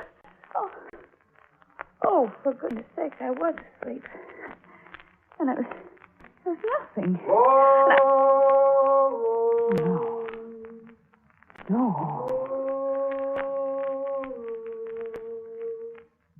Oh, no, I don't hear anything.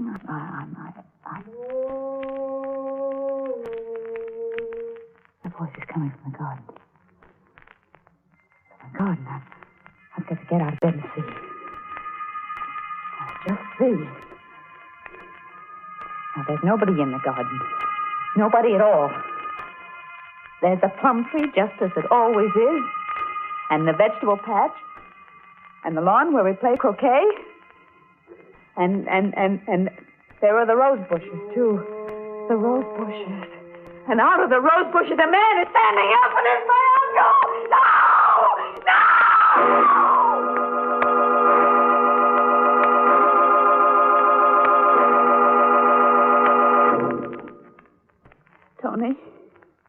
Tony, what did that doctor say? The consultant, I mean. I don't know. He's stopping by in a little while. He seemed a very strange man. Well, psychiatrist often... I knew he was a psychiatrist, darling. Tony, do you think Of course not. Because it's only that I smell roses when they're on. You're not crazy, Laura, and for heaven's sake. That must be the doctor now. Now, you'll be a good girl. I'll see him, and I'll be back very soon. You try to sleep? Yes, darling. But I couldn't sleep. The odor of roses was so terribly strong. I thought, well, perhaps if I got out of bed and lay down on the floor where the fresh air in the air conditioning machine was strong, perhaps there I'd be more comfortable. But... And for a moment I thought it was funny as I crawled about a bit on the floor on my hands and knees until I found the place where the fresh air was supposed to come from. Then I began to laugh. And I laughed and I laughed.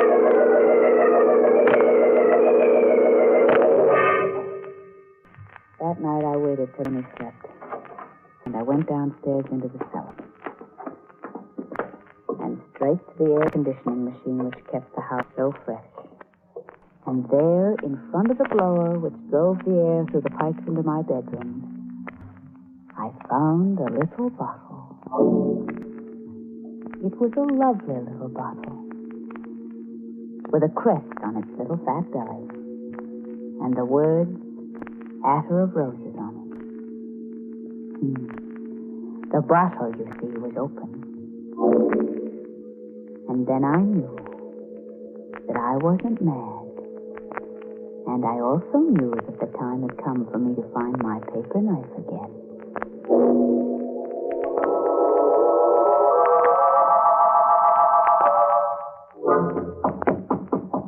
I'm awake, Tony. Brought you your breakfast. Thank you, darling. Put it down. I won't eat it just yet. All right. Hey, you had a good night? I had a wonderful night. Tony, I think I'm going to be well again. Good. Help me out of bed, darling, will you? Sure, all right. Just put your arms around me. All right. There, I'm up. Oh, don't be in such a hurry to take your arms away, darling. Hold me close. Oh, Laura, you... Darling, I forgot to tell you. What? My paper knife came back. The what? Yes, I have it now in my hand. The hand that's behind your back, Tony. Laura. Yes, Tony, here is my paper knife. You can take your arms away from me now, Tony. It was quicker with Uncle Edward, but I think you'll die anyway, Tony. Yeah. Good doctor. Maybe there's a chance. Maybe. Oh, no, doctor. Why? I found the bottle of perfume you placed in the air conditioner that you were using to drive me mad. Bad. Bad luck. Very bad luck, darling. You saw me kill Uncle Edward, didn't you? You were the one in the garden, weren't you? Yeah, saw you. And then when Thrale came, you knew about him and you killed him, didn't you? Of course. Couldn't afford to have you give him money. Money. It was going to be mine. Oh, Tony. Oh, Tony, didn't you know it was yours anyway? Everything I had was yours. Why did you have to torture me and try to drive me crazy? You would have cracked it. And the money would have gone to... Yes. Uncle Edward. I played it safe. But you didn't, Tony, did you? Play it safe. Because now you're dying. And when you're dead, I'm going to bury you with Uncle Edward. Right in the garden under the rose bushes. I've already told everyone that you're going away, and you are. But not very far. Although it's far enough, isn't it, Tony? You've won. Thank you, darling. And you've lost. Listen. What? You know what that is? It's an ambulance. For you. Why? You're mad. Yesterday, 2 doctors signed certificates of lunacy. I authorized. I am not insane. I can prove it. The odor of roses was a fake. I can show them the perfume. I can explain it to them. But how will you explain me or Uncle Edward? That's it, Laura. How will you explain us? Tony!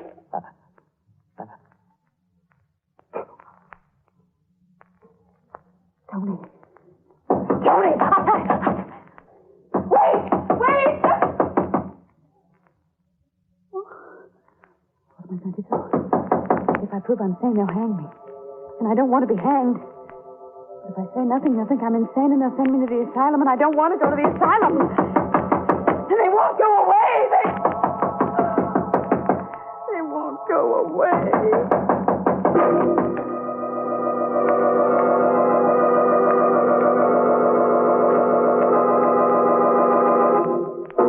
Well, that's the end of poor Laura. Who was a handy girl with a paper knife, but who didn't do so well with her spring planting. Oh, and while I amble down to Green Towers to find out whether Laura's spending the winter in a padded cell or at the morgue, let me give you a bit of earnest advice. Never plant your uncle in the rose bushes if you're allergic to pollen. You might get a bad case of sleigh fever.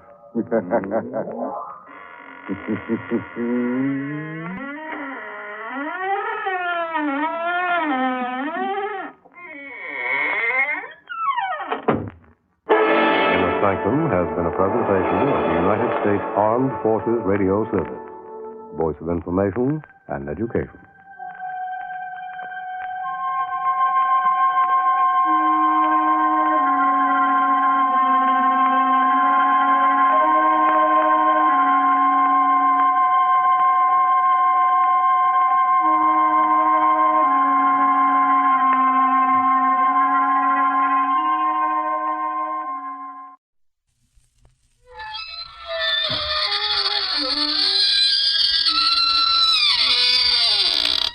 Good evening, friends.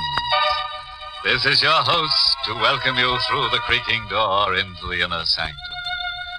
Say, let me tell you about the new soap opera I heard the other morning. It's a slippery little stanza called John's Other Coffin. This program poses the question, can a murderous husband be happy with the spirit of his dead wife? It seems everything went fine with his marriage till one night at dinner his wife asked him to pass the knife, which he did, right through her. Then he hit her body in the town bell.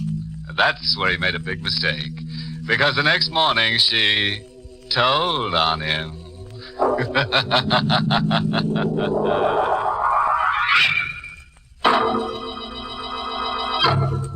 Tonight's Inner Sanctum Mystery, Only the Dead Die Twice, was written by Ed Adamson and Bob Sloan and stars Larry Haynes in the role of Johnny with Alice Reinhardt as Vera.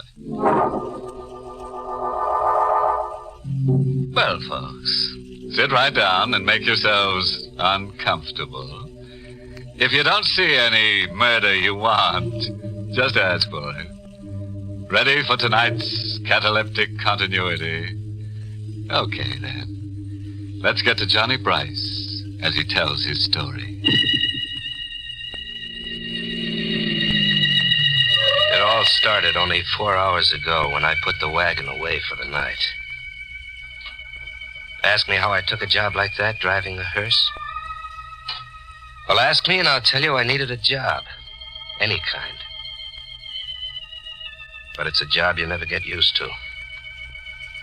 All the time there's that box riding in back of you. 4 hours ago, I got out of the wagon and started to head for Joe's Grill. But I never got to Joe's. Hello? She was standing at the door. Even in the bad light of the garage, she did things to a dress that knocked your eyes out. So I picked up my eyes and looked again. I've been waiting for you. All your life? An hour of it anyway, Johnny. Hey, you know my name. Mm-hmm. Johnny Bryce. I know a lot about you. That puts you one up on me.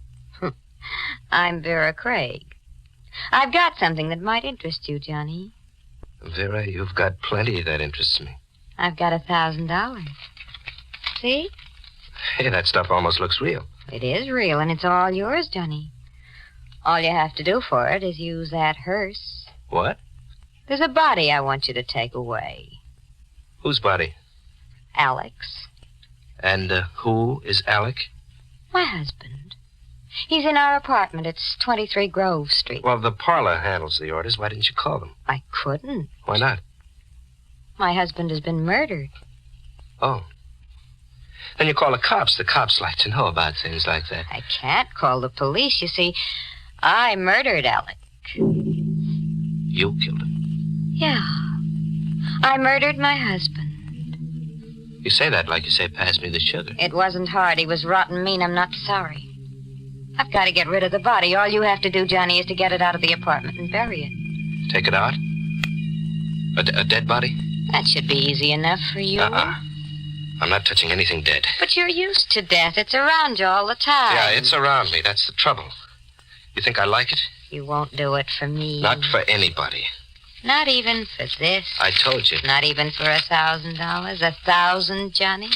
10 $100 bills, see? Look, will you stop sticking that dough under my nose? You can do a lot with $1,000, Johnny. Will you stop it? Think of what 1,000 can do for you, Johnny. You say you don't like your job. I hate it. And you won't have to be sick with your work anymore. You can get away from it forever. Forever? This'll be the last time you'll have to drive a hearse. All you have to do is get rid of Alec's body. $1,000 all for you. It'll free you, Johnny. What do you say? $1,000. What do you think I say? I drove the wagon to the address Vera gave me and parked it in a side alley.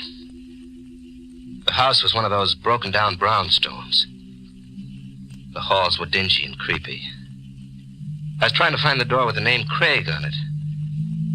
The hall was so dark I didn't see him standing there. You looking for something, mister? What? Yeah, what's the matter? I scare you? What are you doing here?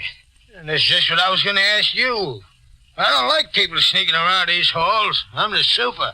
Oh, super. Yeah, what do you want here? Nothing.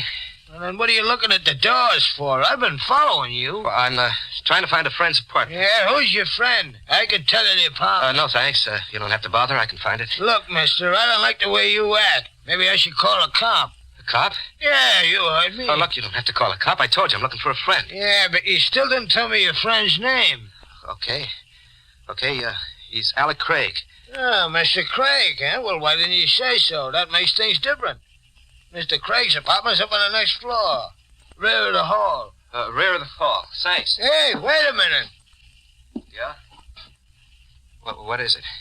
No use going up there. Mr. Craig ain't home. But I was... Yeah, he ain't home. He ain't been home all evening. If he was home, I'd have seen him come in, sure. Okay, then I'll talk to Mrs. Craig instead. Missy, you can't do that, mister. He ain't married. There ain't no Mrs. Craig. What kind of a gag was this? The super said there wasn't any Mrs. Craig. Then who was Vera? Well, after the super walked away, I went upstairs. The door to Craig's apartment was part open. I pushed it the rest of the way and walked in. The living room was as cold and gloomy as a morgue. I wanted to turn and go out, but something kept pulling me. Ask me and I'll tell you it was death. You couldn't see it, but you knew it was there, and you couldn't make it let go of you. Pulled me right through to the next room. Alec Craig was there, just as Vera said. On his white shirt, there was a big red circle. And on the floor next to him, a carving knife. Stained with the same red. I walked out of the room. $1,000 and no $1,000. I couldn't touch him, not for $1 million. I got to the front door and opened it. Hello. He was standing there in the hall right in front of the door. A big guy in a black hat and coat. I was just going to ring the bell. My name's Steve Maxton, detective, first grade, 16th precinct. You Alec Craig? No, I'm a friend of Craig's. Oh, I want to see Craig. Well, he's not home. Who are you? Johnny Bryce. You're sure Bryce Craig isn't home? Well, I just told you he wasn't. Nobody's in there. Okay, then suppose you come inside with me. We'll wait for Craig. Well, he's not coming back tonight. Go on, do like I tell you. Get inside. What is this? What do you want with me? I just got a call to get over here. The guy who called said there was a murder. Murder? That's right.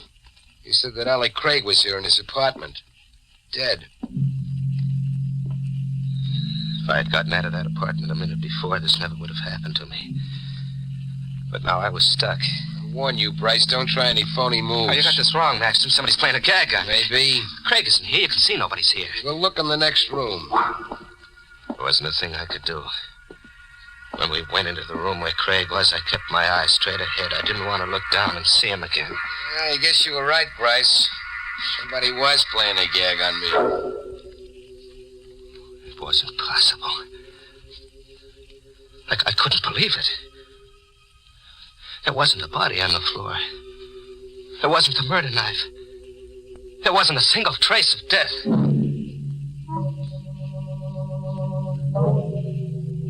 Maxton went out and left me there alone. I stood right on the spot where Craig's dead body had been. My head spinned around like one of those kids' tops that makes that whirling sound. And the sound was my own voice asking myself 100 questions that didn't have any answers. And the whirling sound got worse and worse. And all of a sudden it stopped. Hello, Johnny. Vera. What's the matter, Johnny? Aren't you glad to see me? How'd you get here, Vera? How'd you get into that closet? There's a back entrance to the apartment. Look, what's going on here? There was a body right here on the floor. I saw it with my own eyes. Yes, Johnny, you saw Alec's body. I put it in the closet to save you. If that Detective Maxton had found it, then you'd be in trouble, wouldn't you? You said Craig was your husband. He was. You're a liar. The super told me Craig wasn't married. He wasn't your husband, was he?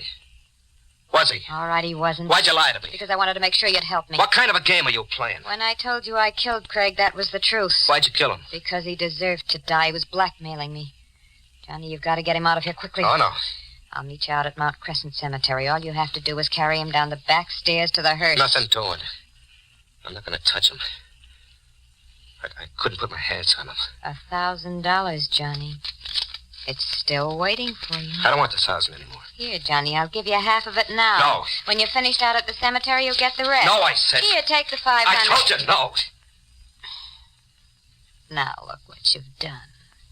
You'll only have to pick it up. I'm not going to pick it up. I don't want any part of your lousy dough. Keep it. The deal's off. Oh, no, Johnny.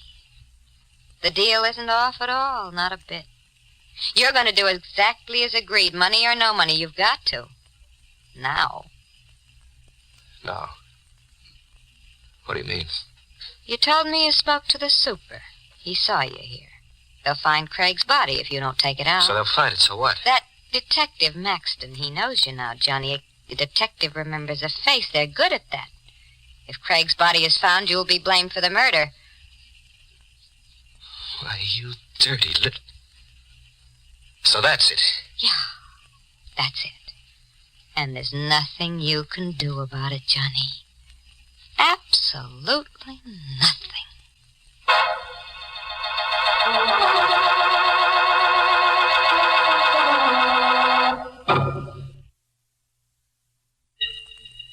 I carried Alec Craig down the back stairs to the wagon. I always thought the dead were cold and stiff. But they're not that way at all. Craig hung over my shoulder like a warm rag doll. And with each step down those dark stairs, he bounced. And his face touched mine.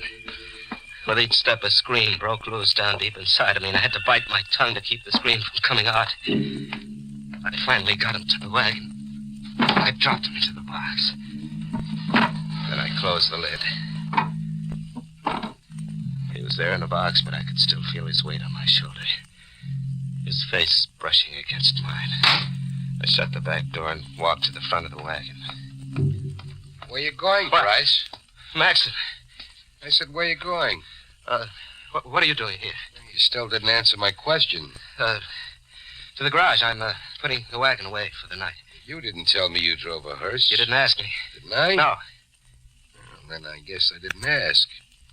I was waiting out front. You didn't come out that way. Oh, there. Backstairs, I had my wagon parked here in the alley. And why didn't you go in through the back? Huh?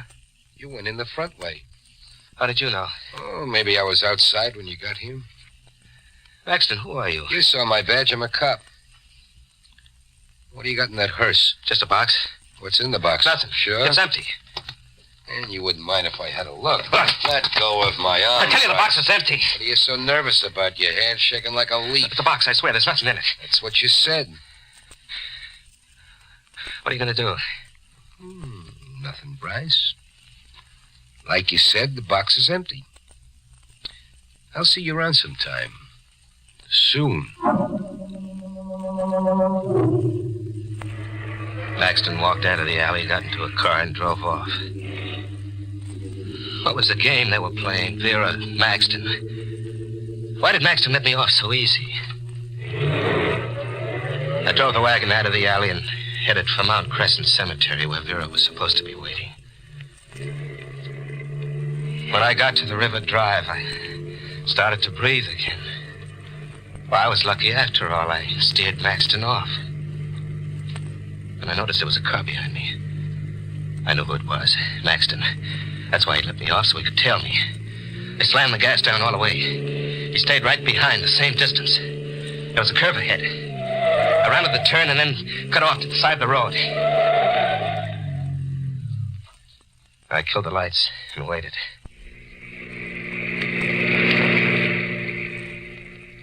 Maxton's car whipped by. I got out of there that fast and took a back road for my date with Vera at the cemetery.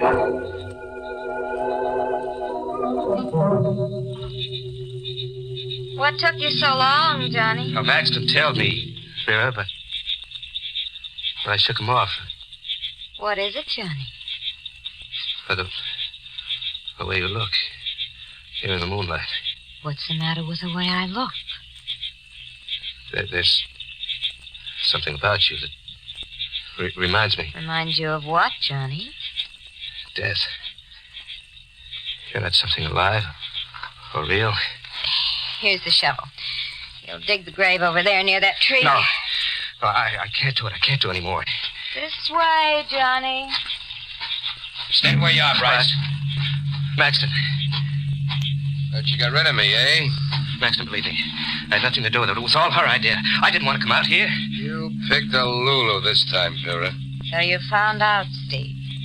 What are you going to do? What is this? A nice yellow Lulu.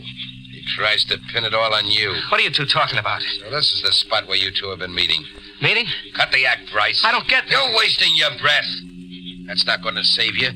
I told my wife if I ever caught her... Vera's your wife? No use, Johnny. There's nothing we can do about it now. But now you'll find out everything about us. Maxton was holding the gun level at Vera. She was right. He'd find out everything. Craig's body was a few yards away in that wagon. I couldn't let Maxton find that body. I waited a second. I jumped out. I saw the gun fly out of his hand. I held him by the coat collar. He brought his right all the way around, but I ducked just in time. Then I buried my fist in his middle. I heard the wind go out of him. Then he dropped to the ground.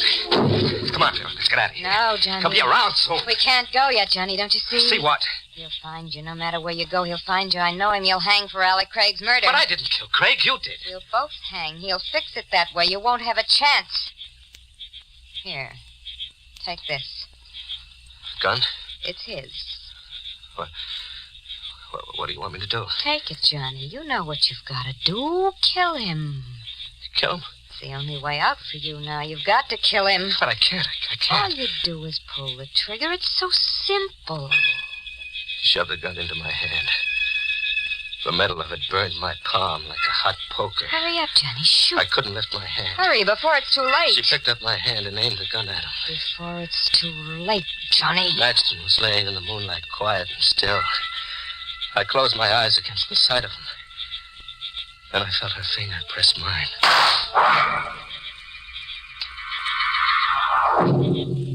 I buried Maxton. All the time I shoveled, Vera stood there watching. That same devil's smile on her face. After I dug another grave, I went back to the wagon to get Craig's body. I opened the little box and reached it. Vera! I sat there in the dark of the wagon, my brain not believing what my hands touched. The insides of the empty box. Vera!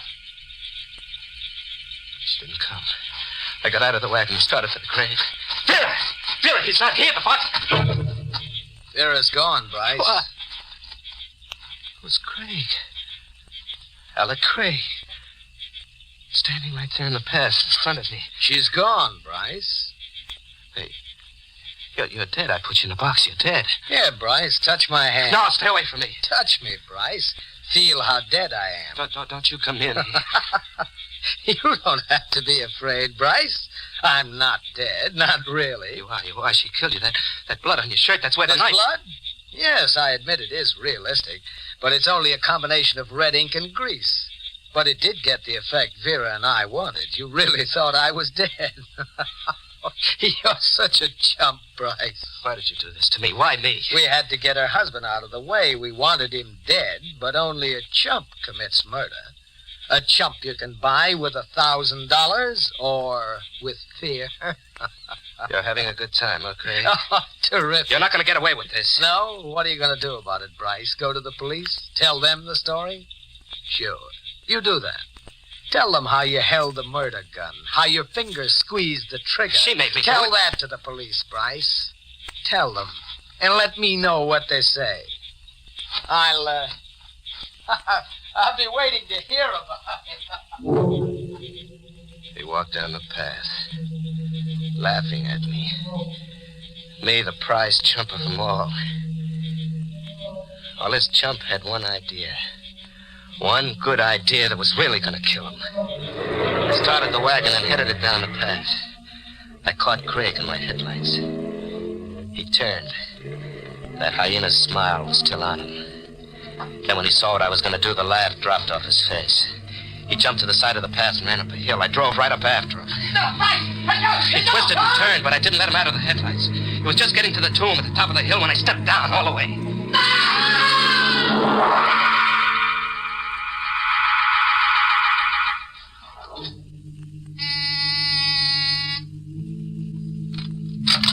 Alec, what took you so long? Hello, Vera. What's the matter? Aren't you glad to see me? What are you doing here? We'll talk about it inside. There's nothing to talk about. I said I'm coming in. Get out of here. It's no way to treat an old friend. Craig told me all about it. How you framed me into the murder. Of course he told you. It was all my idea. Cute idea. Told you before, there's nothing we have to talk about it, so you might as well leave. You're expecting Craig, that right, Vera? None of your business now. Either you get out Craig won't be here. What? He couldn't make it, Vera. On account of he's dead. That's right, good and dead. You should have heard him scream when the wagon hit him.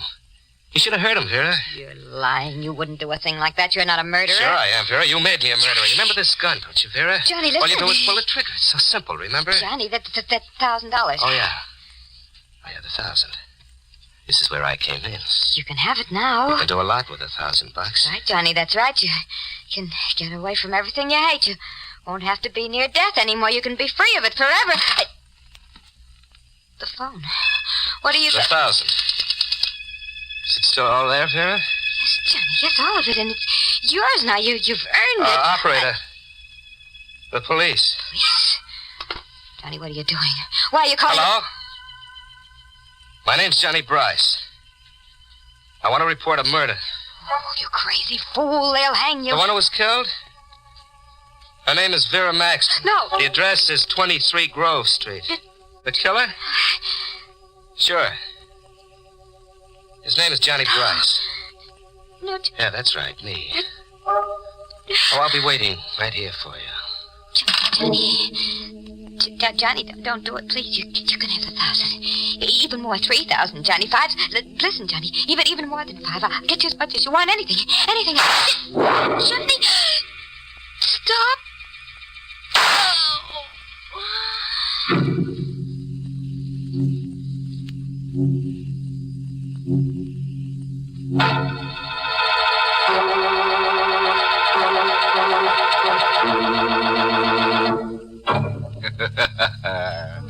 Now, that's the way I like to see our stories finish. Plenty of corpses and no remorses. Well, Johnny finally got the drop on Vera. But you should see the drop the hangman got on Johnny. Say, there's a moral in tonight's tangy little tidbit. It comes from the grave works of the funeral philosopher, Wormley Digger, author of One Hearst Town. Now, how's it go? Oh, yes. When you plant a corpse, be prepared for anything. You can never tell what might come up.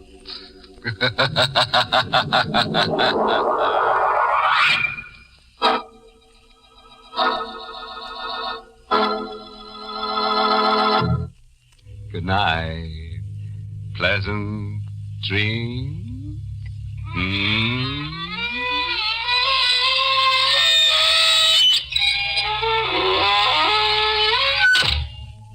Inner Sanctum was heard in the United States over CBS, the Columbia Broadcasting System, and has been rebroadcast for servicemen and women overseas through the facilities of the United States Armed Forces Radio Service, the voice of information and education.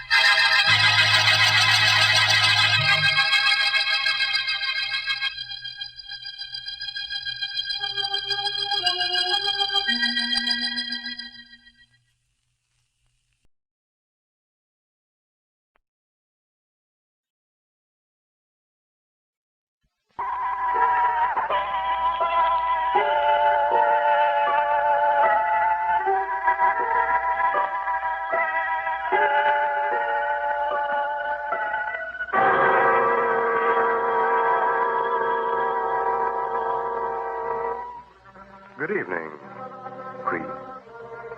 This is Hunter Galloway opening the doors of the Mystery Playhouse. Tonight our stage will be taken over by Inner Sanctum, and as usual, you'll get a chuckle or two and an excellent mystery story from Inner Sanctum's host, Raymond. We're at your door, Mr. Host, so open it, won't you?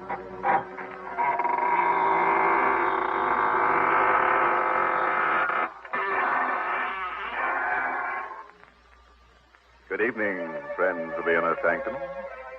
Welcome. Come right in. There's room enough for everybody. As a matter of fact, the more bodies, the better. Don't be surprised by the gloom. It's our new paint job in black so the bloodstains won't show. And now, friends, draw up your chairs. Dim the lights and listen to a story designed to freeze the spine and set the teeth on edge. It was written by Michael Sklar and Richard Manoff, and it's called The Confession.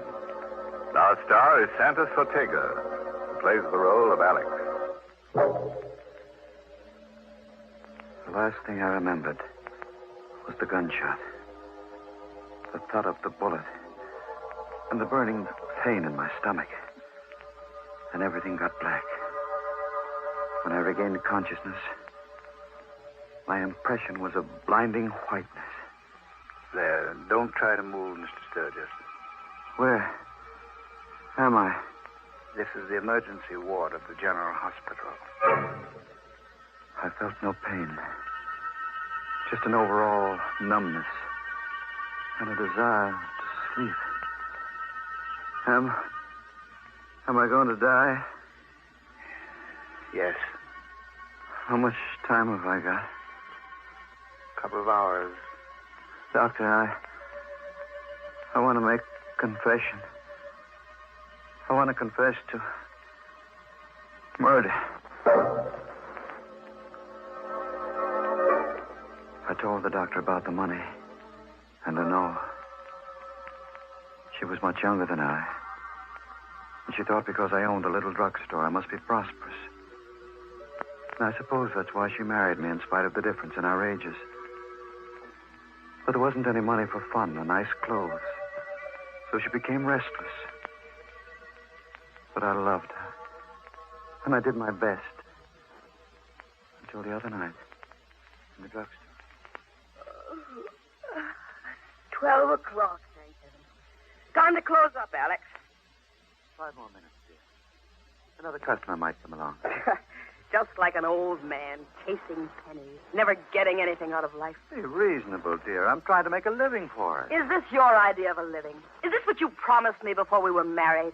I know it's not what you deserve, Lenore, but someday... Oh, you make me sick. I must have been crazy when I married you. Lenore. I'm going to say something I've had on my mind for a long time, Alex. Rather than go on this way, I'd prefer to be dead. Look at you. I don't have to put up with you. I'm still young, Alex. So there it was. Out in the open. An old man with money would have been acceptable. But because I had no money, she was going to leave me. I wanted to plead with her. I would have gotten down on my knees. But before I could say anything, the street door opened. And a man stumbled into the store. Oh, Alex, look. Help me. Quick. I'm wounded. I helped the man to a chair. He'd been shot on the chest, and the front of his coat was covered with blood. His breathing came hard. Bullet. My chest. Patch me up. I'm only a pharmacist. You need a doctor. I'll call Dr. Johnson. No, I don't want any doctor. I want you to help me. Is it because doctors must report bullet wounds? Is that why you want a doctor? Never mind my reason. I got plenty of dough. I'll give you $500 to take care of me. Well, I'd better call the police. No, lady, no. Look, mister, take care of me. Keep it quiet. I'll give you $1,000. $1,000? Let me see the money. Here's a $1,000 bill, but I got plenty more. No. Help me take him into the back room. Oh, but Alex. No, I'll take him myself. You get busy and wipe the blood off the floor. Oh, no, you can't. Wipe up the blood. Do as I say, Lenore.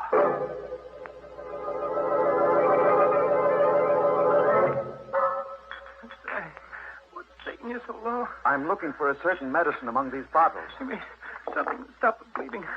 Hurry. I'll be ready for you soon. Oh, no. Did you get the floor clean? Yes, it's clean. How is he? He's in bad shape. Weak from loss of blood. Alex, you haven't done anything for him yet. Be quiet. But you've been in here 5 minutes, and he's just like he was before. Alex, you're stalling. Alex.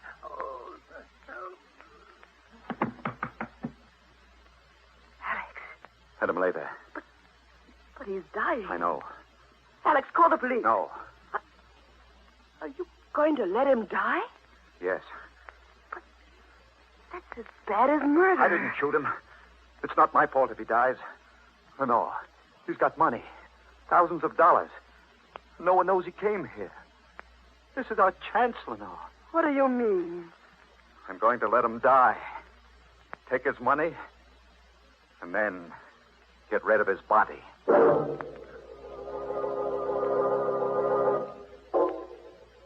Stay still. I stooped and went through his jacket.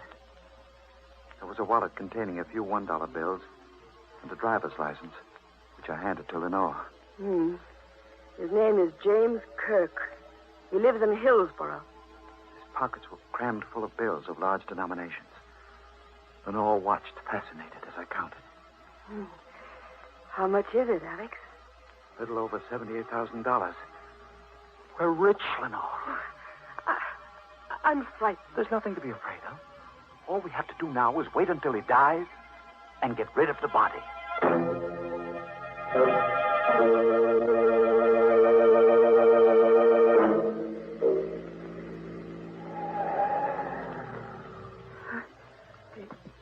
Do you need me to help you? No.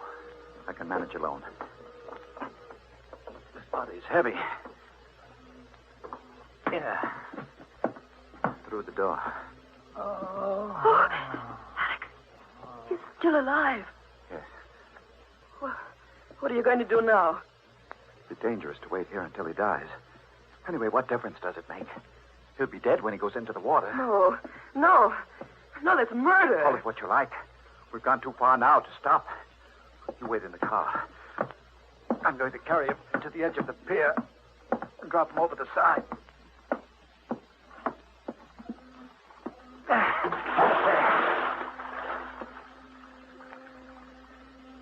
He's gone.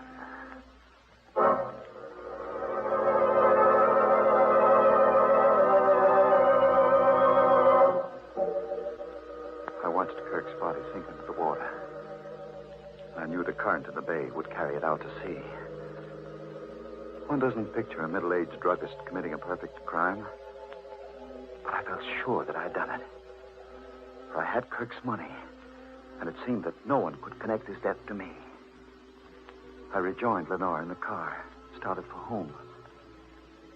After I'd driven for a few minutes, I noticed she was strangely quiet. What's the matter there? Nothing. Nothing at all. Something's troubling you. What is it? Nothing. You act as though you're afraid of me. No.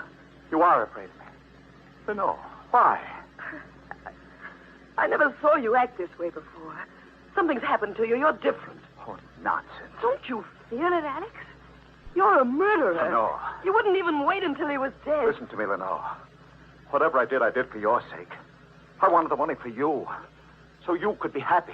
Oh, how can I be happy with this thing hanging over us?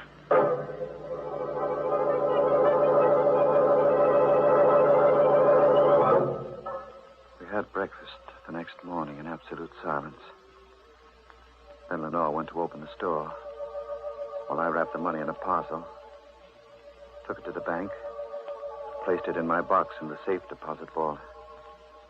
No one paid any attention to me, although the bank was swarming with police detectives.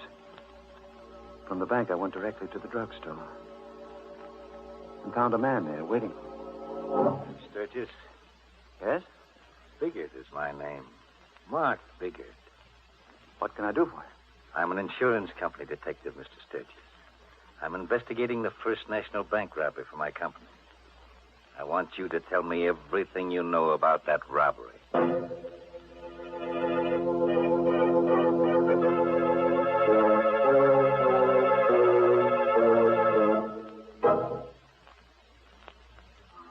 He was a big man, but not fat, this detective. And although he didn't appear to be very intelligent, he had a look of cunning. His clothes were rumpled, and he rolled an unlit cigar around in his mouth as he spoke. Suppose you start from the beginning, Sturgis. There's nothing to talk about, Bigot. I don't know anything about the robbery. You don't, eh? No, I don't. Why should you come here annoying me with silly questions? I'll tell you why I'm here, Sturgis. And then maybe you'll see your way clear to talk. You know the bank was robbed last night, and the crook got away with better than $78,000. Yes? The night watchman was shot. He's in a coma now, but before he was shot, he shot one of the crooks. What does that have to do with me? I'm coming to you, Sturgis. I'm a slow man, but I'm thorough, which is more than you can say for the harness bulls on the police force. Take those harness bulls. They didn't spot the trail of blood that wounded crook left when he ducked on the alley behind the bank. Funny thing, they clean missed it. But I noticed it, Sturgis. I followed it through the alley and straight up this street. And here's another peculiar thing. The trail ended right smack at the door of this drugstore. Are you implying... 2 and 2 makes 4, Sturgis. As I said, I'm not a fancy-pants detective, but here's how I figure it. This yegg was wounded, so he came in here and asked you to fix him up, which you did. In exchange, he gave you a nice big piece of the tape to keep your mouth shut. Am I right, Sturgis? You're 100% wrong. If you were smart, you'd talk now and save yourself a lot of grief. I've got nothing to tell you. Suit yourself, Sturgis. But here's my business card. In case you change your mind, you can reach me, the Hotel Empire. Oh, by the way, the company is offering a $5,000 reward for the return of that money. I'm not interested. Good day. Okay. It's your next, Sturgis. I'll be seeing you. Alex, I heard what he said. He knows. I should have thought of the blood outside. How can you stand there and act so calm about it? He knows, I tell you. Take hold of yourself and know. He only suspects, and his suspicions aren't worth 2 cents unless he can produce evidence. Believe me, we've got nothing to worry about. I was cocky then. Too cocky. Lenore was right. I was a changed man. That money had put iron into my spine. And then, that afternoon, I got the first of the phone calls. Hello? Sturgis Drugstore. This is Western Union calling. I have a telegram for Mr. Alex Sturgis. This is he speaking. Will you accept the message over the telephone, Mr. Sturgis? Yes, of course. The message reads as follows. Place the money in an envelope and mail it to box number 11, General Post Office. Don't fail to act as instructed because your future depends on it. Is, that all? That's all, Mr. Sturgis. There is no signature. Thank you. Bye. Oh, it was bad enough having that detective snooping around, but now this telegram. Oh, don't take any more chances, Alex. Send the money. No. Alex, please. I'm frightened. Listen, Lenore. Calm yourself. It's perfectly clear what happened. One of the bank robbers came with Kirk as far as the store. He must have been frightened away by the police. Now he's using this method to get the money. But he won't get it. Why? What are you going to do? I'm going to put a wad of blank paper in an envelope and mail it to that post office box. Then I'll stand watch at the post office and see who claims it. And then what? That money means everything to us, Lenore. I've already killed one man for it. If necessary, I'll commit another murder. I placed blank strips of paper in an envelope and mailed the envelope to that post office box. The next morning, I went to the post office and stood near the window, waiting for someone to come along and claim the envelope in box number 11. Hours passed. I got hungry. My legs began to shake from exhaustion. But I couldn't leave that spot. I meant to stay there until... What are you waiting here for, Sturgis? A voice cut through my thoughts. I looked up. It was Kelly, the policeman. He was suspicious. The clerk noticed you hanging around and called for a cop. It's nothing, Kelly. I I arranged to meet my wife here. She's late. I saw your wife through the drugstore window as I came up the street. You must have forgotten all about your appointment. You'd better get back to the store, Sturgis. I couldn't stay there after that. I walked around the block. When I came back, the policeman had disappeared. I entered, went to the window, and asked the clerk if anyone had claimed the mail in box 11. He nodded. The letter was gone. My plan to discover the identity of Kirk's confederate had failed. There was nothing to do but go back to the drugstore. It was empty. I felt a sense of danger as soon as I entered. So I closed the street door quietly.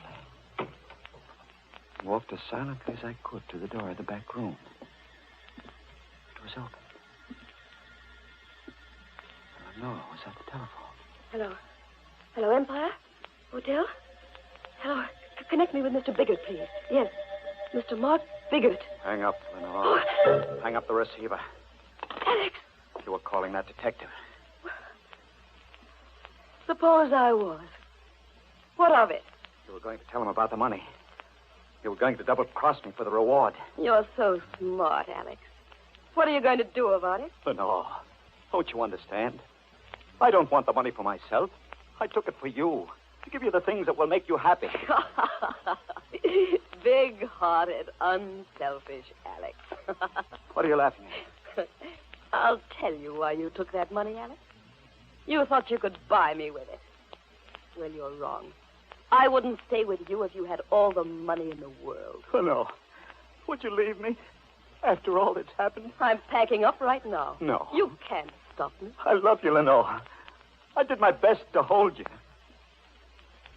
If I can't have you, no one else will have you. What do you mean? Alex, stay away from me. I'm going to kill you, Lenore. Alex, no. Stop. I'm going to kill you, my darling. Let go of my throat. Alex, please. Let go.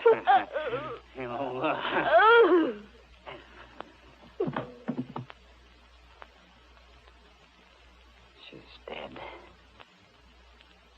All men kill the thing they love. And I've killed you, Lenore. I felt empty, drained of all emotion. I buried her body in the cellar of the drugstore. I was even a bit glad that it ended in this fashion. For now, Lenore would be with me forever. Did I say it was ended? I was wrong. I found no peace. For the very next morning, Biggert came to the drugstore. Good morning, Sturgis. Nice morning, isn't it? What do you want? Just stopped by to have a chat, Sturgis. We're giving a lot of thought to the First National Bank robbery. You know, that night watchman came out of his coma this morning. Why, tell me about it. I thought you might be interested. Here's an angle, Sturgis. The watchman says the robbery was pulled by only one man. One single crook, and he was shot. Nice angle, isn't it? Is it? Yes, it gave me a new idea, Sturgis. Now, I'm no Sherlock Holmes, but I figure it this way. That crook came in here and asked you to fix him up. We've gone through this before. I'm going to take it a little further, Sturgis. The crook asked you to fix him up, but you got a peek at all that money. So you let him die, took the money, and disposed of the body. How's that for a figure? Very clever. Can you produce the body? No, the police haven't been able to locate it, but I'm not discouraged, Sturgis. Those harness bulls aren't very smart. I'll find that body. And when you do? I'm an insurance company, Dick Sturgis. I want that $78,000. When I find that body, I'll come around here and you'll cough it up. I've told you before, I know nothing about that robbery or the money. Now I've got work to do. Suppose you run along. Okay, Sturgis. So long.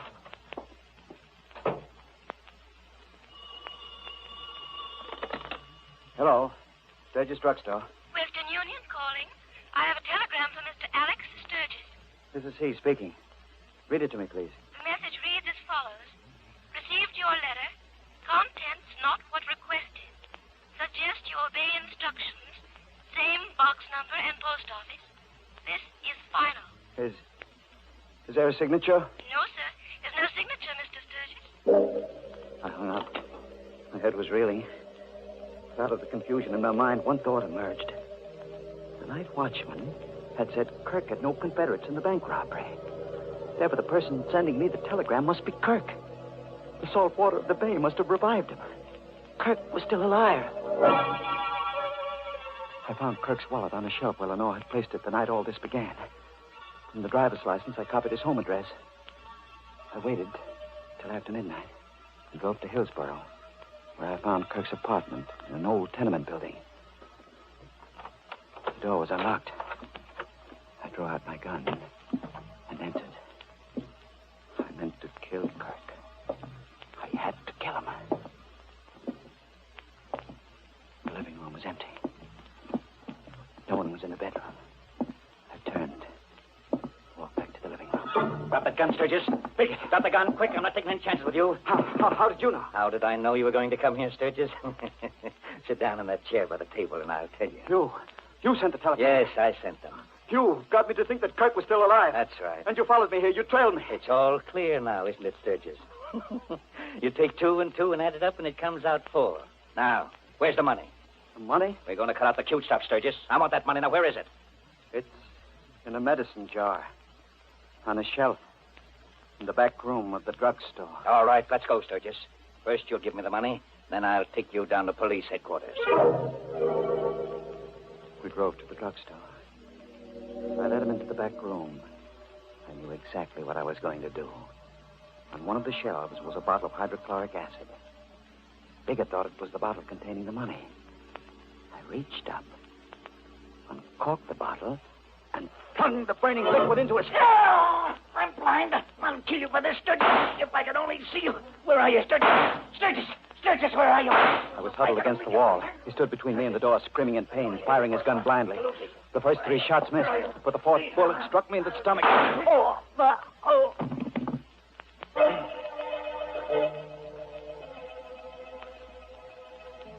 The last thing I remember is Biggett running out of that room, shouting for help. I lost consciousness soon after. When I came to, I found myself here in this hospital. You know the rest of the story, Doctor. That's your confession, eh? That's my confession. Did you get all that down on paper, Mr. Biggert? Got every word of it, Doctor. Biggett, how did you get here? I thought hydrochloric acid. You thought you blinded me permanently, but not enough of the stuff get into my eyes to do any real damage. Lenore.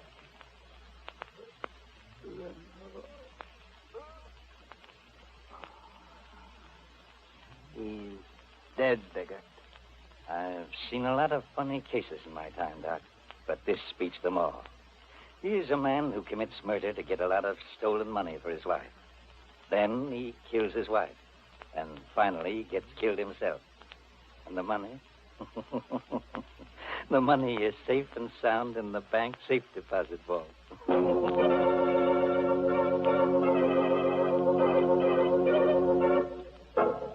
Oh, what a pity. Exit Sturgis. Yes, Biggett smoked him out just like a poor fish. Smoked Sturgis.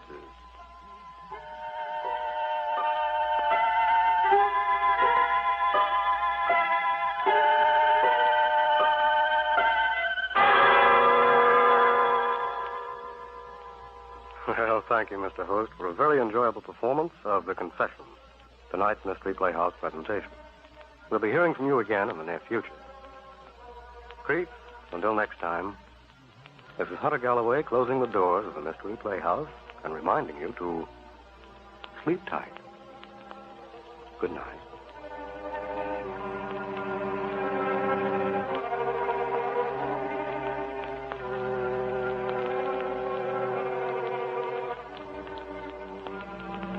This is the Armed Forces Radio Service.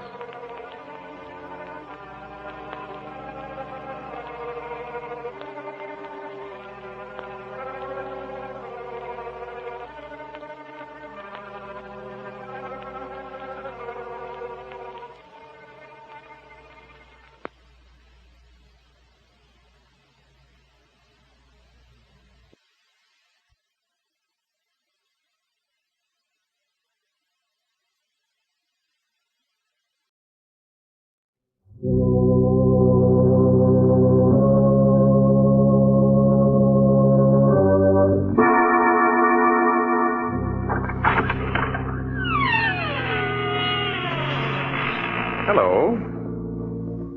Hello. Oh, there you are. I was afraid for a moment that you had forgotten our appointment. Why, you almost scared me to death. And that won't do after all the pains I've taken to scare you. You remember me, don't you? I'm your host on behalf of the makers of Carter's Pills. And you're to be my guest tonight in the mysterious circle of the Inner Sanctum. Come in, friends, won't you? Thank you. Take that chair by the fire. Good. And you'll become accustomed to the dim lights in a moment. Don't get too comfortable, because we'll have you out of that chair with thrills and chills, shivers and quivers. You're on our side, aren't you? You'd better be. But don't worry. Instead of the arch criminals haunting us, we're going to haunt them. We're going to scare the daylights out of them. Yes. Welcome, then, friends. Welcome to the mysterious circle of the Inner Sanctum. And listen to as weird and strange a tale as ever was told. The amazing death of Mrs. Putnam.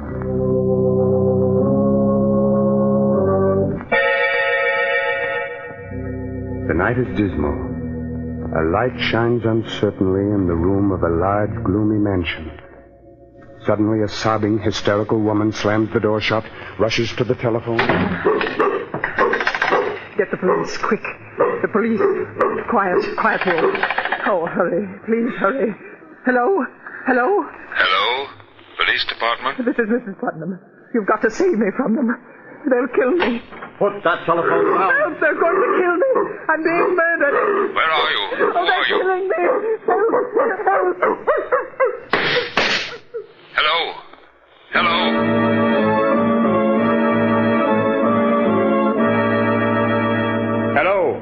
Hello? Hello, operator. This is Jeff Hansen, police headquarters.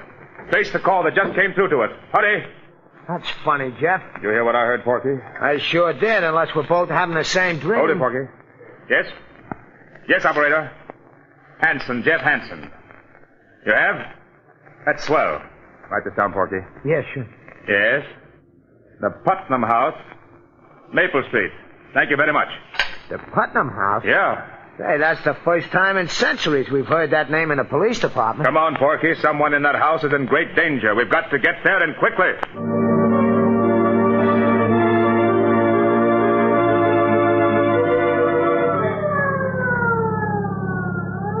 But you put all the way down on the gas. Oh, what's all the excitement, Jeff? It's just another murder case or something. We get them wholesale. Maybe you're right, Porky. You're too jumpy lately, Jeff. What's the matter with you? Oh, nothing. Just on edge. You ought to get married. Then you'd have so many other troubles you wouldn't have time to think of yourself. You know, everybody should get married. At least once. Especially you, Porky. Oh, I'd get married tomorrow if I knew a girl who'd love me for myself alone. Keep your eyes on the road, Miss Advice to the Lovelorn. All right. I forgive you for the crack. Now, look, Jeff. You and me is a great detective. Only you can solve everything but the mysteries of the heart. So what does nature do? Nature endows me with the wisdom which you ain't got in that department. Ain't nature wonderful? Sending me to straighten out your amours. Now, first of all, you gotta learn to treat love light. This is Maple Street, Porky. Oh, okay. I'll take up the lessons in love where I left off later. Pull up, Miss Lovelorn. Here we are. Let's go. All right, Jeff. It's a pretty old house. Ain't exactly a haunted place, but a ghost could feel at home here. No, Miss Silly, this house is fairly modern. What are you muttering about? I'm counting the stairs. Didn't you teach me to observe everything? 7, 8. Now remember, keep your eyes open and your mouth shut. You know how reliable I am, Jeff. Yeah, I do. Yes? We're from police headquarters. One moment, please. You can't come in like that. It's all right, Williamson. Yes, Miss Lewis. Come in, please. Thank you, miss. My name is Jeff Hansen. This is poor Ed Lamb, better known as Porky. I'm Lois Putnam. How you doing, Miss Putnam? Did you say you were from police headquarters? Yes? That's odd. How did you find out so soon? We had a telephone call. From whom? There was a woman. I believe she said her name was Putnam. What? Oh, no. When did you get this call? Only a few minutes ago. The woman screamed that she was being murdered. She cried out for help. Oh, no. What in heaven's name are you talking about? My aunt is dead. Dead? Yes. She died 2 hours ago. Her name was Mrs. Putnam? Yes, Martha Putnam. You say your aunt died 2 hours ago? Yes.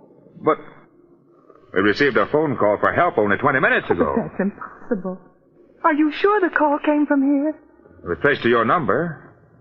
Besides, I believe the woman said her name was Mrs. Putnam. Isn't that right, Porky? It sounded like it. This is some idiot's idea of humor. The poor woman has been dead more than 2 hours. Lois, you should rest. You haven't closed your eyes. I will, Doctor. These men are from police headquarters. Oh? This is Dr. Holloway. Doctor? Detective Hansen, did you say? Jeff Hansen. This is Ed Lamb. Hi, Doc. Were the police informed of your aunt's death, Lois? They traced a strange phone call back to this house, Doctor. Somebody screamed for help. From this house? Yes. Then why didn't we hear it? Perhaps we made a mistake. However, we're forced to sort of look around. Please forgive us, Miss Putnam. Do whatever you like. Thank you. Well, perhaps you'd better lie down, Lois. I'll be all right. Porgy, I want you to make a thorough search of the house and don't let anything go unnoticed. You betcha. Oh, Doctor. Yes. Be back in a moment, Lois. What is it? If you don't mind, Doctor, Do you wish to ask me questions? Please. Quite all right. What caused Mrs. Putnam's death? The causes of her death were quite natural. A blood clot lodged itself in the veins of her heart.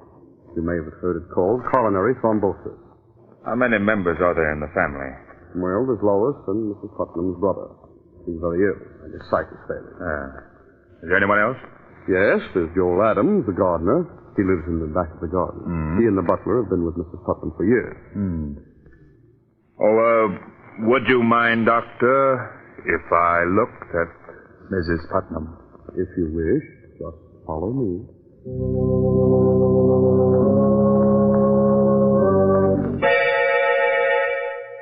A fascinating mystery, friends? A strange telephone call late at night. A woman screams for help, a dog barks, 2 shots ring out, and then the police dash to the house and find that the woman died of natural causes 2 hours earlier. Riddle me that, my friend. Oh, have no fear, for the day of ghost-like voices from the dead and the day of superstition is past. Or is it? We shall see. We shall see. This way, Mr. Hanson. Thank you. Why do you keep this door locked? Oh, simply to avoid any scenes. They're all so high-strung. Oh. What's the matter with your hand, Doctor? You mean this bandage? Hurt yourself? Well, just clumsiness. While cutting some gauze, I snipped my hand. It bled rather profusely. I'm sorry for all this inconvenience, but in my business, it's wiser to check on everything. I understand. You wish to examine the body more thoroughly? No. No, I don't think so. She looks rather natural for a corpse. There we go. Yes. May I see the butler now? Yes, this castle will bring him in just a few moments. After I see him, I'd like to talk to the others, too. Oh, you'll be tactful with Lois, won't you? She's quite broken up. She was attached to the old lady. Of course. Did you ring for me, Dr. Holloway? Yes, Williamson. Detective Hansen wishes to talk to you. Yes, sir. And now, if you'll excuse me, I'll take a look at Lois. Quite all right, Doctor? Excuse me. Your name is Williamson, I gathered. Yes, sir. How long have you been working for Mrs. Putnam? 32 years. A long time, isn't it? Yes, sir. By the way, did you hear any odd noises or screaming this evening? No, sir. You did hear 2 shots, though, didn't you? No, sir. You're not frightened, are you, Williamson? Yes, sir. Yes, sir, I am. This house isn't what it seems on the outside. Oh? No, it's full of hatred. Everyone hated Mrs. Putnam, and she hated all of us. The Lord found vengeance. She didn't deserve to live. There wasn't a kind thought in her head. Who killed her? The devil took her. Who fired those 2 shots? Lightning struck twice. Where is the dog? In Hades with his mistress. Don't think you're fooling me, Williamson, by avoiding my questions. Take me to Mr. Putnam's room. Yes, sir. It's right here. He's very ill, though. Shall I knock? No. No, you may go. Yes, sir.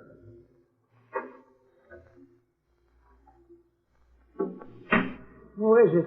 I'm sorry to intrude. Are you Mr. Putnam? Who are you? Detective Hanson, police headquarters. Oh, the police, eh? What are you doing in my house? I thought the house belonged to your sister. It belongs to me now. What business is it of yours?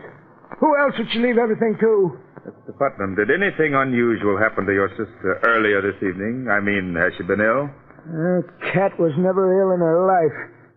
Would there be any reason for anyone murdering her? Murder? I don't know. Maybe. She's hurt each and every one of us. She ruined Lois' life by sending her fiancé away many years ago. She made me into the wreck I am with her cruel tongue and her devilish disposition.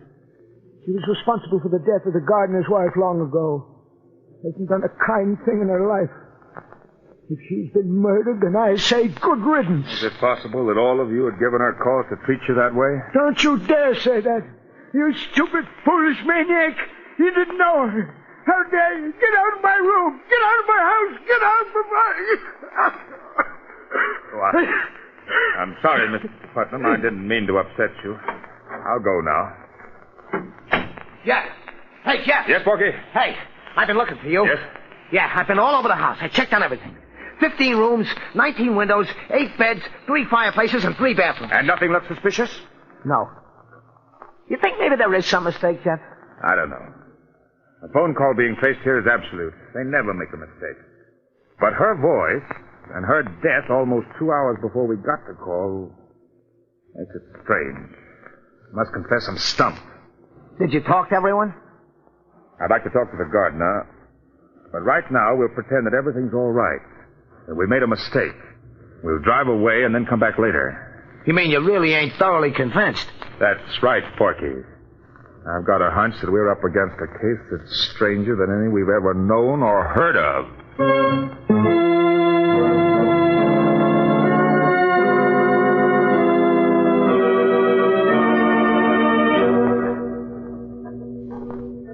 Get in the car, Porky, and don't look back. Right, Jeff. I don't want them to think that we're even slightly suspicious. They may be watching us from the window. Throw on your lights and get the car started. Yep. Porky. What, Jeff? Don't move. Just look over there. Where? Right straight in the beam of the light. Well, I don't... Oh, you mean? In the garden. That mound of earth. Looks kind of fresh. Right. Holy Mazuma. You think maybe somebody's buried under there? We'll soon find out. Drive the car down a few blocks. We'll come back on foot and very quietly. Jumping catfish, Jeff.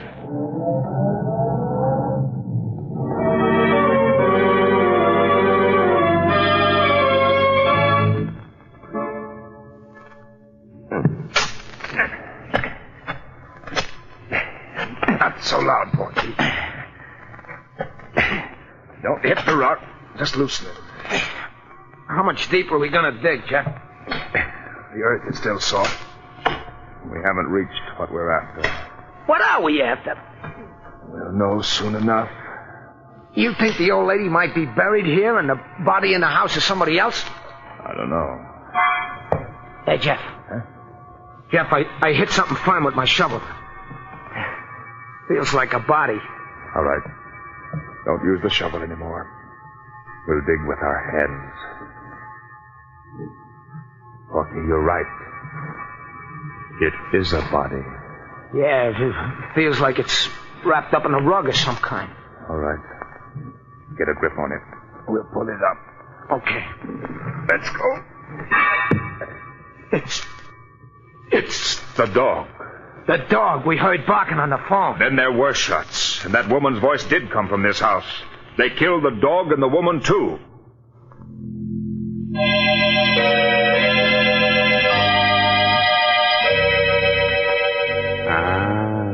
Are you completely mystified?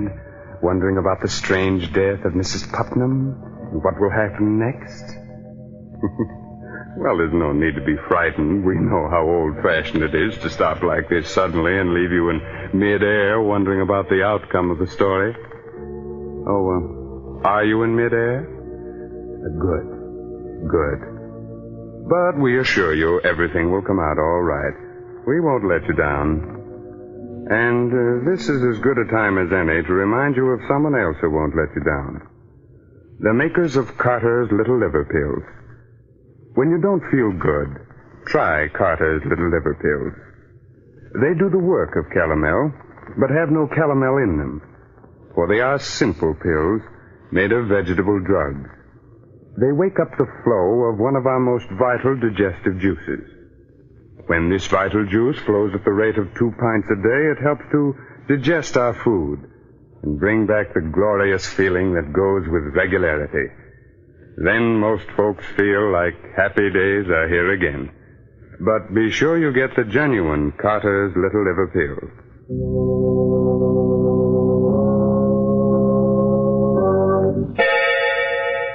Now let's solve tonight's Inner Sanctum Mystery.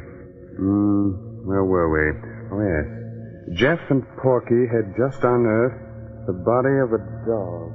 The dog we heard barking on the phone. Then there were shots, and that woman's voice did come from this house. They killed the dog and the woman, too. Oh, I just swallowed a lump that had nails on it, Jeff. Porky, down. What's the idea throwing me right into... Shh. Someone came to the window. Yeah, but you didn't have to throw me right into the grave. Sorry. Here, I'll help you out. They've left the window.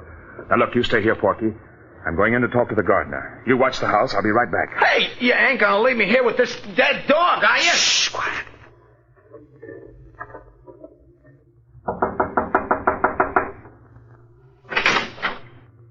What do you want? I'm from police headquarters. You better let me in. What do you want? I want some information about that dog that was buried in your garden. You're crazy. Who buried it there? There's no dog in my garden. Was there a dog in the house? I don't know. You'd better answer my questions, Mr. Adams, unless you prefer going to jail. I don't know anything. Who killed Mrs. Putnam? Everybody. Everybody hated her. What do you mean by that? Everyone in that house wanted her to die. Her brother cursed her. Williamson might have poisoned her. What about you? Me? I didn't hate her anymore. She promised to leave all her money to me. Oh? Why? Well, it was her only sign of repentance. Why, no other reason? None that might be your business. Did you hear any shots from the house this evening? I was away. Jeff! Jeff! What is it, Porky? Hey, come quick, Jeff. What's happened? I had a brainstorm. Hurry, Jeff, hurry, come on. You'd better not leave your house, Mr. Adams. I'll be here. What's up, Porky? The windows. Huh? While I'm out here watching the house, I casually count everything. The stairs again. I count the colored bricks and the large bricks, and then I count the windows. Count them, Jeff. What are you driving at? Count them. Come on, walk around the house. Count them. 2, 4, 6, 8, 10, 14, 17, 19, 20. 20 windows. What? Great galloping ghost. 20 windows on the outside, and you said you counted... 19 on the inside. That means that there's one window camouflaged on the inside. There must be a room within a room. Come on, Porky. We're going back inside that house. Only this time uninvited and unseen.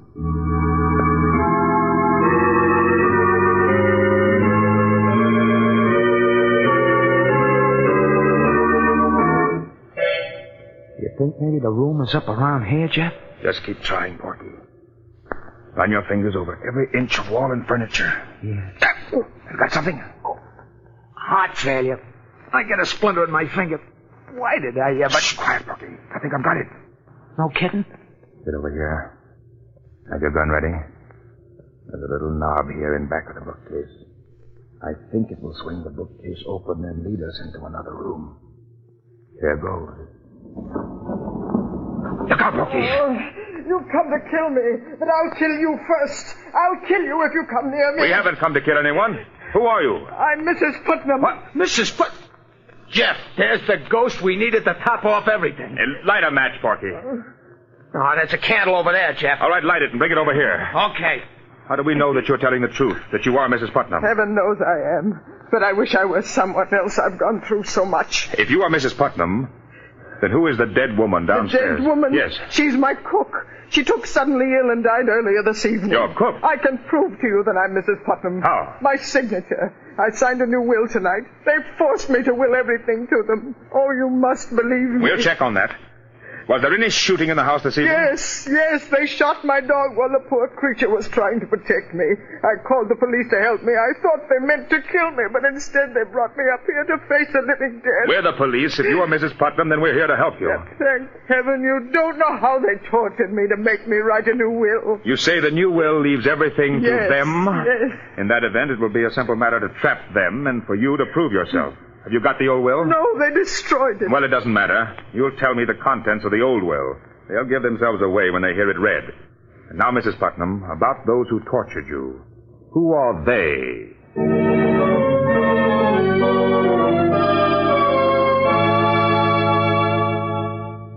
I'm grateful to all of you for not objecting to my presence at the reading of this will. Well, having you here, Detective Hanson, is best for all of us.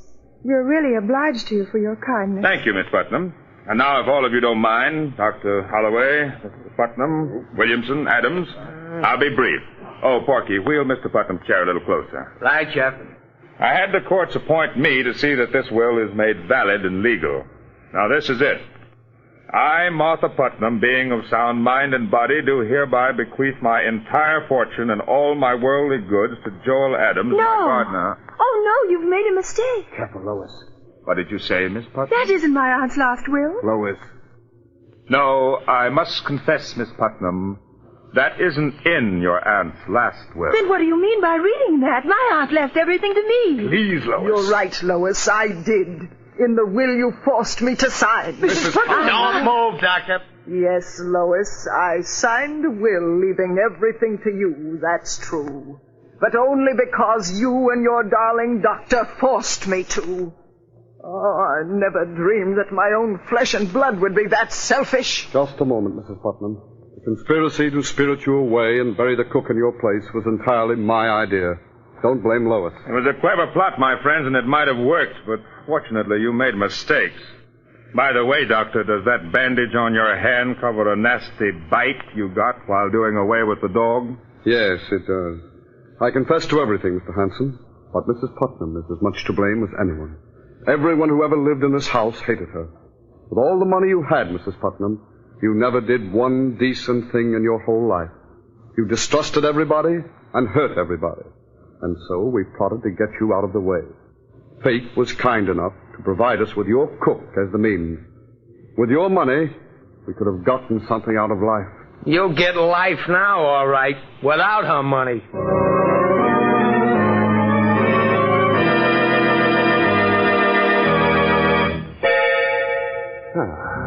You can relax now, friend. This story is over.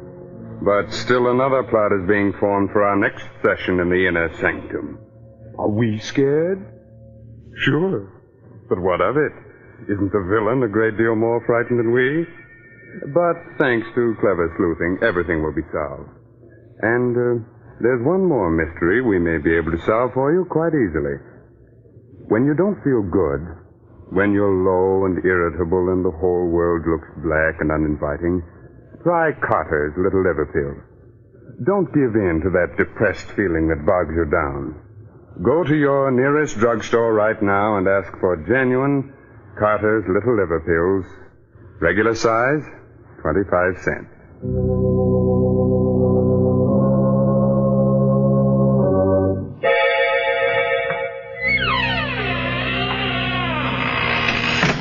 There now. We've closed the door to the Inner Sanctum for another week. Time to go. But spread the news to all arch criminals that we shall ride again in their pursuit next week. This is no laughing matter for them, my friend, so take your tongue out of your cheek. That's better. Remember, we'll expect you next week at this same time in the mysterious circle of the Inner Sanctum. Oh, By the way, you like good mystery stories, so be sure to read this month's Inner Sanctum Mystery, The Case of the Solid Key, by Anthony Boucher. Good night.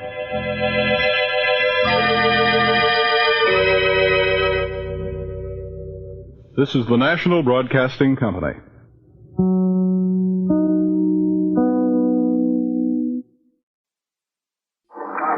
Following Japan's declaration of war on the United States, Hawaii has been under 2 air attacks today. More than 10 persons were wounded when enemy planes machine-gunned a town near Honolulu, according to a Reuters dispatch.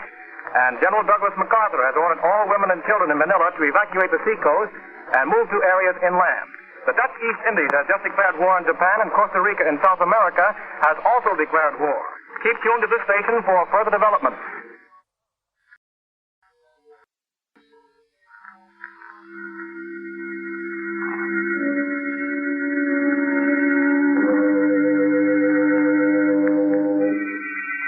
Inner Sanctum Mysteries, brought to you by the makers of Carter's Little Liver Pills, the best friend to your sunny disposition.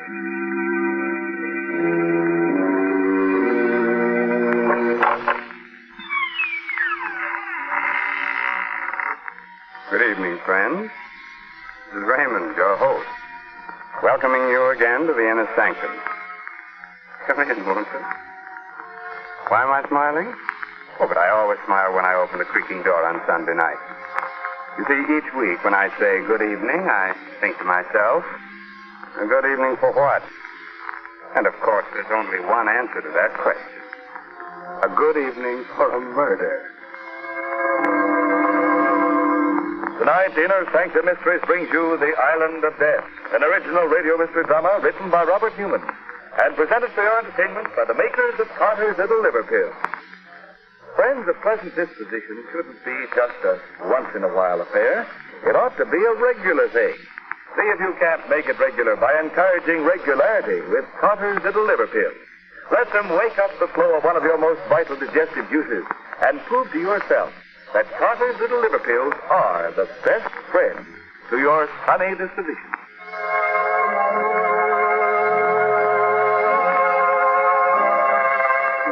Now I think we're ready to begin. Ready to begin as strange and terrible a tale as ever turned a man's hair gray overnight. A tale of voodoo, conjuring, black magic. Oh, now you're smiling. You don't believe in voodoo, huh? Good. Now turn down the lights, pull your chair up close, and listen to the story of the Island of Death.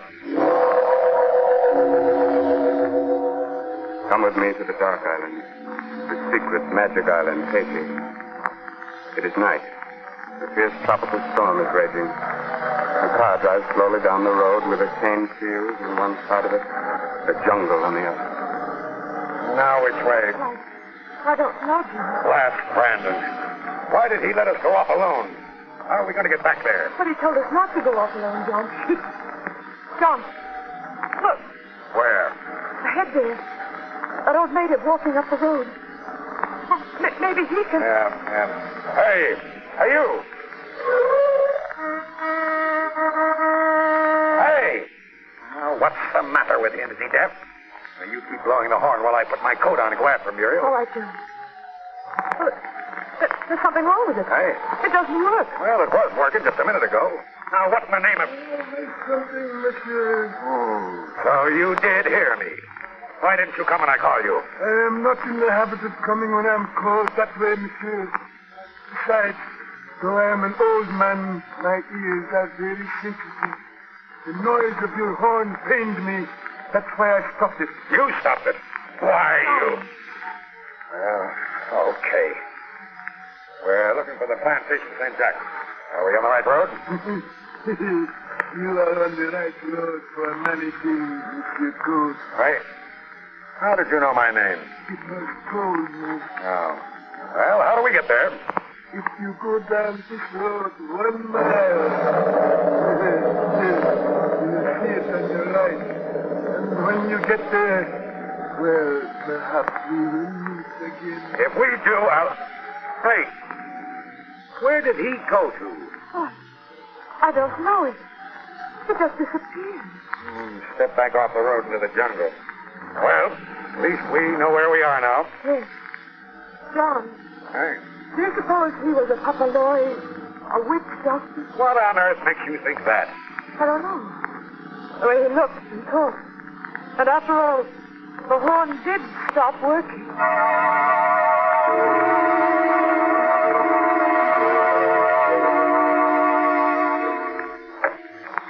Coach? Is that you, Coach? No, Alan.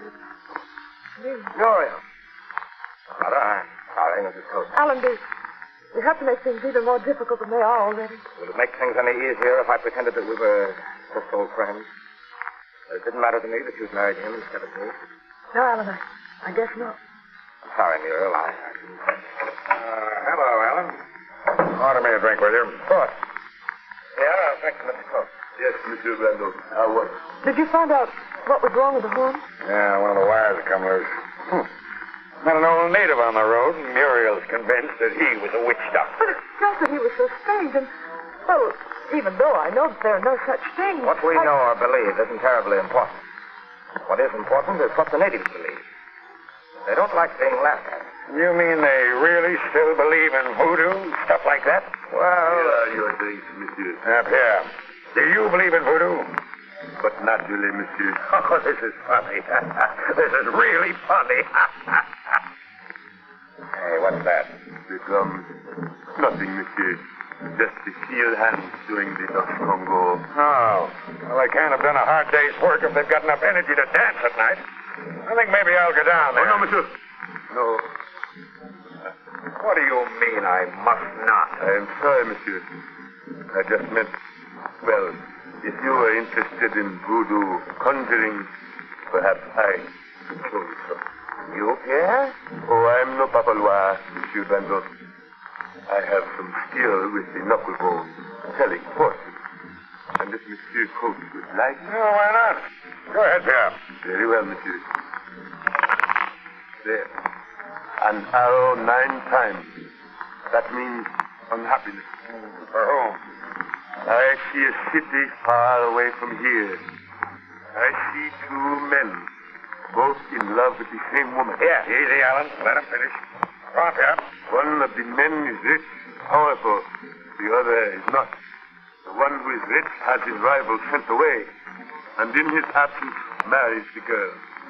She knows she is making a mistake. Oh, she does she? Why, you insolent! John, stop! You coach, how dare you hit him for 2 cents? All right, Mr. Brandon. You did not hurt me. Oh? Well, I haven't even started yet. You're fired. Just a second, Coach. Oh, Brandon. I had a hunch you weren't getting as much as you could out of the natives, that you were too soft with them. Now I know it. You're fired, too. John, so that's why you insisted I come down here with you. Of course. Don't you think I know that you're still in love with him? Okay, Coach, you asked for it, and I'm... Oh, no, you're not, Alan. I've got a gun here. Now, you stay where you are. I'm going down to the field hand hut and really show them who's boss. Alan. Oh, Alan. It's all right, Fiona. Being fired doesn't bother me. But the other things, are they true? That is really you are love. Need you even ask? Monsieur Brando, excuse me, but I think you should know. The drums, it is not the Dutch Congo. It is the Service Petro. Marron is down with the hill. What? Who is T. Marron? He's the most famous witch doctor on the island. John may be a swine, but he handles his head. Listen, Muriel, you stay here with Pierre. I'm going after John.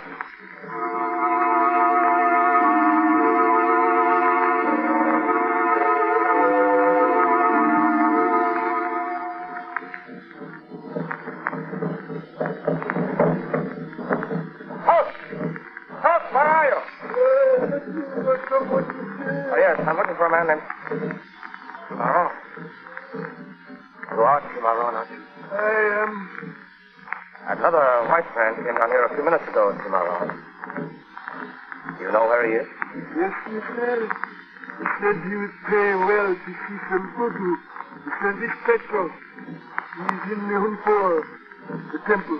What? There's no temple here in the village. There is not. Come with me into this hut. that iron ring there. Lift it up. The trap door. Now down the steps.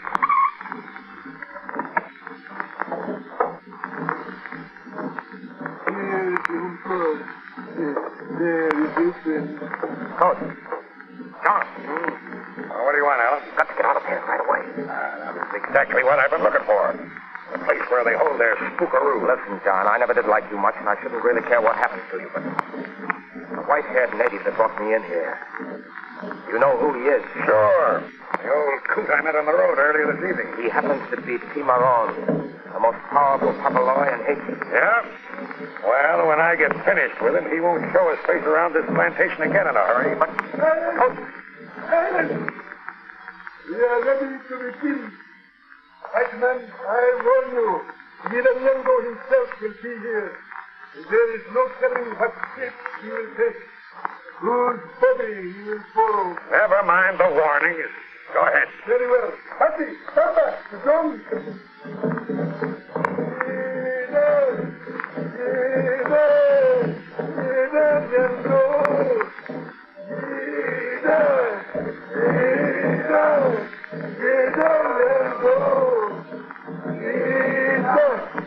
From on high, the little air, from the jungles of the night, come, Ida, come, see the body, loose its soul, point its teeth this way, and come, Ida, come, there. He has taken the body. He's coming. Quick, Patty. The war water sprinkles down the ground in front of the altar. Hey, what is this all about? What do they think they're doing? The bells. The bells of death. He's coming. Peter comes. Listen, you hear them? Something is coming. What do you mean, something? The stooges. You who or what it is? Not yet decided. Bear. Holy smoke. They're white. Either Yango is come. Down. A woman. A white woman. Walking as if she were asleep or in a trance. As soon as she gets to the altar, we'll be able to see. Oh, great Scotty. It's Miller.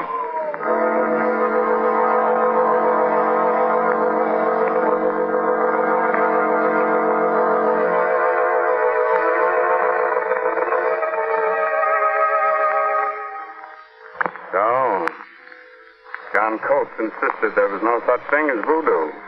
Dared the witch doctor to invoke the god Yiranyango. And when the god did appear, he found he'd taken possession of the body of his wife. Very unusual. But not any more annoying than when a simple thing like a mean, sulky, gloomy disposition takes possession of us. Oft-times irregularity is entirely to blame. So the sensible thing to do is get right after it with Carter's little liver pills. Now, don't let the gloom of irregularity hold you back, keep you from enjoying life and getting ahead in the world. Wake up the flow of one of your most vital digestive juices with Carter's little liver pills. Let them help you to feel up and mad and bubbling with enthusiasm and alive with the glorious feeling that goes with regularity. Just give Carter's little liver pills a trial. And I think you'll agree that Carter's little liver pills can really be the best friend to your sunny disposition.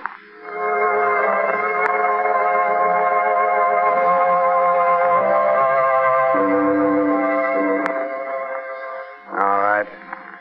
Do you still think voodoo is all nonsense? Oh, you're not so sure now. But you still want me to go on with our story.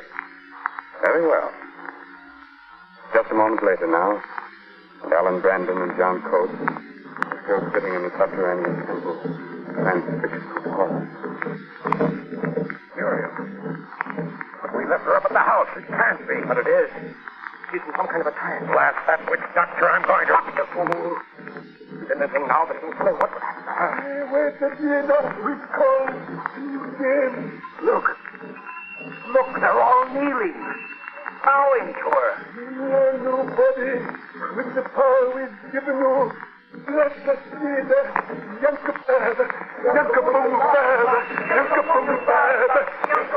By night and by day, through the 4 seasons, as the green things grow, watch over us, O Leader, and bless us. Look, she's raising her hands. She's blessing them. And now, the image, the goat without horns, take it in your hand, Leader. Breathe your spirit into it. Look, that image. She's picking it up, putting it to her lips.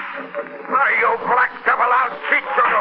You idiot, what have you done? What I should have done before, killed him. Probably killed not only him, but Muriel, too. Look. Yeah, she's just fainted. Let's get her out of here. Back to the house now, quick.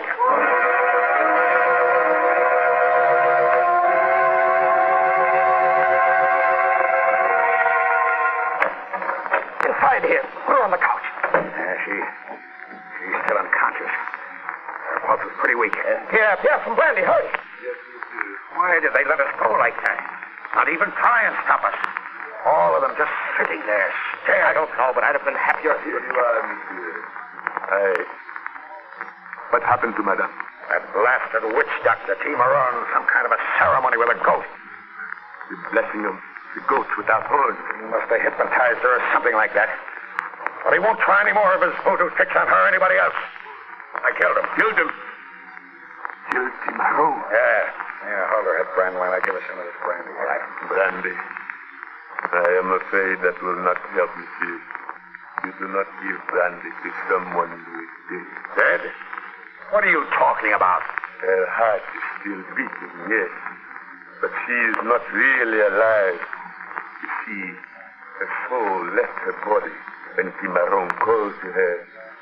When you killed him, it could not find its way back. It is out there. So, now, wandering around, lost in the night. Why, you, John, haven't you done enough harm already? Well, we've got to get a doctor for her. Right away. Yes, monsieur. For if her soul does not find its way back soon, it will never come back. But there is no white doctor that can help her. Will you shut up? Where's the nearest one, Alan? Dr. Grosjean, about 9 miles up the road. I'll show you the way. All right, well, come on. You stay here and watch up here. And if anything happens to her... Yes, monsieur. I will stay. Are you coming, John? Hurry up. Yes, all right. This soul is gone, wandering around somewhere in the night. She's fainted, that's all. Maybe it's a fever and she's out of her head. Well, which way? Shortest way is that way there. You mean through the jungle? When it's dark. We won't be able to see you. Listen, Coates. You may not know it, you may not care, but Muriel's life is in danger. I'm not sure a doctor can help her. But I'm going to get one if I have to crawl on my hands and knees.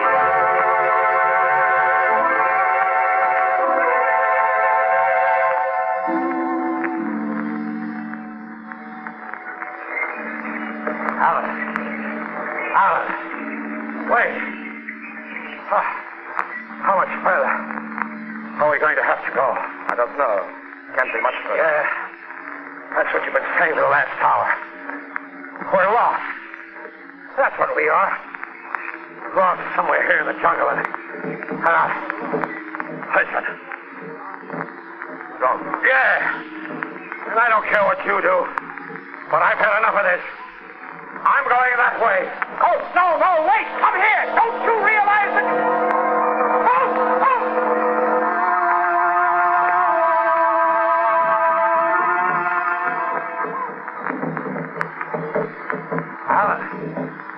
Alan, look. Hot. A fire. We're out of the jungle. Safe. It's a village. No, Code. Not a village. The village. The native quarter of the plantation. Huh?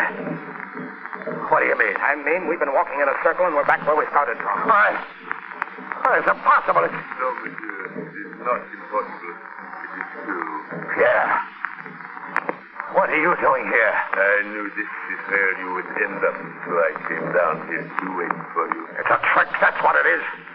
You did this, the two of you. No, monsieur. It was not us. It was he, Cimarron. But he's dead. Yes, he's dead. But come over here. Cimarron. Lying in state. Yes, monsieur. And there in his right hand, an egg. It is the fast catch conjured. Monsieur Coates, your life is in that egg. And as long as he holds it, you can never leave here. Never leave. But I've got to. I can't stand anymore. Ever since I shot him, those drums and the jungle surrounding us, waiting. Now listen, Pierre. I don't care what it costs. I don't even care about Muriel. But I gotta get away from here. Coates. But that is very easy, monsieur. The egg. If you will take the egg from Cimarron's fingers, smash it, you will be able to go. Take it? But that means that I'd have to touch him, and well, all right. I'll do it. He's holding it so tightly, it's almost as if... There. Ah. Here it is. Drop it. Break it. There. Now, can I go? In just a moment, monsieur. But you said that yes, monsieur. But I would not advise you to move at just this moment. Turn around. Slowly. A snake? Bushman. Deadliest snake there is. Not just a bushman. It is Damballa. Look well at his face, oh Damballa. Look well so you will know it again. That's for you, Damballa. I've had enough of this. Now I'm getting out of here and I'm taking Muriel with me. Start walking, both of you. Back to the house.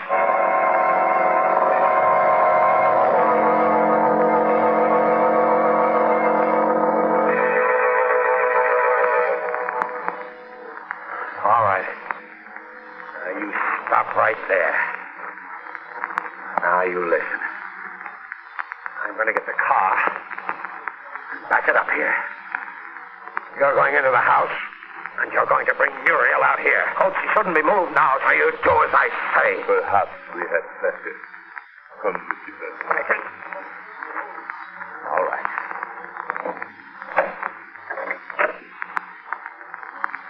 Yeah, just a second. Yes, monsieur. I'm asking you this as a friend. Isn't there anything that can be done? Any way she can be saved? You see, I love her. I know, monsieur. But you know what is written. An eye for an eye. A tooth for a tooth. A life for a life. You mean Cimarron? But she didn't have anything to do with... No, monsieur. That is why I think she will record it. Now that what has to be done has been done. Muriel, darling, are you all right? But, yes, Alan, I just feel terribly tired and weak. Is it... What happened? You don't remember? Oh, the last thing I remember was John going down to the native quarter and you going after him. Where is John? He's outside getting the car. Should never have brought you down here with him. He's going to take you away. Away? Oh, Alan, no. After all, he is your husband. I don't care. I hate him. I hate him. Madame was not alone in hating him. And, well, I do not think she will worry about him anymore. What do you mean? Somehow, I have the feeling that... Listen. Hey there, Muriel. We'll go. Come on, Pierre. There's his car, but where's he? There he is. Yes, monsieur. John, what happened? What is... Oh. Good Lord, he's dead. Yes, monsieur. What killed him? Look, there, monsieur. Crawling back into the jungle. A bushman. The same one that... It can't be the same one he shot at. Perhaps it is the mate of the one he shot. Wait. There's only one way the snake could have bitten. If it In the car. How could it get? Yeah. You did it. No, monsieur. The egg in Cimarron's hand. The egg with his life in it. Have you forgotten that he broke that himself?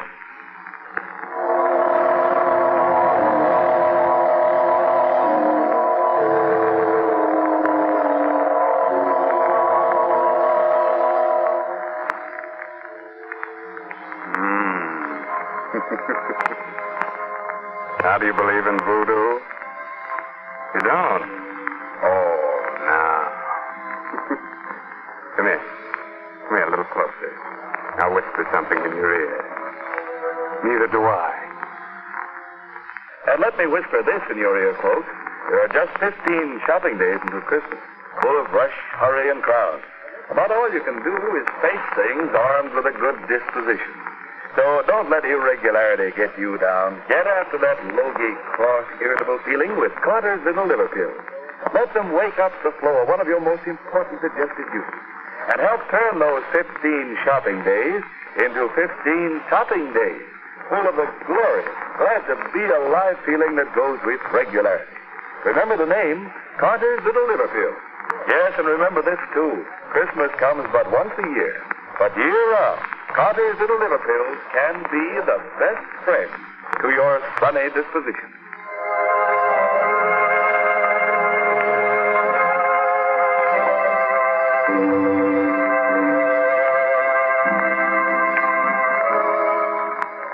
Well, this is Raymond, your host again. Getting ready to close that squeaky door to the inner sanctum until the same time next week. And don't forget, there's safety in numbers, so be sure to have all your friends listen with you. Remember, all names of characters used on the Inner Sanctum Mystery broadcast are entirely fictitious. Now, if you should happen to get into an argument with anyone about whether the dead come back from the grave, about ghosts without horns, black magic, and conjuring, whatnot, remember the old saying, voodoo unto others, or you would have them voodoo to you. Have you read this month's Inner Sanctum Mystery novel, Trial by Fury, by Craig Rice? On sale at your favorite bookstore.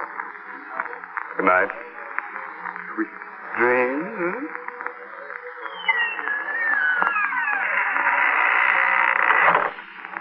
Listeners, be on guard.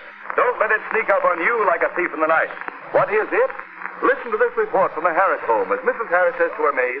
Hannah, I'll never give another party. I'm going straight to bed. Oh, before dinner, ma'am. I'm exhausted. All those chatty, noisy women depress me so. I wouldn't be too quick to blame the guests, ma'am. You've been kind of edgy and cross all week. Not like yourself at all. Oh, you're right, Hannah. I'm sorry. Oh, I know how it is. And when I get to feeling that way, I know it's time to try Carter's Little Liver Pills. Right. And when you don't feel good, try Carter's Little Liver Pills. They do the work of calomel, but have no calomel in them. Well, they are simple pills made of vegetable drugs. They wake up the flow of one of our most vital digestive juices. When this vital juice flows at the rate of 2 pints a day, it helps to digest our food and bring back the glorious feeling that goes with regularity. Then most folks feel like happy days are here again. But be sure you get the genuine Carter's Little Liver Pills. 25 cents at all drugstore. This is the Blue Network of the National Broadcasting Company.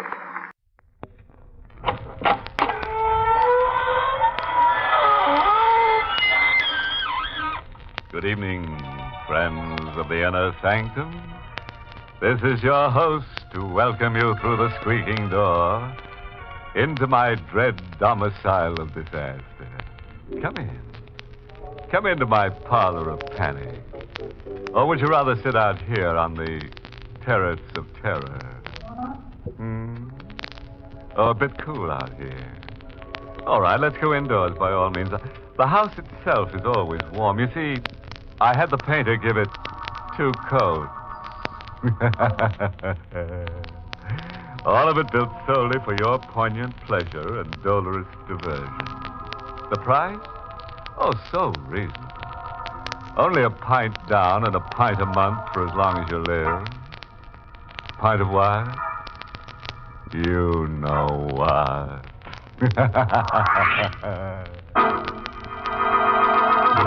Tonight's Inner Sanctum Mystery, The Eyes of My Murderer, was written by Emil Tepperman and stars Donald Bucher in the role of Barry with Charlotte Holland as Carolyn.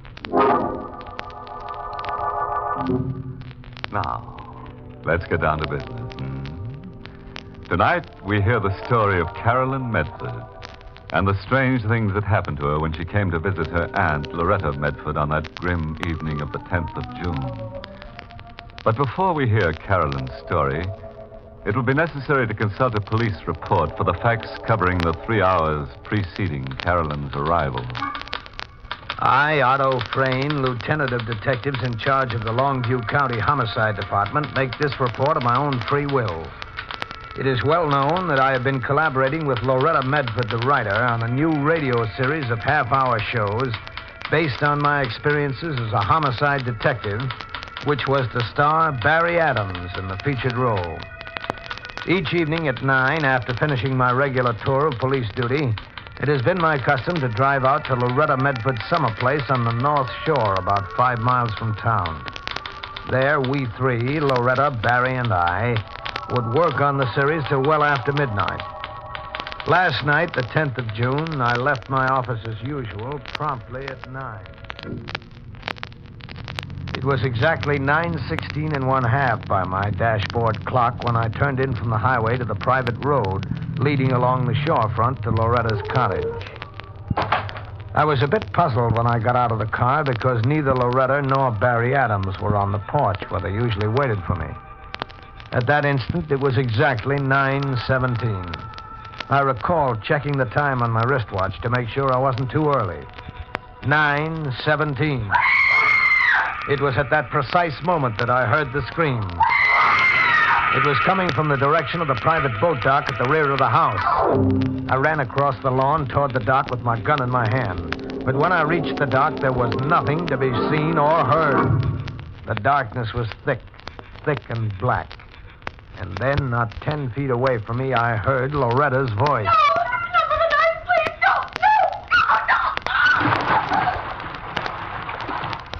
I couldn't see anything, and yet I knew someone was here, someone who had just stabbed Loretta to death and cast her body off the dock, someone who probably still had a bloody knife in his hand. Then I saw him. He was only a couple of feet away from me, just a blur in the night, too dark to see his face. But when he spoke, I knew him. That you, Otto? Barry. Barry Adams. What happened, Otto? For heaven's sake, tell me what happened. Suppose you tell me what happened. That was Loretta. Yes, I know it was Loretta. Well, why are we standing here? Why don't we look for her, try to help her? You know there's no use looking for her. Her body went over the side, and you know the current here is strong enough to carry her right out to sea. She was murdered right here in the dark, and I wasn't 10 feet away. Were you that far away? What? What did you say? Why did you kill her, Barry? Don't be a fool, Otto. I was walking around on the other side of the house when I heard the scream. Why, I must have got here about the same time you did. Sorry, Barry, I can't buy that. Look here, Otto. You know I'm going to marry Carolyn, don't you? Yes, I know you're going to marry Carolyn. Well, then how can you imagine I'd kill her out? It's no use, Barry. You can't talk yourself out of it. You've got to be the killer. There's no one else here on the dock. What about you? What? You're on the dock. I just got here. So you say.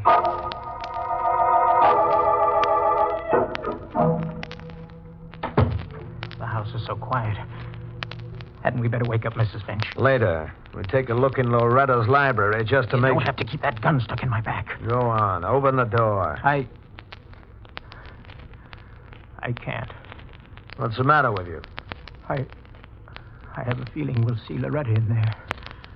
As always, at the dictating machine, with a cigarette between her lips. That's your conscience. I've seen lots of murderers. Their conscience usually gets them shortly after the crime. I didn't kill her. If Loretta were here, she'd tell us. But she isn't. She's out in the sea, wet and cold, with seaweed clinging to her, and your knife still in her throat. Stop it! Stop it! Well, will you open that door? All right.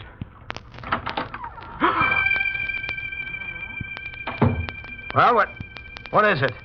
Why did you close that door again? Loretta. She's in there. You're crazy. She's in there, I tell you. Her hair all matted from the sea. A bloody wound in her throat. Get out of the way. Don't open it. Trying to tell me you saw a ghost? Well, if you didn't kill her, her ghost won't hurt you. Well, where is she? She isn't here. So you saw Loretta, I tell you, I saw her with a wound in her throat. Say, how did you know she'd been stabbed in the throat? What do you mean? Just before you said she was floating in the sea with a knife in her throat. How did you know where she'd been stabbed? Oh, I didn't know. But you said it. Well, that was just third-degree stuff. I was trying to paint a picture for you to break you down. We do it every day with murderers. That's the way I saw her just now. Sure, my picture made it so vivid in your mind you thought you saw her. Proves you killed her. This is no illusion.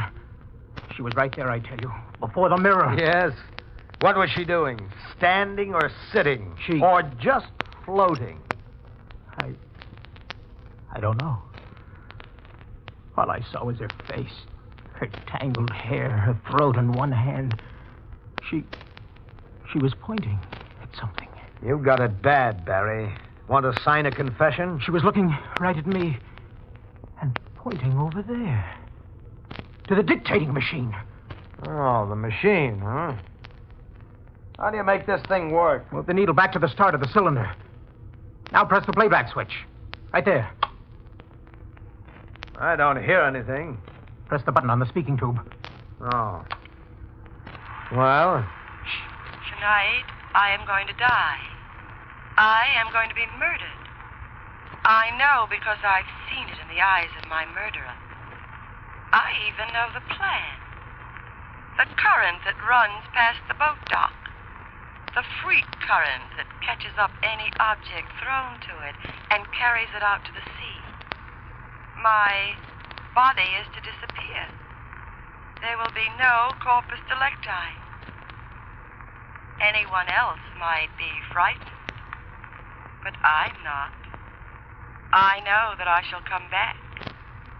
I know that I shall be able to point to my murderer. And what's more important, protect Carolyn. Yes. Carolyn is next. That's the end. The end of the record. Good heavens, Arthur. She knew she was going to be murdered, and she knew the killer. She said she'd come back. Well, she's dead. But she did come back. She pointed at the dictating machine, and Carolyn's in danger, too. Good heavens. She's coming in on the midnight train. I've got to meet her. I'll have to leave now. You're not going anywhere, Barry. I'm arresting you for the murder of Loretta Medford. You can't do that, Otto. Who'll meet Carolyn? Don't worry about that. After I get you safely in a cell, I'll meet your Carolyn for you. You want to get me out of the way, in a cell, so you can meet Carolyn and kill her, too. You're the killer. Now, look, that kind of talk won't get you anywhere. I won't let you do it. I'm getting out of here. See? Now! I won't let you kill Carolyn! Stop! Stop or I'll shoot! What? Loretta! I must have been mistaken. Imagine it. I let Barry get away. I'll never find him in the dark.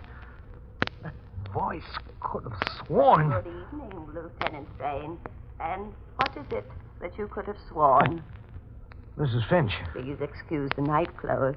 I was rudely awakened in the midst of a troubled sleep. Mrs. Finch, did you just call out to me just now? Did you say, don't shoot, Otto? I'd not be likely to say such a thing to you, Lieutenant Frayne. And was it Mr. Barry you were going to shoot, whom I just saw scooting out of here like a streak of lightning? I don't understand a thing like this. A thing like what? I just heard, or thought I heard, Loretta Medford say something to me. And not being Scotch like me, you don't understand how it was that a dead woman spoke to you. How did you know she was dead? You needn't become so excited.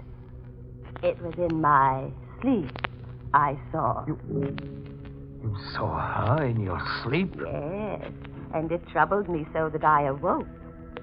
She came before me with her hair all dank and tangled, and the salt water glistening on her face in the dark. And her throat, bleeding and raw. You saw her like that? Oh, yes. And she spoke to me. I don't believe you. I don't believe in such things. You don't, eh? Then who was it that spoke to you a moment ago and told you not to shoot? I don't know.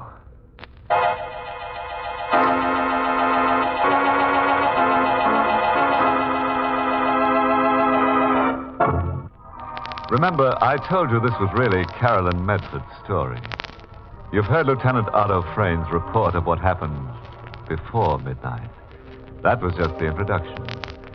Now we come to the crux of the story. What happened after midnight, when that gadabout ghost really started to walk. And here's Caroline herself to tell it. It's not difficult to imagine the sense of shock with which I read Otto's report of the murder of Aunt Loretta. It was Otto who met me at the train instead of Barry. He didn't explain where Barry was. Instead, he handed me the report, which he had typed at the headquarters before coming to meet me. I read it in his car with the aid of a flashlight while he drove to Aunt Loretta's.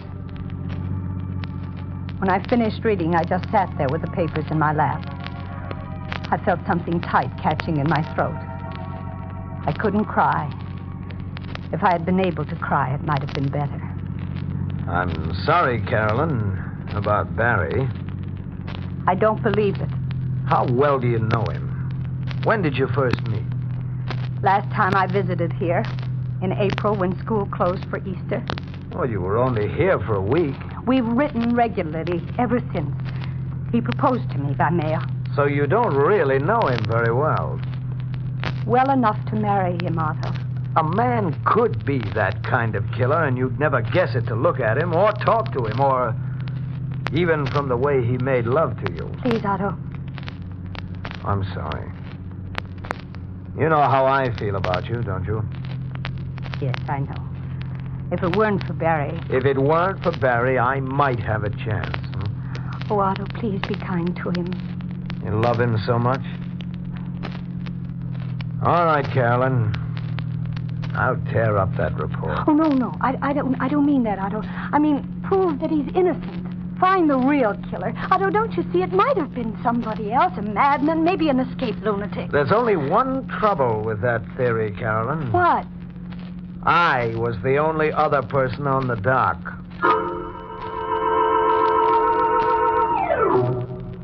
The cottage was brilliant with lights in every room when we arrived, as if to drive away evil spirits and ghosts.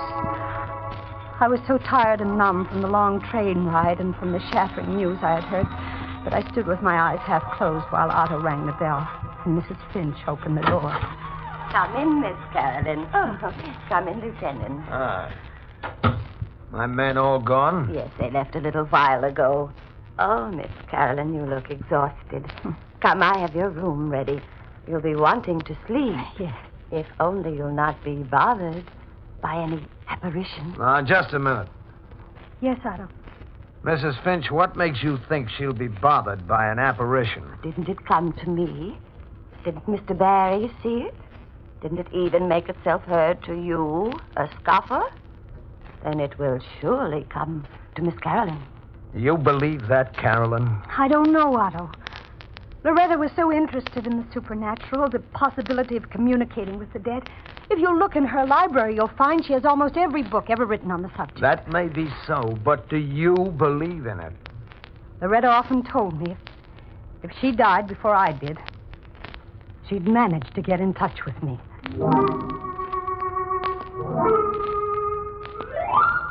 Mrs. Finch, who could have hated Loretta enough to kill her? Don't bother your pretty head with that now. There'll be time for talk in the morning. No, I want to know now. Be better to sleep now. No, please, Mrs. Finch. You knew her. You knew her so well. You've been with her for 14 years. Yes, 14 years. Long enough to learn to hate her. What? What did you say? Don't look so startled. You, too, have cause to hate her, and so has Mr. Barry. What are you talking about? Her, with her 38 years weighing heavy on her, and all those peroxides and creams and shampoos that she used. You know why? Because she wanted Mr. Barry for herself. Oh, no, I can't believe that. It burned her inside to think of Mr. Barry marrying you. She would gladly have died to stop it. And hasn't she done it? She goaded Mr. Barry into killing her, and now he'll be hunted and caught and executed. And wherever she is at this moment, if she can laugh, she's laughing. Oh, no, Mrs. Finch. How long I lay there after Mrs. Finch had left, I don't know. I was cold and shivering. My eyes were wide and sleepless as I lay taut in the bed, and my nerves were raw. So raw that the slightest sound grated. That sound at the window. My eyes flew toward it, and I glimpsed at the shapeless form out there in the night. And I saw the window slowly inching up. I must have leaped up by instinct like a terrified animal. And then I was at the door, and it snatched it open. The corridor was still. There wasn't a sound. I dared not look back into my room at the window. I ran across the hall and pulled open the door of Mrs. Finch's room. Mrs. Finch! Mrs. Finch! There was no answer. The room was empty. Mrs. Finch wasn't there. Blindly, I turned and ran to the stairs. How I got down them without falling, I'll never know. But at the foot of the stairs, I stopped. And everything within me seemed to congeal. For there at my feet lay the body of Mrs. Finch. And her eyes were wide and staring. And her mouth was set in a terrible grin. And her head rested at a crazy angle on her shoulder. For her throat was cut almost from ear to ear. Stop it! Carolyn, stop it! I tell you, stop it! It's all right, Carolyn, darling. It's all right, darling. It's I, Barry. There now. Take it easy, honey. That's right. I felt the glaze leaving my eyes and the rush of blood subsiding from my temples. And then I saw Barry. He was standing there, and in his hand was a knife. And blood was dripping from the blade. Now, take it easy, Carolyn. Barry, the knife you killed. Oh, I didn't kill Mrs. Finch. I just picked the knife up in the kitchen. The killer must have thrown it away. Who's that? It's Otto. He must have heard me scream. He was watching for you outside in his car. I've got to get away, Carolyn. Why are you looking at me like that? You don't think I killed Mrs. Finch? Or Loretta? Oh, yes! Stand still, Barry, or I'll shoot to kill. Now, don't move while I climb in through this window. Otto! All right, Barry. Drop the knife. Well, can you talk your way out of this one? Now, look here, Otto. They stood there arguing. I didn't know what they were saying. I only felt a great and terrible weariness, as if I had had enough of living and would welcome death if only it meant sleep and rest.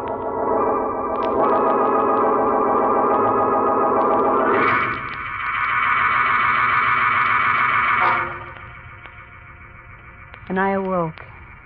Everything was still. I must have fainted. I realized with a shock where I was. I was in Loretta's bedroom. Her bedroom, which adjoined the library. I pushed myself off the bed and went over to the library door. I could hear Barry and Otto talking in the library. Their voices were heated. Numbly, my fingers found the catch and locked the door. Then I went to the other door leading to the corridor, and I turned the catch on that one, too. All I wanted was to be alone forever. Alone with the terrible throbbing in my temples and the emptiness inside of me. I had to believe Otto now. In spite of myself, I had to believe him. I had seen Barry with that knife in his hand. Those shots from the library. I sat up in the bed. 2 men in the library. One of them had killed the other. Which? Otto had the gun, but Barry might have tricked him somehow. Which was dead? Which was alive? Someone was trying the library door. Oh, which one? Carolyn! Can you hear me, Carolyn? Are you awake? Barry. Open the door, Carolyn! I must talk to you. I won't answer. You'll think I'm asleep. Carolyn! Someone has killed Otto. He was shot through the window. Let me in, I tell you. I've got to protect you. I ought to let him in. Let him kill me. What's the use of living? Loretta said she would come to me. Maybe if Loretta comes, she'll take me back with her to the land of the dead. An excellent idea, Carolyn. Loretta, you did come back as you promised. As you see, Carolyn. But why isn't your hair all matted and dank and the way the others saw you and the wound in your throat that the others saw? The others saw what I wanted them to see, Carolyn. I don't understand, Loretta. Do you mean that you're really not dead?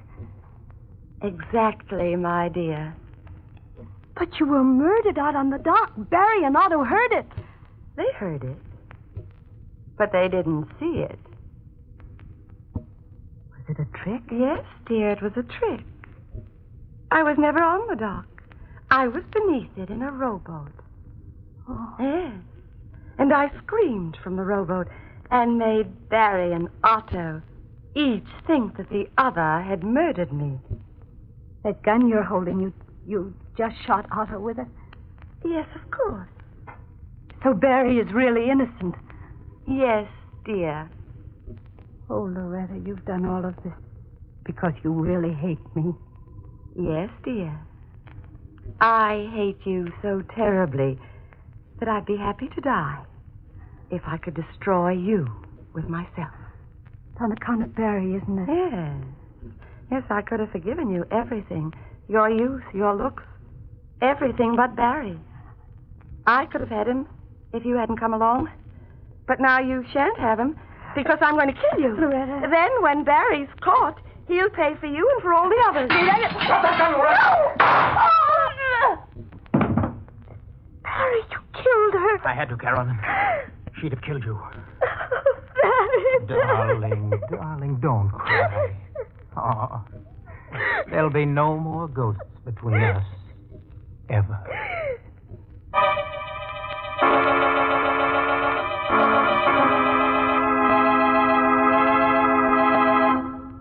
There now. All's well that ends in a clinch. Yeah, I really don't know what to say about this. It's so seldom anything on Inner Sanctum ends in a clinch. That's because it takes two to make a clinch, and we rarely have two characters left alive at the end of our story. Anyway, I suppose I could call tonight's tale a success story. You know, it's usually a story about a self-made man. Well, Loretta was a self-made ghost, wasn't she?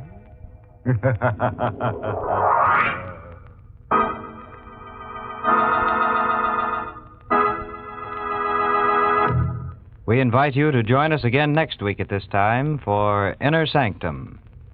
This is the United States Armed Forces Radio Service, the voice of information and education.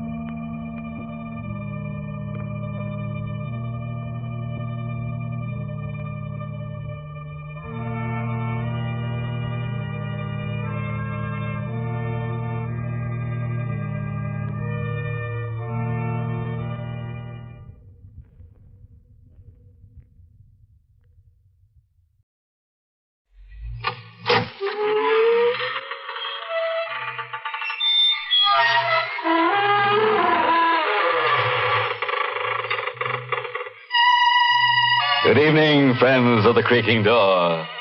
This is your host to welcome you into the Inner Sanctum. Come in, come in. I always feel lighthearted in weather like this, so perhaps we ought to have a little poetry before we begin.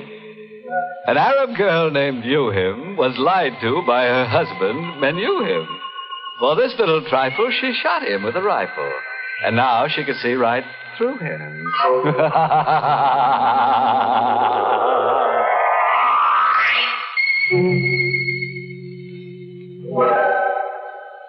And now, if your scalpels are sharpened and ready, we will proceed with the business of the evening.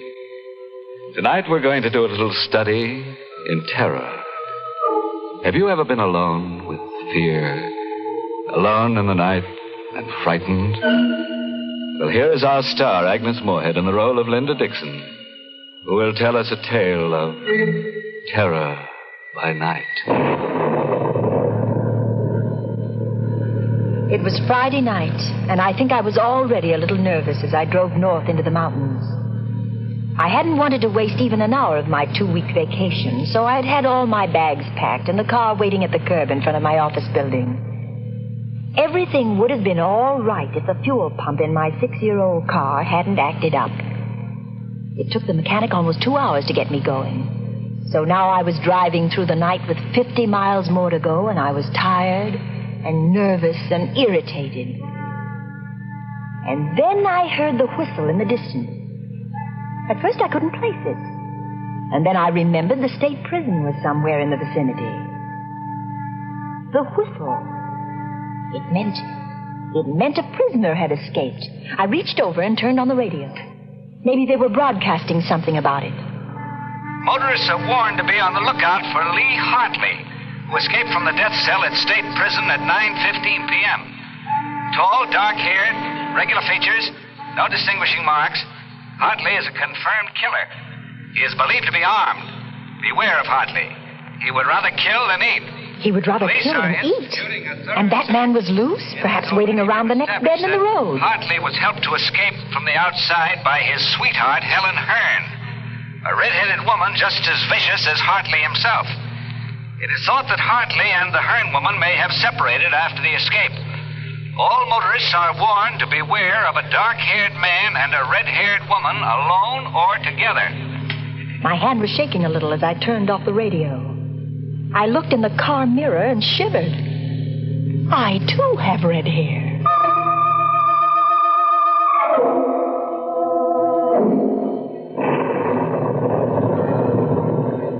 There was a storm coming on, and I was driving into it, and the night was black, and I felt small and lonely and frightened in the car. And then I saw them in the mirror, the headlights sweeping up behind me. A car. It had come out of nowhere. It was pulling alongside, cutting me off. I cowered behind the wheel and watched the door of that other car open. A man stepped out. Oh, and I breathed a sigh of relief. It was a state trooper. You driving all alone, miss? Yes, officer. Sorry if I scared you. We're stopping all cars. Where are you headed for? Well, I'm going up to the lodge at Smuggler's Notch. That's near Mount Mansfield. You see, I started out late from the city, and I'm having motor trouble. Yeah, sure. Can I see your driver's license, please? My driver's license? Yes, of course. Here, I've got it somewhere in my purse. I seem to be all fingers. It's that escaped prisoner, Hartley. How'd you know about him? I heard the prison whistle, and then it came over the radio about Hartley and his red-haired girlfriend. Hey, you've got red hair, too. Well, you don't think I'm that woman. Find that license yet? Oh, yes, I'm sure it's in here. Got so many things in this bag. Oh, here, I've got it. Here's my license. Thanks. What time did you say you left the city? About 5 o'clock. It took you a long time to get up this far. Well, I told you I had motor trouble. So you did. Okay, Miss Dixon, here's your license. Thank you. You can go ahead. Thank you. Oh, darn. There it goes again. More motor trouble. Oh, it's the same thing. The mechanic said it might happen again. Oh, it started. You want to get that fixed the first chance you get. Oh, it's too late. All the service stations are closed. Well, there's one that's open all night, about 2 miles up the road. Better stop there. Bill Slater's place. He's a good mechanic. He'll fix you up. Tell him Joe Nesbitt sent you. Thanks, I will. And listen, Miss Dixon. Yes? You be careful. Don't stop to give anyone a lift, man or woman. Oh, don't worry. I won't.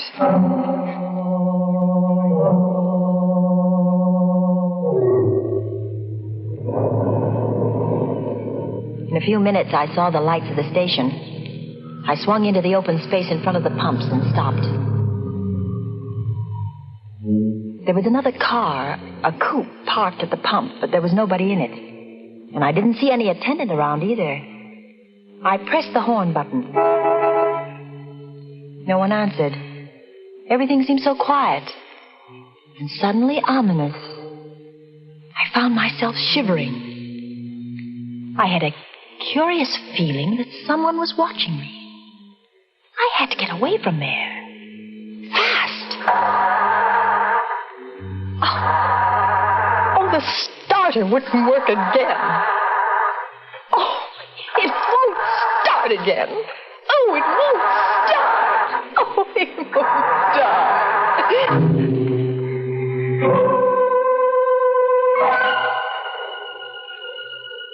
For a long time, I sat behind the wheel listening for the sound of footsteps stealing up behind the car.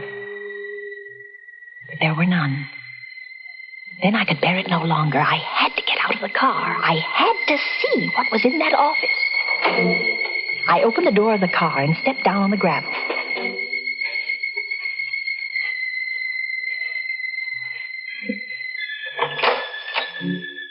Anybody in there? No answer. I clenched my fists and stepped inside.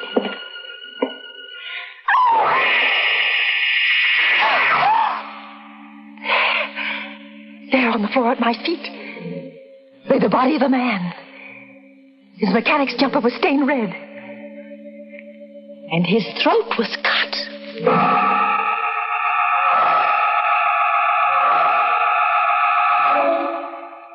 How long I stood there, I'll never know. I was petrified. Unable to move, unable to take my eyes from the body. What's that?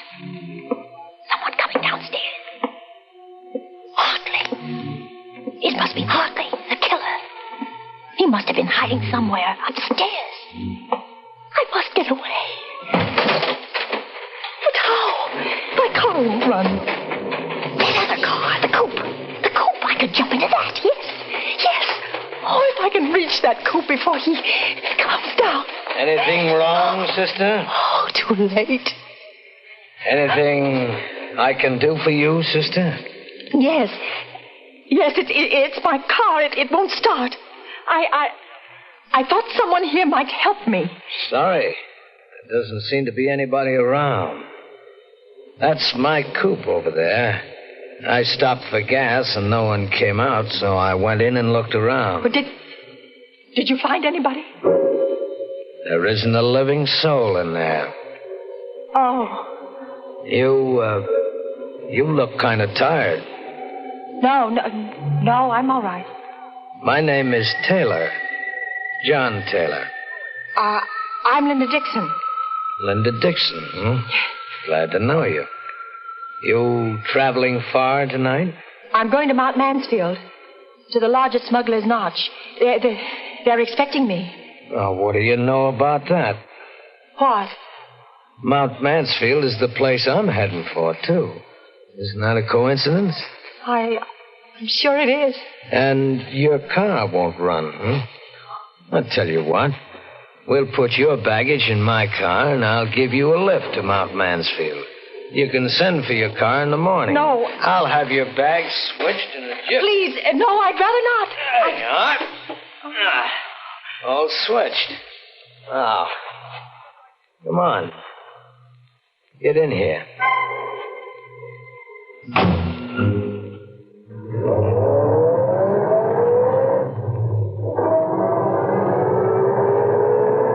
We drove away into the night, leaving behind us the dead man in the service station.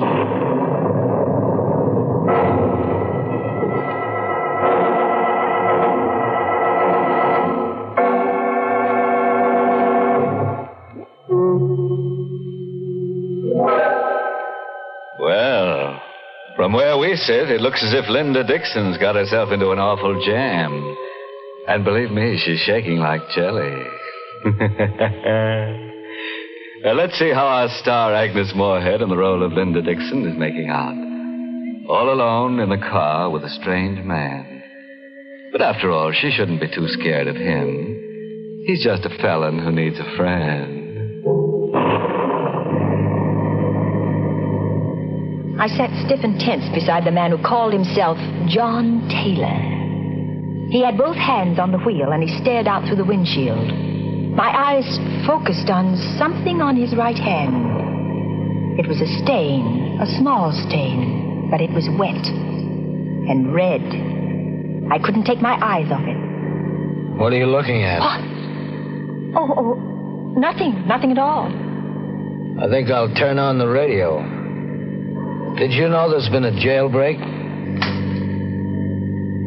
Hartley is 5'10", very dark hair. Don't be fooled by his pleasant manner. He is a killer by instinct. A killer by instinct? He is a killer by I looked at the man beside and me. very dangerous. He is accompanied by Helen Hearn. Helen Hearn is a clever and dangerous woman. 5'3", red hair, very pretty. I caught Taylor looking at me out of the corner of his eye. What are you looking at? At your hair. It's red.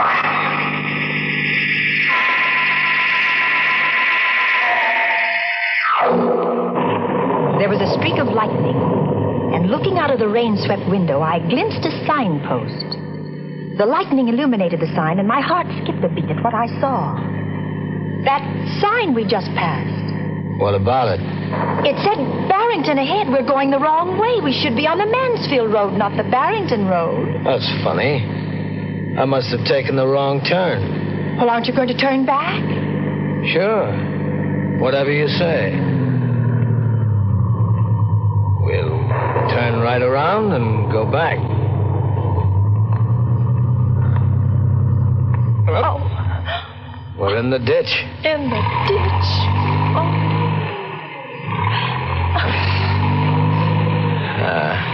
No good. She won't budge. Well, looks like we're stuck here for the night. I think I'd better get out and walk. Perhaps there's a house nearby. Walk in this weather? I don't mind the weather, really, I don't. You can't walk in this storm. You're staying right here until I get the car out of the ditch. I've got some tools in the trunk compartment. You stay put.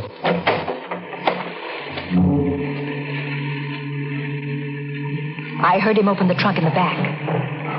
I listened for further sounds, but there was nothing. I didn't hear him moving back there. I didn't hear any tools. I had to find out what he was doing. Slowly, carefully, I got my door open. I stepped out into the rain and sneaked back toward the rear. I saw him there, not moving, in front of the open trunk compartment, bending over with a flashlight in his hand. The ray of light was focused on something curled up inside. It wasn't baggage or tools. It was a woman's body. Just then he saw me. He snapped the flashlight off, but not before I caught a glimpse of red. Then I must have fainted.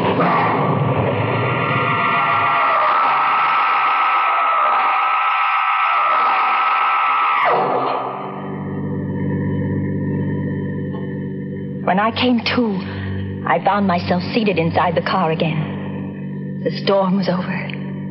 The night was quiet.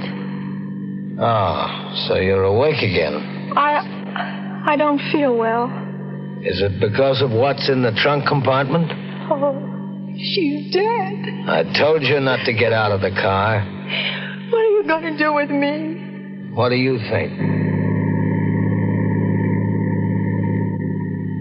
They say that when a person loses all hope, he subconsciously seeks refuge in sleep. That's what must have happened to me. I must have dozed, or perhaps I fainted, I don't know. But I awoke with a start at the sound of brakes. I sat up straight and saw that we had stopped in front of a small fieldstone house. Why are we stopping here? I'm out of gas. Oh. Come on. We're going in. The sign on the door said Roger Bryce, M.D., a doctor's house. I began to feel a spark of hope. There might be a chance. I'll do the talking. Is that clear? Yes. Where's the bell? Oh. He must be awake. There's a light in the parlor. How do you do? Oh, good evening. Dr. Bryce? Yes. Can I help you? I'm terribly sorry to disturb you, Doctor, but my sister and I were heading for Mansfield, and we seem to have gotten lost. And we're out of gas. His sister? He was passing us off as brother and sister. Now I knew why he hadn't cut my throat as he had that service station man's. He was carrying me for protection. I was his passport through the police cordon. His sister. But I'm afraid I can't be of much help to you. I'm 7 miles from the nearest town, and I haven't any spare gasoline. But come in, won't you? Well, yes, thank you, we will. I wonder if I could offer you my hospitality for the night. Oh, that would be imposing. Not at all. I have 2 rooms that aren't being used. Well, really... Oh, come, I insist. I had hoped for a chance to talk to Dr. Bryce alone, just a word to warn him. But Taylor never left us alone for a minute. He insisted on coming into my room to make sure, he said, that it was comfortable enough for me. Then he took the doctor by the arm and went out with him. Good night, sis. And sweet dreams. I was alone, free of the presence of John Taylor. I had another lease on life.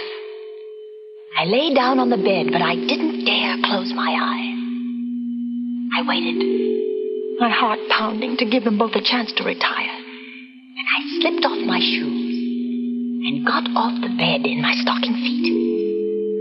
I stole across the room and inched my door open. Slowly, carefully, I stepped out into the corridor and turned right toward the doctor's room. What's the matter, sister? Sleepwalking? You weren't thinking of going anywhere, sister, were you?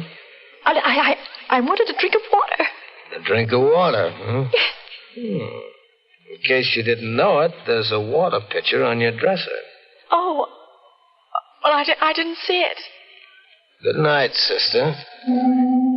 I turned around and went back into my room. It was no use. I lay down on the bed. How long I lay there, I don't know. Perhaps I slept, perhaps not, but I heard that slight creak as my door began to inch open. The blood chilled in my veins. Vaguely, I saw the outline of the hand and the knife it held. I wanted to scream, but I couldn't. Slowly, he came toward the bed. Now he stands over me. He raises a knife. I screamed and rolled over on the bed just as the knife slashed down. I rolled off the bed and cowered in a corner. That horrible figure came around the bed after me with a knife upraised. Help! Dr. Bryce! Help me! Help me! While I cowered there in the corner, they fought all over the room in the dark. I had no strength to move, to think, not even to hope. All the life seemed to have gone dead in my veins. And then it was over. But who had won? In the dark, I strained my eyes to see. Dr. Bryce, is that you? No, Linda. It isn't Dr. Bryce. It's I. John Taylor. It was John Taylor standing there at the light switch. And on the floor lay Dr. Bryce, unconscious, with a long gash in his head. I had to hit him with a water pitcher. My eyes swung back to Dr. Bryce, and I saw the knife still gripped in his right hand. That's Hartley, Linda. What? Lee Hartley, the killer. It was he who came in here with the knife? Right. I was down the cellar just now. The real Dr. Bryce is down there, dead. Oh. This guy posed as Bryce when we came to the house. Oh, then you're not Hartley. Oh, what a situation. All the time you thought I was Lee Hartley, and I thought you were Helen Hearn on account of your red hair. Oh, but the body of that red-haired woman. That's Helen Hearn. This guy must have killed her back at the service station and stuffed her body in my trunk compartment while I was inside.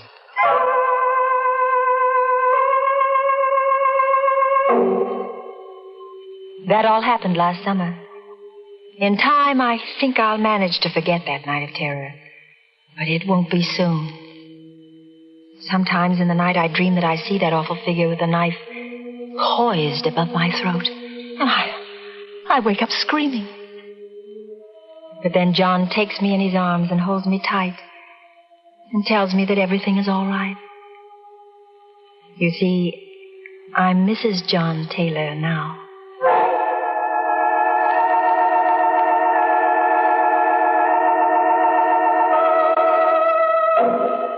Well, what do you know? A happy ending. As for Mr. Hartley, that pleasant killer, he got what he deserved.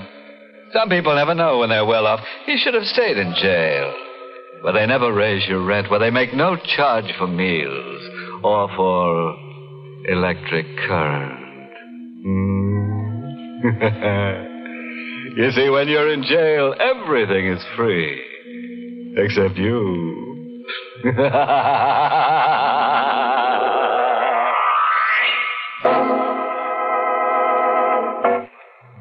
Well, friends, it's time once again to close that creaking door. Until next week at the same time, when we'll be back with a little hunk of horror. You'll be sure to listen, won't you? Until next week, then. Good night. Pleasant dreams.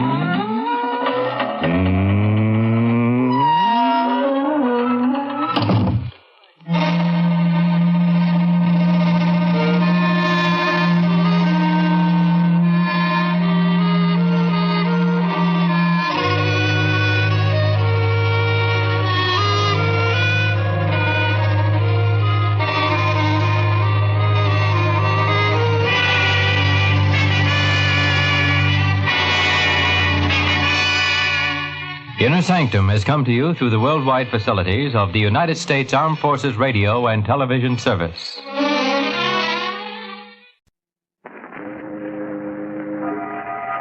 Boris Karloff on Inner Sanctum Mysteries. Brought to you by the makers of Carter's Pills.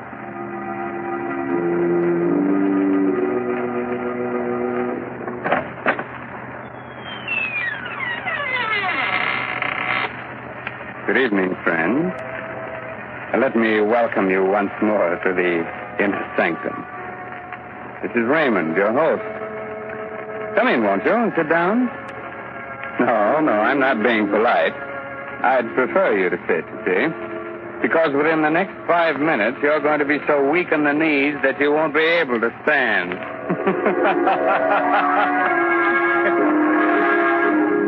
Inner Sanctum Mysteries again has the pleasure of bringing you the famous star of radio, screen, and stage, now featured in the current Broadway success, Arsenic and Old Lace, Boris Karloff.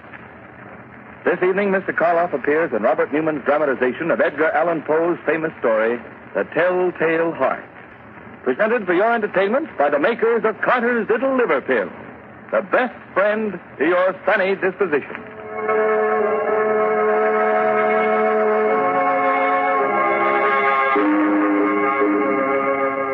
Now our story. A story based on a tale by the greatest master of the macabre that ever lived, Edgar Allan Poe. The story of a man who could hear not only every sound on earth, but even things that don't exist. So, turn down the lights, call in a friend or neighbor to keep you company, and listen to Boris Karloff as Simon in The Telltale Heart. It's early evening. The sun is just setting behind a range of low hills. On top of the nearest hill is a huge rambling building surrounded by park-like grounds. A road winds from its gates down to the little village below. Down this road comes a man. He's tall, gaunt, his hair snow white. He's so busy with his thoughts that he doesn't see the small, dark man who sits by the roadside. But just as he is about to pass him... Good evening. Huh? Oh, why, good evening. Nice evening, isn't it? Nice. Why, it's the most wonderful, perfect evening I'll ever know this side of heaven. You don't say. And you can't know what it's like to feel as if you'd just risen from the dead. As if your tomb was opened. And you were told that you could return to the world that you knew and loved. Can't I? You can't. You see, my name is Simon. I was a musician. 2 years ago, I went stone deaf. Suddenly. Completely. Do you know what deafness means to a musician? It's like dying. Or worse. Like dying and knowing that you're dead. Oh, I went to doctors, but they could do nothing for me. But finally, one of them sent me to see the doctor who has the place up on the hill here. Dr. Adair? Yes, Dr. Adair. He kept me with him for 6 months, and now I'm going home again. He cured you? You can hear? Hear? Listen. Listen hard, and tell me what you can hear right now. Nothing very much. The wind? Cricket? Cricket and the wind. Do you know what I can hear? I can hear the grass growing, the sap rising in the trees. I can hear the stars moving in their courses. I can hear things that no man ever heard before. Now, do you know why I said that this was the most wonderful evening that ever was? Yes, Simon. But I knew why before. You see, I just left the place up on the hill myself. You left there? You mean... When I was taken there, I was blind. Oh, your eyes, yes. I hadn't noticed before, but they are strange. Shall we walk on together? Simon? Just where did you plan to go? Well, I've been thinking about that for weeks now. All the weeks when I couldn't leave my room. I must get used to being able to hear again. Gradually. From my window, I could see an old mill, just this side of the village. Yes, it's deep in the woods, deserted. There's moss on the water wheel, and the door hangs open by one hinge. You mean that you can see it from here? My eyes have become as good as your hearing. You thought of going there, living there? For a while, until I was ready to return to the world. Oliver, why don't you come with me? Then when we are both ready, we can go back together to the world. Yeah. I could do that. Think of what it's going to mean, how much we're going to be able to help people. You with your sight and I with my hearing. Help them? Yes. Yes, of course. All right, Simon. We'll go to your old mill.